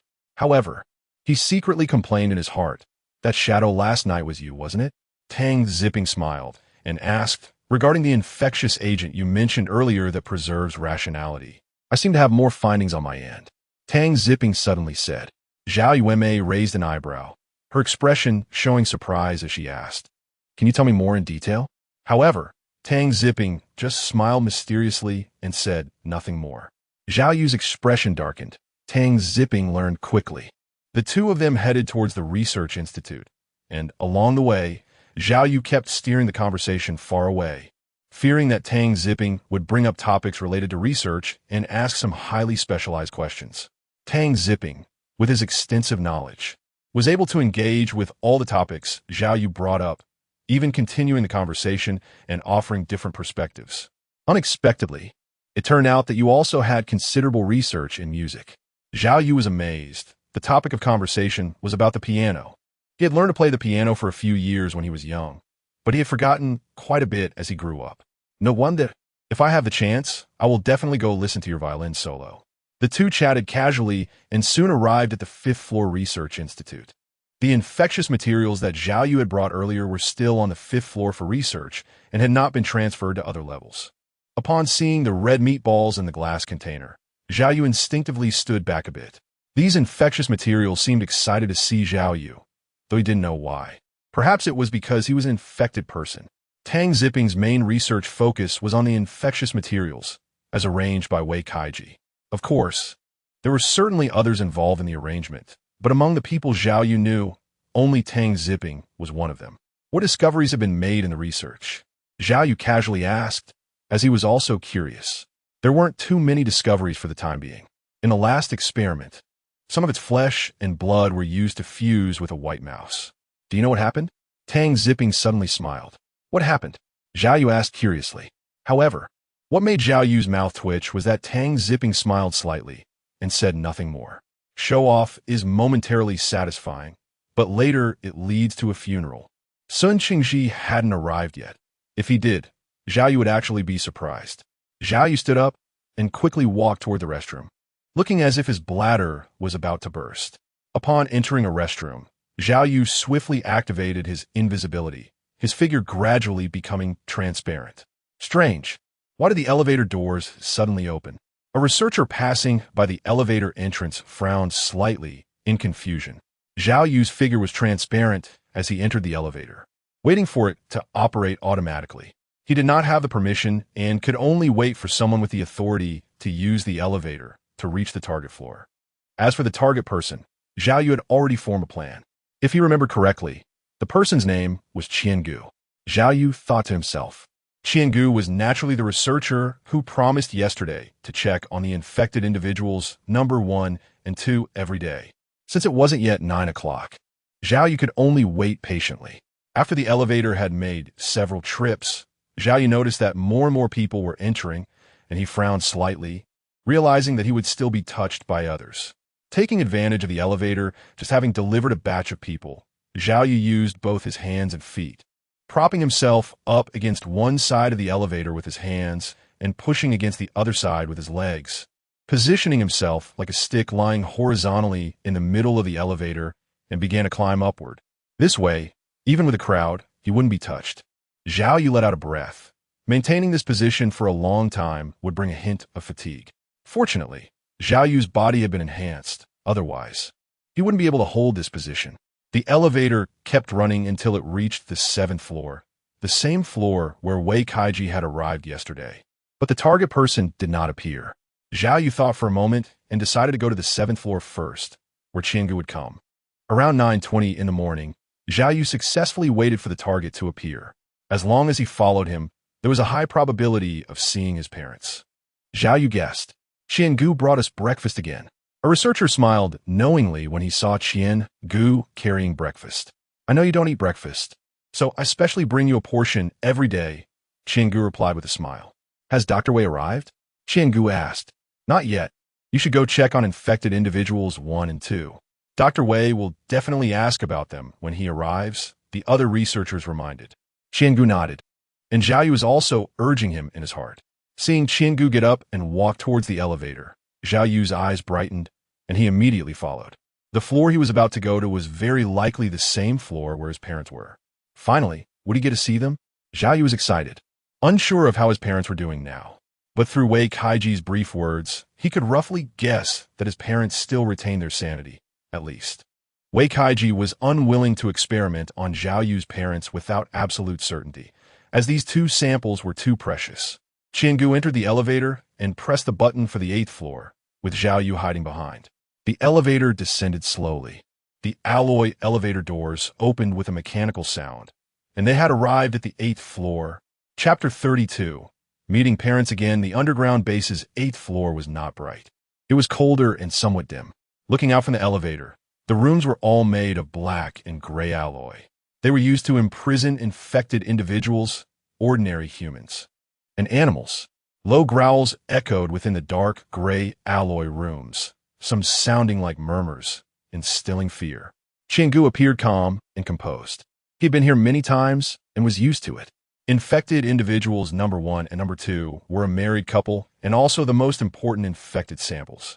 They were imprisoned deep inside, but fortunately, they maintained their rationality, making the inspection not too arduous. Qiangu thought to himself. The only thing that frightened Qiangu was having to pass by the room of infected number 5. Although he knew it couldn't escape, he always unconsciously quickened his pace every time he passed this room. The deaths of those who had perished at the hands of infected number 5 were too bizarre, and the cause had yet to be determined. As for the other infected individuals, Qiangu was not worried. Walking down the narrow corridor, every time he passed a room, he could occasionally hear sounds of impacts against the alloy doors, until he passed a room marked with a huge red exclamation mark. Qiangu's heart sank. This room was infected number 5's room. Noticing Qiangu's sudden acceleration, Zhao Yu was puzzled and quietly followed at the same speed. Infected? No, wait. Your sanity tells me there are no brutal or crazy emotions in your head. How strange. Not strange at all. Suddenly, a voice that sounded like a murmur erupted from Zhao Yu's heart, startling him. Who? Zhao Yu was startled and suddenly stopped, looking around. The surroundings were empty, with only Qiangu's back in sight. Zhao Yu felt a chill in his heart. He was currently in a hidden state, and suddenly a voice popped up in his mind, which would startle anyone. Zhao Yu didn't dare to stay long and hurriedly followed behind Qiangu. This place is a bit eerie. Zhao Yu felt a chill in his heart. Qiangu arrived at the last dark gray alloy room on the 8th underground floor. He pressed the button next to the door, which had a speaker for communication inside. Check, Qiangu said succinctly. They heard footsteps from inside, which soon fell silent again. A hand covered in red spots reached out through a small gap in the door. Qiangu took a small device from his pocket and pressed it against the spotted hand. The device's display lit up, seemingly processing data. Normal. Next. Qiangu continued with the previous operation. Processing. Just as Qiangu was about to express himself, a sudden force struck him from behind. His vision went dark, and he fainted on the spot. Mother? Father? Zhao Yu approached the iron gate and called softly, "Zhao Yu, is that you?" Blood-red eyes peered through a narrow crack, but no one was seen.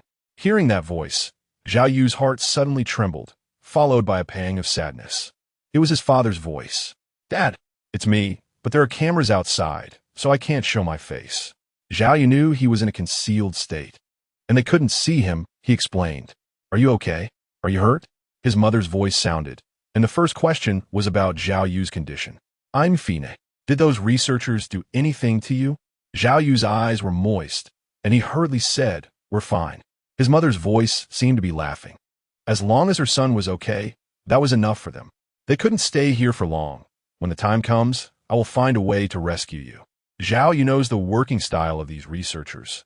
He himself is a living example at the military base. "Son, this place is very dangerous. You don't have to worry about us." His mother's voice flashed with panic. She knew how powerful this organization was, and her son was no match for them. "Take care of yourself and stay alive." His father spoke up from his side. Zhao Yu clenched his fists tightly, determined to save his parents. Even in the face of such a large organization. "It's okay, I have a plan. Trust me, I am now a researcher in this organization." Zhao Yu smiled and said, "Huh." His parents were surprised, not knowing what to say about their son's talent. They didn't expect that. Back then, he scored only 53 in math, and now he has actually become a researcher. His father sighed in amazement. Zhao Yu's expression darkened, and his excitement instantly diminished. Zhao Yu heard footsteps coming from the corridor. It seemed that the incident of Qiangu fainting had been captured by the surveillance, and someone from the research institute had come to check. Well, upon hearing the footsteps, his parents no longer spoke and remained silent. The 7th floor of the Underground Research Institute. Wei Kaiji frowned as he listened to the report on Qiangu's situation. Was it caused by the 5th infected person again? There were too many supernatural events created by the 5th infected person. Some inexplicable bizarre occurrences always made him associate them with the 5th infected individual. The 5th infected person was becoming increasingly unstable. Perhaps he could be used for that experiment.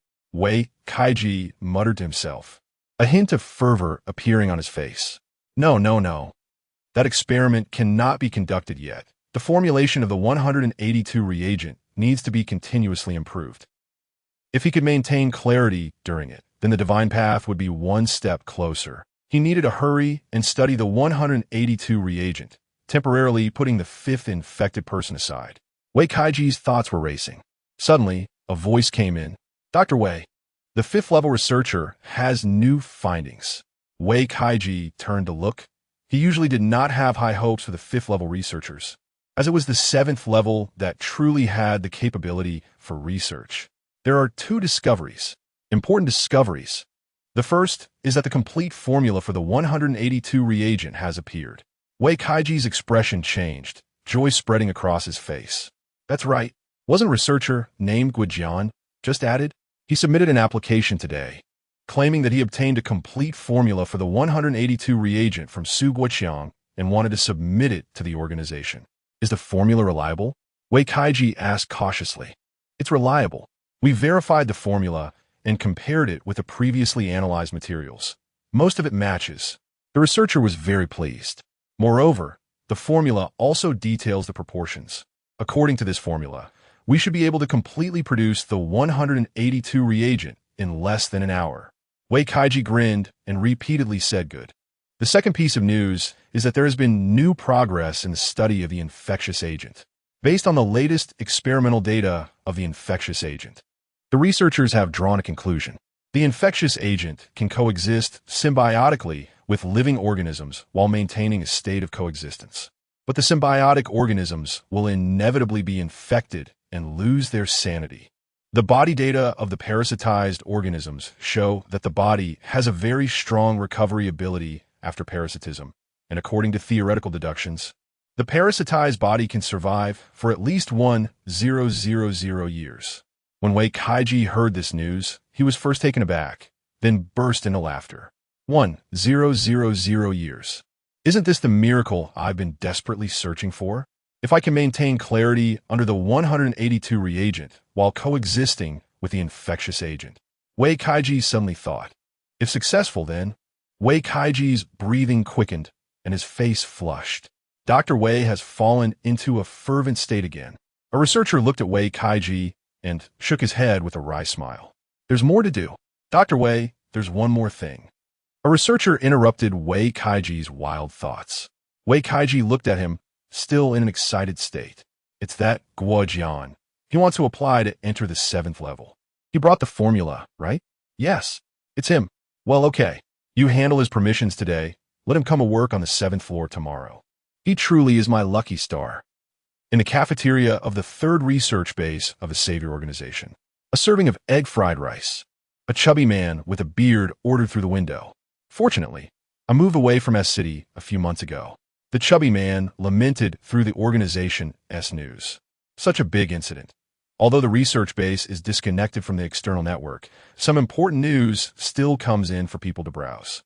He calculated that S-City was probably facing a great disaster around this time. The chubby man shook his head. He had tried to inform everyone through various channels to stay away from S-City months ago, but hardly anyone listened. They just thought he was mentally ill. Seeing that others didn't believe him, the chubby man didn't care anymore and hurriedly packed his bags to seek refuge in B-City. His ancestors had been fortune tellers for 5 generations. Initially, his great-grandfather was truly unbeatable in fortune-telling, with many high-ranking officials and nobles willing to pay a fortune for a reading. But unfortunately, the family fell into decline midway. With the rise of science and the strict prohibition of superstition, by the time it got to the chubby man's generation, only a small, tattered book remained. The chubby man's father had no idea where he put that book, and it had gathered dust for a long time. The chubby man recalled that he found this little tattered book while searching for his father's stash of money when he was a child. Out of curiosity, he studied it thoroughly. At first, the chubby man didn't believe it. He was just playing around, often reading fortunes for friends as a casual pastime. Only once did he predict that a friend didn't have long to live. Feeling playful, he mentioned it to his friend, who laughed it off, saying he was only in his 20s and had no illnesses. How could that be? The chubby man didn't believe it either. They both just thought it was interesting and didn't take it to heart. However, 2 days later, the chubby man suddenly received news from his friend's father that he had been in a car accident and died on the spot. This scared the chubby man greatly. The fortune-telling actually came true. Holding the little tattered book, he felt both fear and surprise. After that, the chubby man became even more fascinated with the book, dedicating himself to studying it while continuing to read fortunes for friends. But he never shared the outcomes, silently verifying them in his mind. After all, this matter was too horrifying and bizarre. Most of the verification results were accurate. Although he couldn't say he understood the will of heaven, it brought him great joy. With this ability, the chubby man started a company specializing in fortune-telling. In the beginning, business was good, and it kept getting hotter, making the chubby man dream of money pouring into his pockets. However, as the number of fortune-telling sessions increased, the chubby man felt his luck began to decline. No matter how much he earned, he could never keep it. He exhausted himself trying to save money. He even encountered a situation where his bank card was frozen, and an unexpected issue with the funds caused the money he had saved to vanish. The chubby man tried to reason with the bank, but their response showed that the system was normal. This made the chubby man recall a line from the beginning of the little tattered book. We must speak of the path of self-cultivation, family harmony, governing the country, and bringing peace to the world.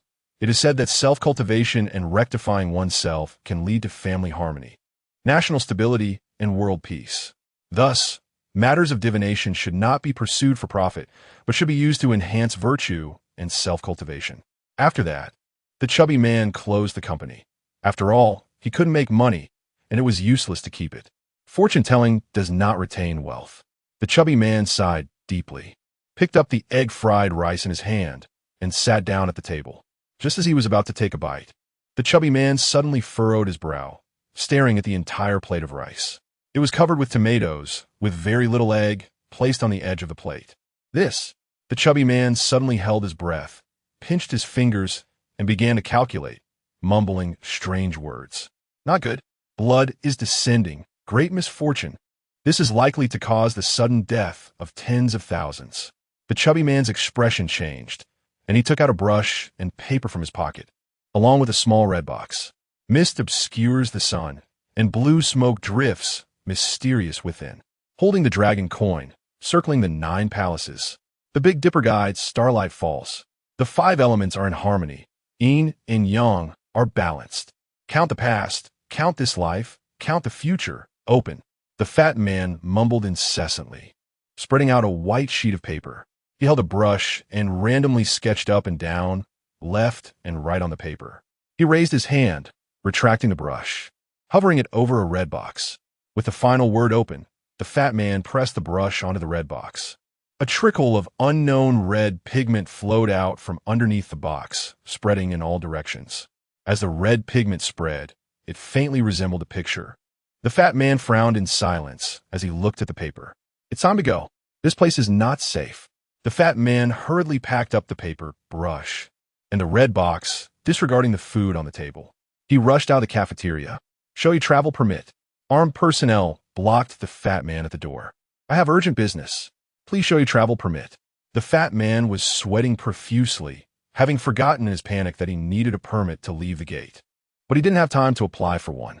After some back and forth with the armed personnel, the fat man gritted his teeth and turned to walk back. At that moment, he suddenly saw a figure, his eyes brightened, and he got an idea. Chapter 33. Deceiving heaven and changing fate. The person was none other than Zhao Yu, who finished work right on time. Brother. A deep voice suddenly rang out as the bearded fat man with a suitcase approached Zhao Yu. Zhao Yu raised her eyebrows slightly and recognized the person who had come. This person was very familiar. She remembered that he was the eccentric who always spoke in riddles. Was he going to say that her fortune was bad again? Zhao Yu paused for a moment and sneered. The fat man awkwardly smiled and then said seriously, "Your Eentang is indeed dark."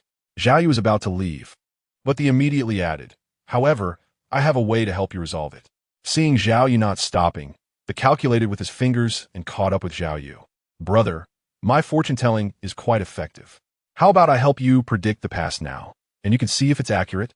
Zhao Yu frowned, wondering why this person was still pestering him. Seeing that Zhao Yu still ignored him and continued walking ahead, the chubby man rolled his eyes and spoke slowly. "You have survived a death tribulation and gained fortune from misfortune. Now your family is in trouble, right?" This sentence reached Zhao Yu's ears, causing him to pause. He had indeed survived a death tribulation, and now his parents were imprisoned, which was indeed a disaster. Moreover, apart from Zhao Yu himself, hardly anyone knew about these matters. This guy has some skill in fortune-telling. Noticing that Zhao Yu had stopped, the chubby man straightened his back, clearly feeling that he had hit the mark. "Shall we find a place to sit?" Zhao Yu turned around and looked up and down at the fat man, feeling intrigued. In the entertainment area, there was a simple little tavern.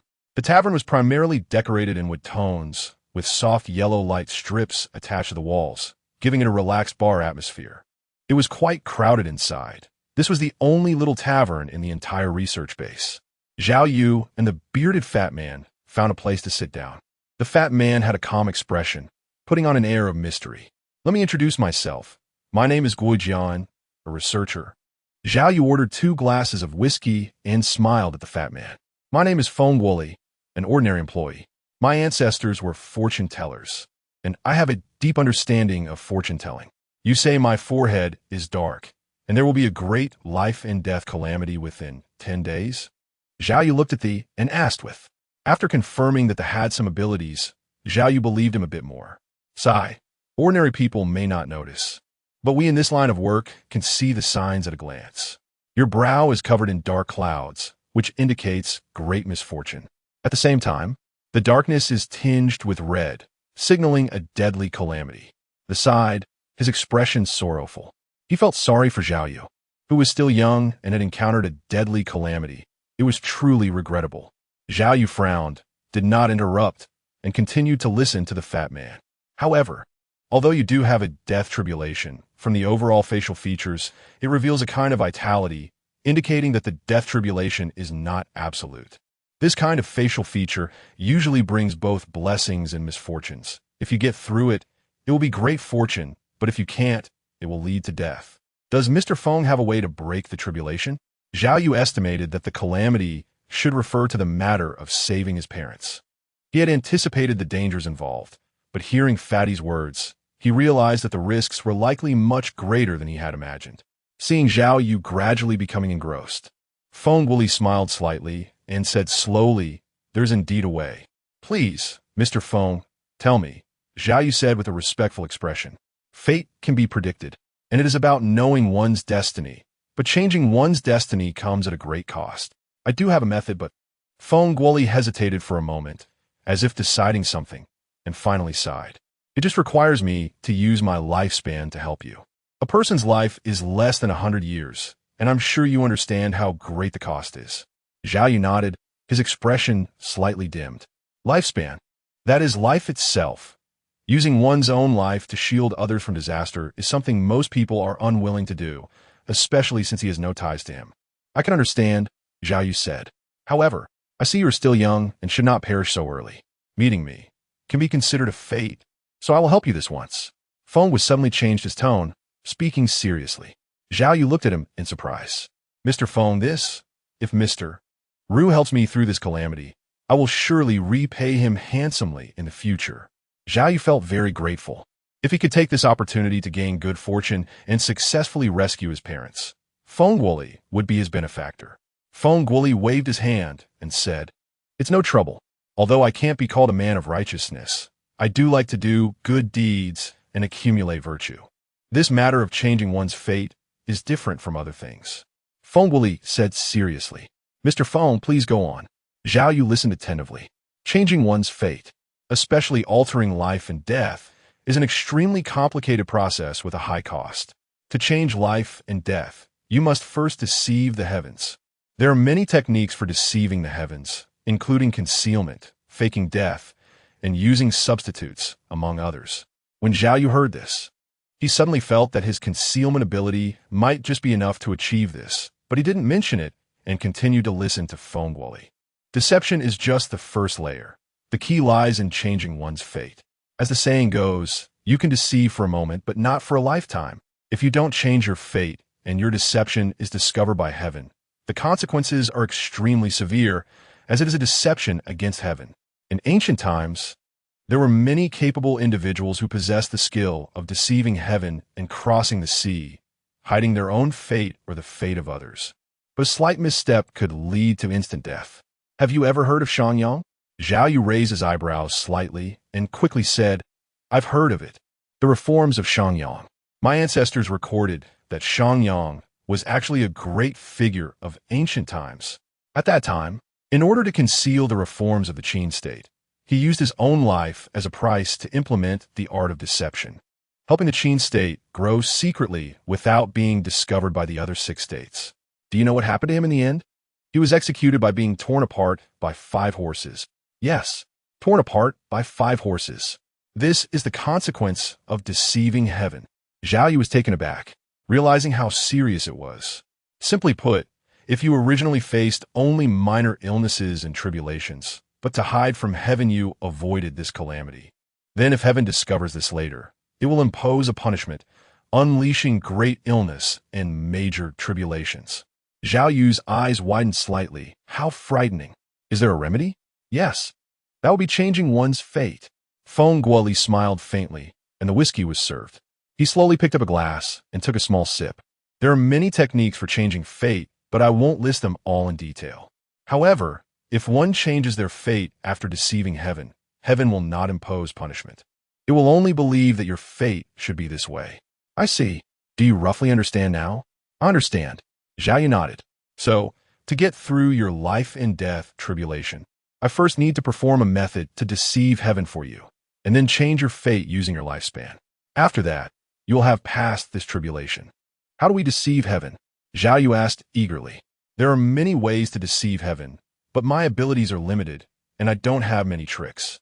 So, I will use a substitute technique to deceive heaven for you.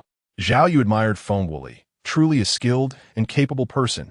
The method of using a substitute is primarily about finding someone to replace you, hiding your fate so that it remains undiscovered. Since I am here to change your fate, then the substitute must be me. Feng Wuli spoke, making it convincing. What should I do? Zhao Yu asked. Well, Feng Wuli pondered for a moment, then said, you need to provide me with the documents that prove your identity. This is the first step, the substitution. Then you also need to perform a concealment, which is quite simple. Either fake your death or retreat to a remote place. Zhao Yu raised his eyebrows. It seemed that he could go into hiding by using his concealment ability. However, Zhao Yu definitely wouldn't expose this ability. So he could only continue to ask, "Are there any other methods?" Let me think. Feng Guo furrowed his brow, and suddenly his eyes lit up. This way, you could take a leave of absence, and remember, it must be a leave slip for leaving the research base. This will make the heavens think you have gone out, while I carry out my actions, which can also achieve the effect of deceiving the heavens. Zhao Yu raised his eyebrows, suddenly feeling that something was not quite right. However, seeing Feng Guoli's serious expression, he quickly dismissed his doubts. Taking leave was a minor issue anyway. Since he wasn't going out, he just needed to explain to his superiors that there was a last-minute change. No problem. Zhao Yu nodded. First, give me some identification. The leave needs to be processed quickly. I'll perform the ritual for you today to change your fate. Come to this small tavern at this time tomorrow, and I'll return the items to you, Feng Guoli said solemnly. The later it gets, the heavier the life and death calamity will become. Remember, seeing Feng Guoli's serious demeanor, Zhao Yu's expression turned serious as well, and he nodded. Taking leave was very simple.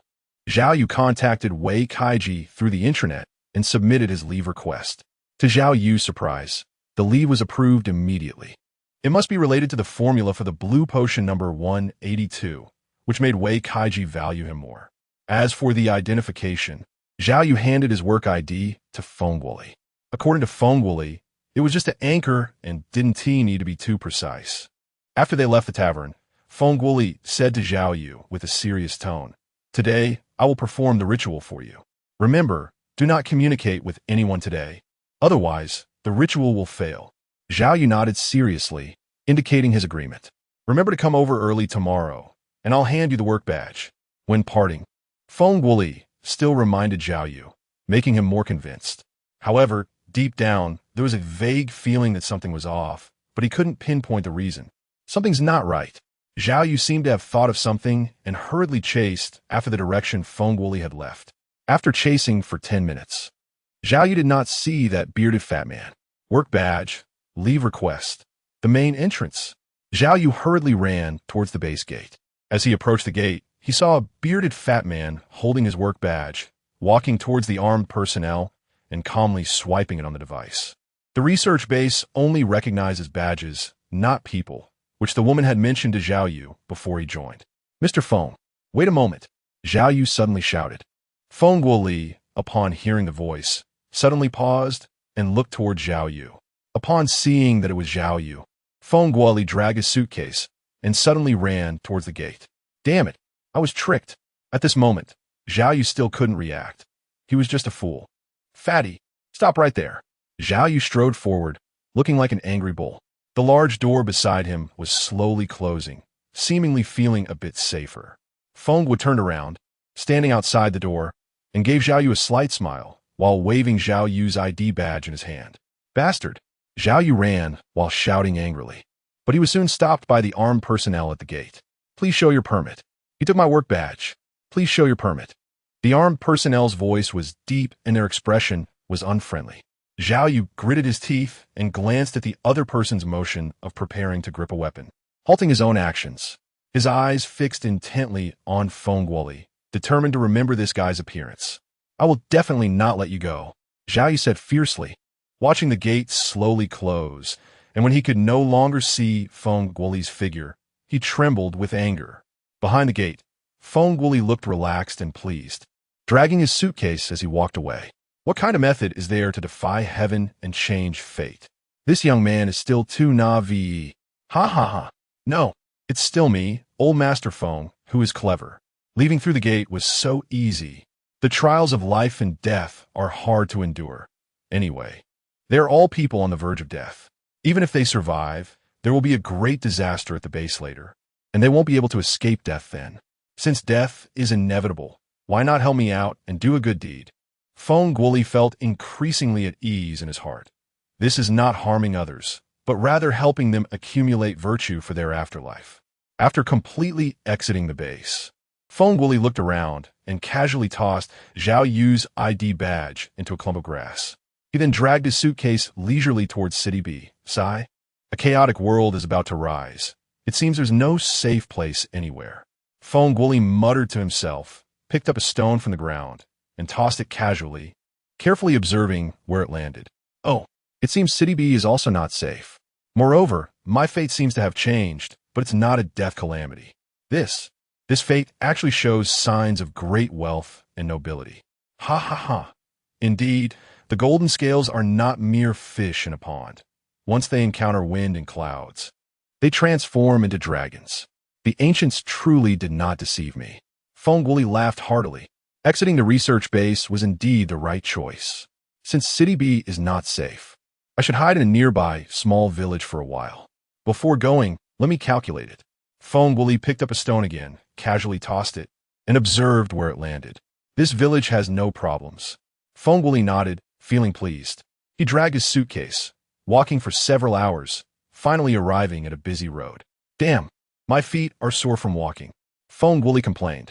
Driver, to Loaning Village. Feng Guoli got into a car. When he had flagged down after a long wait by the roadside, the driver was kind. Seeing Feng Guoli dragging a suitcase alone at such a late hour in such a remote place, he felt pity and gave him a ride. I was just about to go to Loaning Village as well. What a coincidence. Our destinations are the same. The driver, sitting in the driver's seat, turned half his head and smiled at Feng Guoli. Ha, what a coincidence, driver. Feng Guoli lowered his head to rub his legs and, hearing the driver speak, looked up and smiled. But the moment Feng Guoli looked up at the driver, he froze. Chapter 34. The rescue begins the next morning at 9 o'clock. Zhao Yu arrived at the 7th underground level, having been tricked into giving up his ID badge by Feng Guoli. Zhao Yu had no choice but to go to the staff center to get a new one. Although this incident did not greatly affect Zhao Yu, it left him feeling uneasy. He actually believed Feng Fatty's nonsense. In fact, this wasn't entirely Zhao Yu's fault. Who would have thought Feng Fatty's predictions were quite accurate, which surprised Zhao Yu and made him lower his guard.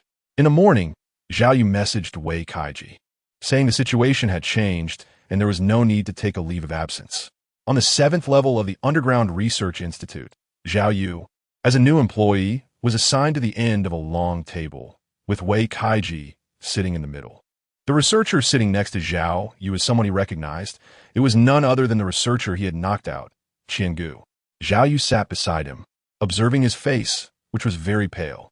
At this point, if Zhao Yu remembered correctly, Qiangu should be going to the 8th floor to check on the infected individuals, number 1 and number 2. But Zhao Yu saw him sitting there in a daze, with no reaction at all. Qiangu, did you do the check today? Wei Kaiji looked in Qiangu's direction and said calmly, Not yet. Dr. Wei, Qiangu is probably still shaken by what happened yesterday. A researcher suddenly spoke up, kindly reminding him. He was so absorbed in yesterday's incident that he forgot about this. All right then. Qiangu doesn't have to check on the infected individuals number 1 and number 2 for the next few days. Upon hearing this, Qiangu relaxed his body and let out a sigh of relief. However, the check still cannot be neglected. Who would like to volunteer? Wei Kaiji looked around, but saw that the researchers were all focused on the screen, clearly unwilling to take on the task. Wei Kaiji's gaze stopped on the researcher who had just spoken. I haven't finished my work on the research for reagent number 182.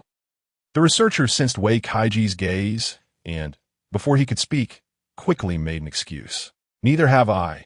The other researchers quietly echoed, and seeing that no one was stepping forward, Wei Kaiji silently sighed.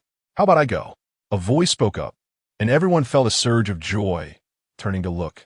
Zhao Yu smiled slightly in response to the gazes of those around him, his expression calm. You are Gujian? Wei Kaiji recalled Zhao Yu's name, his eyes revealing satisfaction. Yes, Dr. Wei, I even asked for leave for you yesterday. Zhao Yu smiled and said, No wonder you are young. You have the courage to take risks in your work. It would be great if the Research Institute had more talents like you. Wei Kaiji praised. Then the task of checking the infected individuals 1 and 2 will be assigned to you. Qiangu will teach you how to conduct the checks. Understood. Zhao Yu nodded with a smile. Qiangu was sitting next to Zhao Yu, and there was an added sense of gratitude in his gaze toward Zhao Yu. Checking the infected individuals number 1 and 2 was not difficult. You just need to press this device against their hands and check the parameters. For example, if this parameter is green, it indicates normal. If red, It indicates abnormal. Qiangu carefully explained the inspection procedures to Zhao Yu. Zhao Yu listened attentively, nodding from time to time. It didn't seem complicated. Zhao Yu smiled, but why were they all unwilling? Zhao Yu was unaware of the situation regarding the fifth infected individual. When Qiangu heard this, a hint of fear flashed across his face as he said, "The examination isn't complicated. What they're afraid of is the fifth infected person." Qiangu briefly explained the situation of the fifth infected individual to Zhao Yu, which left Zhao Yu astonished. "The reason I fainted inexplicably yesterday must be the work of the fifth infected person. He's very strange, so be careful during the examination." Zhao Yu nodded, but felt it was amusing that someone would take the blame for his actions. After seeing that Zhao Yu seemed to understand, Qian adjusted Zhao Yu's permissions to the 8th level, which of course also required Wei Kaiji's approval.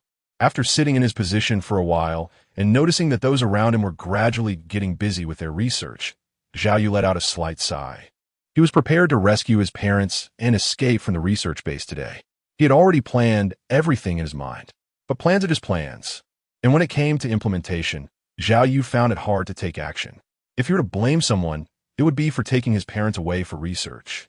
Zhao Yu hesitated, and after making his decision, his gaze was no longer indecisive and melancholic, but sharp. He opened his backpack and took out a large bottle of spray from inside. "Do you smell a foul odor?" Zhao Yu asked while picking up the bottle. "What smell? What stench?" Qiangu was taken aback, sniffed hard with his nose, but didn't smell anything unusual. Zhao Yu held a spray bottle in one hand and pressed the nozzle. In an instant, an extremely fine mist sprayed out of the bottle, carrying a rose fragrance. "I sprayed it, and it was too pungent." Zhao Yu grinned, revealing a mouthful of white teeth. All right." Qiangu didn't pay much attention, just thought that Zhao Yu had a cleanliness obsession. Zhao Yu picked up the bottle and slowly walked towards the elevator. With every few steps, he would press the spray button on the bottle. In no time, the entire 7th floor of the Research Institute was filled with the scent of roses, which idiot sprayed perfume. Wei Kaiji's temper flared as he caught a whiff of the smell. The Research Institute needed to be kept clean and odorless. This was the most basic requirement. Qiangu didn't say anything. After all, Zhao Yu had just taken his place to do inspections on the 8th floor. The rose scent was short-lived, dissipating completely in less than a few minutes. Qiangu furrowed his brows slightly, thinking, why does it smell like blood? Zhao Yu took the elevator, swiped his work ID, and arrived at the 8th floor. The underground base on the 8th floor was not bright. It was more cold and slightly dim. Zhao Yu's been here once and is quite familiar with the environment. Zhao Yu walked slowly along the passage, hearing the black and gray alloy iron door next to him being knocked against the frame by the infected. Zhao Yu looked up and noticed that there were many surveillance cameras installed on the 8th underground level. They were also used to monitor the situation of the infected. This part of the surveillance was usually overseen by researchers on the 7th level. When Zhao Yu descended to the 8th level, a researcher from the 7th level began to monitor the cameras on the 8th level, keeping an eye on Zhao Yu's safety. Zhao Yu discovered these details during his first stealth entry into the 7th level. "I'm not sure about the specific activation time yet, so I'll wait and see," Zhao Yu thought to himself. When he descended to the 8th level, he brought his backpack down with him, which contained 2 sets of isolation suits. As he passed a large black and gray room marked with a giant exclamation mark, Zhao Yu paused. It was at this spot that he heard a voice. Yesterday, he was unclear about it, but after listening to Qiangu's introduction of the 5th infected person today, Zhao Yu felt that the voice he heard yesterday must have come from the 5th infected person. It was just strange that the voice appeared directly in his mind. Perhaps he also had special abilities? Zhao Yu thought that after all, both Feng Tong and he had gained special abilities after being infected and mutated. The 5th infected person might be in the same situation. It's just that he didn't know what his ability was. However, from what he heard him say yesterday, he should have some rationality. Yet, Qiangu's description today stated that the 5th infected person was completely demented. Zhao Yu's lips curled slightly upward as he guessed something. The 5th infected person should be rational, but disguised himself to make others believe he was in a state of dementia. Zhao Yu trusted his judgment. Passing through the room of the 5th infected person, there was no sound echoing in his mind this time. Not far ahead was the last room, where his parents were. Check. Zhao Yu glanced at the surveillance camera above and coldly spoke to the iron door. Then he heard the sound of rustling footsteps coming from behind the door. A hand covered in red spots reached out from within. Zhao Yu took out the device, according to the operating steps, and pressed it on his arm. Then he pretended to take a look. Normal next. Zhao Yu continued to speak in a cold voice. Zhao Yu also placed the equipment on top for a simple inspection. Zhao Yu suddenly spoke gently. Wait for me to save you. He needed to go to the 7th floor to see the situation. The spray that Zhao Yu carries is not anything else, but a mixture of his own blood and spices. Zhao Yu had previously contemplated how infection is transmitted. Zhao Yu speculates that there are many ways of infection. Water, food, even air and the blood of infected individuals can cause mutations in normal people. Zhao Yu was using his own blood. He was quite confident, but he had never experimented before, so he wasn't sure whether it would succeed. However, Zhao Yu had a backup plan. If this method didn't work, he would also try other physical methods. Wei Kaiji was staring at the screen when he suddenly frowned, feeling a wave of dizziness in his head. Was it because he hadn't slept well yesterday? Wei Kaiji frowned in thought. Hey, what's wrong with you? A researcher suddenly exclaimed, drawing the attention of those around. They saw one researcher suddenly faint, collapsing onto the experiment table. The people nearby tried to wake him up, but before long, he started to shake, clutching his head and feeling dizzy. The surrounding people were astonished, speculating what illness had occurred. But soon, a careful researcher noticed something unusual. They had been in close contact with the infected person and were very familiar with the symptoms of infection. This symptom looks like an infection, a researcher suddenly shouted. Everyone else was taken aback. Infection? How could infection happen? This was an underground research facility which had implemented very strict isolation, purification, and disinfection measures. The crowd was filled with doubt, and a sense of panic began to sprout like seeds. Wei Kaiji was shocked. As the leader, he had to maintain his composure and shouted, "What are you panicking about? Look carefully and don't jump to conclusions. It's not confirmed yet, so stop the chaos." Wei Kaiji's shout was indeed effective, calming the panicking crowd somewhat. Wei Kaiji took the lead and walked over to the fainted researcher. He checked the pulse, which was normal. Wei Kaiji then reached to check his eyelids. Just as he was about to pull up the eyelids to check, the fainted researcher suddenly opened his eyes wide. Bloodshot and extremely red, Wei Kaiji was startled and stepped back several paces. The others were wide-eyed, their pupils constricting. Infection. The person lying on the research table staggered to his feet, his eyes blood-red, drool dripping from the corner of his mouth, and red spots slowly appearing all over his face. "Subdue him," someone shouted, and the suppressed fear in the crowd seemed to find an outlet. 3 or 4 researchers pounced on the infected researcher, bringing him down to the ground. Rope. After a moment of panic, the researchers calmed down slightly and quickly returned to a professional demeanor. First tie him up so he doesn't hurt anyone. He still has the strength of an ordinary person. With everyone working together and helping each other, they quickly restrained the infected researcher. Seeing this, the crowd let out a sigh of relief, their hearts slightly settling. But the question of how an infection could occur loomed over everyone like a dark cloud. For a moment, everyone looked grim. Wei Kaiji felt a faint unease. His gaze swept over the crowd. Everyone seemed normal, but one person began to walk unsteadily, looking dazed. Qiangu has also been infected. Subdue him. Wei Kaiji pointed at Qiangu, and the researchers nearby quickly distanced themselves. Qiangu was staggering, his expression twisted, his consciousness struggling. With experience in subduing, everyone acted quickly, finding rope to tie up Qiangu before he was fully infected. Looking at the 2 restrained individuals, the crowd was anxious, pulling away from each other, afraid of being infected by those nearby. Just as they were exchanging tense glances, Wei Kaiji suddenly noticed something. The palms of everyone's hands began to show red spots. Wei Kaiji immediately raised his hand to look at his palm, where a red spot had appeared at some point, glaringly visible. Have I also been infected? Wei Kaiji felt a surge of panic. But I haven't discovered the divine path yet. I'm unwilling. Wei Kaiji felt a deep pain inside. I just got the formula for Agent 182, and the research on the infectious substance was gradually yielding results. Success was in sight. Am I really going to be infected like this? Wei Kaiji stepped back a few paces and bumped into the experiment table, stumbling. The sound of the collision drew everyone's attention. Dr. Wei, are you okay? A researcher slowly approached, holding a piece of rope. Wei Kaiji, struggling, saw the person and turned angry, shouting, "What do you want? Get away from me." The researcher paused, realizing Wei Kaiji was still conscious and had not been infected yet. He didn't notice Wei Kaiji's hand, which he was deliberately hiding.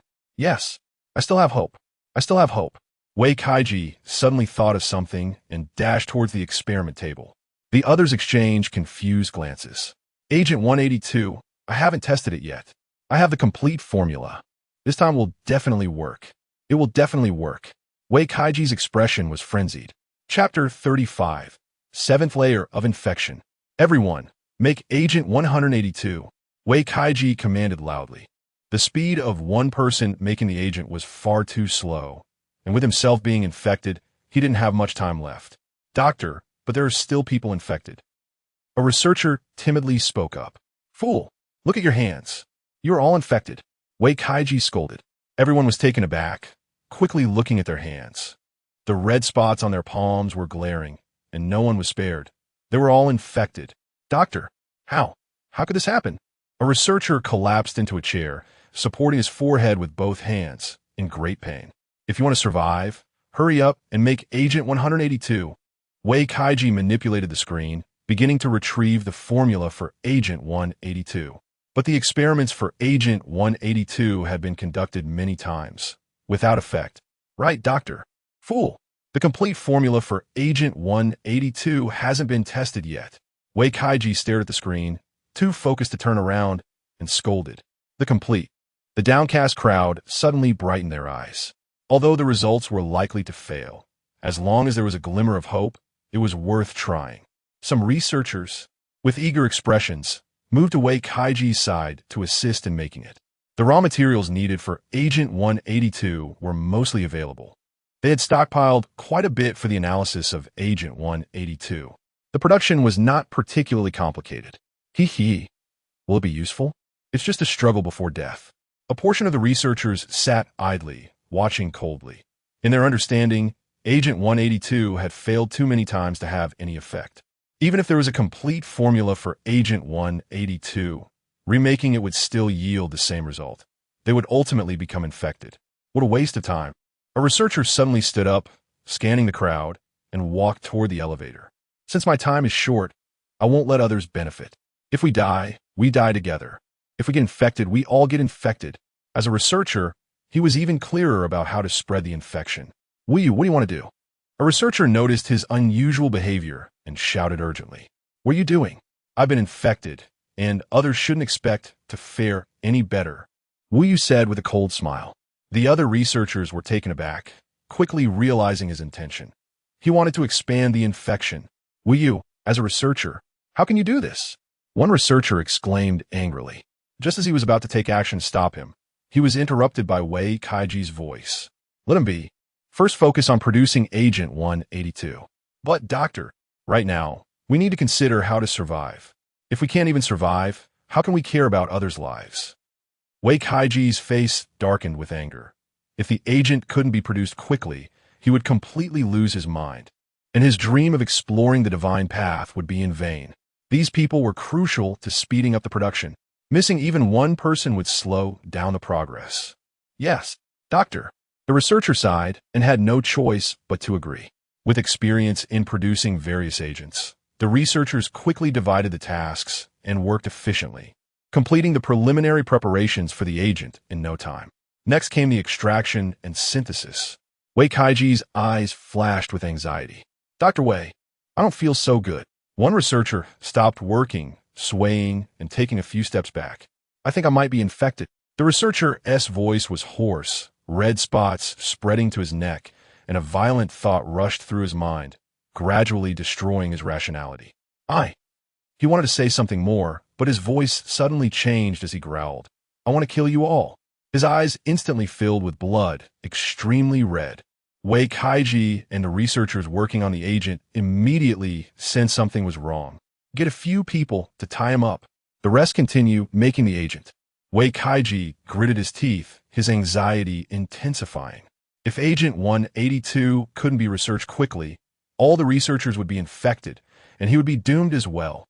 The nearby researchers working on the agent put down their tasks and approached the newly infected researcher. With the combined strength of several people, they quickly pinned the infected researcher down. Shintai, I remember he just joined the lab last year. At that time, he knew nothing and kept asking me questions. Maybe feeling embarrassed, he treated me to meals more than 10 times. One of the researchers kneeling to restrain him said, with a mournful expression. The other researchers looked despondent. Having spent so much time together, they understood each other well. Life is always so fragile. One nearby researcher sighed, recalling that he had just had lunch in the cafeteria yesterday and chatted with friends before leaving, never expecting that in the blink of an eye, he would be facing death. A few of them found some ropes and tied up the infected researcher named Shintai, their expressions sorrowful. Perhaps the next one to be bound would be themselves. The specter of death loomed closer, and the whole atmosphere became oppressively cold. Ha ha! There's no escape. No escape. Suddenly, a researcher watching from a distance burst into laughter, the sound bleak, a tear of blood flowing from his eyes, his gaze gradually turning crimson. At the same time, many other researchers became fully infected, their expressions wild. This is bad. The infection is speeding up. A researcher next to Wei Kaiji turned to notice the situation, cold sweat pouring down. Wei Kaiji's expression twisted. His mind was already filled with violent and frenzied emotions. Just a bit more to extract. The nearby researchers didn't notice Wei Kaiji's condition. Focused on the screen, the production process was just one step away. The divine path must not be severed. Ha ha! Wei Kaiji suddenly laughed maniacally, his expression deranged. The nearby researchers heard his voice and immediately turned to look. Their faces changing. Wei Kaiji's eyes were gradually turning red. The agent, the agent. Wei Kaiji's intense obsession and madness in his mind tore at him. And in his foggy consciousness, only one thought filled his mind. Dr. Wei is infected. Quickly tie him up, one of the nearby researchers shouted.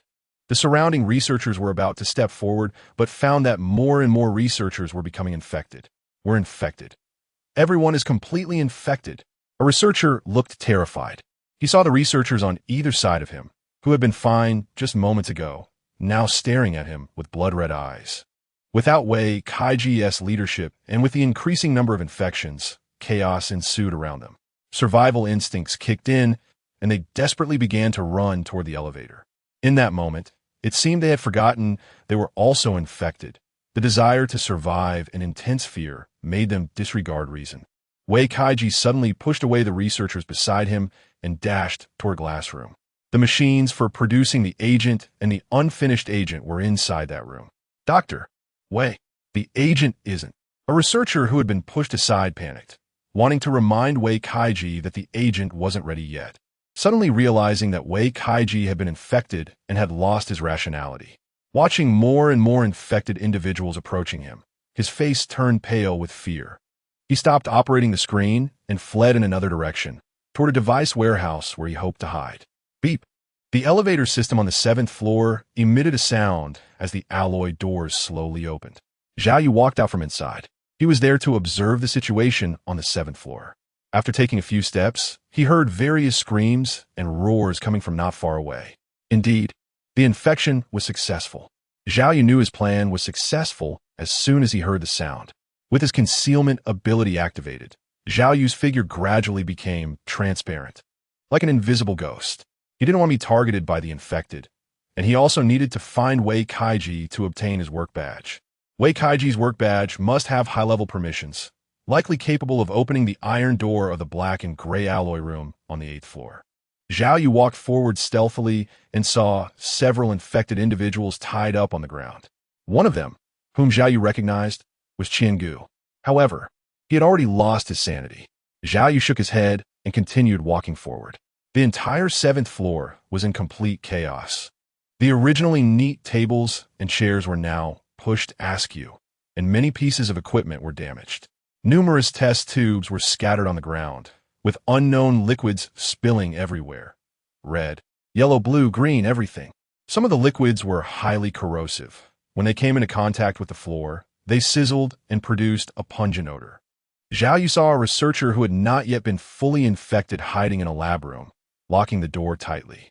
Outside the door, there were 3 or 2 infected individuals in white lab coats constantly climbing the glass wall, trying to get in.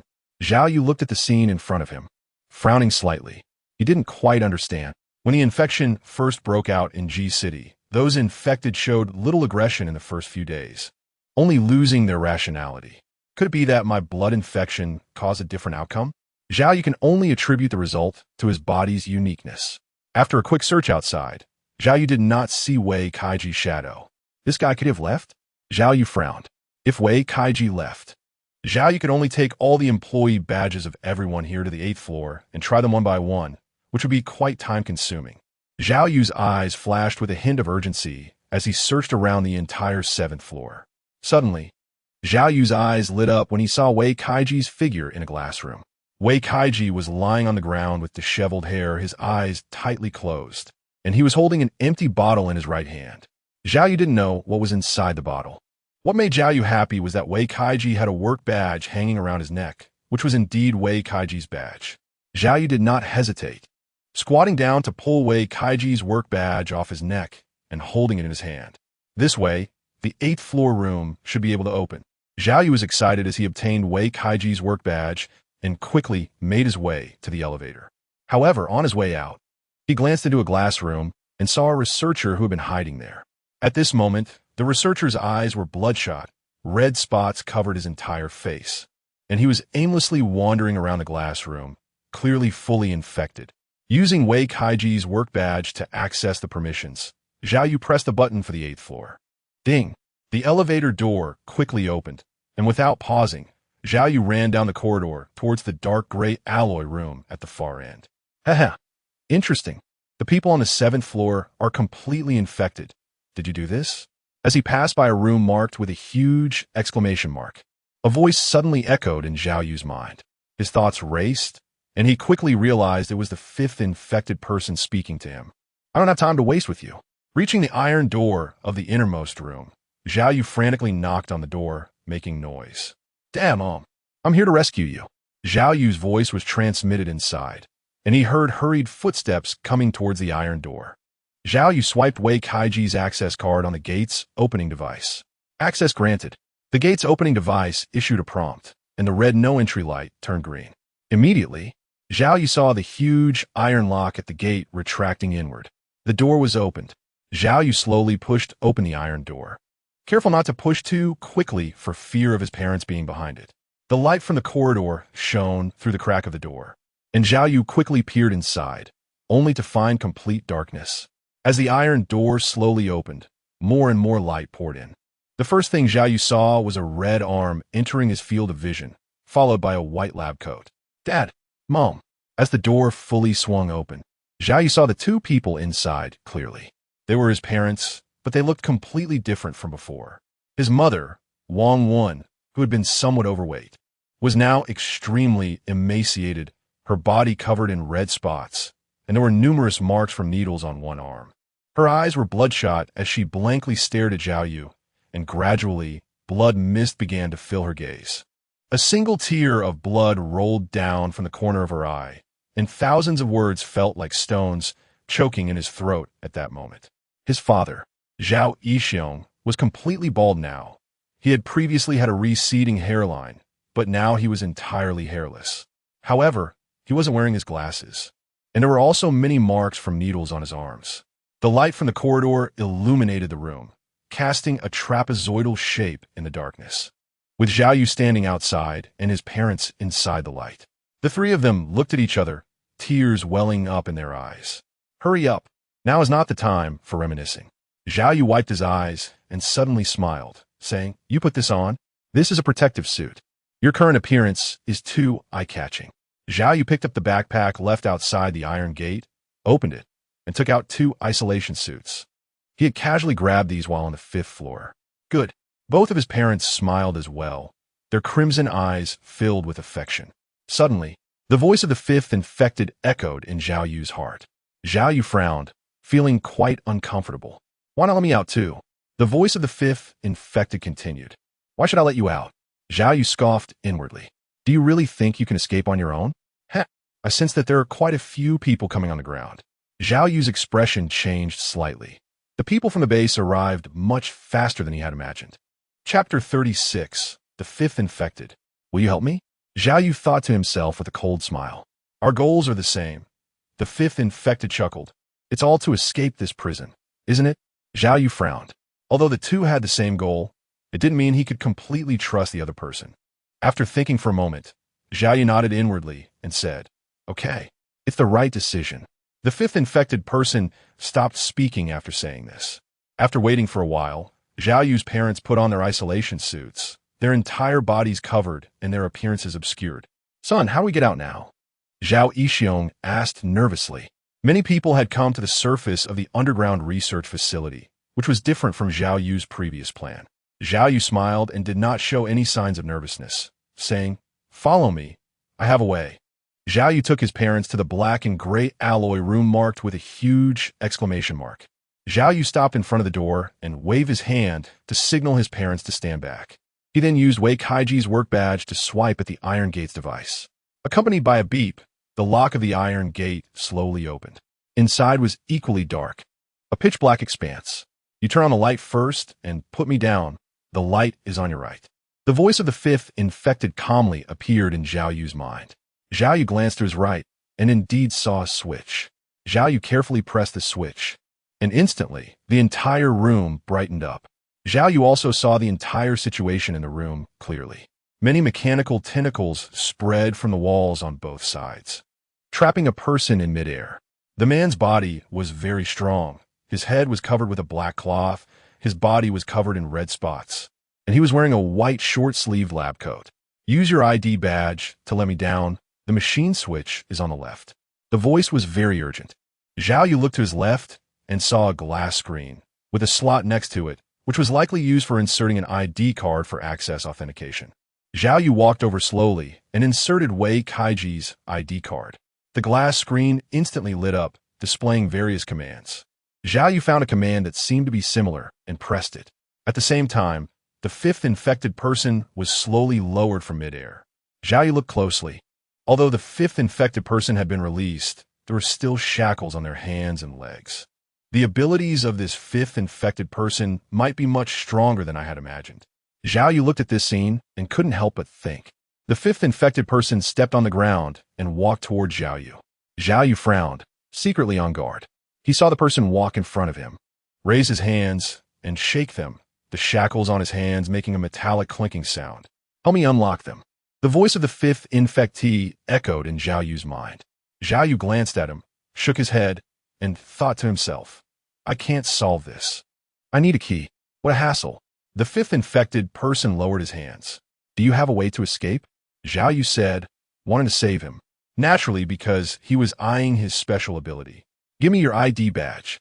I have a way. The people on the ground have already sealed off the entire elevator entrance. The fifth infected person still spoke through his inner voice. Zhao Yu threw the work badge of Wei Kaiji to him.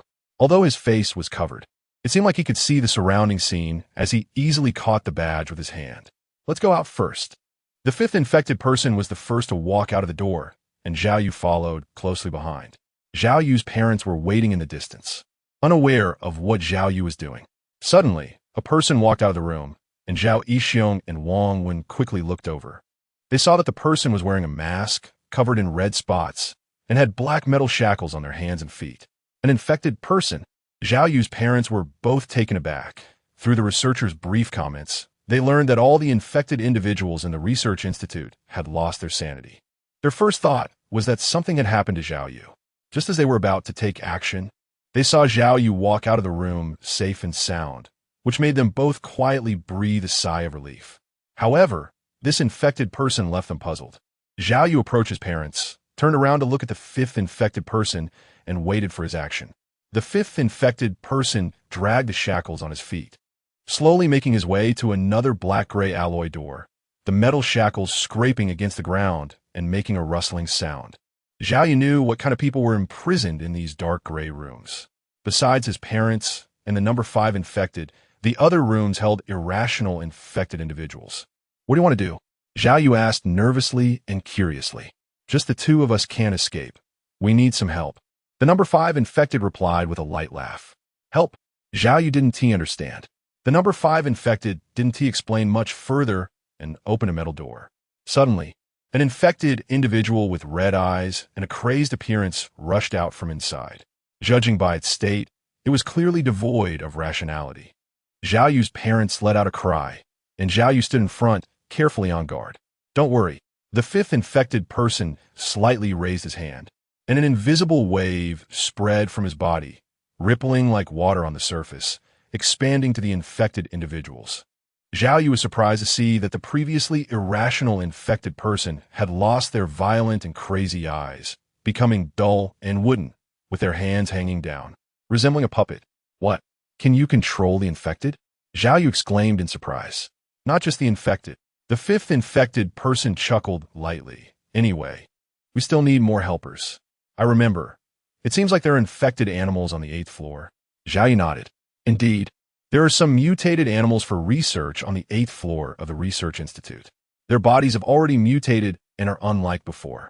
The situation of animal mutations is very different from human infections and mutations, and it is unclear what the reason is. The extent of mutations in infected animals can vary greatly, with bizarre cases such as tigers growing wings and pythons developing horns. However, there are not many animals.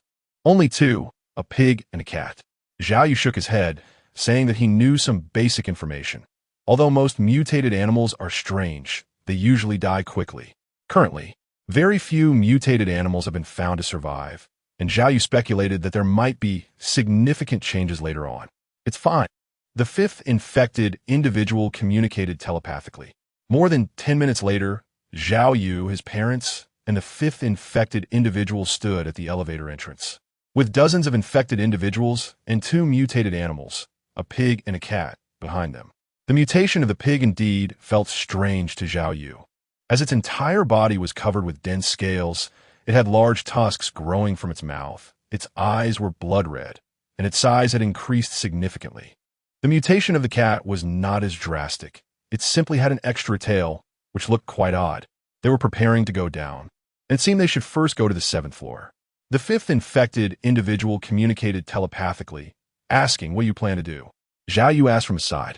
I control the infected to take the lead, try to infect as many of the descending individuals as possible, but I don't have a good way to deal with the robots they bring down. Infected number 5 shook his head and communicated telepathically. Zhao Yu frowned slightly, thinking about the robot. It was quite a headache, with high defense and not afraid of infection. If only he had his laser rifle. Zhao Yu thought to himself. Moreover, the only way for us to get out is through this elevator to reach the surface. And the elevator entrance on the ground is now filled with weapons. This battle is much more difficult than I imagined. I do have a plan. Zhao Yu suddenly spoke up. Zhao Yu's initial plan was not like this. He originally envisioned a plan to infect the 7th layer, using the time difference to rescue his parents and head to the surface. During this time, he would quietly release the news of the 7th layer infection to attract attention, allowing him to escape with his parents. However, a significant change occurred. Zhao Yu did not expect that a researcher named Wu Yu would escape from the 7th layer to the surface after being infected, which drew the organization's attention. With the situation changing, Zhao Yu naturally could not proceed with the original plan and had to alter it. The 5th infected person turned and glanced at Zhao Yu through a mask, transmitting, "Your plan is indeed terrifying. Are you really not a devil?" Zhao Yu smiled slightly and said nothing. The elevator to the 7th floor opened, and a group of armed personnel wearing masks and respirators cautiously stepped out in an orderly manner. Along with them were 5 fully armed robots, their alloy shells exposed and presenting a cold, chilling presence. The armed personnel had not taken many steps before they quickly encountered the horrific scene on the 7th floor. All the researchers had been infected and were starting to tear each other apart. Blood splattered everywhere on the ground. Clean up. The leading armed personnel quickly issued the command. In an instant, triggers were pulled, and countless sparks erupted from the gun muzzles as a dense barrage of bullets struck the infected researchers, blood splattering as they fell to the ground, unconscious. As the armed personnel were cleaning up the infected, the elevator doors suddenly closed and descended to the 8th floor. One armed personnel quickly noticed the elevator's abnormal movement and reported through the shoulder-mounted radio. The elevator is moving, reaching the 8th floor. Caution, it should be humans. Brothers, I said these infected are too weak. We're almost done cleaning up. Why hasn't the control department locked down the elevator yet? Search other rooms to see if there are any more infected. This group of armed personnel communicated with each other through their radios, viewing these infected individuals as simply ordinary people who had lost their sanity, easily defeated in the face of guns and ammunition. Suddenly, the armed personnel watching the elevator door noticed that the elevator was moving upwards from the 8th floor and stopped at the 7th. Someone is coming up. Caution. That armed personnel immediately reported via radio. Beep. The alloy doors of the elevator slowly opened, and the armed personnel stood outside with their guns aimed. But it was surprisingly empty inside. Report. Strange. No one. But before he could finish, a sudden force gripped his neck, twisting it violently, resulting in instant death. His eyes widened. Before he died, he still didn't understand how it had happened. Zhao Yu glanced at the weapon in his hand. It seemed he needed identity verification, and even if he took it, he wouldn't be able to use it. He searched the armed personnel and found a dagger. After thinking for a moment, Zhao Yu walked over to the corpse of a fully infected researcher, took a cup, and collected a considerable amount of blood from him, also wiping the dagger in the blood. Number 3, go check on number 4's situation. Okay. The armed personnel known as number 3 nodded and turned to walk towards the elevator. He hadn't taken a few steps when something sharp suddenly cut a gash on his arm, blood flowing out. Report. I've been attacked by an unknown assailant. Number 3 reported through the communication device while raising his gun, alert to his surroundings, but there was no one nearby. Report. I've also been attacked by an unknown assailant. It must be a dagger. Report. I'm also. Within 10 minutes, the voice reports continued to sound, with most of the armed personnel stating they had been attacked by an unknown assailant. Damn, did you see anyone? No, could it be a ghost? Are you saying the 7th floor is haunted? The armed personnel were well trained, but at that moment, they couldn't help but feel a slight fear of the unknown. Zhao Yu slashed all the armed personnel with a bloody dagger before getting back on the elevator, ready to head to the ground. On the 7th floor, apart from those robots, they would just wait for them to become infected. Zhao Yu thought to himself. On the ground, dozens of armed personnel were guarding the elevator entrance, with 10 robots providing cover. Report. The elevator is moving abnormally. It's coming to the ground. One armed personnel at the entrance noticed the elevator's unusual movement and quickly shouted through his voice communicator. No matter who comes, if the situation is discovered, clear it immediately. There has been an anomaly on the 7th floor. Received. Beep. The elevator door suddenly opened. A group of armed personnel surrounded the entire elevator entrance but found it empty inside. Just as one armed personnel furrowed his brow in thought, he suddenly felt a cut on his arm. He quickly turned his gun toward the direction of the attack, but all around him were his teammates. With no sign of an enemy, Zhao Yueru followed the same method, quickly moving invisibly among the armed personnel, continuously slicing their arms with a dagger, causing infections. Meanwhile, the robots showed no reaction at all, as they did not detect any traces of the enemy. The problem would be solved once they became infected. Zhao Yu spoke to himself. Not bad at all. What you need to do should be done quickly. Leave the robots to me. I'm preparing to come to the surface and attract attention. Protect my parents. Naturally, if I'm alive, they will definitely be alive. After the communication was completed, Zhao Yu ran invisibly in one direction. Currently, the organization only believes that an infection has occurred on the 7th floor, and all rooms on the 8th floor have also been released by someone. But overall, it is still within a controllable range. However, if the 5th infected person brings a group of infected individuals and mutated animals from the 8th floor down to the surface, the threat level will undoubtedly rise by 1 level. But for the Savior organization, it's just a matter of having a little more weapons and ammunition. Zhao Yu thought to himself, if he was going to do it, he had to do something big so that the entire base would be thrown into chaos, allowing him to rescue his parents. Chapter 37. Spreading infection based on Zhao Yu's observations over the past few days, the entire No. 3 research base has an air circulation system. This system was designed to prevent external infections from spreading through the air. The design concept is not problematic, but it provides Zhao Yu with an opportunity. Zhao Yu's idea is very simple: to spread the infection through air circulation pipes. There are many people in the base, at least tens of thousands. Is it worth infecting tens of thousands of people to save his parents? Zhao Yu had also contemplated this issue. Tens of thousands of people mean tens of thousands of lives, vibrant lives. They have their own happy lives and their own families. Because of himself, these tens of thousands of lives would be buried right here in this base. Zhao Yu asked himself that he was not a good person. He was just an ordinary person, lacking a strong sense of responsibility and the ambition to save the world. He only wanted to do his best to protect the people he cared about, and for others, they were merely strangers to him. If they died, they died. He wouldn't have too much psychological burden, maybe just a little guilt. The air circulation system in the entire base used countless pipes for ventilation, which were usually hidden, either in the ground or within the alloy metal walls, making them difficult to detect. Zhao Yu's goal is not these pipelines, but rather the most critical air transport equipment among them. All the pipelines need to pass through this equipment to continue transporting air. He only needs to spray a large amount of infected blood gas into this device, and then these infected gases will spread through the pipelines to the entire research base. Zhao Yu has also discovered traces of the equipment after observing for the past few days. These devices are usually placed in an unoccupied room for operation. And in order to prevent unauthorized personnel from entering, these rooms typically have special warning signs outside, making them not too difficult to find. If he remembers correctly, the equipment should be near the staff area.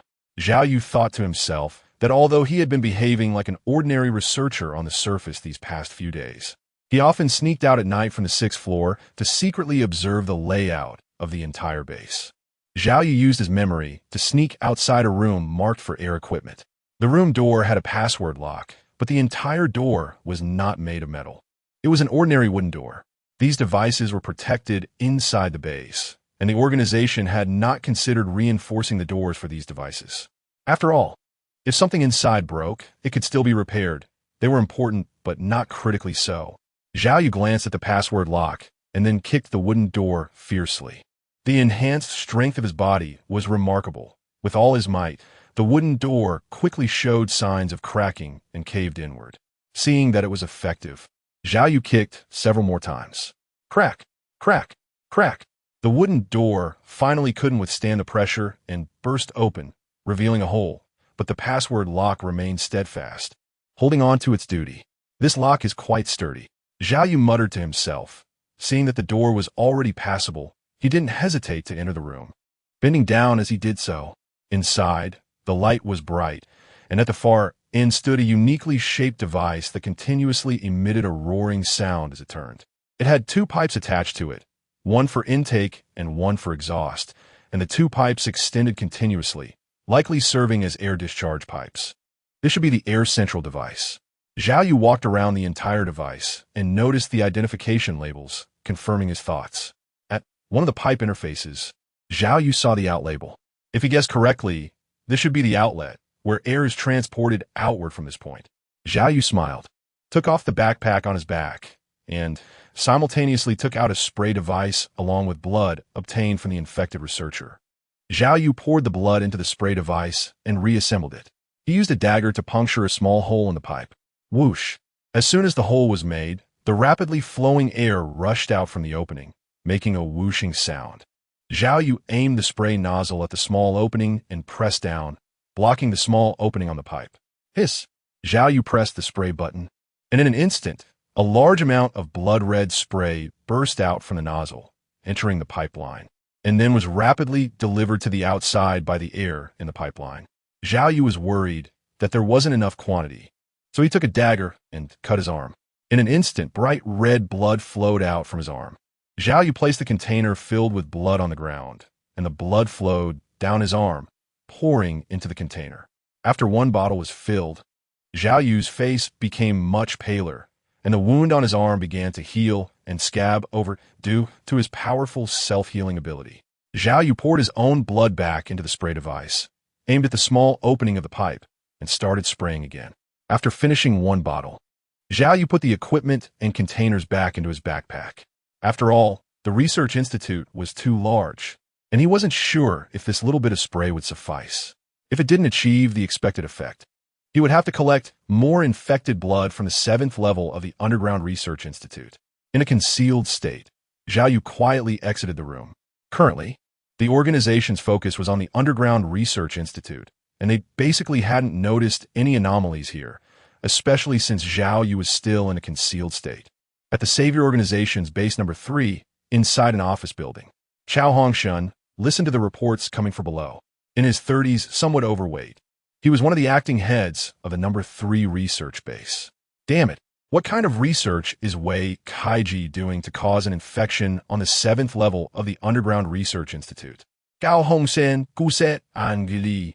Thinking that since the entire underground research was basically under Wei Kaiji's responsibility, the sudden outbreak of infection must mean there was a problem with the research. This was the first time such an infection had occurred over the years. Call that Gai Kongwu over here. Chao Hongshin was angry, but this matter needed to be handled quickly. If not dealt with properly, he would not only lose his position, but might also lose his life. The true power holders of the Savior Organization were not within the base. Only a select few were chosen as managers, and Chao Hongshin was one of those few. The people below received the order, and soon a bald man rushed in a fluster. His hat was still crooked, indicating he had come in a hurry and was unprepared. His name was Kong Wu, the armed head of the entire base, who had once been a soldier. But years of a leisurely life had caused him to lose much of his fighting spirit. Do you know about the situation in the Research Institute? Chao Hongshin asked with a cold face as he sat in his chair. Yes. I just found out about it and immediately sent someone to handle it. The situation has stabilized now, and there has been no large-scale spread. Kong Wu, tall and strong, wiped the sweat from his face and flattered him. Chao Hongshan relaxed his expression upon hearing this. He smiled at Kong Wu and said, "Little Kong, well done. It's all thanks to Brother Chao's repeated emphasis that I was able to make decisions so quickly. The greatest credit still goes to Brother Chao." Kong Wu flattered him further. Chao Hongshin squinted his eyes, enjoying the praise. "Remember, you must prevent the spread. If you handle this well, I will report it to the higher-ups, and your points won't be lacking." Chao Hongshan suddenly became serious. "Absolutely." Kong Wu nodded quickly, fearing he might offend Chao Hongshan, who was a typical smiling tiger, often scheming behind the scenes. The reason he was in this position was that the previous armed head of the base had conflicts with Chao Hongshan and looked down on him, always opposing him due to his own position. "I heard he seems to have been infected and sent to the Underground Research Institute as a research specimen. He seems to have become the 5th infected, lost his mind. What a tragedy." Kong Wu couldn't help but shiver at the thought of the previous armed head's miserable fate. After arranging for Kong Wu to leave, Chao Hongshin suddenly frowned, looking puzzled. Why is there a faint smell of blood? Zhao Yu left the equipment room and walked outside, only to find the entire street deserted. It seemed that to prevent the spread of infection, the base had driven everyone into their rooms for temporary isolation. From the looks of it, it seemed impossible to leave through the base's main gate. Zhao Yu was deep in thought as he hurried towards the underground research facility. However, the further he walked in that direction, the more he frowned. Numerous small drone weapons were flying towards the underground research facility. On the streets, in addition to the patrolling armed personnel, there were also many armed individuals and robots heading towards the underground research facility. What was happening over there? Zhao Yu's heart sank. If it was just about him walking ahead, they shouldn't have dispatched so many armed forces. There must be a new situation over there. What exactly did the 5th infected person do to cause such a significant impact? Zhao Yu felt nervous and confused, and his pace unconsciously quickened. As he just arrived near the underground research facility, he heard the sound of dense gunfire. Zhao Yu cautiously approached a corner and looked over. He saw smoke billowing near the elevator entrance of the underground research facility, with several robots blown to pieces by bombs, their metal shells scattered everywhere. There were also traces of human blood and bodies lying on the ground with heads shot through by bullets. Numerous drones hovered in the sky, equipped with weapons and ammunition, continuously firing into the hallway. Taking advantage of a moment when the drones were reloading, a head suddenly emerged from the hallway, wielding a weapon and shooting at the drones. Zhao Yu saw clearly that the person who just emerged was an armed individual, but his eyes were already bloodshot, and his face was covered in red spots, clearly infected. It was the fifth infected person who had taken control of the infected armed personnel and was engaging in resistance. Zhao Yu quickly understood the key point. He could not shoot through weapon authorization, but the infected armed personnel had the authority to shoot. The fifth infected person manipulated the armed personnel and organizations to fight back based on this. Initially, the two had agreed that Zhao Yu would go to get infected, while the fifth infected person would attract attention. Zhao Yu originally just wanted to attract some attention easily. After all, he had the ability to conceal himself, and it was easy to infect. However, he didn't expect that the fifth infected person was quite skilled at attracting attention. Pulling it all in at once. Is it done? The voice of the fifth infected person suddenly echoed in Zhao Yu's mind, sounding somewhat fatigued. Controlling so many people and having to micromanage each one was a bit overwhelming for him. It's done. Help me out. Many weapon permissions are slowly expiring, and the people I'm controlling won't hold out much longer. The fifth infected person conveyed telepathically. Zhao Yu glanced around at the situation. With hundreds of drones, a dozen robots, and hundreds of armed personnel, it was estimated that only 3 to 4 people were left on the side of the fifth infected, struggling to hold on using the terrain. Give me 10 minutes, Zhao Yu thought to himself, his gaze sharpening as he pulled out a dagger and cut into his own arm, staining it with blood. In a concealed state, Zhao Yu moved like a rabbit, charging towards the hundreds of armed personnel. Hiss! The dagger glimmered coldly as Zhao Yu continuously slashed at the arms of these armed personnel, tearing their clothing and exposing bloody wounds. The suddenly wounded armed personnel let out a scream, hurriedly looking around with their guns, but found no one in sight. More screams echoed out. The positions of the screaming armed personnel were all different, making it impossible to sense the danger in advance. All armed personnel, retreat. Robots, continue the advance. Drones, provide aerial cover. The team leader of the armed personnel noticed something was off when he found an inexplicable scratch on his arm and quickly issued a retreat order. The armed personnel, who were originally advancing slowly in formation, began to change their formation and slowly retreat. However, during the retreat, screams continued to sound. After a few minutes, the armed personnel realized that the scratches had appeared inexplicably on their arms, and the wounds were not serious. No one had suddenly died yet, which gave them a slight sense of relief. Bang! The sound of a grenade suddenly exploded from the elevator of the research institute, followed by a series of machine gun fire. All the armed infected under my control are dead, and those robots are heading toward the elevator. How much longer do you need? The voice of the fifth infected transmitted urgently. Zhao Yu bit her lip and turned to look at the robot moving heavily toward the elevator, feeling anxious. The infected on the 8th floor couldn't withstand these bullets at all. She had to come up with a way to hold these robots back. The armed personnel had already begun to retreat, temporarily posing no threat. She just needed to wait for the infection to mutate. But these robots were giving Zhao Yu a headache. Without a laser rifle, she couldn't break through their defenses with just a dagger. And the weapons of those armed personnel required authorization to use. Unless controlled by the fifth infected after mutation, those weapons wouldn't help her at all.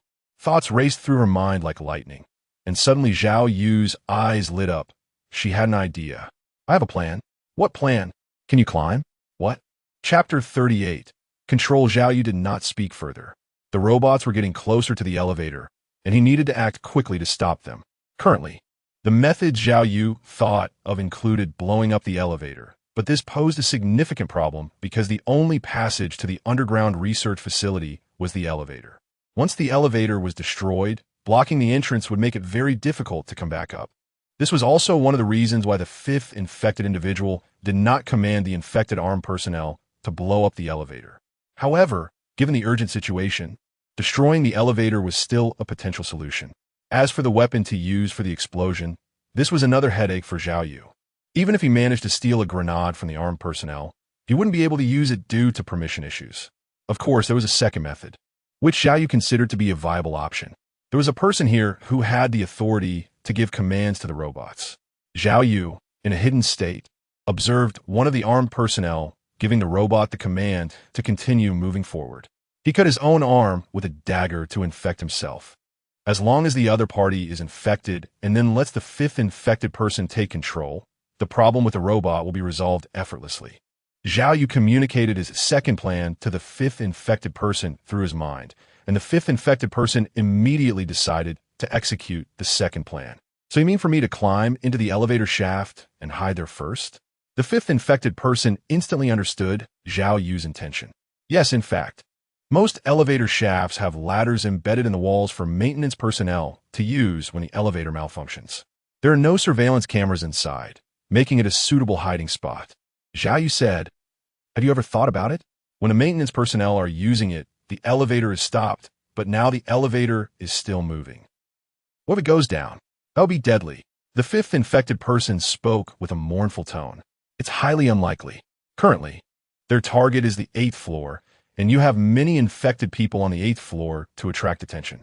With those infected people as distractions, it's basically foolproof.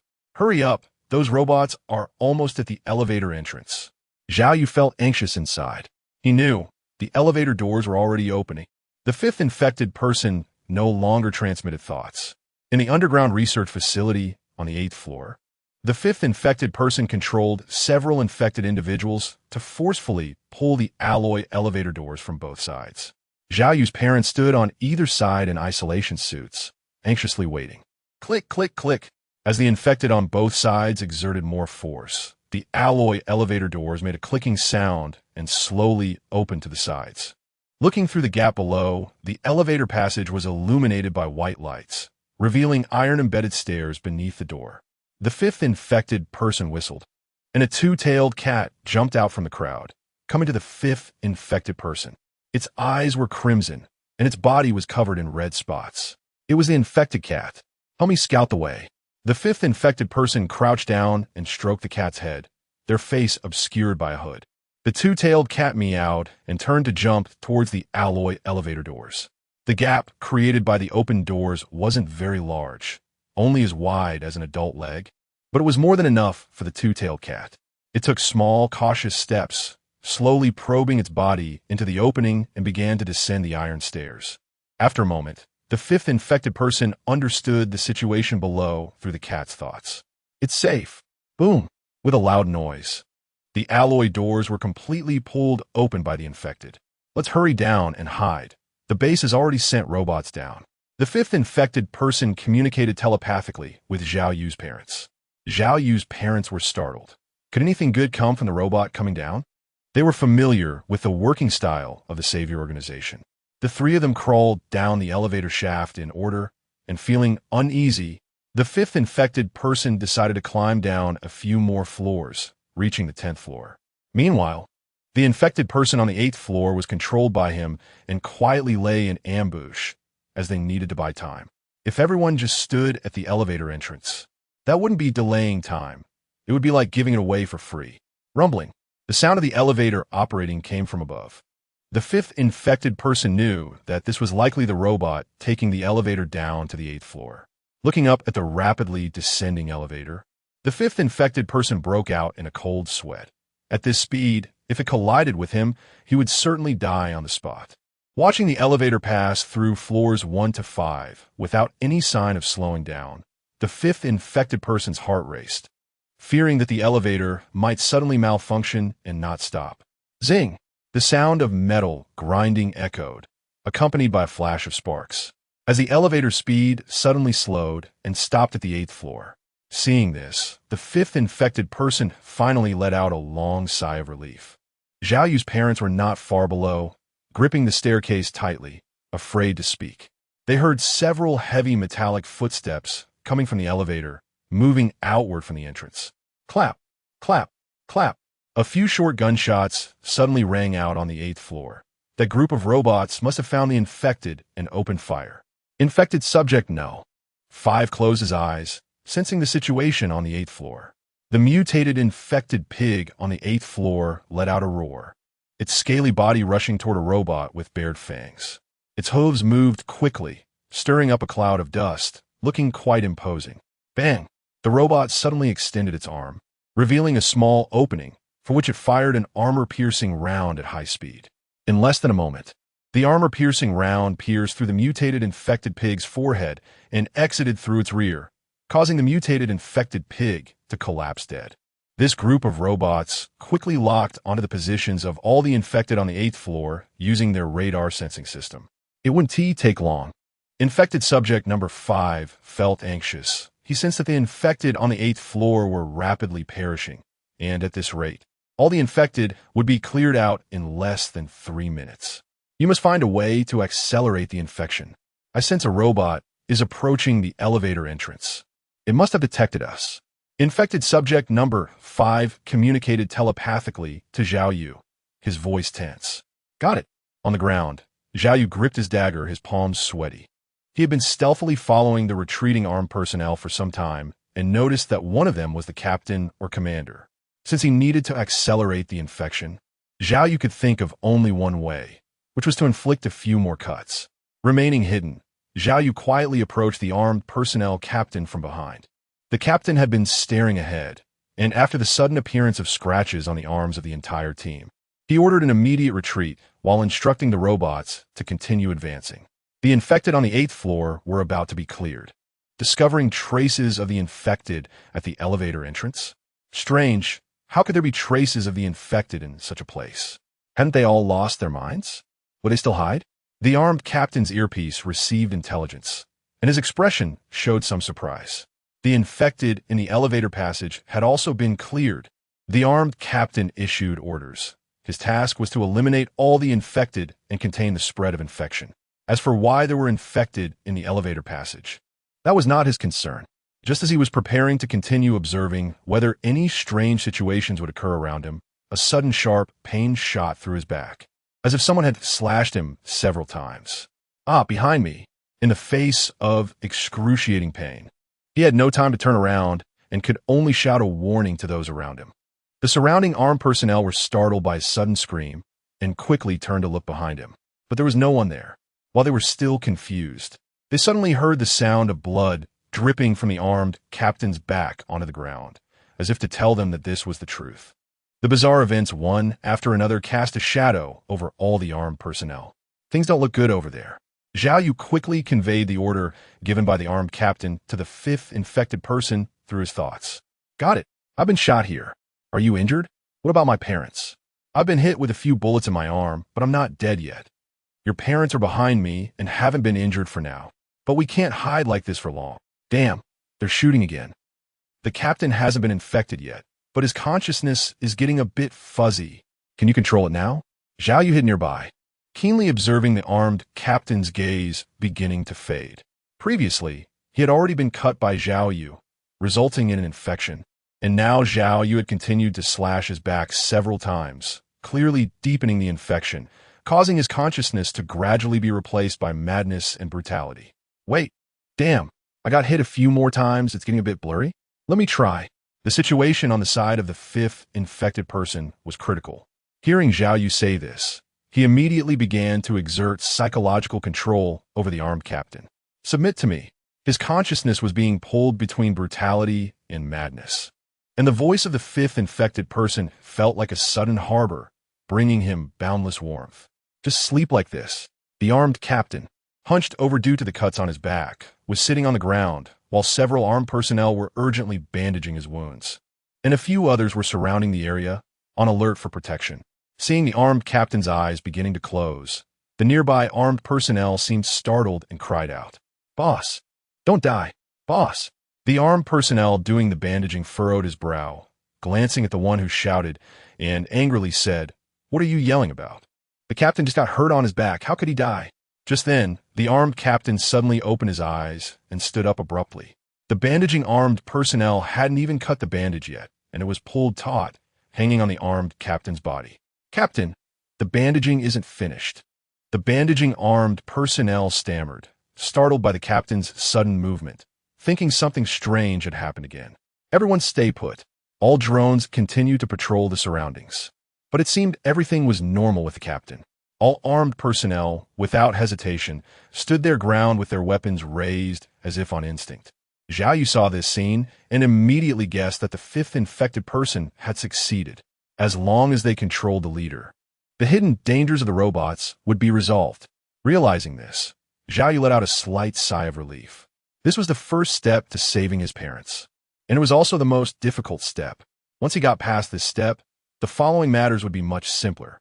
In the underground research facility, at the elevator passage on the 13th floor, the fifth infected person was gasping for breath while wearing a mask. They had already been forced down several levels by the robots, and if they delayed for more than 10 seconds, the fifth infected person felt that he would fall down the elevator passage without the robots even needing to fire their guns. Blood was gushing from his hands, with several holes shot through by bullets, and now, if he exerted even a little force, a piercing pain would shoot through his arm. Zhao Yu's father, Zhao Yixiong, noticed the situation and hurriedly grabbed the fifth infected person to prevent him from falling down. The elevator shaft below was still very deep. Falling down would definitely mean death. The fifth infected person weakly transmitted his voice. Zhao Yixiong looked up and saw that the elevator on the 8th floor was still there, not moving. With the forcibly opened elevator doors blocked by the elevator itself, making it impossible to enter the 8th floor. It's fine. Let's go up first. Those robots will take the elevator up later. The fifth infected person sensed Zhao Yixiong's hesitation and explained telepathically, seeing him bleeding profusely from his hands. Zhao Yixiong no longer hesitated. He held him with one hand and grabbed the iron staircase with the other, climbing up. Zhao Yu's mother was at the bottom, using her hands to support the body of the fifth infected person, helping Zhao Yixiong reduce the weight. What are you doing? Why aren't you continuing to clean up? The armed captain's earpiece suddenly crackled with the voice of a superior, filled with anger, demanding an explanation from the armed captain. A strange situation has arisen. I am injured, and the team members are inexplicably hurt as well. The armed captain's expression remained unchanged as he spoke in a steady voice. His gaze occasionally swept over his teammates' faces, as if he were observing something. Suddenly, an armed personnel who had been standing began to show signs of pain, twisting his face, and his eyes gradually became bloodshot. Don't move recklessly, the armed captain ordered sternly, but no one noticed the slight curve at the corner of his mouth. Chapter 39. Shan Xingchang Kong Wu stood in the square, with 5 helicopters parked on the ground to his right, and several armed personnel were taking supplies from the aircraft. What is Hu Kun doing? Kong Wu's expression was not good as he received a report from the underground research base through the earpiece in his right ear. Contact Hu Kun, Kong Wu immediately commanded through the earpiece. Beep, beep, beep. Today's events were filled with strangeness. Something might have happened at the Underground Research Institute. Kong Wu thought immediately. According to his original plan, if an infection occurred at the Underground Research Institute, this problem could be easily solved as long as it was detected in time. The initial team had also experienced this situation, suddenly losing contact. Because of this situation, he had sent Hu Kun and his team, but unexpectedly, when Hu Kun arrived, that team had actually opened fire on them. Kong Wu recalled the initial abnormality of that team when he sent people to clean up. He had not taken it seriously, thinking that the team was under threat and had no choice but to fire at their teammates. However, Hu Kun's incident made him vigilant. Hu Kun's team had over 100 people, along with more than a dozen robots and hundreds of small drones. This strength was more than enough to flatten a small village, let alone the research institute, which only had infections on the 7th and 8th floors. Kong Wu could not imagine that the 5th infected person and Zhao Yu, both with special abilities, had appeared. In his understanding, the infected were all a group of people who had lost their sanity. How could there be strange special abilities? Therefore, with such an occurrence, Kong Wu could only speculate that other forces were attacking the base, and their strength was not small. Was it the Dark Blade or the North Wind? Kong Wu wondered, as the development of the situation had exceeded his expectations. He did not dare to make decisions on his own and needed to report to Chao Hongshan. On the ground of the Underground Research Institute, Zhao Yu revealed his figure standing at the elevator entrance, waiting for his parents and the 5th infected person to come up. Behind him were 100 armed infected individuals and a dozen robots.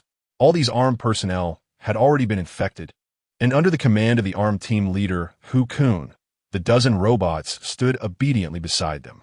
Ding! As the system prompt from the elevator sounded, Zhao Yu saw 3 people and a cat. Zhao Yu's parents stood on either side of the 5th infected person, supporting him with their hands. In the middle, The fifth infected person's arms were wrapped in several layers of bandages. Although he was wearing a mask and his face was not visible, Zhao Yu estimated that he must look very pale. On his shoulder was a red-eyed, two-tailed cat, lying there obediently. What were the next plans? The fifth infected person transmitted a thought to Zhao Yu. The base's main gate had already been closed. If they wanted to go out, they could only find the high-ranking officials of the base to open the gate through them. Zhao Yu expressed his thoughts. However, I have limited understanding of the higher-ups in the base. It's a bit troublesome to look into. Zhao Yu shook his head and communicated telepathically. This is not a difficult problem. The voice of the fifth infected person was relaxed and carried a hint of amusement as he communicated telepathically. He was the armed leader of the previous base, so he naturally knew these things, but Zhao Yu was still unaware of his identity. Seeing him so confident, Zhao Yu chose to trust him. After all, they were all in the same boat now, and neither side would betray the other before leaving the base. Next, I will lead the way. But be careful, the base's strength is not as weak as it seems, and the road ahead may be quite difficult. The fifth infected person communicated seriously. Zhao Yu's expression carried a hint of doubt, which was somewhat different from what he had imagined. In Zhao Yu's scenario, the most difficult step was escaping the underground research facility. Everything that followed seemed simple. Sensing Zhao Yu's confusion, the fifth infected individual communicated with a smile. This group of teams is quite capable, and there are surveillance cameras everywhere in the base.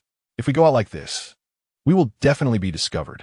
I have already infected the entire air circulation system of the base. As long as we wait for all the personnel in the base to be infected, being discovered shouldn't pose too much of a problem. However, it wasn't that simple. There was actually a backup system controlled by artificial intelligence within the base. When someone was controlling it, this AI remained in a dormant state. But once it detected that the infection level in the entire base reached 80, it would take over the control of the entire base, leading to a purge or self-destruction operation. Zhao Yu was taken aback by the words of the fifth infected person.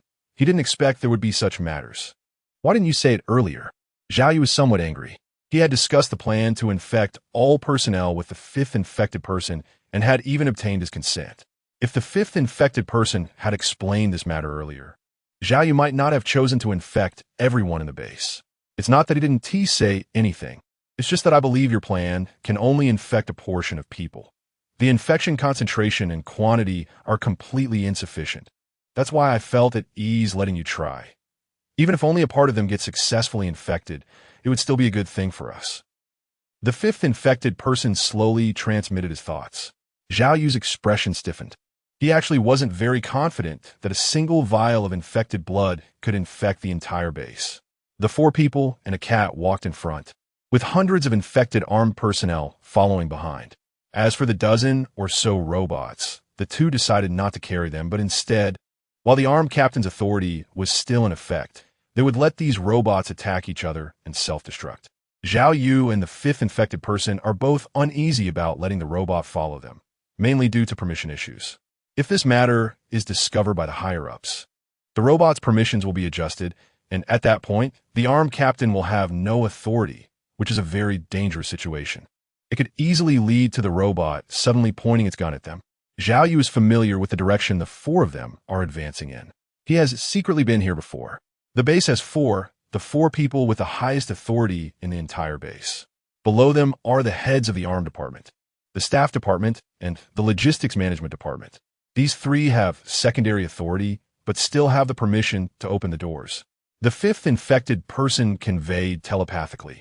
So among these people, who are you planning to choose? Zhao Yu transmitted a question in thought, curious about how the fifth infected person knew about these matters. After all, such details are usually not known to those at lower levels. Of course, it was one of the deputy heads, Chao Hongshin. The fifth infected person's voice carried a cold tone as they transmitted their thoughts. While the armed personnel head, employee head, and later stage head also had the authority to open the door, their permissions were controlled by the deputy heads. Therefore, controlling them could easily lead to changes in their permissions by the deputy heads, resulting in the door opening being rendered ineffective. The fifth infected person continued to explain. Zhao Yu nodded in understanding, acknowledging that what he said made sense. Among the 4 representatives, Chao Hongshin has a grudge against me. and choosing him also reflects a part of my personal bias. Zhao Yu didn't care about this, as long as it didn't affect the overall situation. He wouldn't mind these personal issues. The four hadn't walked far when suddenly, under the glass covering above the base, a dense wailing sound came from the sky. Zhao Yu looked up and saw hundreds of drones flying towards him from not far away. At the same time, in the distance, hundreds of robots with exposed metal shells were marching towards him, carrying laser guns on their arms and moving with heavy steps. However, Zhao Yu did not see any traces of human armed personnel. "They're coming, get ready." Zhao Yu's gaze sharpened, and he spoke in a concise and rapid manner. The fifth infected person and Zhao Yu's parents also noticed the situation. Zhao Yixiong and Wang Wen both looked tense. They didn't send armed personnel, indicating that the higher-ups must have detected something unusual. Quite clever indeed. These robots have scanning capabilities, so engaging in urban combat would be pointless. They can only fight head-on. Proceed according to the plan. The fifth infected person conveyed solemnly. Zhao Yu nodded, his figure gradually becoming transparent as he entered a state of invisibility. He and the fifth infected person had anticipated this situation, but they didn't expect it to happen so quickly. Zhao Yu quietly advanced, and the fifth infected person conveyed to him, through telepathy, the location of Chao Hongshan, along with a detailed description of his appearance. However, the telepathy only conveyed sound without any visuals, which was undoubtedly a significant challenge for Zhao Yu. Moreover, it was still uncertain whether Chao Hongshan was actually at that location. Nevertheless, the fifth infected person was quite confident in their telepathy, believing that as long as they appeared, Chao Hongshan would definitely be at that position. Zhao Yu was confused, but at this point, it wasn't the time to doubt. He could only believe the words of the fifth infected person and rush towards Chao Hongshan's location. As hundreds of drones approached in the sky, they suddenly all hovered in midair. Beams of blue light were projected from the drones, instantly forming a huge holographic screen in the air. On the screen, a somewhat overweight man in his 30s was half reclining in a leather chair, wearing a smile. Shun Xingchang, after so many years apart, he never expected to meet again in such a way. The man on the screen was none other than Chao Hongshan. The fifth infected person remained silent. Chao Hongshan seemed to recall something, suddenly chuckling a few times before saying, "Haha, I forgot, your tongue was cut out by someone I hired back then. So you can't speak. What a pity. Old friend." Zhao Yu was hiding in the shadows and also saw the big screen. The person was Chao Hongshan. The fifth infected person transmitted a thought to Zhao Yu. "Understood. Your name is Shun Xingchang?" Zhao Yu heard the sound from the screen and immediately understood that the fifth infected person must be the Shun Xingchang he mentioned. "Yes, it's a name from a long time ago." The voice of Shun Xingchang transmitting thoughts seemed to be laughing, but the laughter was somewhat tragic and bitter.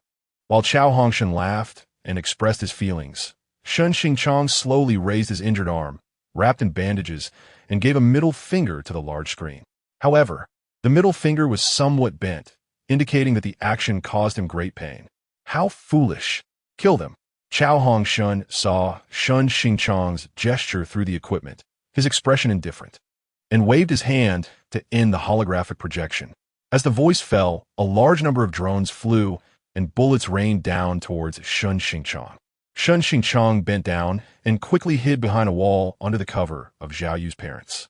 At the same time, hundreds of armed infected personnel behind him found nearby cover to avoid gunfire. However, some armed infected personnel were caught off guard and were shot dead by drone bullets, bleeding profusely on the ground. In the distance, hundreds of robots also moved, with hundreds of laser weapons on their shoulders emitting red laser energy beams towards Shun Xingchang and his group. Zizizizi. The red laser energy beams were extremely powerful, easily penetrating most cover, combined with advanced scanning capabilities and terrifyingly precise shooting accuracy. Armed infected personnel hiding behind cover were hit one after another, with scorching energy beams passing through their bodies, leaving gaping holes and accompanied by the smell of burnt flesh. As a former armed leader, Shun Xingchang was all too aware of the terror of the robots and drones. In a direct confrontation, his side was completely outmatched, and he could only control the armed personnel to buy time. "Throw grenades. Open fire." Shun Xingchang commanded the infected armed personnel to emerge from their cover, bravely raising their guns or throwing grenades to attack amidst the hail of bullets. If they were normal people, they would definitely hesitate to attack out of fear. But as controlled individuals, their consciousness was weak, and they would absolutely obey Shun Xingchang's orders. Although such attacks were undoubtedly akin to suicide, they did serve to delay the enemy. Some robots were hit in critical areas and immediately lost their mobility, while many others had their metallic shells damaged, leaving behind craters. These robots were of the type designed for frontal suppression, and evasion was their weak point, so throwing grenades was a good choice. However, to incapacitate a robot, a single grenade was entirely insufficient. It would take several grenades to severely damage them. Shun Xingchang closed his eyes to sense the situation. The number of infected armed personnel he controlled had sharply decreased from hundreds to around 50. In less than a few minutes, over half had been lost. Drones flew freely in the sky, and bullets rained down like a tide, causing significant damage to the infected armed personnel. Meanwhile, these drones possessed an exceptionally good evasion system, making it extremely difficult for the infected armed personnel to hit them. Suddenly, Shun Xingchang, wearing a mask, turned his head. He sensed the presence of an infected person in the distance. It turned out that using the air ducts for infection was indeed effective. If he remembered correctly, that direction was the employee accommodation area, which was also one of the areas with the most air circulation ducting. This measure was undoubtedly correct, but the organization did not anticipate that Zhao Yu had stealth capabilities, sneaking into the air circulation equipment warehouse and using the air circulation system for infection, while the accommodation area was the place where air circulation was used the most. This led to the emergence of infection in the accommodation area. This was undoubtedly good news for Shun Xingchang. Chapter 40, Darkblade, Northwind in the Savior Organization's third research base, accommodation area, Zone 3. Tang Zipping, wearing rimless glasses, stood anxiously on the balcony, hearing the continuous gunfire in the distance, trying to determine the location, which was not the underground research facility. What was happening over there? Didn't the infection occur on the 7th floor of the underground research facility? Tang Zipping tightened his grip on the balcony railing, looking uneasy. Shortly after the infection on the 7th floor occurred, the base immediately issued a notification to other levels, urging everyone to evacuate urgently. At that time, Tang Zipping was still conducting research on infected materials on the 5th floor. Upon hearing the notification, he hurriedly abandoned his research and rushed to the elevator. Many people in the elevator appeared flustered. Those in the upper 4 levels of the underground research facility were unaware of the infection situation. They had only received a notification that a fire had occurred on the 7th floor and needed to evacuate quickly. Tang Zipping focused intently on the distance. Suddenly, a roar echoed from below his building. Tang Zipping frowned and looked down, seeing no unusual activity. Just as he was puzzled, half a head suddenly popped up from below the balcony. The face was covered in red spots, and, as if noticing Tang Zipping above, it suddenly turned its head to meet his gaze. Tang Zipping's pupils contracted, his face filled with horror. The eyes of that head were crimson, an infected person. Startled, Tang Zipping quickly retreated behind the balcony to avoid being seen by the infected below. How could there be infected people in the accommodation area? The accommodation area has been infected. Tang Zipping was shocked, adjusting his slightly slipping rimless glasses. Without a second thought, he left the balcony and approached the door, pressing his ear against it to listen. There was no sound outside, indicating that no one was in the hallway. Tang Zipping hesitated no longer, immediately opened the door, and ran to the left, where the elevator to go downstairs was located. Once infected individuals appeared in the accommodation area, it was clear that staying here was not a good idea. The infection was certainly not limited to the person downstairs. Others could also be slowly infected. Just as Tang Zipping pressed the button for the first floor elevator, the elevator door slowly began to close when suddenly a hand reached through the gap in the elevator door. Tang Zipping stepped back in fright, carefully observing the hand. There were no red spots. It belonged to a normal person. Because the elevator door could not close due to the obstruction, it slowly opened again, allowing Tang Zipping to see the newcomer clearly. The person was dressed in a white lab coat, wearing a name tag around their neck. Without looking at the name tag, Tang Zipping recognized the person as his colleague from the fifth floor, who was also known for often being late, Sun Qingji. Did you notice the infection too? Tang Zipping guessed that Sun Qingji, who hurriedly entered the elevator and still showed signs of panic, must have realized that the accommodation area had been infected. I was just on the balcony and saw someone next door infected. It scared me to death. After entering the elevator, Sun Qingji hastily pressed the elevator close button repeatedly, hoping the door would shut quickly. Both of them shared the same thought. Upon seeing the infection in this area, they both wanted to leave immediately to avoid being infected themselves. Finally, the elevator door slowly closed, and both of their expressions relaxed slightly as they stared at the door, not continuing their conversation. After a moment, they felt the sensation of weightlessness as the elevator rapidly descended to the first floor. When the elevator doors opened, Tang Zipping and Sun Qingji cautiously observed their surroundings. After confirming that there was no problem, they ran toward the exit. The infection had likely just begun, and the number of infected individuals was not high, which gave them a chance to escape. As soon as they exited the main door, they heard the continuous roars of infected people coming from several surrounding buildings. A few infected individuals were standing on the balcony and saw Tang Zipping and Sun Qingji. They surprisingly jumped directly from the seventh floor balcony, shattering upon impact and splattering blood everywhere. The sight left the two momentarily stunned, truly losing their wits. However, some infected from the lower balconies jumped down, breaking their legs and limping towards the two, their eyes bloodshot, covered in rashes, and continuously howling, as if urging them to stop. "Where are you planning to go?" Tang Zipping turned to Sun Qingji and asked. The two didn't pay much attention to the disabled infected approaching them.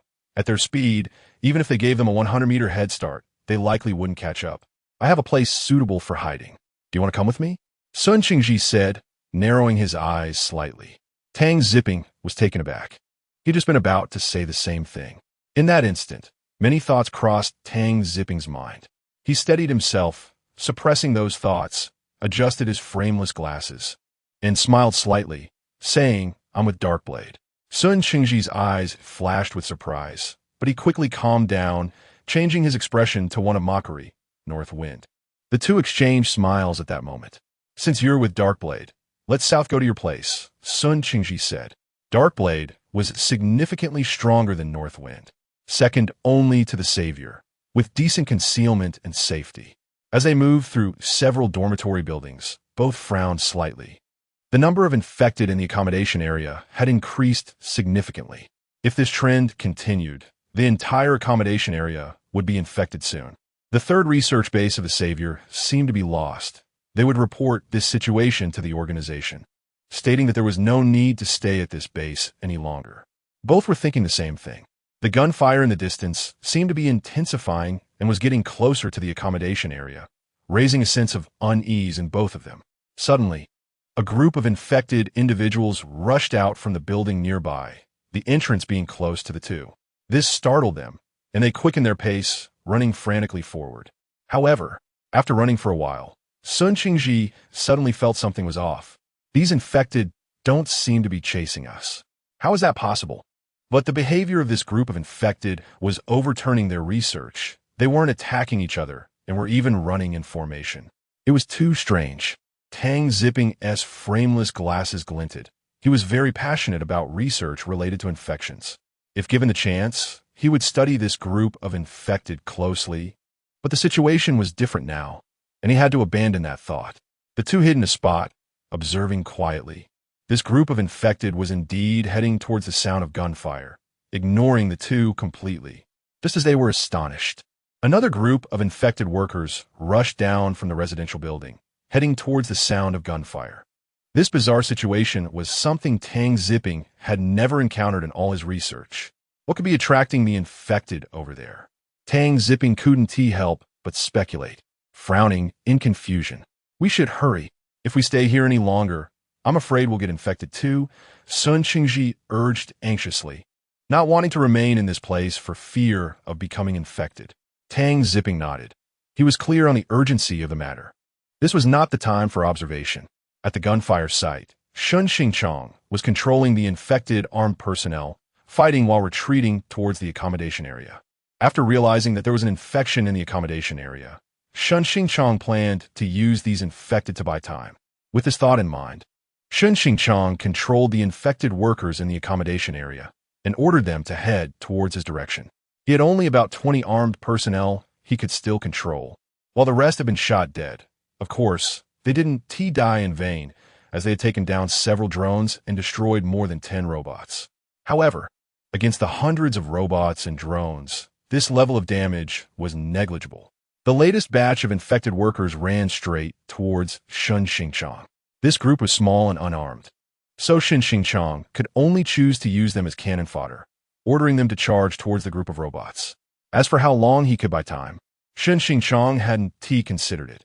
After all, there were many infected workers, and sending them all to the battlefield, even without any protection, would still consume the enemy's bullets. Just as Sun Xingchong was desperately buying time, he suddenly sensed that the positions of two people nearby were quite strange. Underground? Sun Xingchong was slightly taken aback. As the head of the base's armed forces, he knew the layout of the base well. Aside from the underground research facility, there shouldn't be any other buildings underground, and judging by the positions of the two, they clearly weren't in the underground research facility. This puzzled Sun Xingchong. If it weren't for his perception abilities, he would never have thought that there was such a peculiar place in the base. Moreover, this place wasn't included in the overall scanning blueprint of the base. Sun Xingchong squinted slightly. It was obvious this place could block the base's scanning, and someone must have intentionally done this. With these suspicions confirmed, Sun Xingchong grew curious about the identities of the two. They definitely weren't from the Savior organization, so they must belong to another force. With the situation on his side being dangerous, with hundreds of robots advancing with laser guns and drones hovering above, hiding was nearly impossible. However, with this place, hiding wasn't out of the question. His task was merely to buy time. The longer he could delay, the more advantageous it would be for him. However, controlling these two, who were rational and normal, wouldn't be easy. He could only attempt psychological suggestion. Sun Xingchong had thought of an idea. He had used psychological suggestion many times, not only on those who had escorted him, but also on one other person, Wei Kaiji. His psychological suggestion for Wei Kaiji was simple: the secret of becoming a god through infection, and he had been continuously strengthening it secretly. Somewhere underground in the research base, Tang Zipping and Sun Qingji were sitting nervously in chairs. "Are you sure we haven't been infected?" Sun Qingji suddenly asked. "We should be fine. Over half of the accommodation area is infected, and we haven't shown any early symptoms of infection yet." Tang Zipping shook his head and replied. Ever since he learned about Sun Qingji's identity, after their conversations, he realized that Sun Qingji's academic level was shockingly poor. He didn't even know basic research knowledge. He often arrived late on purpose, trying to minimize his time in the research facility to avoid being exposed. Tang Zipping couldn't understand how this guy managed to get in.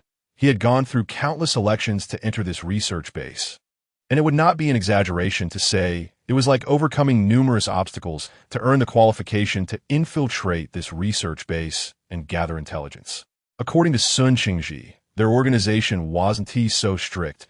It was just a matter of drawing lots, and he had drawn a short straw, which was quite frustrating. Tang Zipping's words reassured Sun Qingji a lot. As long as they weren't infected, that was good. Don't you find it strange that such a thing happened at the base? Which force do you think is behind it? Sun Qingji propped his chin with one hand, his expression grave. Tang Zipping showed a contemplative expression, frowning. Such a big incident happened, and they didn't even have a hint of it. Moreover, after the event occurred, they still didn't know each other's intentions. For them, this is a dereliction of duty. Are you really going to report back to your superiors like this? I don't want to. Sun Qingji had a grim expression. He could easily imagine the superior's attitude. Useless, completely clueless. What use are you? Tang Zipping also looked grim and said, "Then we can only go up and take a look. At least we need to know which faction is involved in the gunfight." The two exchanged glances, feeling a wave of helplessness. On the ground, Sun Xingchong slightly turned his masthead, looking in the direction of Tang Zipping and Sun Qingji. "They're coming. Follow me." Sun Xingchong had a two-tailed cat on his shoulder, mentally communicating with Zhao Yixiong and Wang Wan. Zhao Yixiong and Wang Wan, wearing isolation suits, nodded. Their suits were already damaged in various places from the frantic dodging during the gunfight, looking quite disheveled. Shun Xingchang ran in a certain direction, with Zhao Yixiong and Wang Wan following behind. At the same time, Shun Xingchang controlled a large number of infected individuals rushing over from the accommodation area, charging towards the robots, gun muzzle. The drones in the sky noticed Shun Xingchang's movements, and dozens of drones broke away from the battlefield, chasing after Shun Xingchang from behind. Rat-tat-tat. Countless bullets were fired from the drone's muzzle, creating craters around Shun Xingchang and the other two, kicking up dust. The few infected armed personnel immediately raised their guns and opened fire at the drones hovering above the three. Some drones, unable to dodge in time, were hit by bullets, trailing smoke as they fell from the sky. Shun Xingchang, with bandages wrapped around his arms, lacked flexibility while running, and under the drone's gunfire. He was hit several times on his back, blood splattering as his body staggered, nearly falling to the ground. Zhao Yixiong and Wang were not the main targets, so the drones attacking them were few, which allowed them to temporarily avoid being shot. The three of them ran, with Shun Xingchang's back completely stained with blood. Just as Tang Zipping emerged from the ground, he and Sun Chengji's eyes widened as they saw not far away a masked figure and two people in tattered isolation suits rushing towards them recklessly. Dozens of drones were still sweeping the area above them. Danger! Both of them felt a shiver in their hearts and prepared to immediately open the downward passage to enter underground. Follow them, go in with them. Shun Xingchang conveyed his thoughts to Zhao Yixiong and Wang Wan. Tang Zipping and Sun Qingji had no idea that their current actions were all a psychological suggestion planted by Shun Xingchang.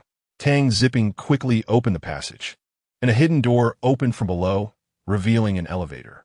Tang Zipping jumped down first, with Sun Qingji closely following, but at that moment, Tang Zipping felt panic in his heart, as if he suddenly forgot how to close the hidden door, and he hesitated to shut it. Close it! Sun Qingji suddenly grabbed Tang Zipping's clothes and yelled, his hormones surging. Wait, let me think. Tang Zipping's face turned pale. He really couldn't remember. Just then, three figures descended from the sky, as if they had been electrocuted. Tang Zipping suddenly remembered the switch and closed the hidden door, but he and Sun Qingji were knocked to the ground by the three figures. Chapter 41. Terror Descends, Part 1. The gunfire grew quieter, indicating that the battlefield was moving further away from them. Zhao Yu concealed his figure and arrived in front of an office building. At the top of the building, there was a prominent sign depicting a woman standing in a circle with her arms raised high, which was the distinctive emblem of the Savior organization.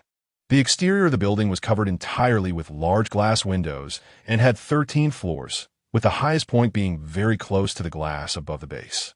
According to Shun Xingchang's description, the acting head, Chao Hongshun, should be inside this building. In front of the main entrance, there were more than 10 robots on guard. Looking through the glass doors, Zhao Yu could see many armed personnel patrolling inside, on high alert. However, this was meaningless to Zhao Yu, with his ability to conceal himself. They would not be able to detect him at all.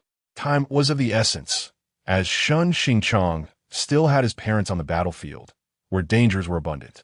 Zhao Yu did not want to waste too much time waiting for an opportunity to enter. He found a heavy object in front of the door, a stone pillar placed as decoration by the roadside, roughly the size of a basketball, but very heavy. Zhao Yu picked it up and tried it, finding that he could easily lift it with one hand. If it were before, even lifting it with both hands would have been somewhat difficult. Standing in front of the glass door, Zhao Yu turned his body halfway, gripped the stone pillar tightly with his right hand, and suddenly exerted force with his upper body and arms, hurling the stone pillar from his right hand. It flew in a shallow arc and directly smashed into the glass door. With a loud crash, the glass door was violently struck, and countless cracks instantly spread across the entire pane, becoming opaque and turning into white fragments that scattered on the ground. Enemy attack! Shouted the armed personnel. The surrounding armed personnel moved swiftly, quickly raising their guns and aiming towards the door. At the entrance, the robot swiftly deployed a laser weapon from its shoulder, aiming it while its electronic eyes scanned the surroundings. Zhao Yu quickly rushed into the shattered glass door, his gaze sweeping around. He noticed a stairway passage next to the office building, which made him secretly breathe a sigh of relief. His biggest concern was that, like the underground research facility, there would only be an elevator and no stairway passage. As long as there was a stairway passage, he could go up directly without needing permission. Zhao Yu stepped on broken glass, and the sound of the glass being crushed did not leak out while he remained hidden. Watching a group of tense, focused armed personnel, Zhao Yu walked directly past them and rushed towards the stairway corridor. The armed personnel did not notice Zhao Yu's presence at all and remained focused on the front. Chao Hongshan was located on the top floor of the building, which had only 4 rooms designated as the exclusive offices for the 4 acting heads of the base. The entire building was 13 stories high, with more than 10 armed personnel patrolling the stairwell, essentially 1 armed personnel responsible for each floor stairwell. Zhao Yu relied on his stealth ability and climbed to the top floor at the fastest speed, sweat streaming down his cheeks and dripping from his chin to the ground. By the time he reached the 13th floor, Zhao Yu had taken less than 3 minutes. He breathed heavily, pushing himself to climb the stairs, which made his body feel somewhat fatigued. Carefully pushing open the exit door of the stairwell on the 13th floor, as soon as he had opened the door a few centimeters, a series of gunshots rang out, and the stairwell door was instantly riddled with bullets. Zhao Yu was momentarily caught off guard, and in an instant he was shot multiple times. Intense pain surged from his abdomen as bullets struck his abdomen and chest, and blood began to flow from several bullet holes in his abdomen and chest. Hiss! Zhao Yu was in so much pain that tears were about to flow out. He quickly hid behind the wall, leaning against it. His left hand pressed against the injured area of his abdomen, and blood slowly seeped through his fingers, staining his entire palm red. Zhao Yu's face was pale, and at that moment, footsteps came from outside the door, which had been beaten to a pulp. 2 teams provided cover, and 1 person went up to open the door. Zhao Yu heard clearly that there should be an armed personnel behind the door, giving tactical orders. Zhao Yu tightly gripped the dagger in his right hand, turning his head and fixating his gaze on the main door, waiting for someone to come in.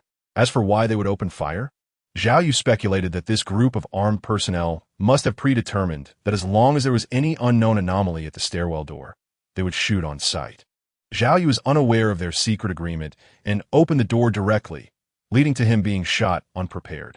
The wooden door, covered in splinters, was slowly pushed open, and Zhao Yu saw a person in a helmet and full gear cautiously entering with guns in both hands. He turned his head to look left and right behind the door, but did not find any trace of Zhao Yu. No abnormalities. The armed personnel raised one hand and spoke in a concise tone. The armed personnel providing cover behind him relaxed his expression and was about to lower his gun.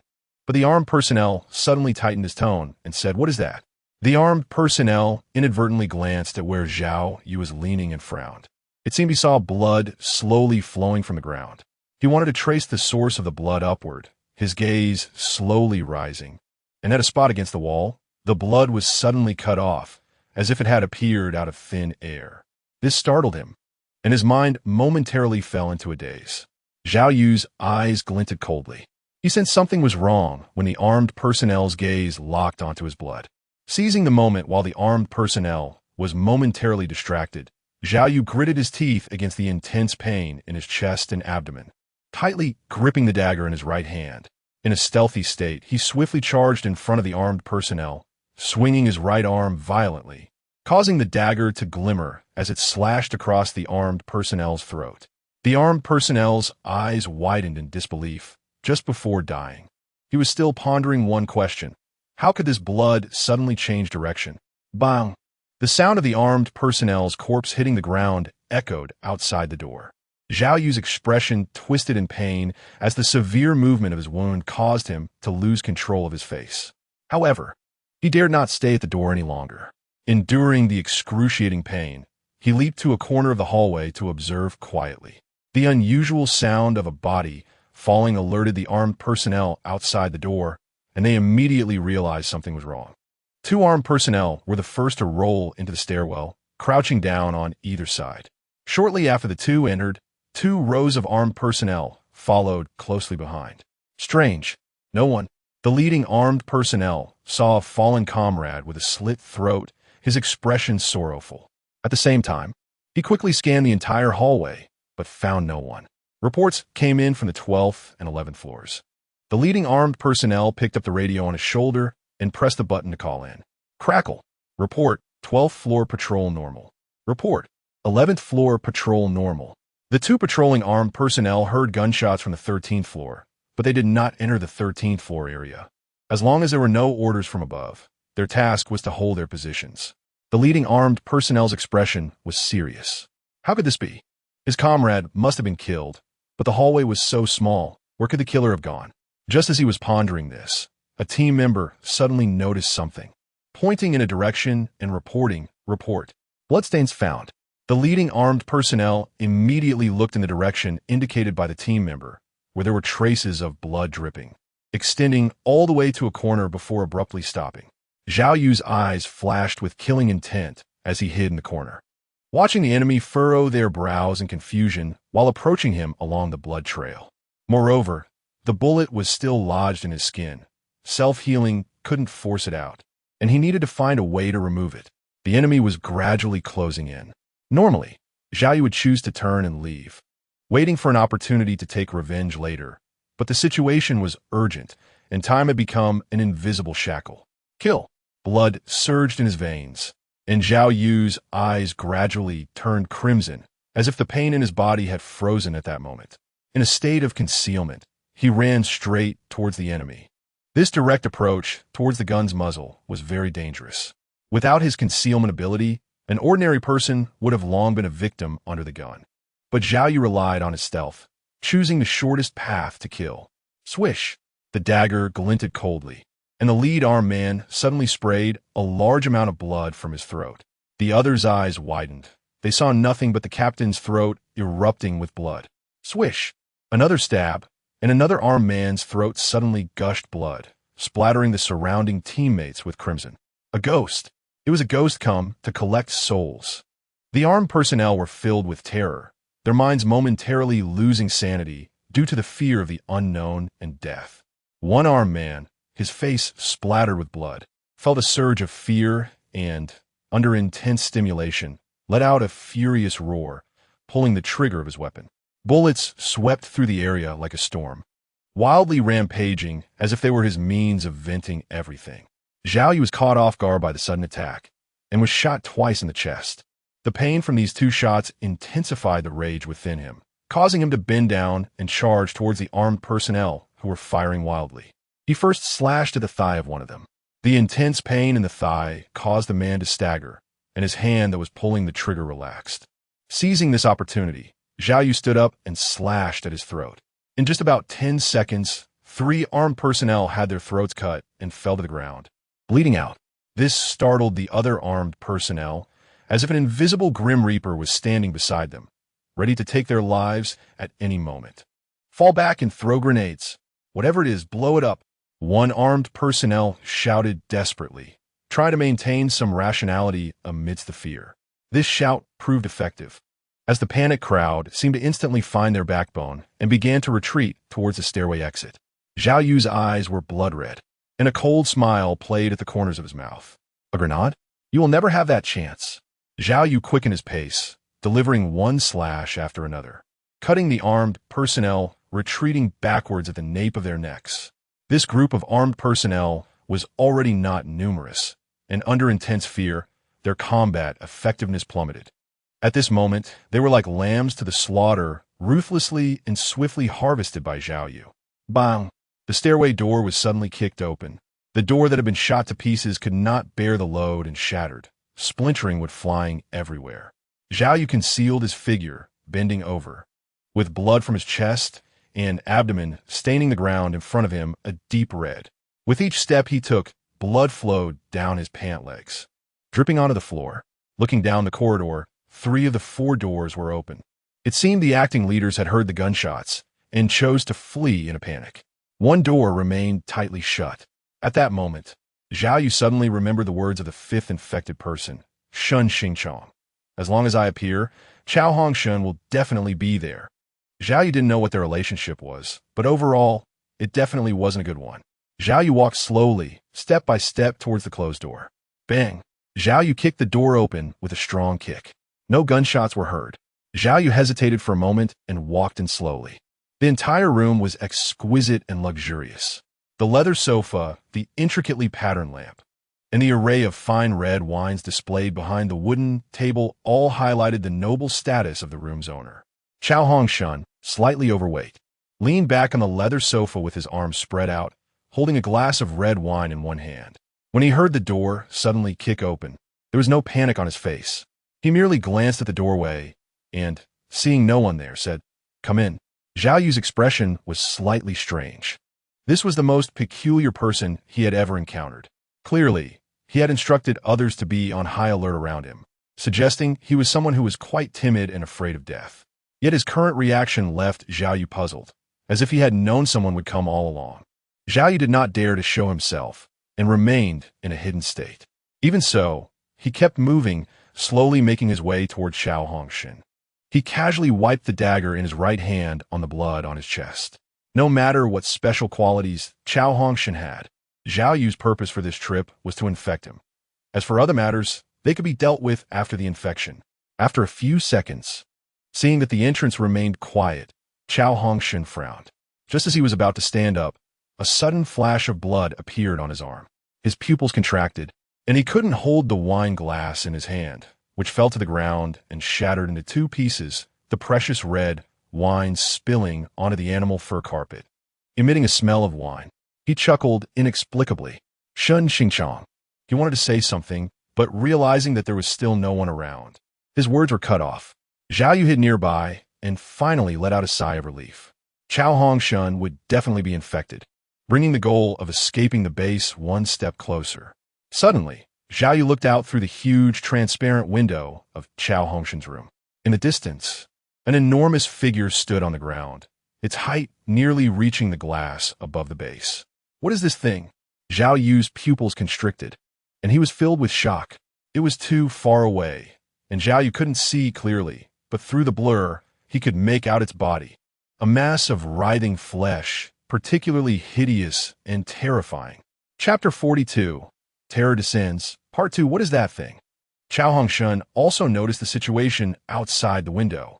Looking incredulous, the monster resembled a mountain of flesh, piled up with countless human bodies, and a large amount of blood flowed from it, cascading down from top to bottom in all directions.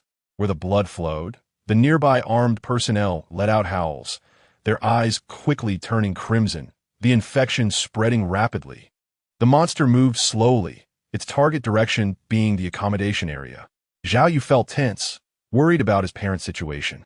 Chao Hongshan had already been infected, but there was no news from Shun Xingchong's side. He couldn't reach out to him, and he had no way of finding him. Moreover, he was unclear about the situation over there, whether it was good or bad. However, looking at the drone that was still hovering in the distance, Zhao Yu guessed that they should still be alive. The wounds on his chest and abdomen were slowly healing, but he needed to find a way to remove the bullets inside. Otherwise, they would bind to the muscle, causing significant trouble later. Suddenly, a voice echoed in Zhao Yu's heart. Wei Kaiji had turned into a monster. It was Shun Xingchong's voice, and his perception had been focusing on Zhao Yu's direction. The distance might be a bit far, so his transmission was intermittent. But this also relieved Zhao Yu's mind a bit, although he was even more puzzled. Wei Kaiji had turned into a monster? Zhao Yu transmitted a message, saying, at a secret base. You don't need to come over, just wait for Chao Hongshan to get infected, and we will gather at the main gate. Zhao Yu nodded. Since Chao Hongshan was under infection control, the base's attacks on their side would naturally cease for the time being, unless the three acting leaders issued another order. This time would be enough to open the gate and give them a chance to escape. As for Wei Kaiji turning into a monster, I'll tell you when we meet. Zhao Yu raised his eyebrows, but after confirming that it was safe over there, he felt much more at ease. He quietly exited Chao Hongshan's room. Zhao Yu had never removed a bullet before, especially not from his own body. He looked very reluctant and was genuinely troubled, and touching the wound was excruciatingly painful. After searching through the building for a while, Zhao Yu found a room that contained a first aid kit. Zhao Yu opened the first aid kit and found it contained alcohol, pliers, bandages, and other tools. He didn't need the other tools, just the alcohol, pliers, and bandages should be enough. Enduring the excruciating pain, Zhao Yu slumped onto the sofa, blood soaking the sofa. Zhao Yu tremblingly took the small pliers out of the first aid kit and aimed them at the bullet hole on his body. He carefully reached out. Hiss! As the pliers made contact with the wound, a sharp pain made Zhao Yu feel what it truly meant to wish for death. The pain made him grit his teeth, and he suddenly shut his eyes tightly. Tears squeezed out from the corners of his eyes. It hurts. It really hurts. Zhao Yu felt a deep sorrow in his heart. After a few minutes, Zhao Yu seemed to be completely drained of energy. He finally removed a bullet from his body. The bloodied bullet was like a small stone, and Zhao Yu casually tossed it to the ground, where it hit the surface with a clink, rolling around in its blood for a few moments. Zhao Yu's face was pale, and he felt dizzy, but there were still 7 bullet holes in his body that needed to be removed. Half an hour later, Zhao Yu's figure appeared lying on the sofa, his camouflage ability long gone. On the floor beside the sofa, 8 bloodied bullets were carelessly discarded. With his self-healing ability, the bullet holes on his body began to scab over. Zhao Yu covered his forehead with his hand, forcing himself to stand up and walk towards the door, his body swaying unsteadily. Activating his cloaking ability, Zhao Yu's figure gradually became transparent. Suddenly, his silhouette re-emerged from the transparency, flickering back and forth between the transparent and the real several times before he finally concealed his entire form. He was extremely weak. After exiting the building, the armed personnel and robots around had disappeared. Seeing this situation, Zhao Yu knew that Xiao Hongshun had been infected and, under Shun Xingchang's control, had ordered the defense here to be disbanded. Just as Zhao Yu continued to advance through the main entrance, a loud noise suddenly erupted from the sky. Zhao Yu was taken aback and hurriedly looked up. He saw a large number of drones falling from the sky, and the monster transformed by Wei Kaiji had grown even larger. The glass layer above the base became an obstacle for him. He swung his gigantic arm, composed of countless corpses, and struck the glass layer above the base with a powerful blow, shattering it into pieces, his head now towering above the glass layer. He let out a furious roar, the sound of which was caused by the monster smashing through the upper glass. Zhao Yu swallowed hard. After Wei Kaiji transformed into a monster, he became unimaginably powerful. The sound of numerous spinning rotor blades filled the sky, as countless small drones and hundreds of helicopters flew in from the southeast direction of the monster. Boom, boom, boom. Before the helicopters could get close, missiles were launched from them, trailing thick smoke as they whistled in from afar, crashing into the monster and exploding, creating a small mushroom cloud of flames. On the ground, dense red laser beams shot out, targeting the monster. The red laser beams, carrying searing energy, effortlessly pierced into the monster's body. From a distance, the monster was covered in countless tiny black dots, the marks left by the laser beams intertwined with flesh and blood. A barrage of attacks came relentlessly, including energy beams, missiles, and bullets. The monster was injured, and its body, composed of countless corpses, began to tremble, with many corpses shaking off like rain, causing its form to shrink slightly. The continuous onslaught did not instill fear in him. Instead, it fueled his anger even more. The monster raised its massive right hand and brought it down from midair. Instantly, the robots, still firing on the ground, were smashed into scattered metal fragments, flying in all directions. Zhao Yu saw the intense fighting over there and felt a sense of fear in his heart, not daring to approach.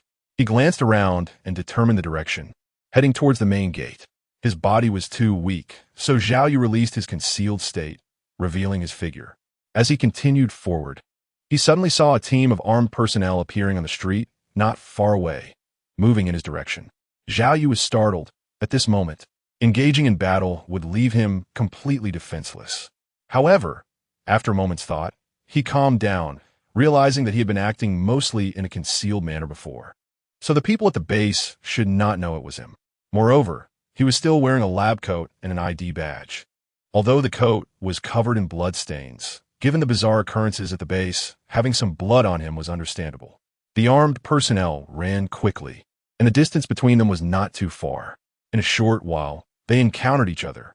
The team of armed personnel stopped a few meters away from Zhao Yu, holding their guns at the ready. Zhao Yu's back was drenched in cold sweat as he controlled his expression and gave them a slight smile. He was not an infected person. The armed personnel scanned Zhao Yu's clearly defined black and white eyes and his skin without any rashes and lowered their weapons. Zhao Yu thought there would be an interrogation, but after confirming that he was a normal person, they continued to run forward. This relieved Zhao Yu, as he noticed their direction was towards where the monsters were. At the entrance of the base, there stood 5 people and a two-tailed cat. Among them was Shun Xingchong, wearing a mask and with his hands wrapped in bandages, with a two-tailed cat resting on his shoulder. There were Zhao Yu's parents, Zhao Yixiong and Wang Wen, dressed in tattered isolation suits. Lastly, there were Sun Qingji, who looked bitter, and Tang Zipping, who wore frameless glasses. As for why they ended up here, the intervening events were obvious. After Shun Xingchong and Zhao Yu's parents hid in their underground hideout, Shun Xingchong applied various psychological suggestions to control the two. Later, as Zhao Yu infected Chao Hongshun, Shun Xingchong took control of Chao Hongshun and agreed to meet at the entrance of the base. Meanwhile, Sun Qingji and Tang Zipping were unfortunate, as before they could hide in the underground elevator, Shun Xingchong was shot by a drone bullet, and a lot of blood flowed from his body. Having such close contact with the blood of an infected person naturally led to their infection. However, so far, the infection had not yet manifested. Sun Qingji looked at the red spots spreading to his arm, his expression pained. His greatest fear had come true. He was infected. Tang Zipping's red spots were not much better, and he felt despondent. So far, being infected meant there was no way out.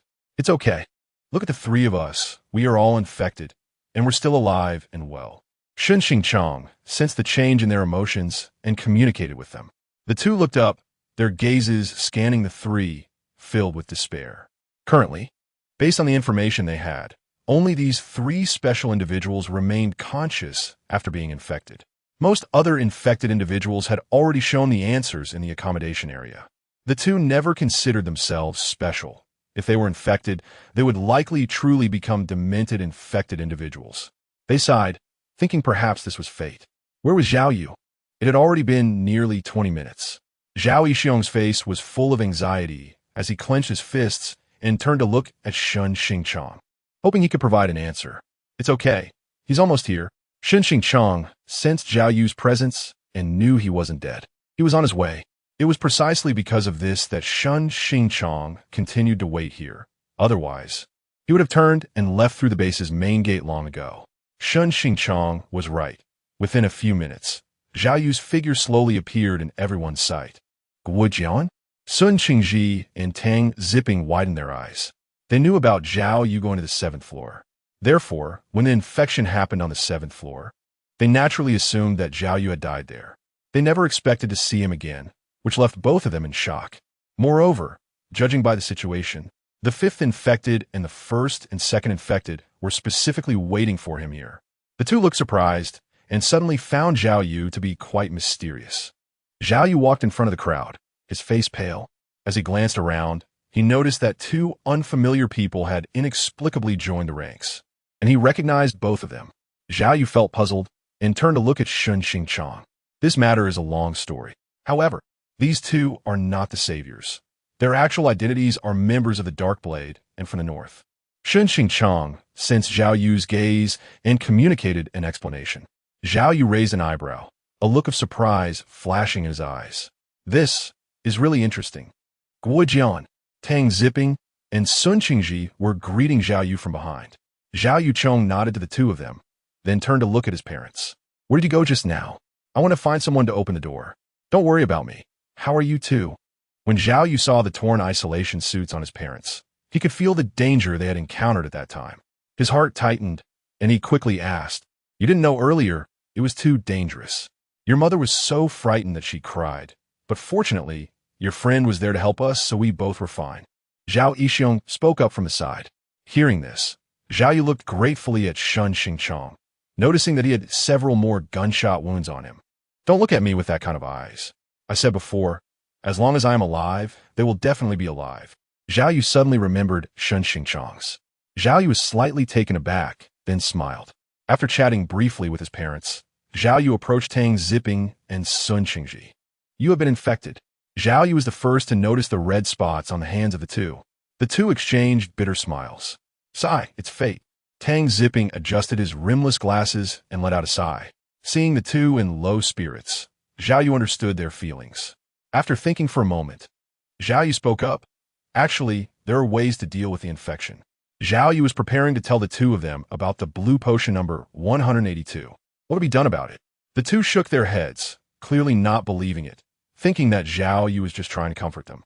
Taking the potion number 182 had a high probability of maintaining sanity after infection. Zhao Yu continued. He didn't say it absolutely. After all, his understanding of this matter is limited.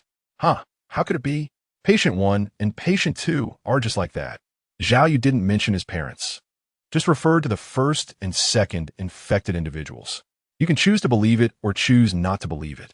Zhao Yu dropped the sentence and no longer looked at them, but instead raised his head to look at the main gate. The gate of the base was opened a small crack, just enough for one person to pass through. Tang Zipping and Sun Chengji's expressions kept changing, as if they were hesitating. We hurried to leave. Zhao Yu called out to Shun Xingchong and his parents, saying that he didn't want to stay in this base for even a second longer. Once he rescued his parents, his goal would be accomplished. Seeing Zhao Yu prepare to leave, he glanced at the red spots on his body. The two gritted their teeth and decided to take a gamble. The formula for the number 182 agent is in the underground research facility. Let's go and get a try. The two waved goodbye to Zhao Yu and then ran toward the underground research facility. If you die, your brother will live well. Zhao Yu thought to himself that he didn't want to go for the sneak attack. It was both dangerous and unbeneficial. Mainly, he wasn't familiar with Tang Zipping. Telling them about the effects of the 182nd serum was already a lot to give them. As for the rest, it would depend on their luck. The four of them and a cat were heading towards the base gate, and after experiencing so many dangers, they were finally close to the end. Bang! Just as the four were about to pass through the gate, a huge hand came down from the sky. The shadow cast by the enormous palm enveloped the four of them. Run! Zhao Yu roared in anger. The monster had appeared near them without them noticing. The writhing corpses and mixed blood on its enormous body formed a pair of giant eyes, coldly staring at the four on the ground. The divine path still needs more flesh and blood. You cannot leave. Chapter 43. The Terror Descends, Part 2. The monster's giant palm fell at an incredible speed, carrying unparalleled pressure and a terrifying aura as it descended. Zhao Yu felt a sense of dread in his heart. Bang!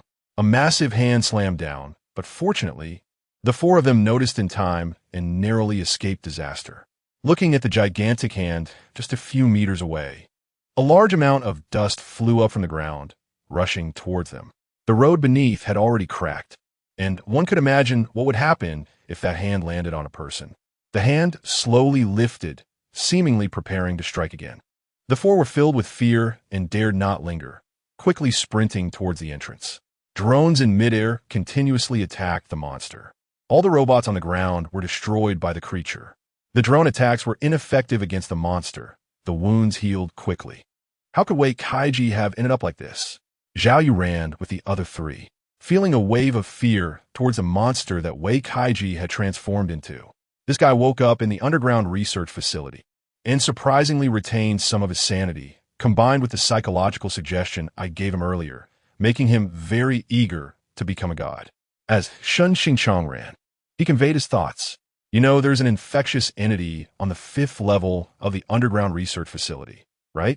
The first thing Wei Kaiji did after waking up was to cohabit with this infectious entity. After cohabitation, his mind went completely insane, devouring a large number of corpses, and became what he is now. Zhao Yu's eyes widened in shock. Wei Kaiji was really crazy. Zhao Yu was well aware that the infectious agent had once coexisted with a monster that resembled a wolf. He couldn't believe that it had survived the coexistence. Zhao Yu felt upset. The giant hand fell again. With their previous experience, all four of them, under the pressure of death, burst forth with unprecedented speed and narrowly escaped disaster once more. Just as everyone let out a slight sigh of relief, Wei Kaiji suddenly struck the base's gate with his other hand. He noticed that the four small bugs under his feet were about to escape through the gate. The base gate shook. A large number of metal fragments fell from the gate, blocking the path ahead of the four. That bastard. Zhao Yu was angry in her heart, but felt helpless. What to do? The door was blocked. Wang Wen was terrified. Her feet were already exhausted.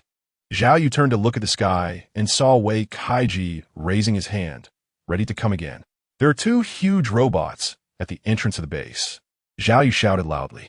Under the pressure of death, he remembered the two huge robots in a dormant state he had seen outside the base when he first arrived. Shen Xingchang also suddenly recalled this and began to issue commands through controlling Chao Hongshin. There was no way forward. Zhao Yu and the other three looked up at the sky as the shadow of a giant hand formed again. You can't escape, Wei Kaiji roared. His body responded, telling him that among the four below, two of them made his cells crave to pull them into his own body. Realizing there was no escape, Zhao Yu held his parents' bodies close to his chest. Just as the giant hand was about to fall and crush the four into a meat pie, a cold light flashed. Two massive robots wielding long black alloy broadswords blocked Wei Kaiji's hand in midair, rendering him immobile. The base's entrance was also slashed open by the cold light. These two robots were only half the height of Wei Kaiji, but they exuded a strong sense of murderous intent. They're here. Shen Xingchang communicated telepathically to everyone. Zhao Yu turned his head to look up. He saw two giant robots standing in midair, firmly blocking with their enormous hands. Let's go. Zhao Yu was shocked, but dared not linger. Seizing the opportunity, everyone hurriedly rushed through the gap created by the robots in the door. Swish! Wei Kaiji's large hand was severed by the tang knife in the robot's hand, and the enormous palm, made of corpses, fell to the ground, kicking up a cloud of dust. No one can block my divine path. Wei Kaiji was furious. As his hand was cut off, the corpses surged, quickly expanding outward to form a new arm once again. He swung his arms towards the two robots with such force that if they hit, the robots might not withstand it. The two robots shot jets of air from their feet and flew into the air, swiftly aiming for Wei Kaiji's head. Wei Kaiji clearly did not anticipate this move and raised his hands in defense. Swish! Swish! The two robots wielded their tang knives, which were incredibly sharp. Wei Kaiji's arms were slashed, and numerous heads fell from the air. Blood splattered everywhere. Wei Kaiji seized the opportunity, and new arms grew on his body, attacking the two robots. The two arms defended while the other two attacked. With this momentum, the two defensive arms also joined in the attack. Even under the relentless assault of four arms, the two robots still seemed to evade with ease. Seeing Zhao Yu and the others almost escaping through the door below, Wei Kaiji's anger surged. He opened his mouth wide, and a cannonball made entirely of corpses shot out from his mouth, heading toward Zhao Yu and the others. You go first. Zhao Yu saw the incoming shell, his pupils dilating as he hurriedly pushed his parents towards the base's entrance. Shen Xingchang was waiting outside the gate. Bang! The enormous human cannonball was incredibly fast. Zhao Yu, in his effort to push his parents away, was caught off guard and struck by the shell, crashing into the wall. So, Zhao Yu, his parents, startled by the noise behind them, turned around and shouted, their faces filled with fear and pain. Shen Xingchang blocked them and transmitted his thoughts. He is not dead yet. He still has a breath. Shen Xingchang sensed in Zhao Yu's direction and found that his heartbeat was weak, but at least it hadn't T-stopped. Inside the gate, Wei Kaiji yelled angrily at two robots. 3 escaped. Because of you, 3 escaped. He swung his fists even faster. Whoosh! Whoosh!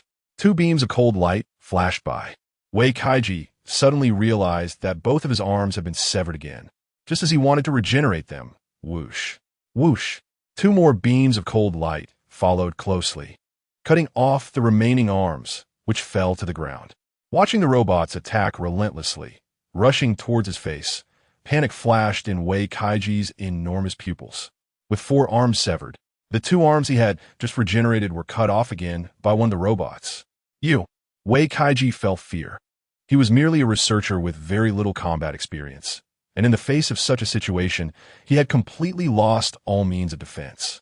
As he watched the flashing cold light, Wei Kaiji's massive head fell from the air, crashing heavily to the ground near Zhao Yu. The 2 robots, covered in blood, stood in midair wielding their tang swords. Boom! With Wei Kaiji's head severed, His massive body lost its core and began to collapse. Numerous corpses sliding down from the air and crashing to the ground. The whole sky turned into a rain of blood, terrifying and gruesome. Suddenly, Wei Kaiji's head moved. A blood-soaked figure painfully crawled out from the pile of decapitated heads. His hair was drenched in blood, all falling down, but judging by the face shape, it was indeed Wei Kaiji. His eyes were blood red, and his body was covered in red spots. Wei Kaiji looked up at the sky, and the two robots suddenly burst into maniacal laughter. Whoosh! A red laser beam shot out from one robot's forehead, quickly piercing through Wei Kaiji's figure. They had long sensed Wei Kaiji's life force, which was particularly obvious among the pile of corpses. Wei Kaiji's laughter abruptly stopped, his figure half kneeling before finally collapsing, still wearing a maniacal grin. In the distance, at the human cannonball's position, Zhao Yu, covered in blood, crawled out from the pile of corpses. He could no longer distinguish whether the blood was his or someone else's. He felt that every bone in his body was broken, that Shell's force had almost taken his life. He had remained silent until he saw Wei Kaiji being shot to death. Then he dared to crawl out, fearing that Wei Kaiji might attack him again. Pushing aside a severed arm he didn't recognize, Zhao Yu crawled on the ground, aiming for the gap at the base's entrance. Shun Xingchang sensed the movement and immediately walked back into the base with Zhao Yu's parents, quickly heading towards Zhao Yu's location. Seeing Zhao Yu in such a miserable state, Zhao Yixiong and Wang Wenxin felt a heavy weight in their hearts. Just as they were about to reach out to help Zhao Yu up, an unexpected change occurred. A fleshy ball suddenly burst out from Wei Kaiji's body and quickly rolled toward Zhao Yu. Zhao Yu felt weak all the way and didn't notice that the red meatball was charging towards him. By the time Zhao Yu's parents discovered it, the red meatball was less than a meter away from Zhao Yu's hind legs. With a gentle leap, the red meatball directly burrowed into Zhao Yu's body. Zhao Yu's eyes suddenly turned crimson, and his limbs began to swell.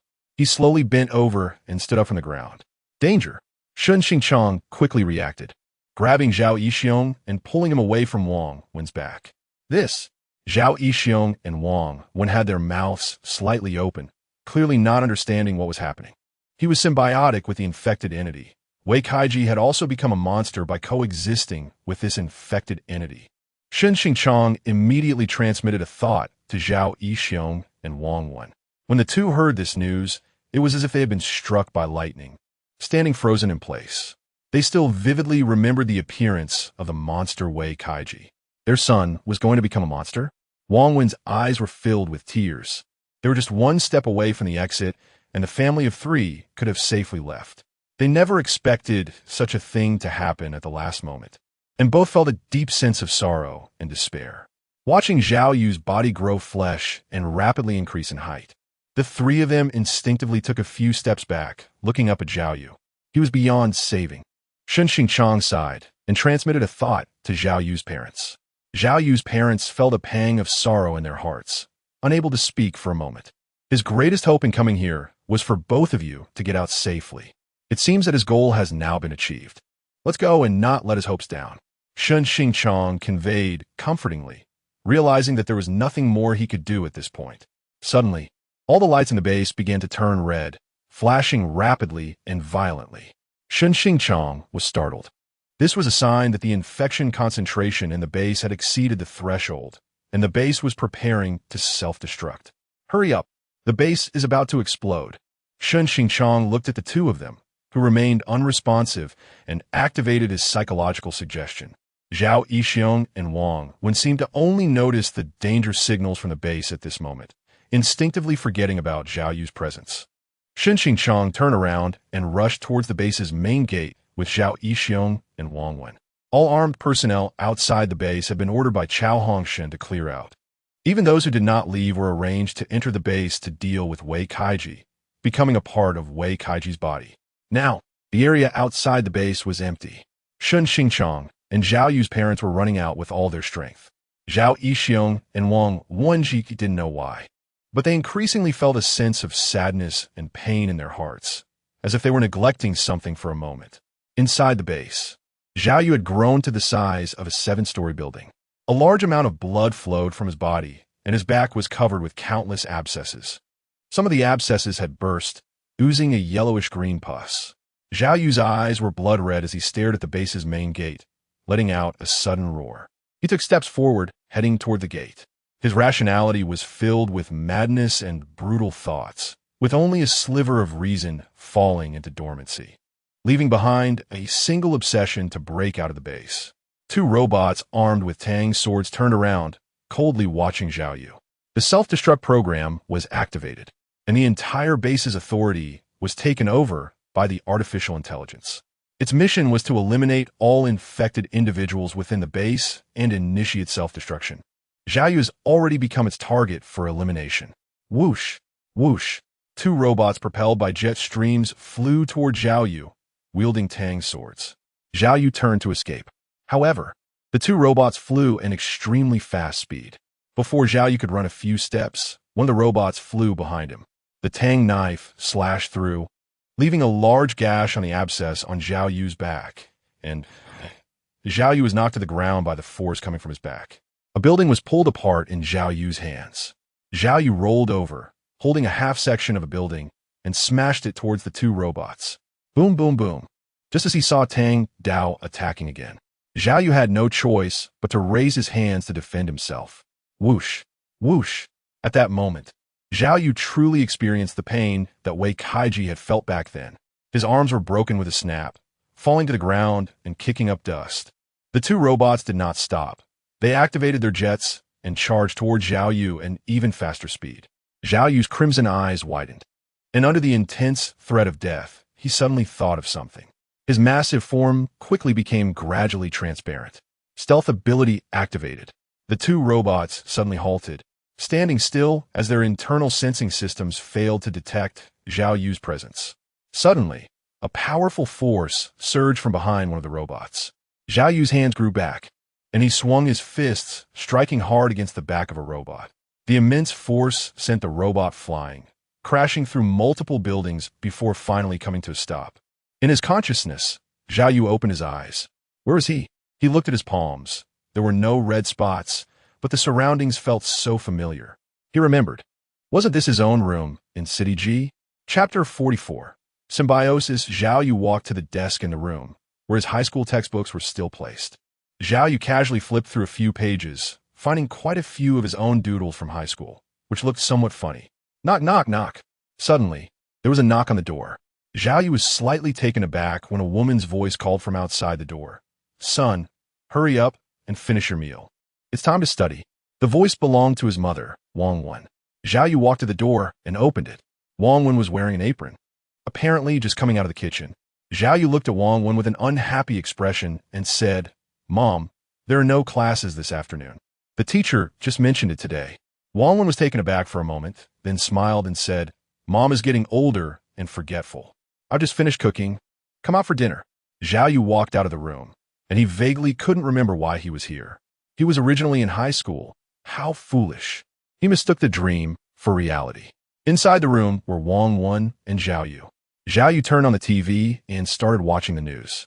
The news report felt familiar to him, as if he had heard it somewhere before. Wang Wen frowned and tapped the rice bowl with his chopsticks, making a clinking sound. How many times have I said it? Don't watch TV while eating. You're already this old, and you still do it. Zhao Yu awkwardly smiled and could only explain that there were no classes in the afternoon, so he was just relaxing today. Zhao Yu's high school is G City 3rd Middle School. Yesterday afternoon, the school's teachers had an urgent matter, so all students were given a day off. Today, classes are back to normal. Zhao Yu stepped through the school gate, feeling a moment of daze. He didn't know how he had changed into the school uniform or how he had arrived at the school entrance. He sensed something strange, but looking at the crowd around him and the glaring sunlight, everything felt normal again. Snap! Zhao Yu was suddenly tapped on the back. Zhao Yu! This voice sounded very familiar. He remembered it was Fong Tong's voice. Zhao Yu turned his head and saw Fong Tong wearing the same school uniform, smiling at him. Aren't you at the military base? Zhao Yu blurted out, What military base? Are you out of your mind? Fong Tong opened his eyes wide and looked at Zhao Yu strangely. Did we not go for barbecue last night? You only drank 3 bottles of beer. Haven't you sobered up yet? Fong Tong thought Zhao Yu was still drunk. Barbecue? Do we even eat that? Zhao Yu was taken aback. He seemed to have a vague impression in his memory but it felt particularly distant. Of course, class is about to start. Hurry up. Fong Tong pushed Zhao Yu, urging him to run ahead. In the evening, Zhao Yu sat dazed in a Western-style restaurant, staring at the surrounding tables and the huge glass windows, his expression blank. Wasn't he just about to go to class? How'd he suddenly end up in this place? Zhao Yu felt a sharp pain in his head. He was a bit confused about reality. Suddenly, a dining table in the restaurant was knocked over, and the exquisite dishes on it were instantly spilled on the ground. Zhao Yu suddenly looked up at the dining table.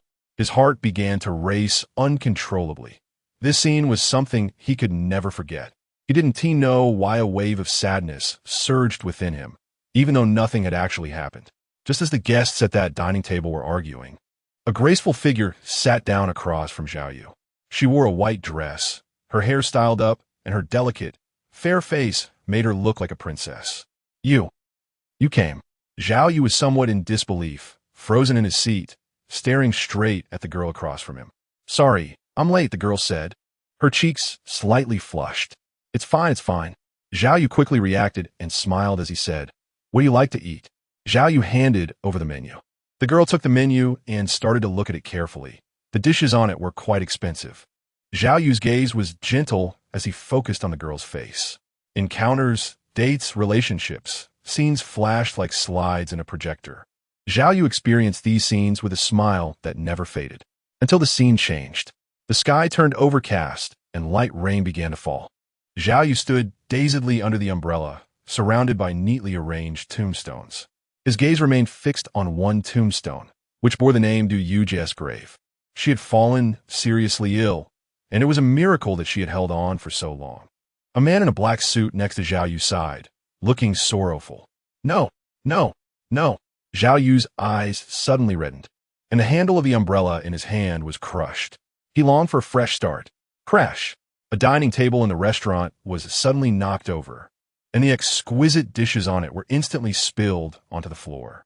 Zhao Yu looked at the scene in front of him with red eyes. Just as the guests at the dining table were arguing, a graceful figure sat down opposite Zhao Yu's table. Sorry, I'm late.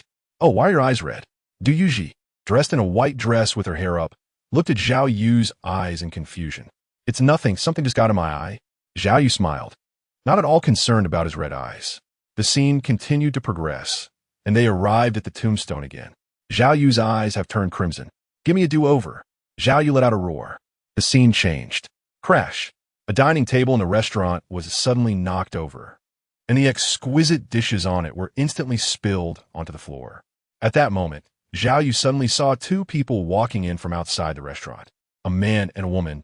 It was Zhao Yixiong and Wang Wen. Dad, Mom? How could they be here? Zhao Yu felt puzzled. Just as the guests at the dining table were arguing, a graceful figure sat down opposite Zhao Yu. Sorry, I'm late.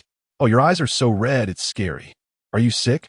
Du Yujia, dressed in a white dress with her hair up, looked at Zhao Yu's bloodshot eyes with concern. No. Zhao Yu shook his head, and suddenly he saw his parents turn around and walk out, as if they had never been there. Do you want to eat something? Du Yujia asked, holding the menu. Zhao Yu suddenly remembered something. A strong obsession kept reminding him. What was it? It seemed like there was something important. Zhao Yu's expression was dazed. Suddenly, a strong headache struck, and Zhao Yu held his head in pain with both hands. Are you okay? Du Yujia hurriedly stood up and walked in front of Zhao Yu. Save your parents. I remember now. Zhao Yu struggled in pain and made a sound. His eyes gradually opened, revealing clear, distinct black and white eyes. I'm Fine. Zhao Yu looked at Du Yujia's face, which was just within reach. A trace of sorrow flashed in his eyes, but he quickly concealed it. It has already passed. Zhao Yu let out a sigh inexplicably.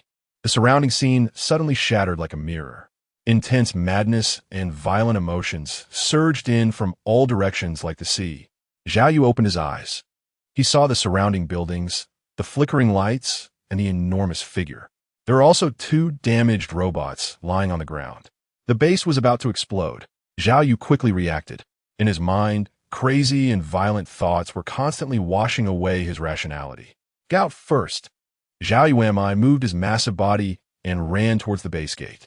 I don't want to die. Be quiet. Zhao Yu roared, his thoughts racing in his mind. Boom! In one direction within the base, a loud explosion echoed, and a massive fireball erupted from the ground, shooting up into the sky. The underground research facility had exploded. Zhao Yu was filled with fear and ran wildly. Boom, boom, boom. Explosions erupted one after another, creating huge flames. The temperature behind him began to rise intensely.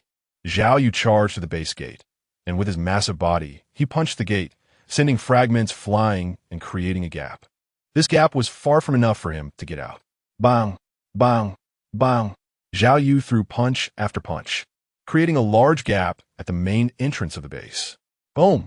A heat wave suddenly surged from behind, an explosion occurring right behind him. The immense energy blasted Zhao Yu's legs apart. The abscess on his back was charred as well. Without the support of his legs, Zhao Yu's entire body fell to the ground. The intense pain dulled the madness in Zhao Yu's mind. Rationality took up more space, and Zhao Yu instinctively understood something. He straightened his right hand, pointing his index finger at the entrance. A small figure, about 1 meter tall, reformed. The massive body behind him had its eyes dull and lost their luster. The 1 meter tall figure kept jumping until it exited the base. Boom, boom, boom. The base began to explode wildly. The glass dome above the entire base was shattered by flames. From a distance, the entire base looked like a furnace. Flames reaching the sky. Far away from the base, in his perception, there was someone continuously approaching his direction. Zhao Yu? No, it doesn't seem like it. The life force is completely different. Shun Xingchang frowned. He remained cautious and concealed Zhao Yixiong and Wang Wen.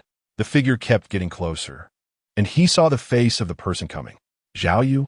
Shun Xingchang, it really is you. Zhao Yu struggled to raise the corners of his mouth. He could now sense the existence of life. After he left the base, he sensed 3 people and a cat not far away, and he naturally confirmed that this group consisted of Shun Xingchang and his parents. Aren't you infected by the infected? Shun Xingchang communicated in surprise. It's a long story. You all go ahead, I need some time alone. Zhao Yu crouched on the ground, holding his head, with the madness in his mind intensifying. Shun Xingchang noticed Zhao Yu's abnormality and nodded.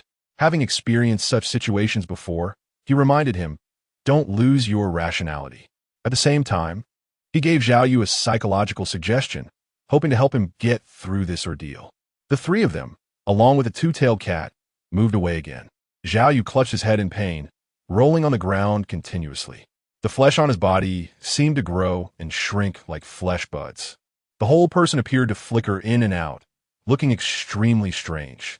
Just as Zhao Yu's mind was battling between reason and madness, a voice suddenly echoed from deep within him.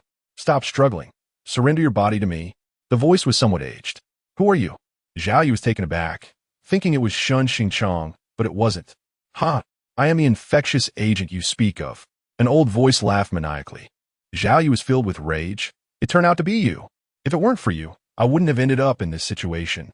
No. No. From the first time I met you, I wanted to enter your body. The old voice revealed greed. The power you possess makes me envious. Finally, until now, I have succeeded. Ha ha ha. Listening to his maniacal laughter, Zhao Yu felt a sense of confidence, as if victory was within his grasp.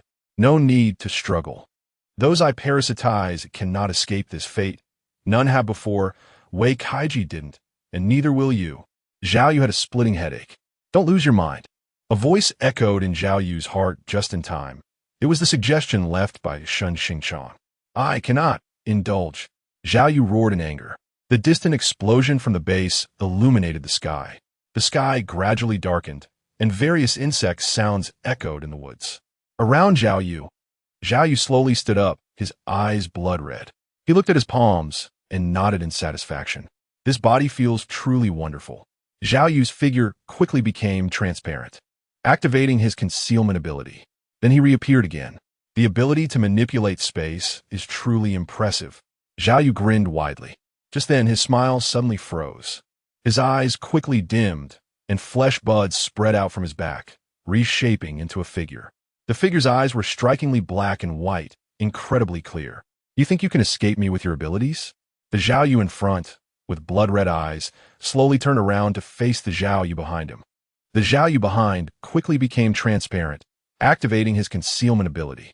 Seeing the attack miss, the infected Zhao Yu's mouth slowly drooped, a fierce glint flashing in his eyes. Flesh and blood spread continuously from his feet. In a certain desolate area, it rapidly grew and spread wildly, forming the outline of a figure. You can't escape. The infected Zhao Yu spread his arms, and the flesh of the figure's outline quickly moved towards the infected Zhao Yu. He intended to merge Zhao Yu back into himself. No way. Zhao Yu, wrapped in flesh, shouted angrily, exerting force with his arms and actually tearing through the flesh to escape. No need to struggle. I can sense your life force. The infected Zhao Yu said coldly. Zhao Yu, hidden in the shadows, suddenly found flesh buds growing from his feet, continuously spreading and pushing him towards the infected Zhao Yu. Faced with an attack that was bizarre and never-ending, and a monster that could sense him through his life force, Zhao Yu was completely outmatched. After a struggle, seeing that he was about to be symbiotically merged again, a fierce look flashed in Zhao Yu's eyes. If that's the case, then let's die together. Zhao Yu was merged, and the two bodies became one again. At the same time, Zhao Yu's rationality was squeezed by madness and brutality. Seizing a few seconds of rationality, Zhao Yu stretched out both hands, and two tentacles formed, ending in sharp, bloody spikes. They quickly pierced into his brain and heart. What are you going to do? In these few seconds, the infection had not yet gained control of the body. It could only watch helplessly as Zhao Yu took suicidal action. Chapter 45, Ability Enhancement. Zhao Yu's brain and heart were pierced by bloody, fleshy tentacles. Zhao Yu's eyes sank into darkness. Crazy. You're really crazy. The infected being raged, cursing in tone. Zhao Yu's consciousness was about to dissipate, and the infective agent actively took control. Do you think you can easily die? An old voice sneered repeatedly. Zhao Yu trembled in his heart as he watched his brain and heart being repaired, and he came back to life intact. However, he no longer had control over his body. If this continued, it was only a matter of time before his consciousness was overtaken by the consciousness of the infection. Perhaps it was due to being revived from the dead. Zhao Yu found that his consciousness was surprisingly calm, devoid of crazy and violent thoughts. Zhao Yu felt a sense of confusion. At this moment, his emotions were surprisingly calm. In his mind, all emotions, including fear and joy, anger and sorrow, seemed to be beams of light under his control. His thoughts were completely unaffected at this moment. In his consciousness, Zhao Yu watched the black and red light in front of him pulsating violently, and he instantly understood that this should be the emotions of brutality and madness. Quiet. Zhao Yu instinctively controlled it, and the black-red light that was pulsating violently suddenly paused and then calmed down. It was really strange. At this moment, Zhao Yu felt neither sorrow nor joy. His emotions were stripped away, leaving only calmness and detachment. In his consciousness, Zhao Yu sensed something and looked to the side.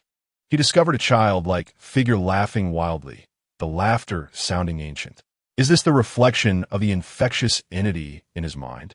Zhao Yu's expression was calm as the child walked past. The child quickly noticed Zhao Yu, grinning and baring his teeth at him, but found that Zhao Yu's expression remained unchanged. He was slightly taken aback. Zhao Yu's reaction was beyond his expectations. How could you? The child's expression changed, and seeing that he couldn't provoke any emotion from Zhao Yu, he charged forward empty-handed, intending to knock Zhao Yu down. Zhao Yu slightly raised his hand, and in his mind, several iron chains quickly emerged, swirling in the air and rushing towards the child. How did your thoughts suddenly become so powerful? The child looked at the chains filling the sky, his face filled with fear, and no longer charged at Zhao Yu. Instead, he turned and ran away. Whoosh! Whoosh! Multiple iron chains quickly caught up, wrapping around the child's arms and legs, firmly anchoring him to the ground. Disappear! Zhao Yu raised his hand again, and suddenly a giant sword formed in the sky, its tip incredibly sharp, aimed at the child's head. Just as Zhao Yu was about to strike down and eliminate the infected consciousness, he suddenly frowned. Colorful emotional lights surged toward Zhao Yu, merging into his consciousness. Everything around him shattered in an instant, and Zhao Yu withdrew from his mental state. When he opened his eyes again, he saw the fiery red sun in the east slowly rising, casting a layer of golden light over the earth. He was surprised to find that it was already the next morning. He climbed up from the ground, his clothes completely torn, leaving him naked. The large patches of blood on the ground reminded him of the brutal situation from the previous day. He was clearly not dreaming. In the distance, the flames at the Savior Base number 3 had extinguished, leaving behind ruins and curling black smoke under the aftermath of the self-destruct explosion. Just as Zhao Yu covered his head and slowly tried to adapt, an old voice emerged in his heart. "You can't escape. Don't think that by binding me, I won't have a way out. Ha ha! You will ultimately belong to me." Zhao Yu's expression darkened. This guy's consciousness had not completely perished. Ignoring the threat from the infected entity's consciousness, Zhao Yu closed his eyes and began to sense the changes in his body.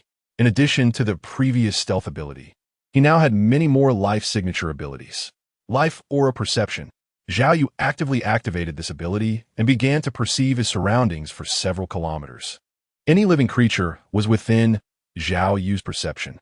The insects crawling on the ground, the eagles and sparrows flying in the sky, and the wolves quietly lurking in the woods. All were sensed. The perception continued to expand until it reached its limit at 3 kilometers. Within this 3-kilometer range, Zhao Yu did not detect any trace of his parents. Together with Shun Xingchong, they should be safe. Zhao Yu thought to himself that there was no need to rush the meeting between the two parties. There would definitely be ways to get in touch later. As for now, Zhao Yu's mind was hazy, and he needed to find a quiet place to rest. The government would announce news in 5 days, and at that time, there would surely be chaos across the country. However, after integrating with the infectious entity, Zhao Yu no longer felt anxious about these issues. Although its consciousness still posed a significant threat, it had also greatly enhanced Zhao Yu's strength. Even if faced with hundreds or thousands of infected individuals, Zhao Yu could easily eliminate them, especially since he also had the ability to conceal himself. Regarding the food issue, Zhao Yu discovered that besides normal eating, his body could also restore energy by absorbing other life forms. This gave Zhao Yu a faint sense of invincibility. It would be great if the consciousness of the infectious entity could be killed off. Zhao Yu sighed. Lan Bingxiu and Li Xian's family were still in City B. And after Chao Jiwen was replaced by a robot at the safe house, there was less to worry about. His parents had also been rescued. Although their whereabouts were temporarily unknown, at least they were safe. Li Xian's injury on his back should not have fully healed yet. Looking around, Zhao Yu determined a direction, exerted force in his legs, and leaped, jumping to the height of 3 stories, easily landing on a branch. His physical strength had also increased significantly. Zhao Yu was joyfully sensing the changes in her body. With this, it would be very difficult for bullets to hit her. Zhao Yu leaped forward continuously, using the forest as support. Whoosh! Zhao Yu's hand suddenly stretched out dozens of meters, transforming into a tentacle that attached itself to a large tree.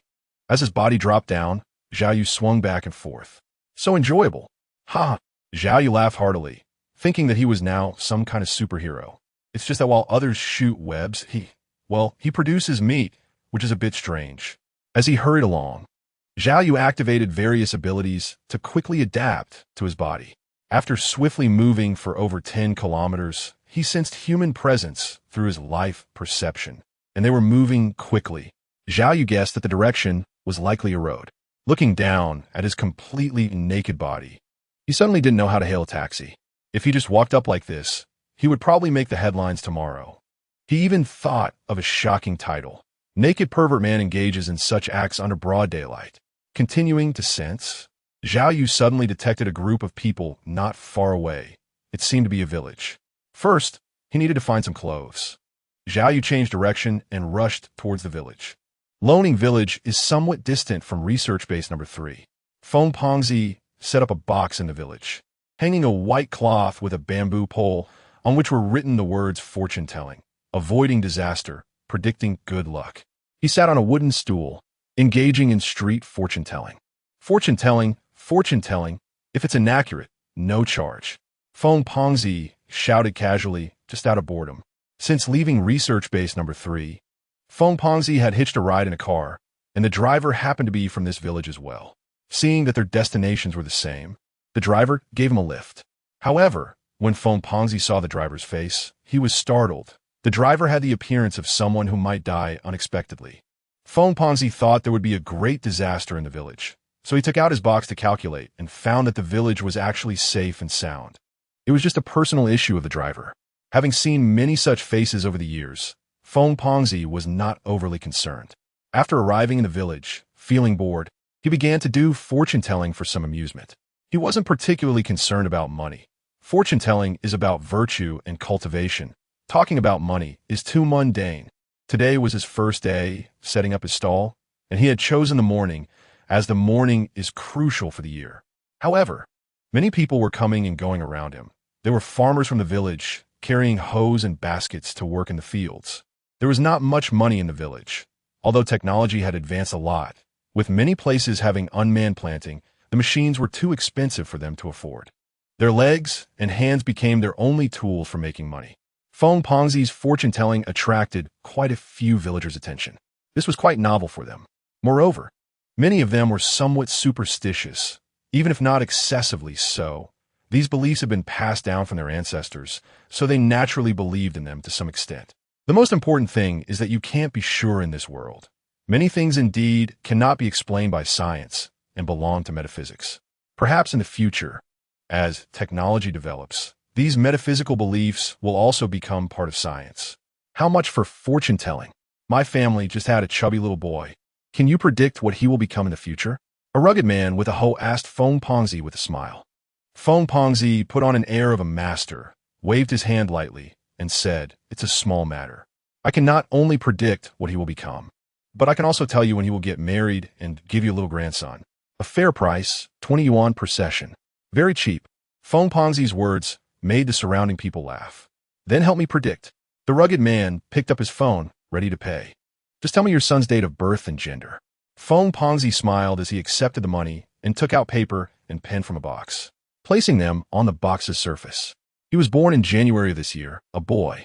Feng Pongzi recorded while drawing strange symbols on the paper. "First, I will calculate a hexagram for your child using the heavenly stems and earthly branches." Feng Pongzi chanted continuously, his fingers calculating without pause. Suddenly, he slightly furrowed his brows. But after a moment, he grinned. "Your son is fortunate. He will become a wealthy man in the future and have 2 or 3 children. A prosperous fate." The rugged man beamed upon hearing this, took the paper handed to him by Feng Pongzi, and turned to leave, eager to share the news with his wife to make her happy. Watching the rugged man leave the crowd, Feng Pongzi sighed softly. After just predicting for this child, he discovered that he wouldn't survive more than a few months. Questions about his own single status, when he would meet a woman, and when he would encounter a benefactor for assistance. All kinds of desires. Feng Pongzi answered one by one. These questions he had seen many times before. Just as he finished the last hexagram and the crowd dispersed, Feng Pongzi looked at the time. The blazing sun was already at its zenith.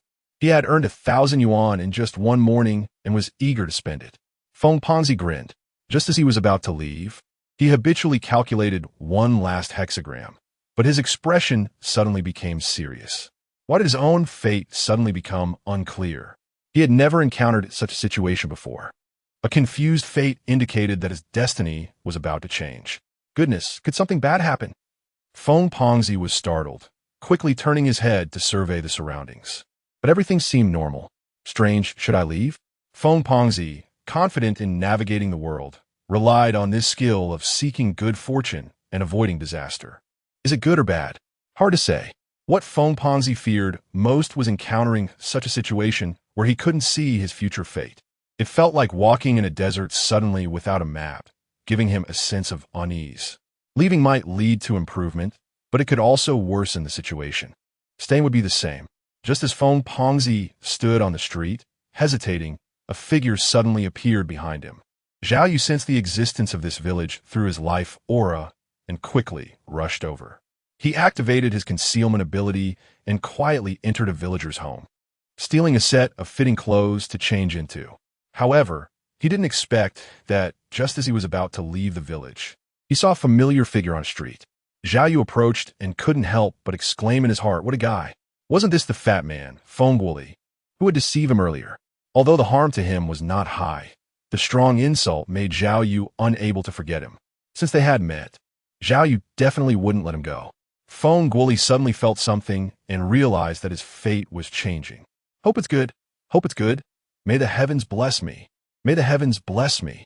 Feng Guoli chanted repeatedly, hands clasped in front of his chest, shaking continuously, with a respectful expression. After a while, he began to calculate his fate again. The confusion about his fate dissipated, and the general direction of his fate was determined. Bad. The fat man felt a sudden jolt in his heart. Oh no, the fate is bad. He immediately turned around, wanting to pack his things and run away. Who is it? So blind. Feng Guoli fell to the ground in pain and cursed. He raised his head to look at the person. Upon seeing, cold sweat broke out on Feng Guoli's forehead. This person, isn't he the one he had deceived at the research base earlier? It's over. How did he find me here? Feng Guoli's heart tightened, and his mind raced. I only deceived him once, and it shouldn't have much impact on him, so nothing should happen. The fat man quickly came up with an idea. He stood up quickly and smiled at Zhao Yu. I thought it was someone else, but it turns out to be you. I see you are glowing today. Surely something good is about to happen. Zhao Yu sneered. Didn't you say back then that you would change my fate? What is this? Have you changed your tune? Fatty Feng forced a smile, momentarily at a loss for words. He could only sigh and prepare to play the emotional card, lamenting his situation. However, before he could start crying, he saw Zhao Yu raise his right hand and strike him at the neck. Fatty Feng immediately felt darkness wash over him and collapsed to the ground. When he woke up again, he found himself in the hall of a villa. His whole body was tied up with ropes, and his mouth was sealed with black tape. Don't think about breaking free. I've tied you up very securely. Since the experience of being untied by Zhang and I, Zhao Yu had gained quite a bit of insight into tying people up and had made improvements. Later, you can take a divination for yourself and see if you can survive. Hearing this, Fatty's eyes widened, and he mumbled incoherently. This was not divination. It was a matter of life and death. If he divined for life, he would end up dead at Zhao Yu's hands, and afterward, Zhao Yu would casually remark that the divination was inaccurate. If he divined for death, he would likely praise himself for being so accurate, truly deserving of being from a family of fortune tellers. Damn it, wasn't this just a guaranteed death? Chapter 46. Taking life, Zhao Yu grabbed the black tape on Feng Pengzi's mouth and ripped it off with a hiss. Feng Pengzi's mouth immediately felt a burning pain, and his face twitched. Zhao Yu squatted in front of him, smiling as he looked at him. Let's see. Fatty Feng was crying at that time, constantly apologizing and pleading. Big brother, I was wrong. You have a big heart. Please spare me this time. Whatever you want, I can give it to you. Even if you want my body, I won't resist. Seeing Fatty Feng wailing with tears and snot, Zhao Yu smiled. This fat guy is quite interesting. Can you really tell fortunes? Zhao Yu changed the subject. Sure. If the prediction is off, you won't have to pay. Fatty Feng sensed something and quickly emphasized his own value, fearing that if he displeased him, he would be killed. Then help me take a look at my fortune. Zhao Yu decided to test his abilities. What should he calculate? The weather? That's something anyone could guess correctly by chance, so it doesn't seem appropriate. Should he calculate his own misfortunes or blessings? What misfortunes could he have at the moment? He would be doing well just to not be a disaster to the people. How about calculating the possible disasters for Lanbing? That sounds good. I'll find someone, and you help me calculate their misfortunes. Zhao Yu squinted and said, no problem. Feng Pengzi immediately agreed, his tone decisive and full of confidence. But I need to see his face. Feng Pengzi chuckled awkwardly. Zhao Yu nodded and walked behind the fat guy. Brother, don't. The fat guy immediately panicked, thinking Zhao Yu was going to kill him. But then he realized the rope was loosened and he was untied. Still the same message. Don't think about escaping. Zhao Yu no longer cared about the untied Pengzi. He had already memorized his life aura, and he couldn't escape. If he didn't behave, Zhao Yu wouldn't mind making him experience what terror really is. Pengzi quickly put on a smile for Zhao Yu. After being untied, he quietly calculated the odds of his escape. The result showed certain death. Frightened, Pengzi quickly extinguished the thought of running away. This person really wasn't joking. He would actually kill. Pengzi felt a shiver in his heart. He was just an ordinary person, having never seen any violence. I'll call him over. Zhao Yu took out a newly purchased phone and dialed Lan Bingshu's number. Beep, beep, beep. The call was quickly connected. Boss. Lan Bingshu's voice was filled with surprise. He hadn't seen the boss for a few days, and he felt anxious holding the money, afraid that his income would suddenly disappear next month. He needed this money now, as he had quite a few debts at home that hadn't been paid off. As for that villa, come over today. Zhao Yu simply instructed, come over right away, boss. Lan Bingshu nodded, just as Lan Bingshu put down the phone in his hand. His sister Lan Shanshan, sitting in a wheelchair with a purple hairband, saw his happy expression and pouted, questioning, brother, are you dating someone? Why are you so happy? The boss asked you to go over, and you're still this happy? Lan Shanshan's eyes widened, feeling that her brother might be acting foolishly. Got it. Lan Shanshan pushed her wheelchair around and came to a small desk where a primary school math workbook was placed. Today, the school suddenly announced the suspension of classes. So Lan Shanshan was studying at home by herself. She was very young and often heard her parents say that only by studying hard could one earn money in the future. I must earn a lot of money in the future to support the family, just like my brother, Lan Shanshan vowed in her heart. However, she didn't know that, barring any accidents, she would spend her entire life in a wheelchair, and it was very difficult for disabled people to find jobs in society. Since Lan Bingshu received the 50,000 yuan salary from Zhao Yu, life at home had improved significantly, and at least Lan Shanshan could see sumptuous dishes on the dining table every day. Royal Garden, Li Xian's villa. Lan Bingshu was still wearing blue jeans and a white t-shirt. He stood at the door and rang the doorbell. I hope I'm not late, Lan Bingshu thought to himself. After leaving his house, he had flagged down a taxi to come here.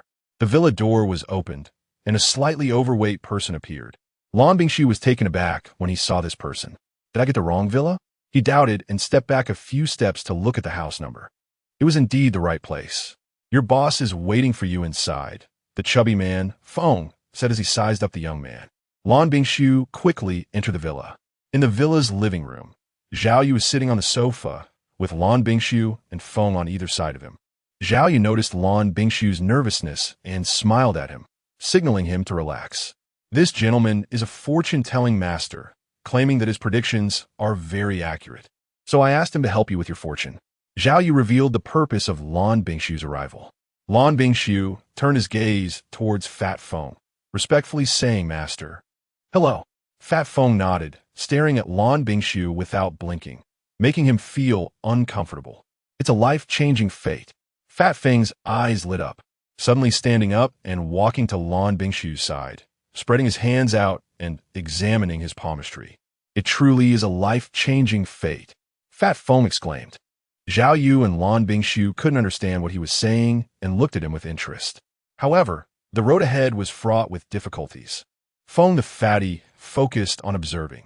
After so many years of fortune-telling, it was the first time he encountered someone with a destined fate. Mr. Feng. Zhao Yu saw him engrossed and coldly spoke with emphasis. Looking at the two, he explained, this young brother is not simple. He has the demeanor of a general. In ancient times, the demeanor of a king and a general was often used to describe someone with an exceptionally good fate. However, in my years of fortune-telling, this is the first time I've encountered someone with the demeanor of a general. As for the demeanor of a king, my ancestors haven't encountered it in several generations. Zhao Yu looked at Lan Bingshu, feeling that Lan Bingshu's fate was a bit special after hearing what the fat guy said. Lan Bingshu blushed at the fat guy's words. It was the first time he had been praised as special, even though he was a fortune teller. Did you really predict all this? Zhao Yu looked at Fatty Feng and smiled slightly. Fatty Feng's expression changed, and he hurriedly said again, although this young man has the bearing of a general, there has been recent misfortune, and it points towards his family. Lan Bing's eyes widened in confusion and tension. To put it simply, in less than half a month, both you and your family will face disaster. Zhao Yu furrowed his brow slightly, feeling that this fat man had a high level of eloquence. Others might not know, but the fat man surely knew about the government's announcement. With this matter, who wouldn't suffer misfortune at home? And within 10 days at that, after Feng Fatty finished speaking, he glanced at Zhao Yu and noticed that he looked somewhat displeased, immediately realizing that Zhao was not satisfied. But he had made himself quite clear. I'm just a fortune teller, not a deity. How can I specify the exact disaster? I don't know. Suddenly, Feng Fatty thought of something and hurriedly took out a red box and some paper and a pen from his pocket. He placed these on the table and smiled at Lan Bingshu. I know you might not believe it, so let me calculate how many people are in your family. He first said, we are not familiar with each other. This is just a calculation. Although Feng Fatty was speaking to Lan Bingshu, Zhao Yu understood the underlying message. This was just a way to show that he could see Zhao's disbelief and was trying to raise the stakes to increase his credibility. Zhao Yu began to sort out in his mind that Feng the Fat Man had indeed never met Lan Bingshu, and he could not possibly know about Lan Bingshu's family situation. The mist obscured the sun, and the blue smoke floated ethereally, full of mystery. Holding the dragon's token, he intertwined it with the 9 palaces. The Northern Dipper guides and starlight descends. The 5 elements harmonize, and yin and yang balance, calculating the past, the present, and the future open. Feng the Fat Man kept mumbling, spreading out a piece of white paper. He held a brush and randomly sketched up and down, left and right on the paper. He lifted the brush and held it above a small red box, with the final exclamation of open. The Fat Man pressed the brush onto the red box. A stream of unknown red pigment flowed out from beneath the box, expanding in all directions. The red pigment spread, subtly resembling a painting. Feng the Fat Man looked at the painting, and a look of realization instantly appeared on his face. He turned to look at Lan Bingshu, smiled at him, and with an air of a master said, your family has a total of 4 members, including you, and you have a younger sister, right? Lan Bingshu suddenly stood up, his eyes wide open, unable to believe it. This man is truly extraordinary. Lan Bingshu stammered, unable to speak. Zhao Yu was also surprised beside him, as this was consistent with the situation in the Lan family. Don't panic, I haven't finished speaking yet.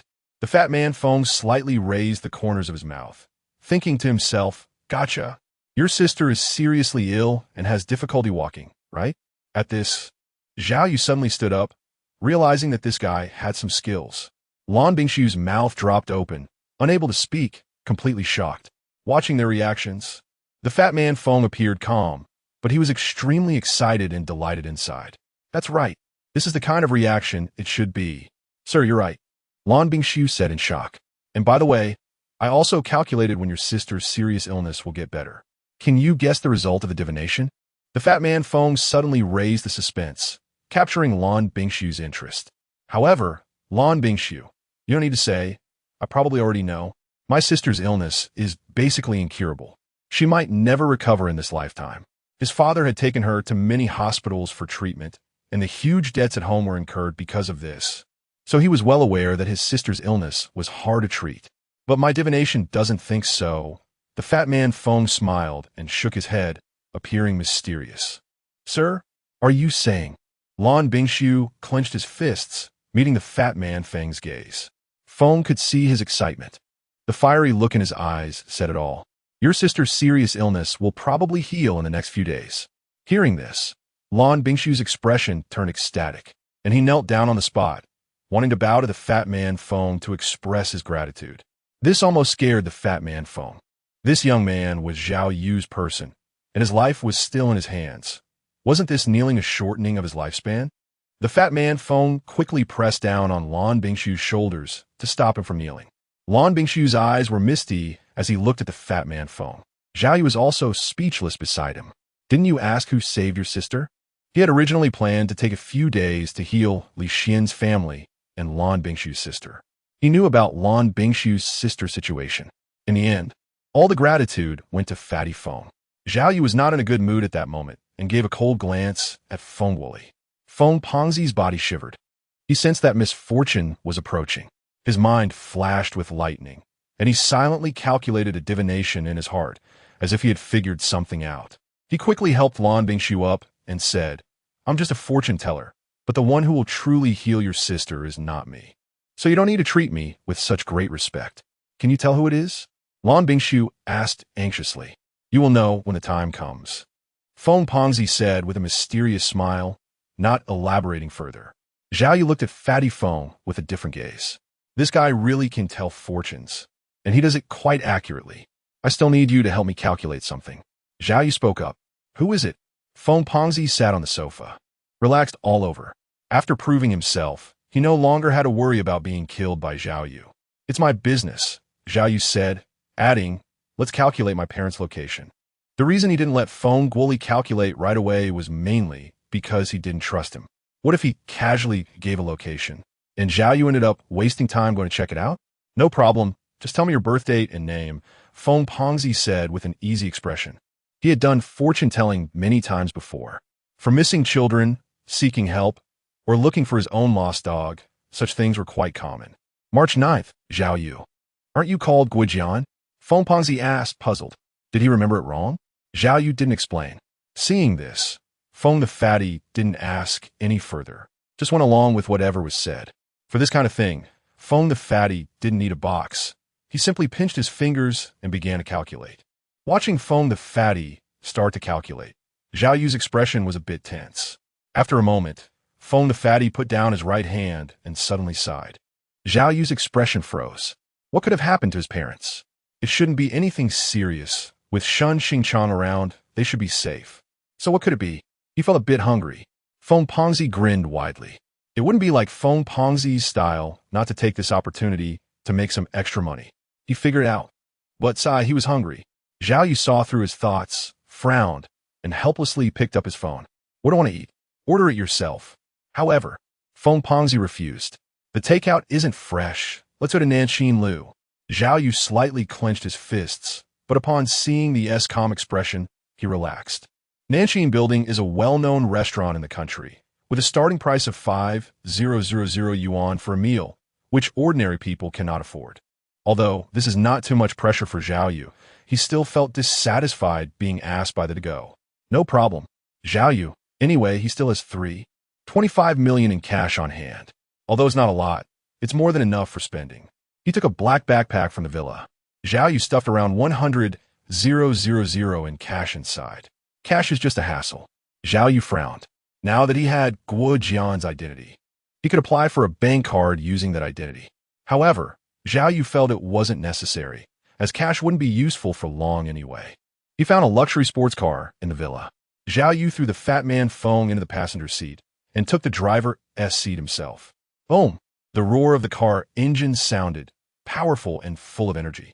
This sports car is worth a lot. The starting price is 5 million. Feng carefully examined the entire car, praising it endlessly.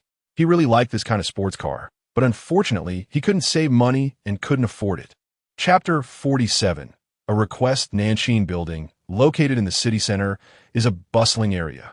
Although the name sounds somewhat traditional, its location is on the top floor of the tallest building in B City.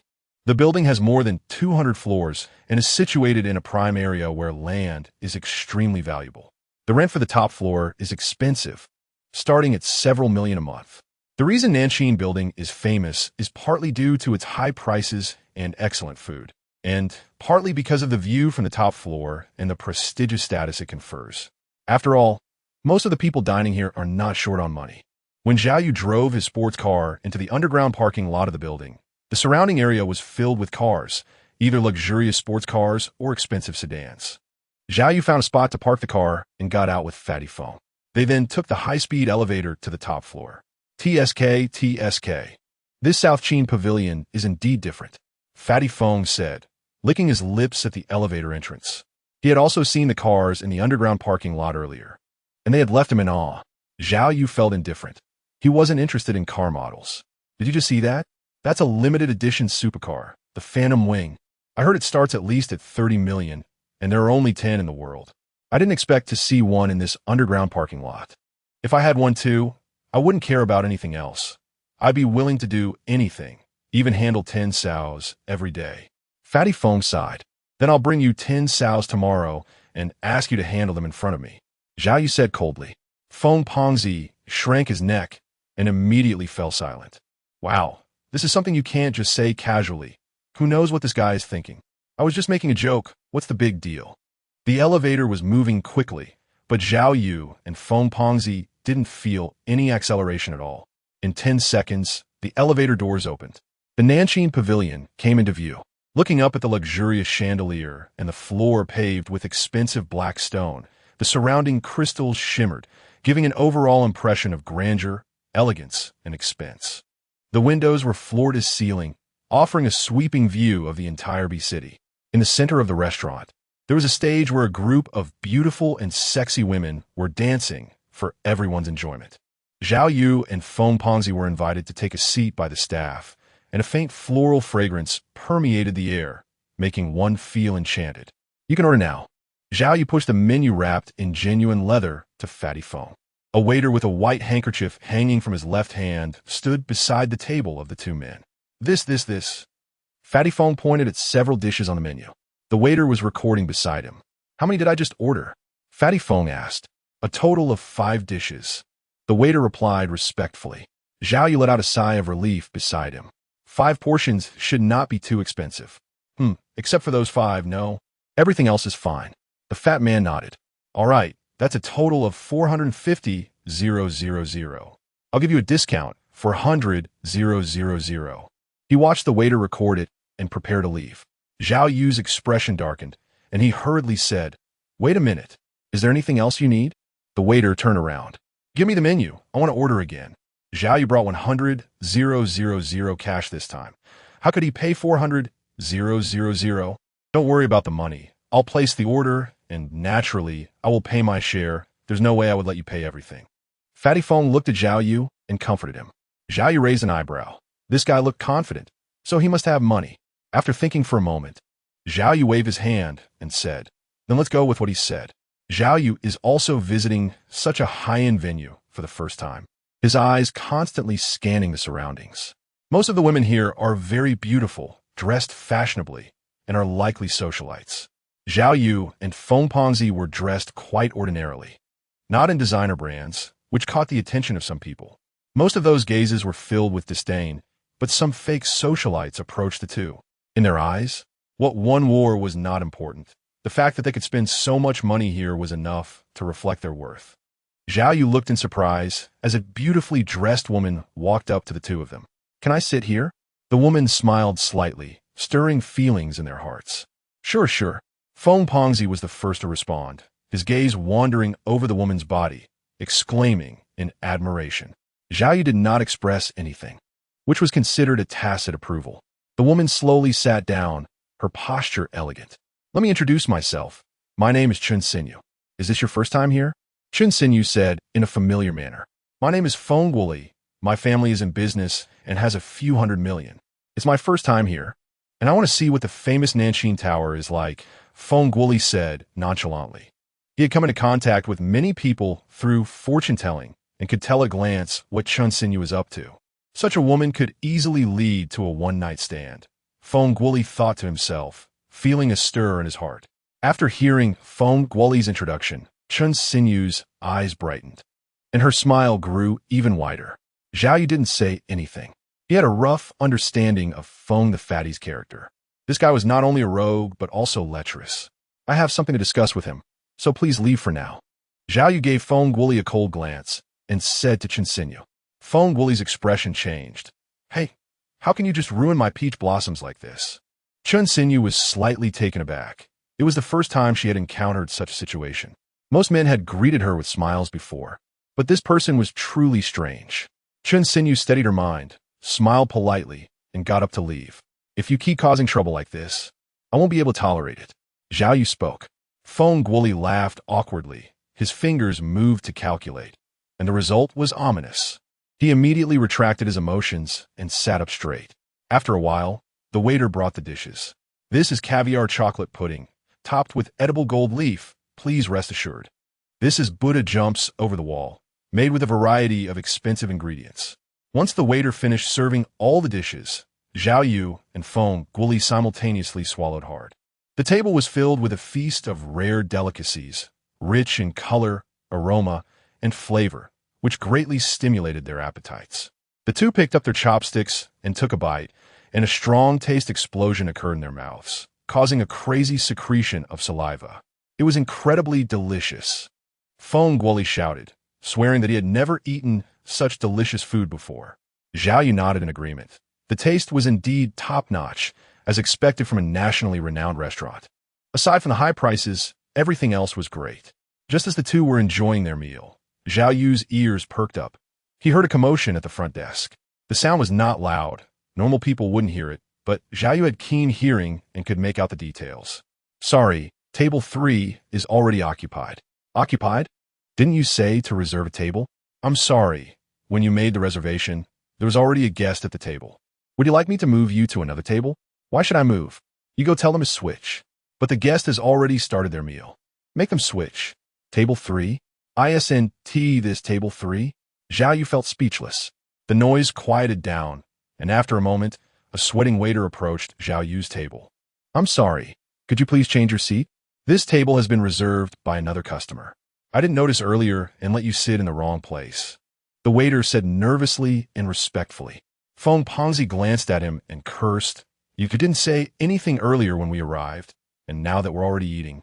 You want us to change seats? Is this the service attitude of your Nanxin Tower? We won't change. Feng Pongzi quietly calculated with his right hand. It's auspicious. Obviously, nothing will happen. We won't change. Zhao Yu had the same attitude. The waiter wiped the cold sweat off his forehead.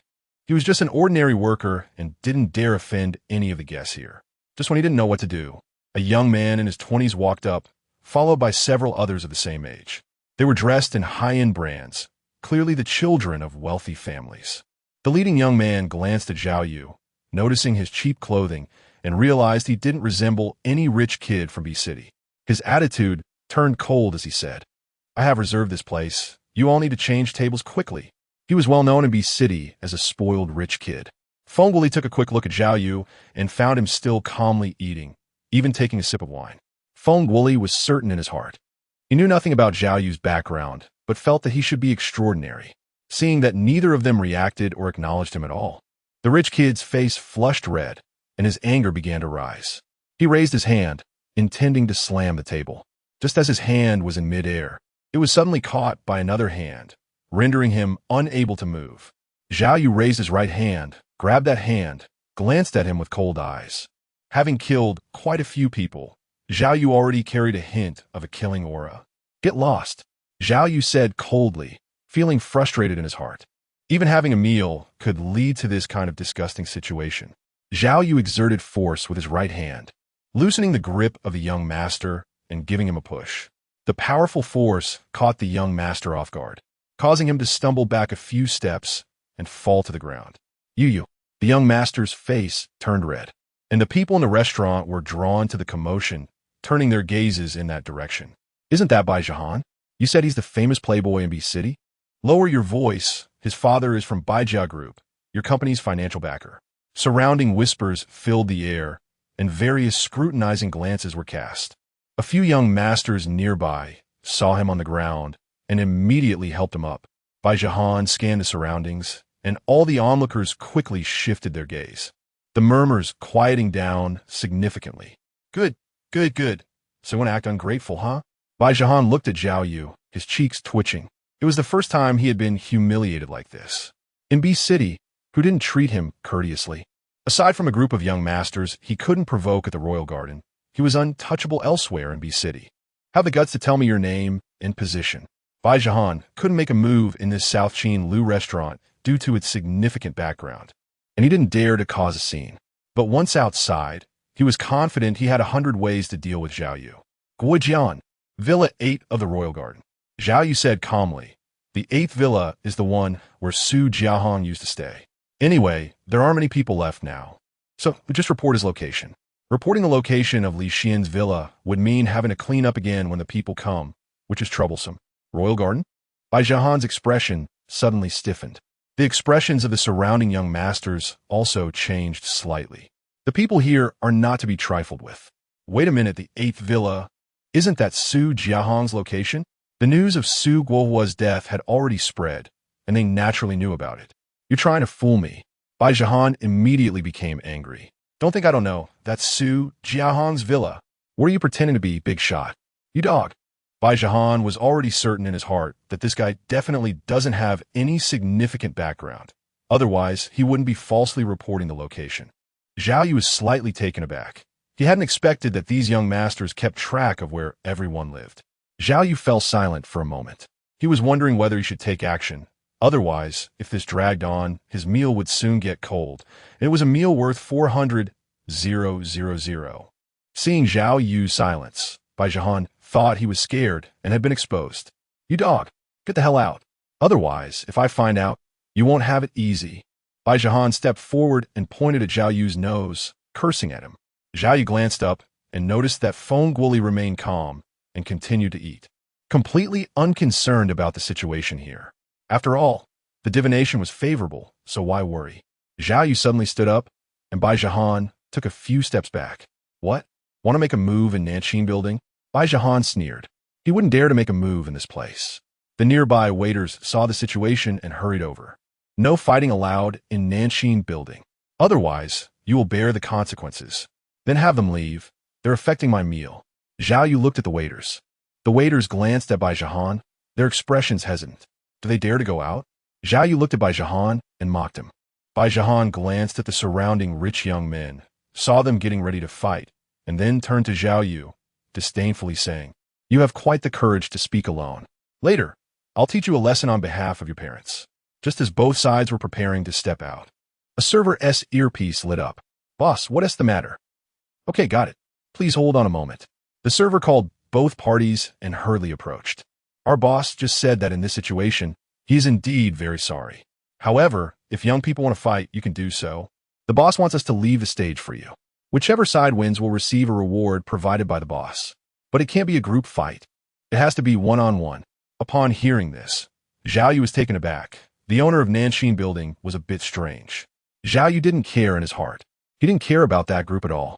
Bai Zhehan, however, stopped and asked a reward. The boss of Nanxin Tower's reward? What kind of reward? Bai Zhehan inquired. As this group of people wasn't short on money, the waiter respectfully replied, then turned to Zhao Yu. The boss added, If you win, you can make 2 requests. And this time the bill is on the house. Zhao Yu's expression was not good. This was a blatant disregard for himself. A request? Bai Zhehan's eyes lit up, filled with desire. With this one request, it was not impossible for his family, Bai Jia Group, to take another step forward.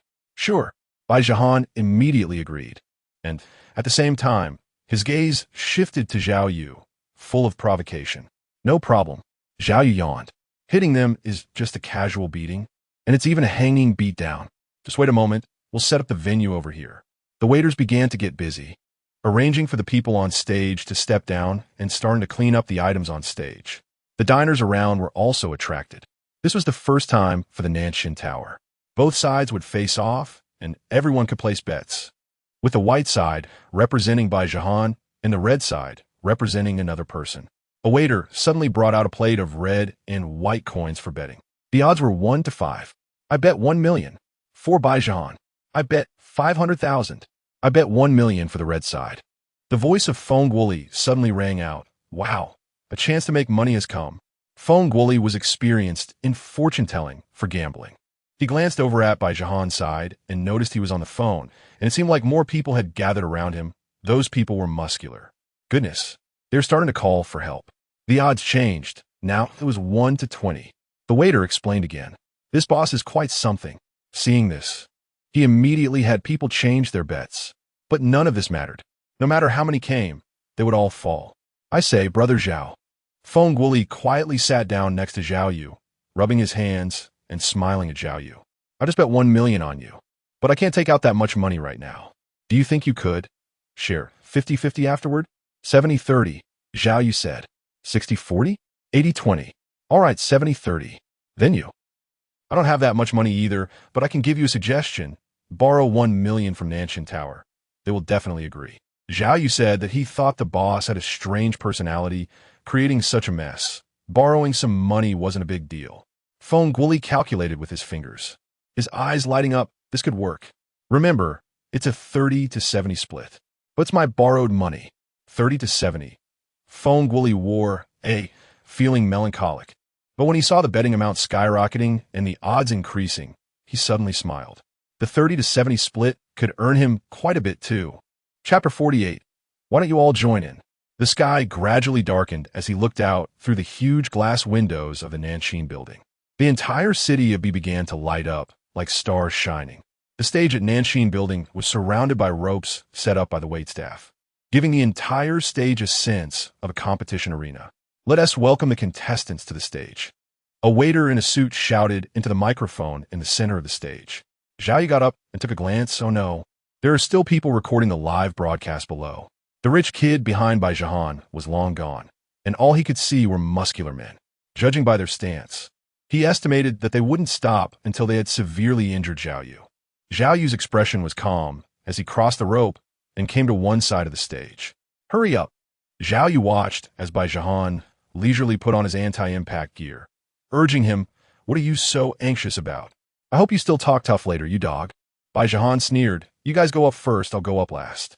He is quite strong, so be careful and don't let me down. Bai Zhehan said to the few muscular men beside him. Don't worry, one of us will be done soon, and we can definitely make him unable to get out of bed." One of the muscular men grinned, his smile cruel.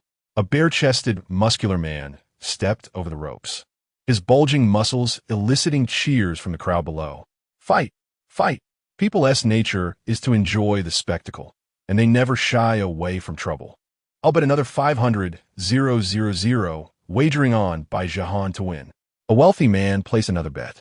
On stage, it was Zhao Yu's first time fighting in front of so many people, and he felt a bit uncomfortable. However, he noticed that the muscular man on stage seemed to be enjoying the attention, constantly striking various poses to showcase his strong physique. In the arena, there must be no deaths.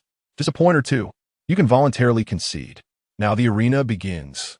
The waiter walked to the center of the stage and loudly announced the rules of the match. As soon as he finished speaking, he hurriedly ran off the stage, afraid of getting caught up in it. "Young man, if you need to concede, just concede. Otherwise, there won't be a chance to concede later." The muscular man smirked. Looking at Zhao Yu's build, he felt no threat at all. It would be incredibly easy to fight him. Zhao Yu glanced at him, too lazy to waste words, and quickly moved his body. He deliberately controlled his speed to avoid appearing inhuman. The burly man saw Zhao Yu charging at him and made a gesture as if to embrace him, thinking he could lock Zhao Yu in place. With his immense strength, he was sure Zhao Yu wouldn't be able to break free, and then he could easily squeeze him. As the burly man charged straight at him, Zhao Yu swiftly dodged, moving at an incredible speed. He swung a punch from his right hand, directly smashing into the burly man's face. How could his speed be so fast? Seeing the fist coming, the burly man's pupils contracted in disbelief. Bang! The punch landed, and the burly man fell in response, looking quite comical. Everyone in the audience suddenly fell silent. "Damn it, it's a fixed match," someone in the crowd suddenly shouted, having invested a lot of money on Bai Zhehan's side. "Bai Zhehan, is this how you play?" Looking at such a strong man being knocked down by a single punch. What else could it be but a fixed match? Besides, the opponent's build is average. How could he have such great strength? Bai Zhehan's face changed and turned somewhat ashen. He never expected things to escalate so quickly. Hearing the crowd's accusations, Bai Zhehan was momentarily at a loss for how to retort. He turned to a burly man who had trained in Taekwondo, his gaze sharp. "Get in there. Fight properly. Don't be like that waste," Bai Zhehan said fiercely. The burly man nodded, his expression serious. He understood the strength of the man above, and being knocked down by a single punch indicated that the opponent's strength was not as simple as it appeared, and he was a tough opponent. Zhao Yu watched as the waiter carried the burly man off the stage, tilting his head to look over at Bai Zhehan. "I said, why don't you all go up at once? It's going to take too long if we do it one by one." Bai Zhehan's face turned pale, his fists clenched tightly.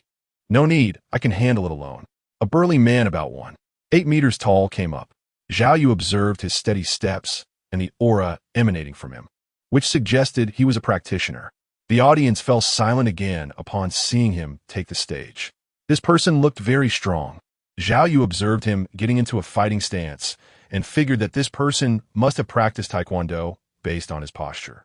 The man stood still, seemingly waiting for Zhao Yu to approach. Zhao Yu didn't waste time and quickly charged forward, using the same tactic as before. Whoosh! The strong man's long leg swept horizontally, creating a sound of slicing through the air with tremendous force. Zhao Yu quickly stepped back. In fact, he could have taken the hit without any problem, but he had to act like an ordinary person now. Otherwise, if he let the attack miss, the muscular man would quickly retract his leg and attempt a kick. Zhao Yu suddenly accelerated, and and the strong man was kicking out. Zhao Yu seized the opportunity and quickly grabbed the leg that was kicked out with both hands. What? The strong man widened his eyes, still not having thought it through. Zhao Yu grabbed his leg and pulled it towards himself, causing the strong man to lean forward. Before he could react, a fist the size of a sandbag appeared right in front of him. Bang! The familiar scene unfolded once again in front of everyone, and the strong man fell to the ground in response. Damn it! This is definitely a fixed match. The audience below was indignant, thinking there would be some twists. But what happened? The same old act. Are you just fooling us like this? Refund. The staff looked tense, watching the audience's emotions run high. Bai Zhehan was now sure that this guy had definitely trained. No matter how bad the person he picked was, they wouldn't be that bad. How could such a thing as being knocked down with one punch happen? Honestly, you guys should all go up together. Zhao Yu was somewhat impatient on stage. How long would it take to go through each one like this? Suddenly, a server's earpiece flickered. After listening for a moment, he immediately walked to the center of the stage. Everyone, please be quiet for a moment. Let me explain. Bai Zhehan's side absolutely did not engage in any match fixing. We guarantee this. Please trust that there are indeed some grievances between both parties, and it is impossible for match fixing to occur. The current situation only indicates that this gentleman on stage is exceptionally strong. Therefore, for better viewing, our boss has decided to change from one-on-one matches to a group fight format. If anyone is still unconvinced, you are welcome to come up on stage and experience this gentleman's strength firsthand. After the server finished speaking, the audience's gaze towards Zhao Yu changed. This guy's strength was so great that it seemed like match fixing. Is this scientific? Zhao Yu nodded. He had been thinking this way for a long time. Fighting one by one was really a waste of time. Let's do it all together. Bai Zhehan held back his anger. Since the owner of Nanxin Building said it was fine to gang up, why should he continue to fight one-on-one? After all, this guy's strength had already proven his power. Watching a group of people rush onto the stage, Zhao Yu smiled faintly. Now, that's more like it. Once on stage, the group wasted no time and directly charged at Zhao Yu, throwing punches. Bai Zhehan hid at the back, fully armed, looking quite comical. Zhao Yu moved among the crowd, throwing punch after punch. Each strike landed squarely on someone's face, and with every hit, a person fell to the ground, unconscious. Bai Zhehan's legs trembled as he watched a group of people rush in, and in just a short time, many had already fallen. Moreover, looking in the direction Zhao Yu was advancing, he realized he was coming right towards him. Once on stage, Bai Zhehan truly felt the intense disparity. Was the opponent even human? Bang! The last burly man fell at Bai Zhehan's feet, frightening him to retreat a few steps. Looking up, he saw that the entire stage was littered with muscular men, all bruised and battered. Now, only he and Zhao Yu remained. I admit, Bai Zhehan wanted to shout his surrender, but Zhao Yu suddenly accelerated, arriving right in front of him. A punch hit him in the abdomen, bending Bai Zhehan's body forward. What do you want to admit? Zhao Yu grabbed his collar and smiled slightly at him. Admit it, admit it. Bai Zhehan spat out blood, his words unclear. Seeing him like this, Zhao Yu lost interest, loosened his grip, and threw him to the ground. At this moment, the audience was silent. They felt a mix of emotions. Shocked. That group had only been up for a few minutes, not even a minute, and it was over just like that. Impressive. They fought really well. Suddenly, a loud voice rang out from a corner of the restaurant. Most of the people in the restaurant were not very excited, as their bets were mainly on Bai Zhehan. They looked at that person with displeasure. Fatty Feng clapped his hands in approval, feeling quite excited. After the odds increased, it was now 1-30. His 1 million had turned into 30 million in the blink of an eye. Although it was a 70-30 split, that still meant 9 million for him. Just thinking about it was thrilling. How could he not cheer and be happy? This money was earned too easily. Fatty Feng's smile was so wide it seemed to split his mouth open. Zhao Yu walked down from the stage, and the people around him looked at him with awe. Although he wasn't happy, this guy was undeniably strong. Let's go. I'm not eating anymore. Zhao Yu walked to the table and looked at Feng Wuli, saying, with something like this happening, I don't really feel like staying for a meal. No problem, Brother Zhao is just amazing. Feng Fatty quickly stepped forward to flatter him. At that moment, a waiter approached, holding a wooden tray with a bank card on it. This is the money you won, sir. The waiter respectfully handed the bank card to Feng Wuli. It was an anonymous bank card, without a password, usually for temporary use. Feng Wuli grabbed the bank card and felt it in his hand repeatedly. There was 30 million inside. Although he only had 9 million, that was still 9 million. Our boss said he would agree to your 2 requests. Do you need to exchange it now? The waiter asked Zhao Yu. Zhao Yu shook his head. He felt that he basically had no need for these 2 requests. Although the owner of Nanxin Building was very strong and these 2 requests were significant, he truly didn't need them at the moment. Money was not an issue for Zhao Yu. He also had enough supplies and weapons. It seemed he didn't lack anything else, but he could hold on to them for now. There was no need at the moment, so you can tell your boss that he can be contacted later. Zhao Yu said to the waiter. The waiter nodded in agreement. The meal for this table was on the house, and Zhao Yu didn't need to pay. The 2 of them headed directly towards the entrance of Nanxin Building, preparing to take the elevator out. On the way, they saw Bai Jahan being supported by several waiters and placed onto a sofa, waiting for treatment. When Bai Jahan saw Zhao Yu, his expression changed, and he closed his eyes, pretending to be unconscious. Zhao Yu naturally noticed his little movements, but he didn't care. Such a minor character posed no threat to him at all. In the elevator, Zhao Yu turned to Feng Wuli and said lightly, I've eaten, I've taken the money. Now you should tell me where my parents are. Feng Wuli cautiously tucked the bank card in his pocket, looked at Zhao Yu, and straightened up.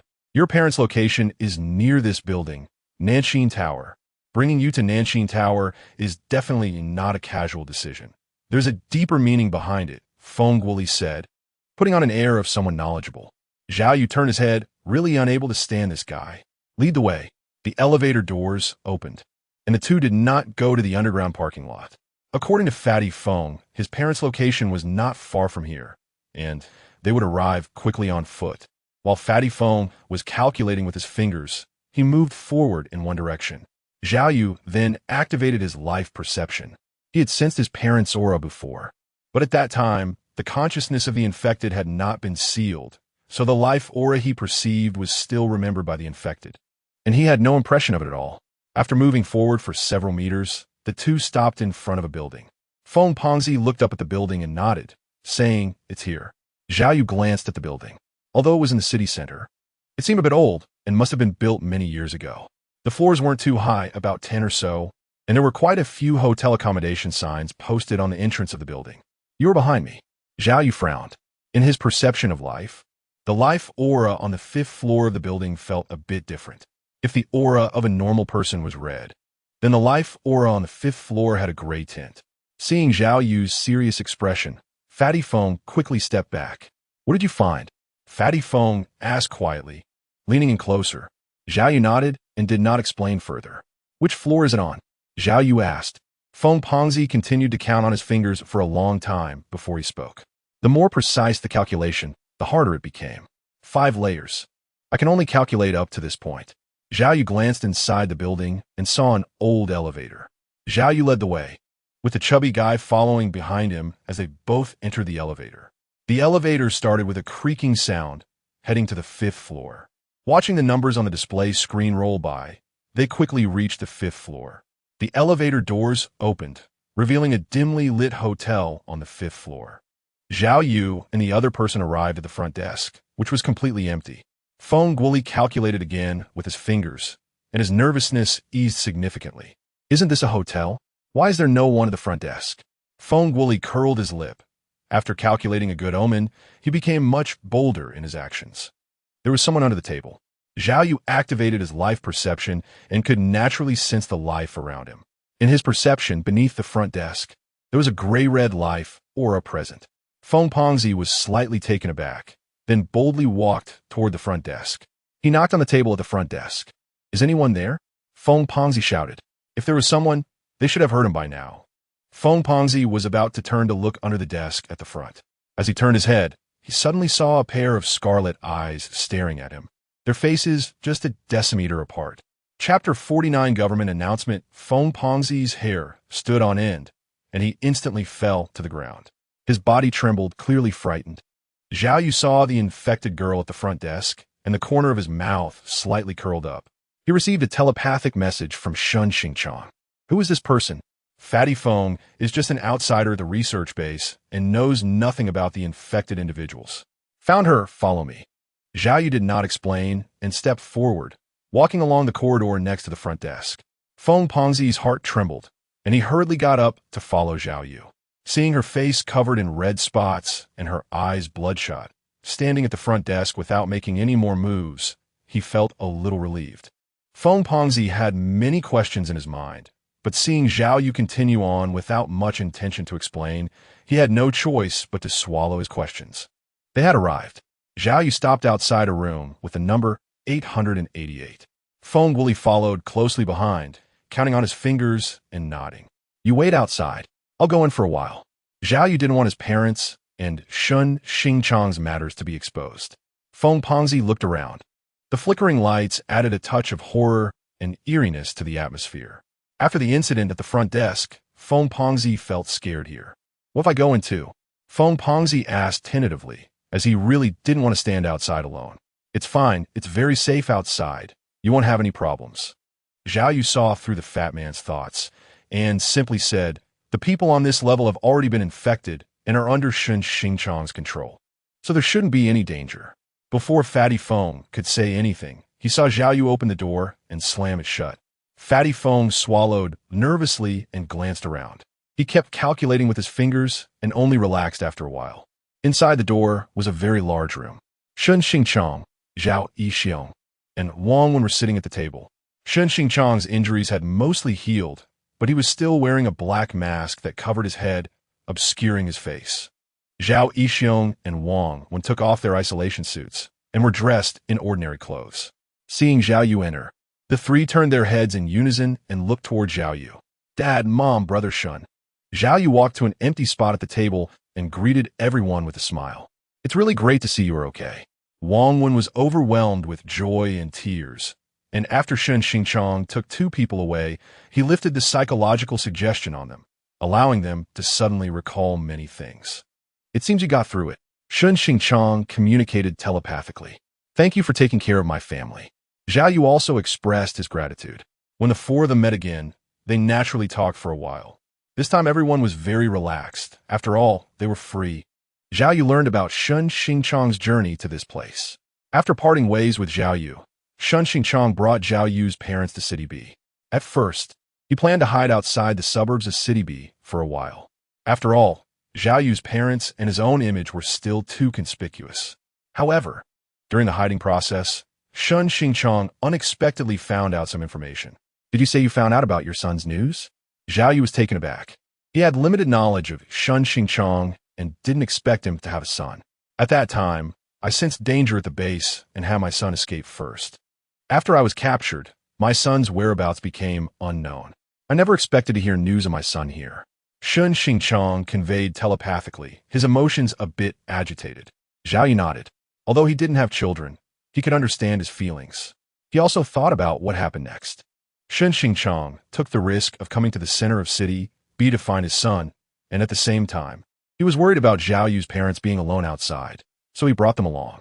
To hide, Shun Xingchang infected and controlled all the people in the hotel. Unexpectedly, not long after, Zhao Yu showed up, which surprised all three of them. I'm planning to take my parents over. Do you want to come along? Zhao Yu has arrived. And of course, his parents are following him. No need to follow Shun Xingchang anymore. You all go ahead, and after I find my son, I will come to find you. Shun Xingchang transmitted his thoughts, as the only trustworthy friends he has now are the Zhao family. All right, I hope you can reunite with your son too. Zhao Yu nodded and said sincerely. After a brief chat between both parties, Zhao Yu noticed it was getting late and prepared to leave with his parents. Before leaving, Zhao Yu's parents found a few pieces of clothing and 2 pairs of sunglasses from the wardrobe to disguise themselves. At the door, Fatty Feng saw Zhao Yu coming out and was on the verge of tears. Just moments ago, he was standing outside when a few people suddenly surrounded him, all with red spots all over their bodies and bloodshot eyes, looking extremely terrifying. These were people deliberately arranged by Shun Xingchang to prevent Fatty Feng from escaping. After Zhao Yu and the others appeared, the infected individuals surrounding Fatty Feng gradually dispersed. Today's events must not be leaked. Zhao Yu's expression was serious as he looked at Fatty Feng and said earnestly, "No, it won't happen." Fatty Feng hurriedly nodded, glancing at the 2 extra people behind Zhao Yu, feeling puzzled, but he didn't dare to ask more. In the royal garden, Inside Li Xian's villa, Fatty Feng was sitting in the corner of the hall, while Zhao Yixiong and Wang Wen took off their disguises, revealing the red spots on their bodies and their scarlet eyes. This scared Fatty Feng quite a bit, and he quickly ran to hide in the corner. What kind of people has this guy brought? He is Feng Wooly, but you can also call him Fatty Feng. Zhao Yu smiled and told his parents about his experience of being tricked by Feng Panzai and what happened after he encountered Feng Panzai again. This made his parents laugh heartily. Feng Panzai, observing carefully from the corner, felt much more relaxed when he saw that these two strange people were no different from normal people. He didn't expect to encounter such a remarkable person. Zhao Yixiong sighed. He was amazed by Feng Pengzi's fortune-telling skills and found it incredible. At that moment, Feng Pengzi boldly approached, and upon hearing their praise, he assumed a lofty demeanor. I can't speak for other things, but when it comes to fortune-telling, I claim second place, and indeed, no one dares to claim first, the fat man said proudly. Zhao Yu remained silent beside them, and the fat guy did indeed have a point. As the four of them communicated, the fat guy relaxed a lot, knowing that these two were Zhao Yu's parents. Time passed in the blink of an eye. In the following days, Zhao Yu discovered that the fat guy seemed to be sticking around, refusing to leave, even though Zhao Yu had intended to let him go. Seeing this, Zhao Yu no longer paid him any mind and allowed him to stay. During these few days, Zhao Yu accomplished many things. At the same time, Lan Bingshu's sister, Lan Shanshan, was also cured by Zhao Yu, and her legs were better. When Zhao Yu went to Lan Bingshu's place, he was almost overwhelmed by the foul smell in the stairwell. Lan Bingshu was also quite embarrassed. He never expected his boss to personally come to a place like this, and he felt a surge of emotion in his heart. Lan Bingshu's parents heard that Zhao Yu was coming and prepared a feast early at home, which was the highest standard of hospitality that Lan Bingshu's family could offer. Zhao Yu did not openly display his abilities in front of them, but instead, like he did when treating Li Xian's family, he took out a chocolate bean and told them it was an extremely expensive medicine that could cure most terminal illnesses. This left Lan Bingshu and his family in shock. The boss was too kind. Then Zhao Yu gave Lan Shanshan the chocolate and quietly activated his powers to treat her illness. At the moment, Lan Shanshan slowly stood up from her wheelchair. Lan Bingshu and his parents had tears in their eyes. After so many years of seeing their daughter in a wheelchair, they felt a mix of emotions and had even incurred considerable debt because of it. Finally seeing their daughter stand up today, Lan Bingshu's parents suddenly broke down in tears, tightly gripping Zhao Yu's hand and expressing their gratitude with tearful eyes. Lan Bingshu even wanted to bow down in thanks, but Zhao Yu immediately stopped him. Could this guy change his habit of bowing to everyone? This meal was the first time Lan Shanshan sat on a bench by herself. Her big, watery eyes kept looking at her legs. She had been looking forward to this day for a long time. Zhao Yu completed his tasks and, after finishing his meal, bid farewell to the Lan family. The Lan family accompanied Zhao Yu all the way to the downstairs and stood there for a long time after Zhao Yu got into the car and left. You really have a good boss. Remember to follow him well in the future, Lan Bingshu's father said to him. Lan Bingshu nodded vigorously. Zhao Yu also took some time to check on the safe house in the past few days. All the construction workers are robots, working 24 hours without rest. Judging by the progress, Zhao Yu estimated that it would be basically completed in a month. After handling various scattered tasks, it was not until today that the national news began to broadcast the same content. The government had issued an announcement.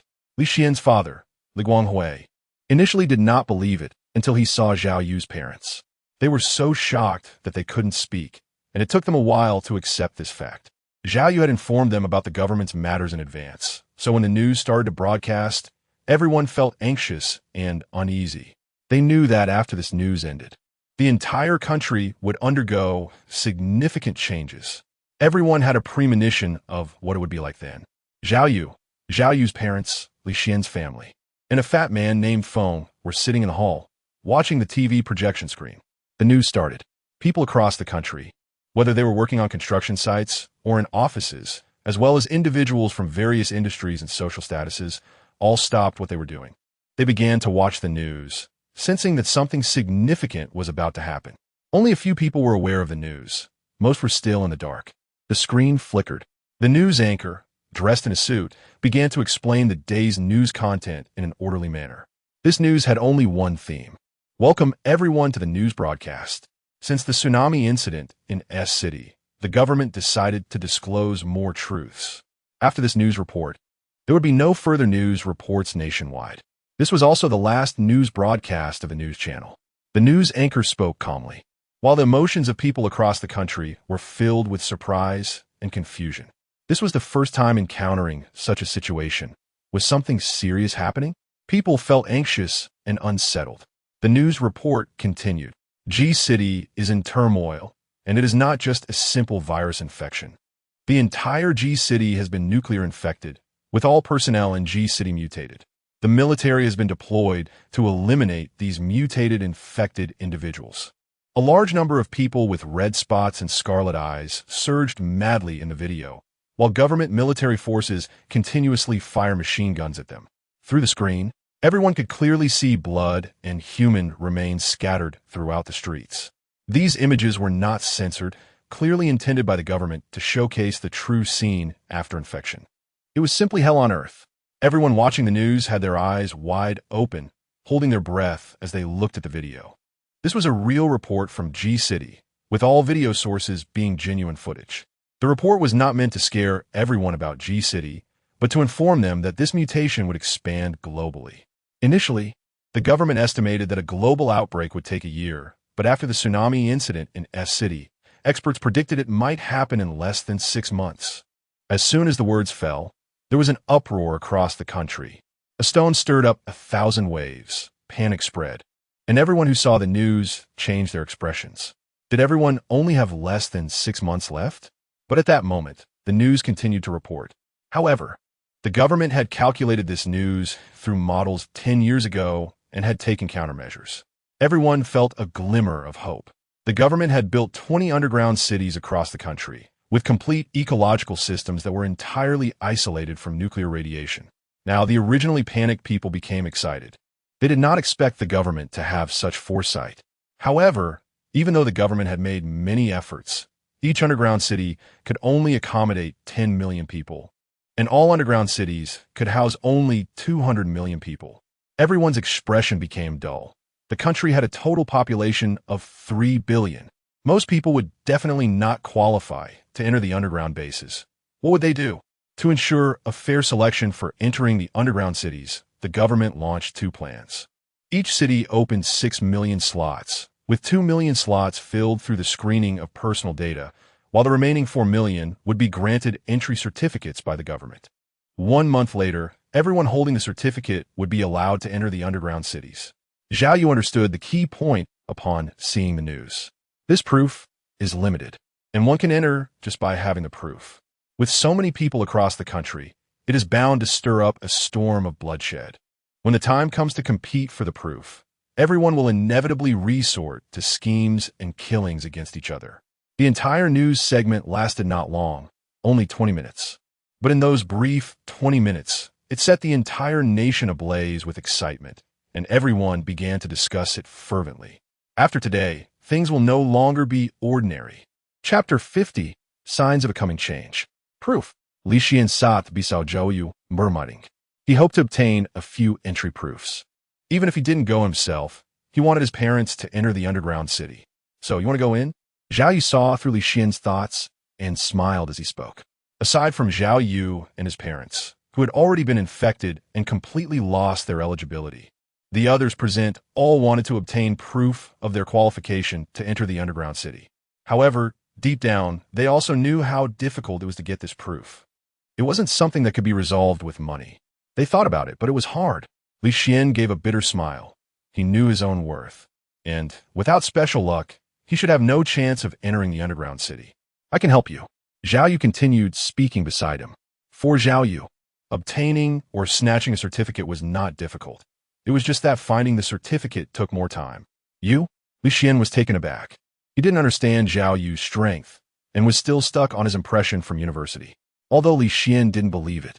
Fatty Fong immediately put on a smile and looked at Zhao Yu. Brother, you see, I've helped you a lot. How about you give me a certificate too? Fatty Fong still believed in Zhao Yu's strength. Although he knew very little, he could tell fortunes. When it came to Zhao Yu getting the certificate, he calculated and surprisingly came up with a great omen. What does this indicate? It indicates that getting the certificate was just a trivial matter for him. No problem. Zhao Yu nodded in agreement, and for finding the proof, he needed Feng Pengzi's help. Seeing Feng Pengzi's delighted expression, Li Xian raised his eyebrows. It seemed that Zhao Yu really could get the proof. You can leave the proof matter to me. You don't need to worry, Zhao Yu said. The others nodded.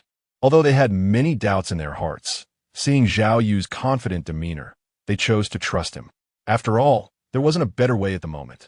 The news announcement had just ended, and the proof wouldn't be available so quickly. It was estimated that more detailed information would come out tomorrow. Later that night, a sudden fire broke out outside the villa. At the same time, a dense noise of commotion could be heard from outside. Everyone was immediately awakened and rushed to the first-floor hall. What happened? Li Xian, wearing a blue pajamas, hurriedly ran down from the staircase. Zhao Yu was sitting in the lobby on the first floor, sipping tea and looking relaxed. There wasn't anything too serious. It was just a group of people causing a ruckus at the royal garden. Zhao Yu smiled at Li Xian and beckoned him to sit down. Shortly after Li Xian came down, others hurriedly rushed downstairs. They were awakened by the commotion outside, and since it happened to be the day of the government announcement, they were worried something unexpected might happen. Seeing Zhao Yu's calm demeanor, everyone gathered around him, asking what was going on outside. Noticing their nervousness and anxiety, Zhao Yu briefly explained the situation. In simple terms, a group of wealth haters had come to the royal garden to cause trouble. They couldn't stand the capitalists inside the royal garden, who worked hard yet only received meager salaries, while these capitalists did nothing but eat, drink, and have fun. A mushing Fürstwelt. This made them extremely resentful, believing that the current situation was entirely due to the existence of these people. After the news announcement ended, they raised their banners and came for revenge. When this group entered the royal garden, Zhao Yu's life perception ability detected them. Out of curiosity, Zhao Yu quietly activated his cloaking ability to follow them and learned about their intentions. You all continue to sleep. It's nothing serious. Just leave it to me to handle. Zhao Yu smiled and said to everyone, "How can this work? What if this group of troublemakers comes here? How will you handle it alone?" Li Guanghui, who was tall and strong, shook his head in disagreement. "We have quite a few people here as well. It's better for everyone to be together to look out for each other." Li Xian nodded in agreement. Zhao Yixiong and Wang Wen stood at the back, feeling reassured and trusting towards Zhao Yu. After all, being able to come out of the research base completely proved Zhao Yu's strength. The troublemakers outside were no match for the armed personnel from the research base. So the two of us continued to sleep. Zhao Yixiong stretched lazily. He hadn't had a good sleep yet, and he was indeed feeling a bit tired today. "Just trust my son, nothing will happen." Zhao Yixiong shifted his gaze, smiled at everyone, and said. Seeing Zhao Yixiong say this, Li Guanghui and Li Yuehua exchanged glances, both feeling a bit surprised, but in the end, they chose to believe and nodded. You need to be careful on your own. If you encounter any dangerous situation, make sure to shout loudly. Li Guanghui went upstairs, still feeling a bit worried, and turned to remind Zhao Yu. Zhao Yu nodded with a smile. Feng Pengzi didn't come down. He must have calculated something and, after seeing the results, found nothing significant, so he continued to sleep. After seeing everyone go upstairs again for a few minutes, Zhao Yu put down the teacup in his hand. In his life perception, a group of people was approaching the villa where he was located. They insisted on causing trouble for no reason. Zhao Yu sighed and slowly stood up. He was too lazy to care about this group of people looking for others in the royal garden. They could do whatever they wanted. But unfortunately, they insisted on coming to his villa. With so many villas available, why did they have to come to his? What was the difference between that and seeking death? Outside the villa, a group of people marched in, holding flashlights that illuminated their faces, which were twisted into grins. They had just found a villa to vent their frustrations. And it felt great, especially seeing the once high and mighty capitalists kneeling before them. There was an indescribable pleasure in everyone's hearts. Weren't you once so arrogant? Now you're kneeling in front of us. Brothers, this villa looks nice. The owner must be very wealthy. Let's hit this one next. A tall man at the forefront shouted. Haha, if there are women, this time they should be mine. A man licked his lips, his eyes glinting. To be fair, the women in this affluent area had both figure and looks. Haha, this is the royal garden. There will be no shortage of women. The tall man laughed heartily. After successfully taking down a capitalist, they realized that these people were just ordinary folks. But why do they act so powerful while living like dogs? Brothers, the times have changed, and we can't enter the underground city. But let's indulge ourselves during this time. Before I die, I want to sleep with 7 or 8 women in a day. I also want to sit in a big villa and truly savor the taste of life here. The crowd responded with loud laughter. Just as they were chatting loudly, the villa's door opened, and a figure slowly walked out. Big brother, someone is here. The group suddenly fell silent, their eyes coldly fixated on the newcomer, and they gradually revealed iron blades in their hands. They no longer cared about killing. I'm giving you a chance. I advise you to leave. The person spoke calmly, their voice neither high nor low. Who are you? The tall man spat on the ground. Still thinking it's the past? Someone beside him sneered. Why don't you kneel down now and lick every one of our toes? Maybe we'll leave you with a whole corpse. No, he must hand over the women. Ha ha, I have an idea. Let us tie him up and let him watch as we play with his women. Good idea. I like it. Let us do that. The people behind laughed carelessly. Zhao Yu's gaze grew colder as he understood the feelings of this group of people. Suddenly seeing the news, they realized they had no qualifications to enter the underground city and could only wait for their impending doom. Their moral side completely shattered. They just wanted to indulge and revel in the limited time they had. However, they had picked the wrong person. Looking at the expressions of that group, Zhao Yu was too lazy to continue talking nonsense with them. Swish, swish, swish. Several tentacles suddenly emerged behind Zhao Yu. At that moment, the laughter of the crowd came to an abrupt halt. Their eyes were filled with shock. What is this thing? Before they could recover from their astonishment, the tentacles swung rapidly. They elongated at an incredible speed, stabbing toward the crowd. Pooh, pooh, pooh. The tall man's eyes widened in fear as warm. Blood-red liquid splattered around him, covering his face in crimson. He trembled, and before those beside him could react, a tentacle pierced through his heart. A monster! He is a monster! He screamed in terror, and everyone turned pale with fright. Some quick-reacting individuals turned to flee. Their expressions of horror had not yet faded, and the tentacles quickly pursued, piercing through their backs and hearts, killing them instantly. In less than a minute, the once boisterous crowd had transformed into silent, lifeless bodies.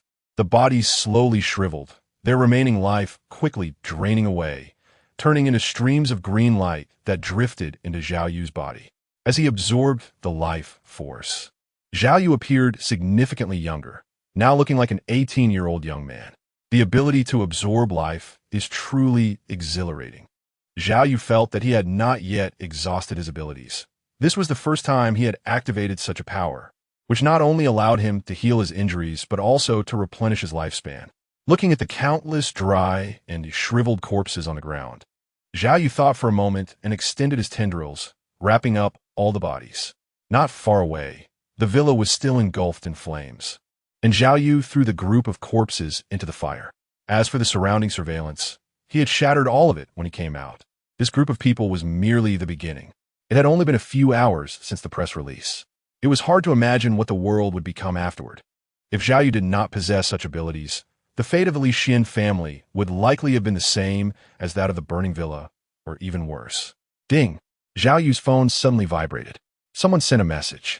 Zhao Yu took out his phone from his pants pocket and glanced at the person who sent the message. It was Lan Bingshu. Zhao Yu suddenly remembered that Feng Pengzi had once told Lan Bingshu that a fortune-telling indicated that a disaster would befall her family within half a month. Not wanting to think further, Zhao Yu clicked on Lan Bingshu's profile and opened the messages. Lan Bingshu, boss. Help! Something has indeed happened. Zhao Yu put away his phone. Lan Bingshu lived in the slums, which were also the places where riots were most likely to occur. As for why Lan Bingshu sought help from him immediately, Zhao Yu couldn't figure it out. Perhaps in Lan Bingshu's mind, he was wealthy, powerful, and trustworthy. The Li Xian villa was temporarily safe, but Zhao Yu didn't dare to relax. He was worried that others would continue to come over. After all, the royal garden had a very famous reputation. Li Xian watched Zhao Yu leave in a hurry and guessed that something must have happened on his side. Zhao Yu casually found a relatively affordable model in the villa's parking garage and drove it out. He didn't want to drive an overly expensive model, as it could easily attract attention at this time. It was better to choose a more modest car to keep a low profile. After leaving the royal garden, Zhao Yu noticed that all the shops on the street were closed and the roads were congested with traffic, with several accidents causing a complete blockage. Zhao Yu casually glanced at the street and discovered a fallen motorcycle. Next to the motorcycle, there was a person lying on the ground, his head bleeding profusely, likely having been hit. Zhao Yu pushed open the car door, walked over to the motorcycle, dragged the person aside, and lifted the motorcycle up again before starting it. This motorcycle was very ordinary, inexpensive, and didn't have many access controls. It could be started with just a key.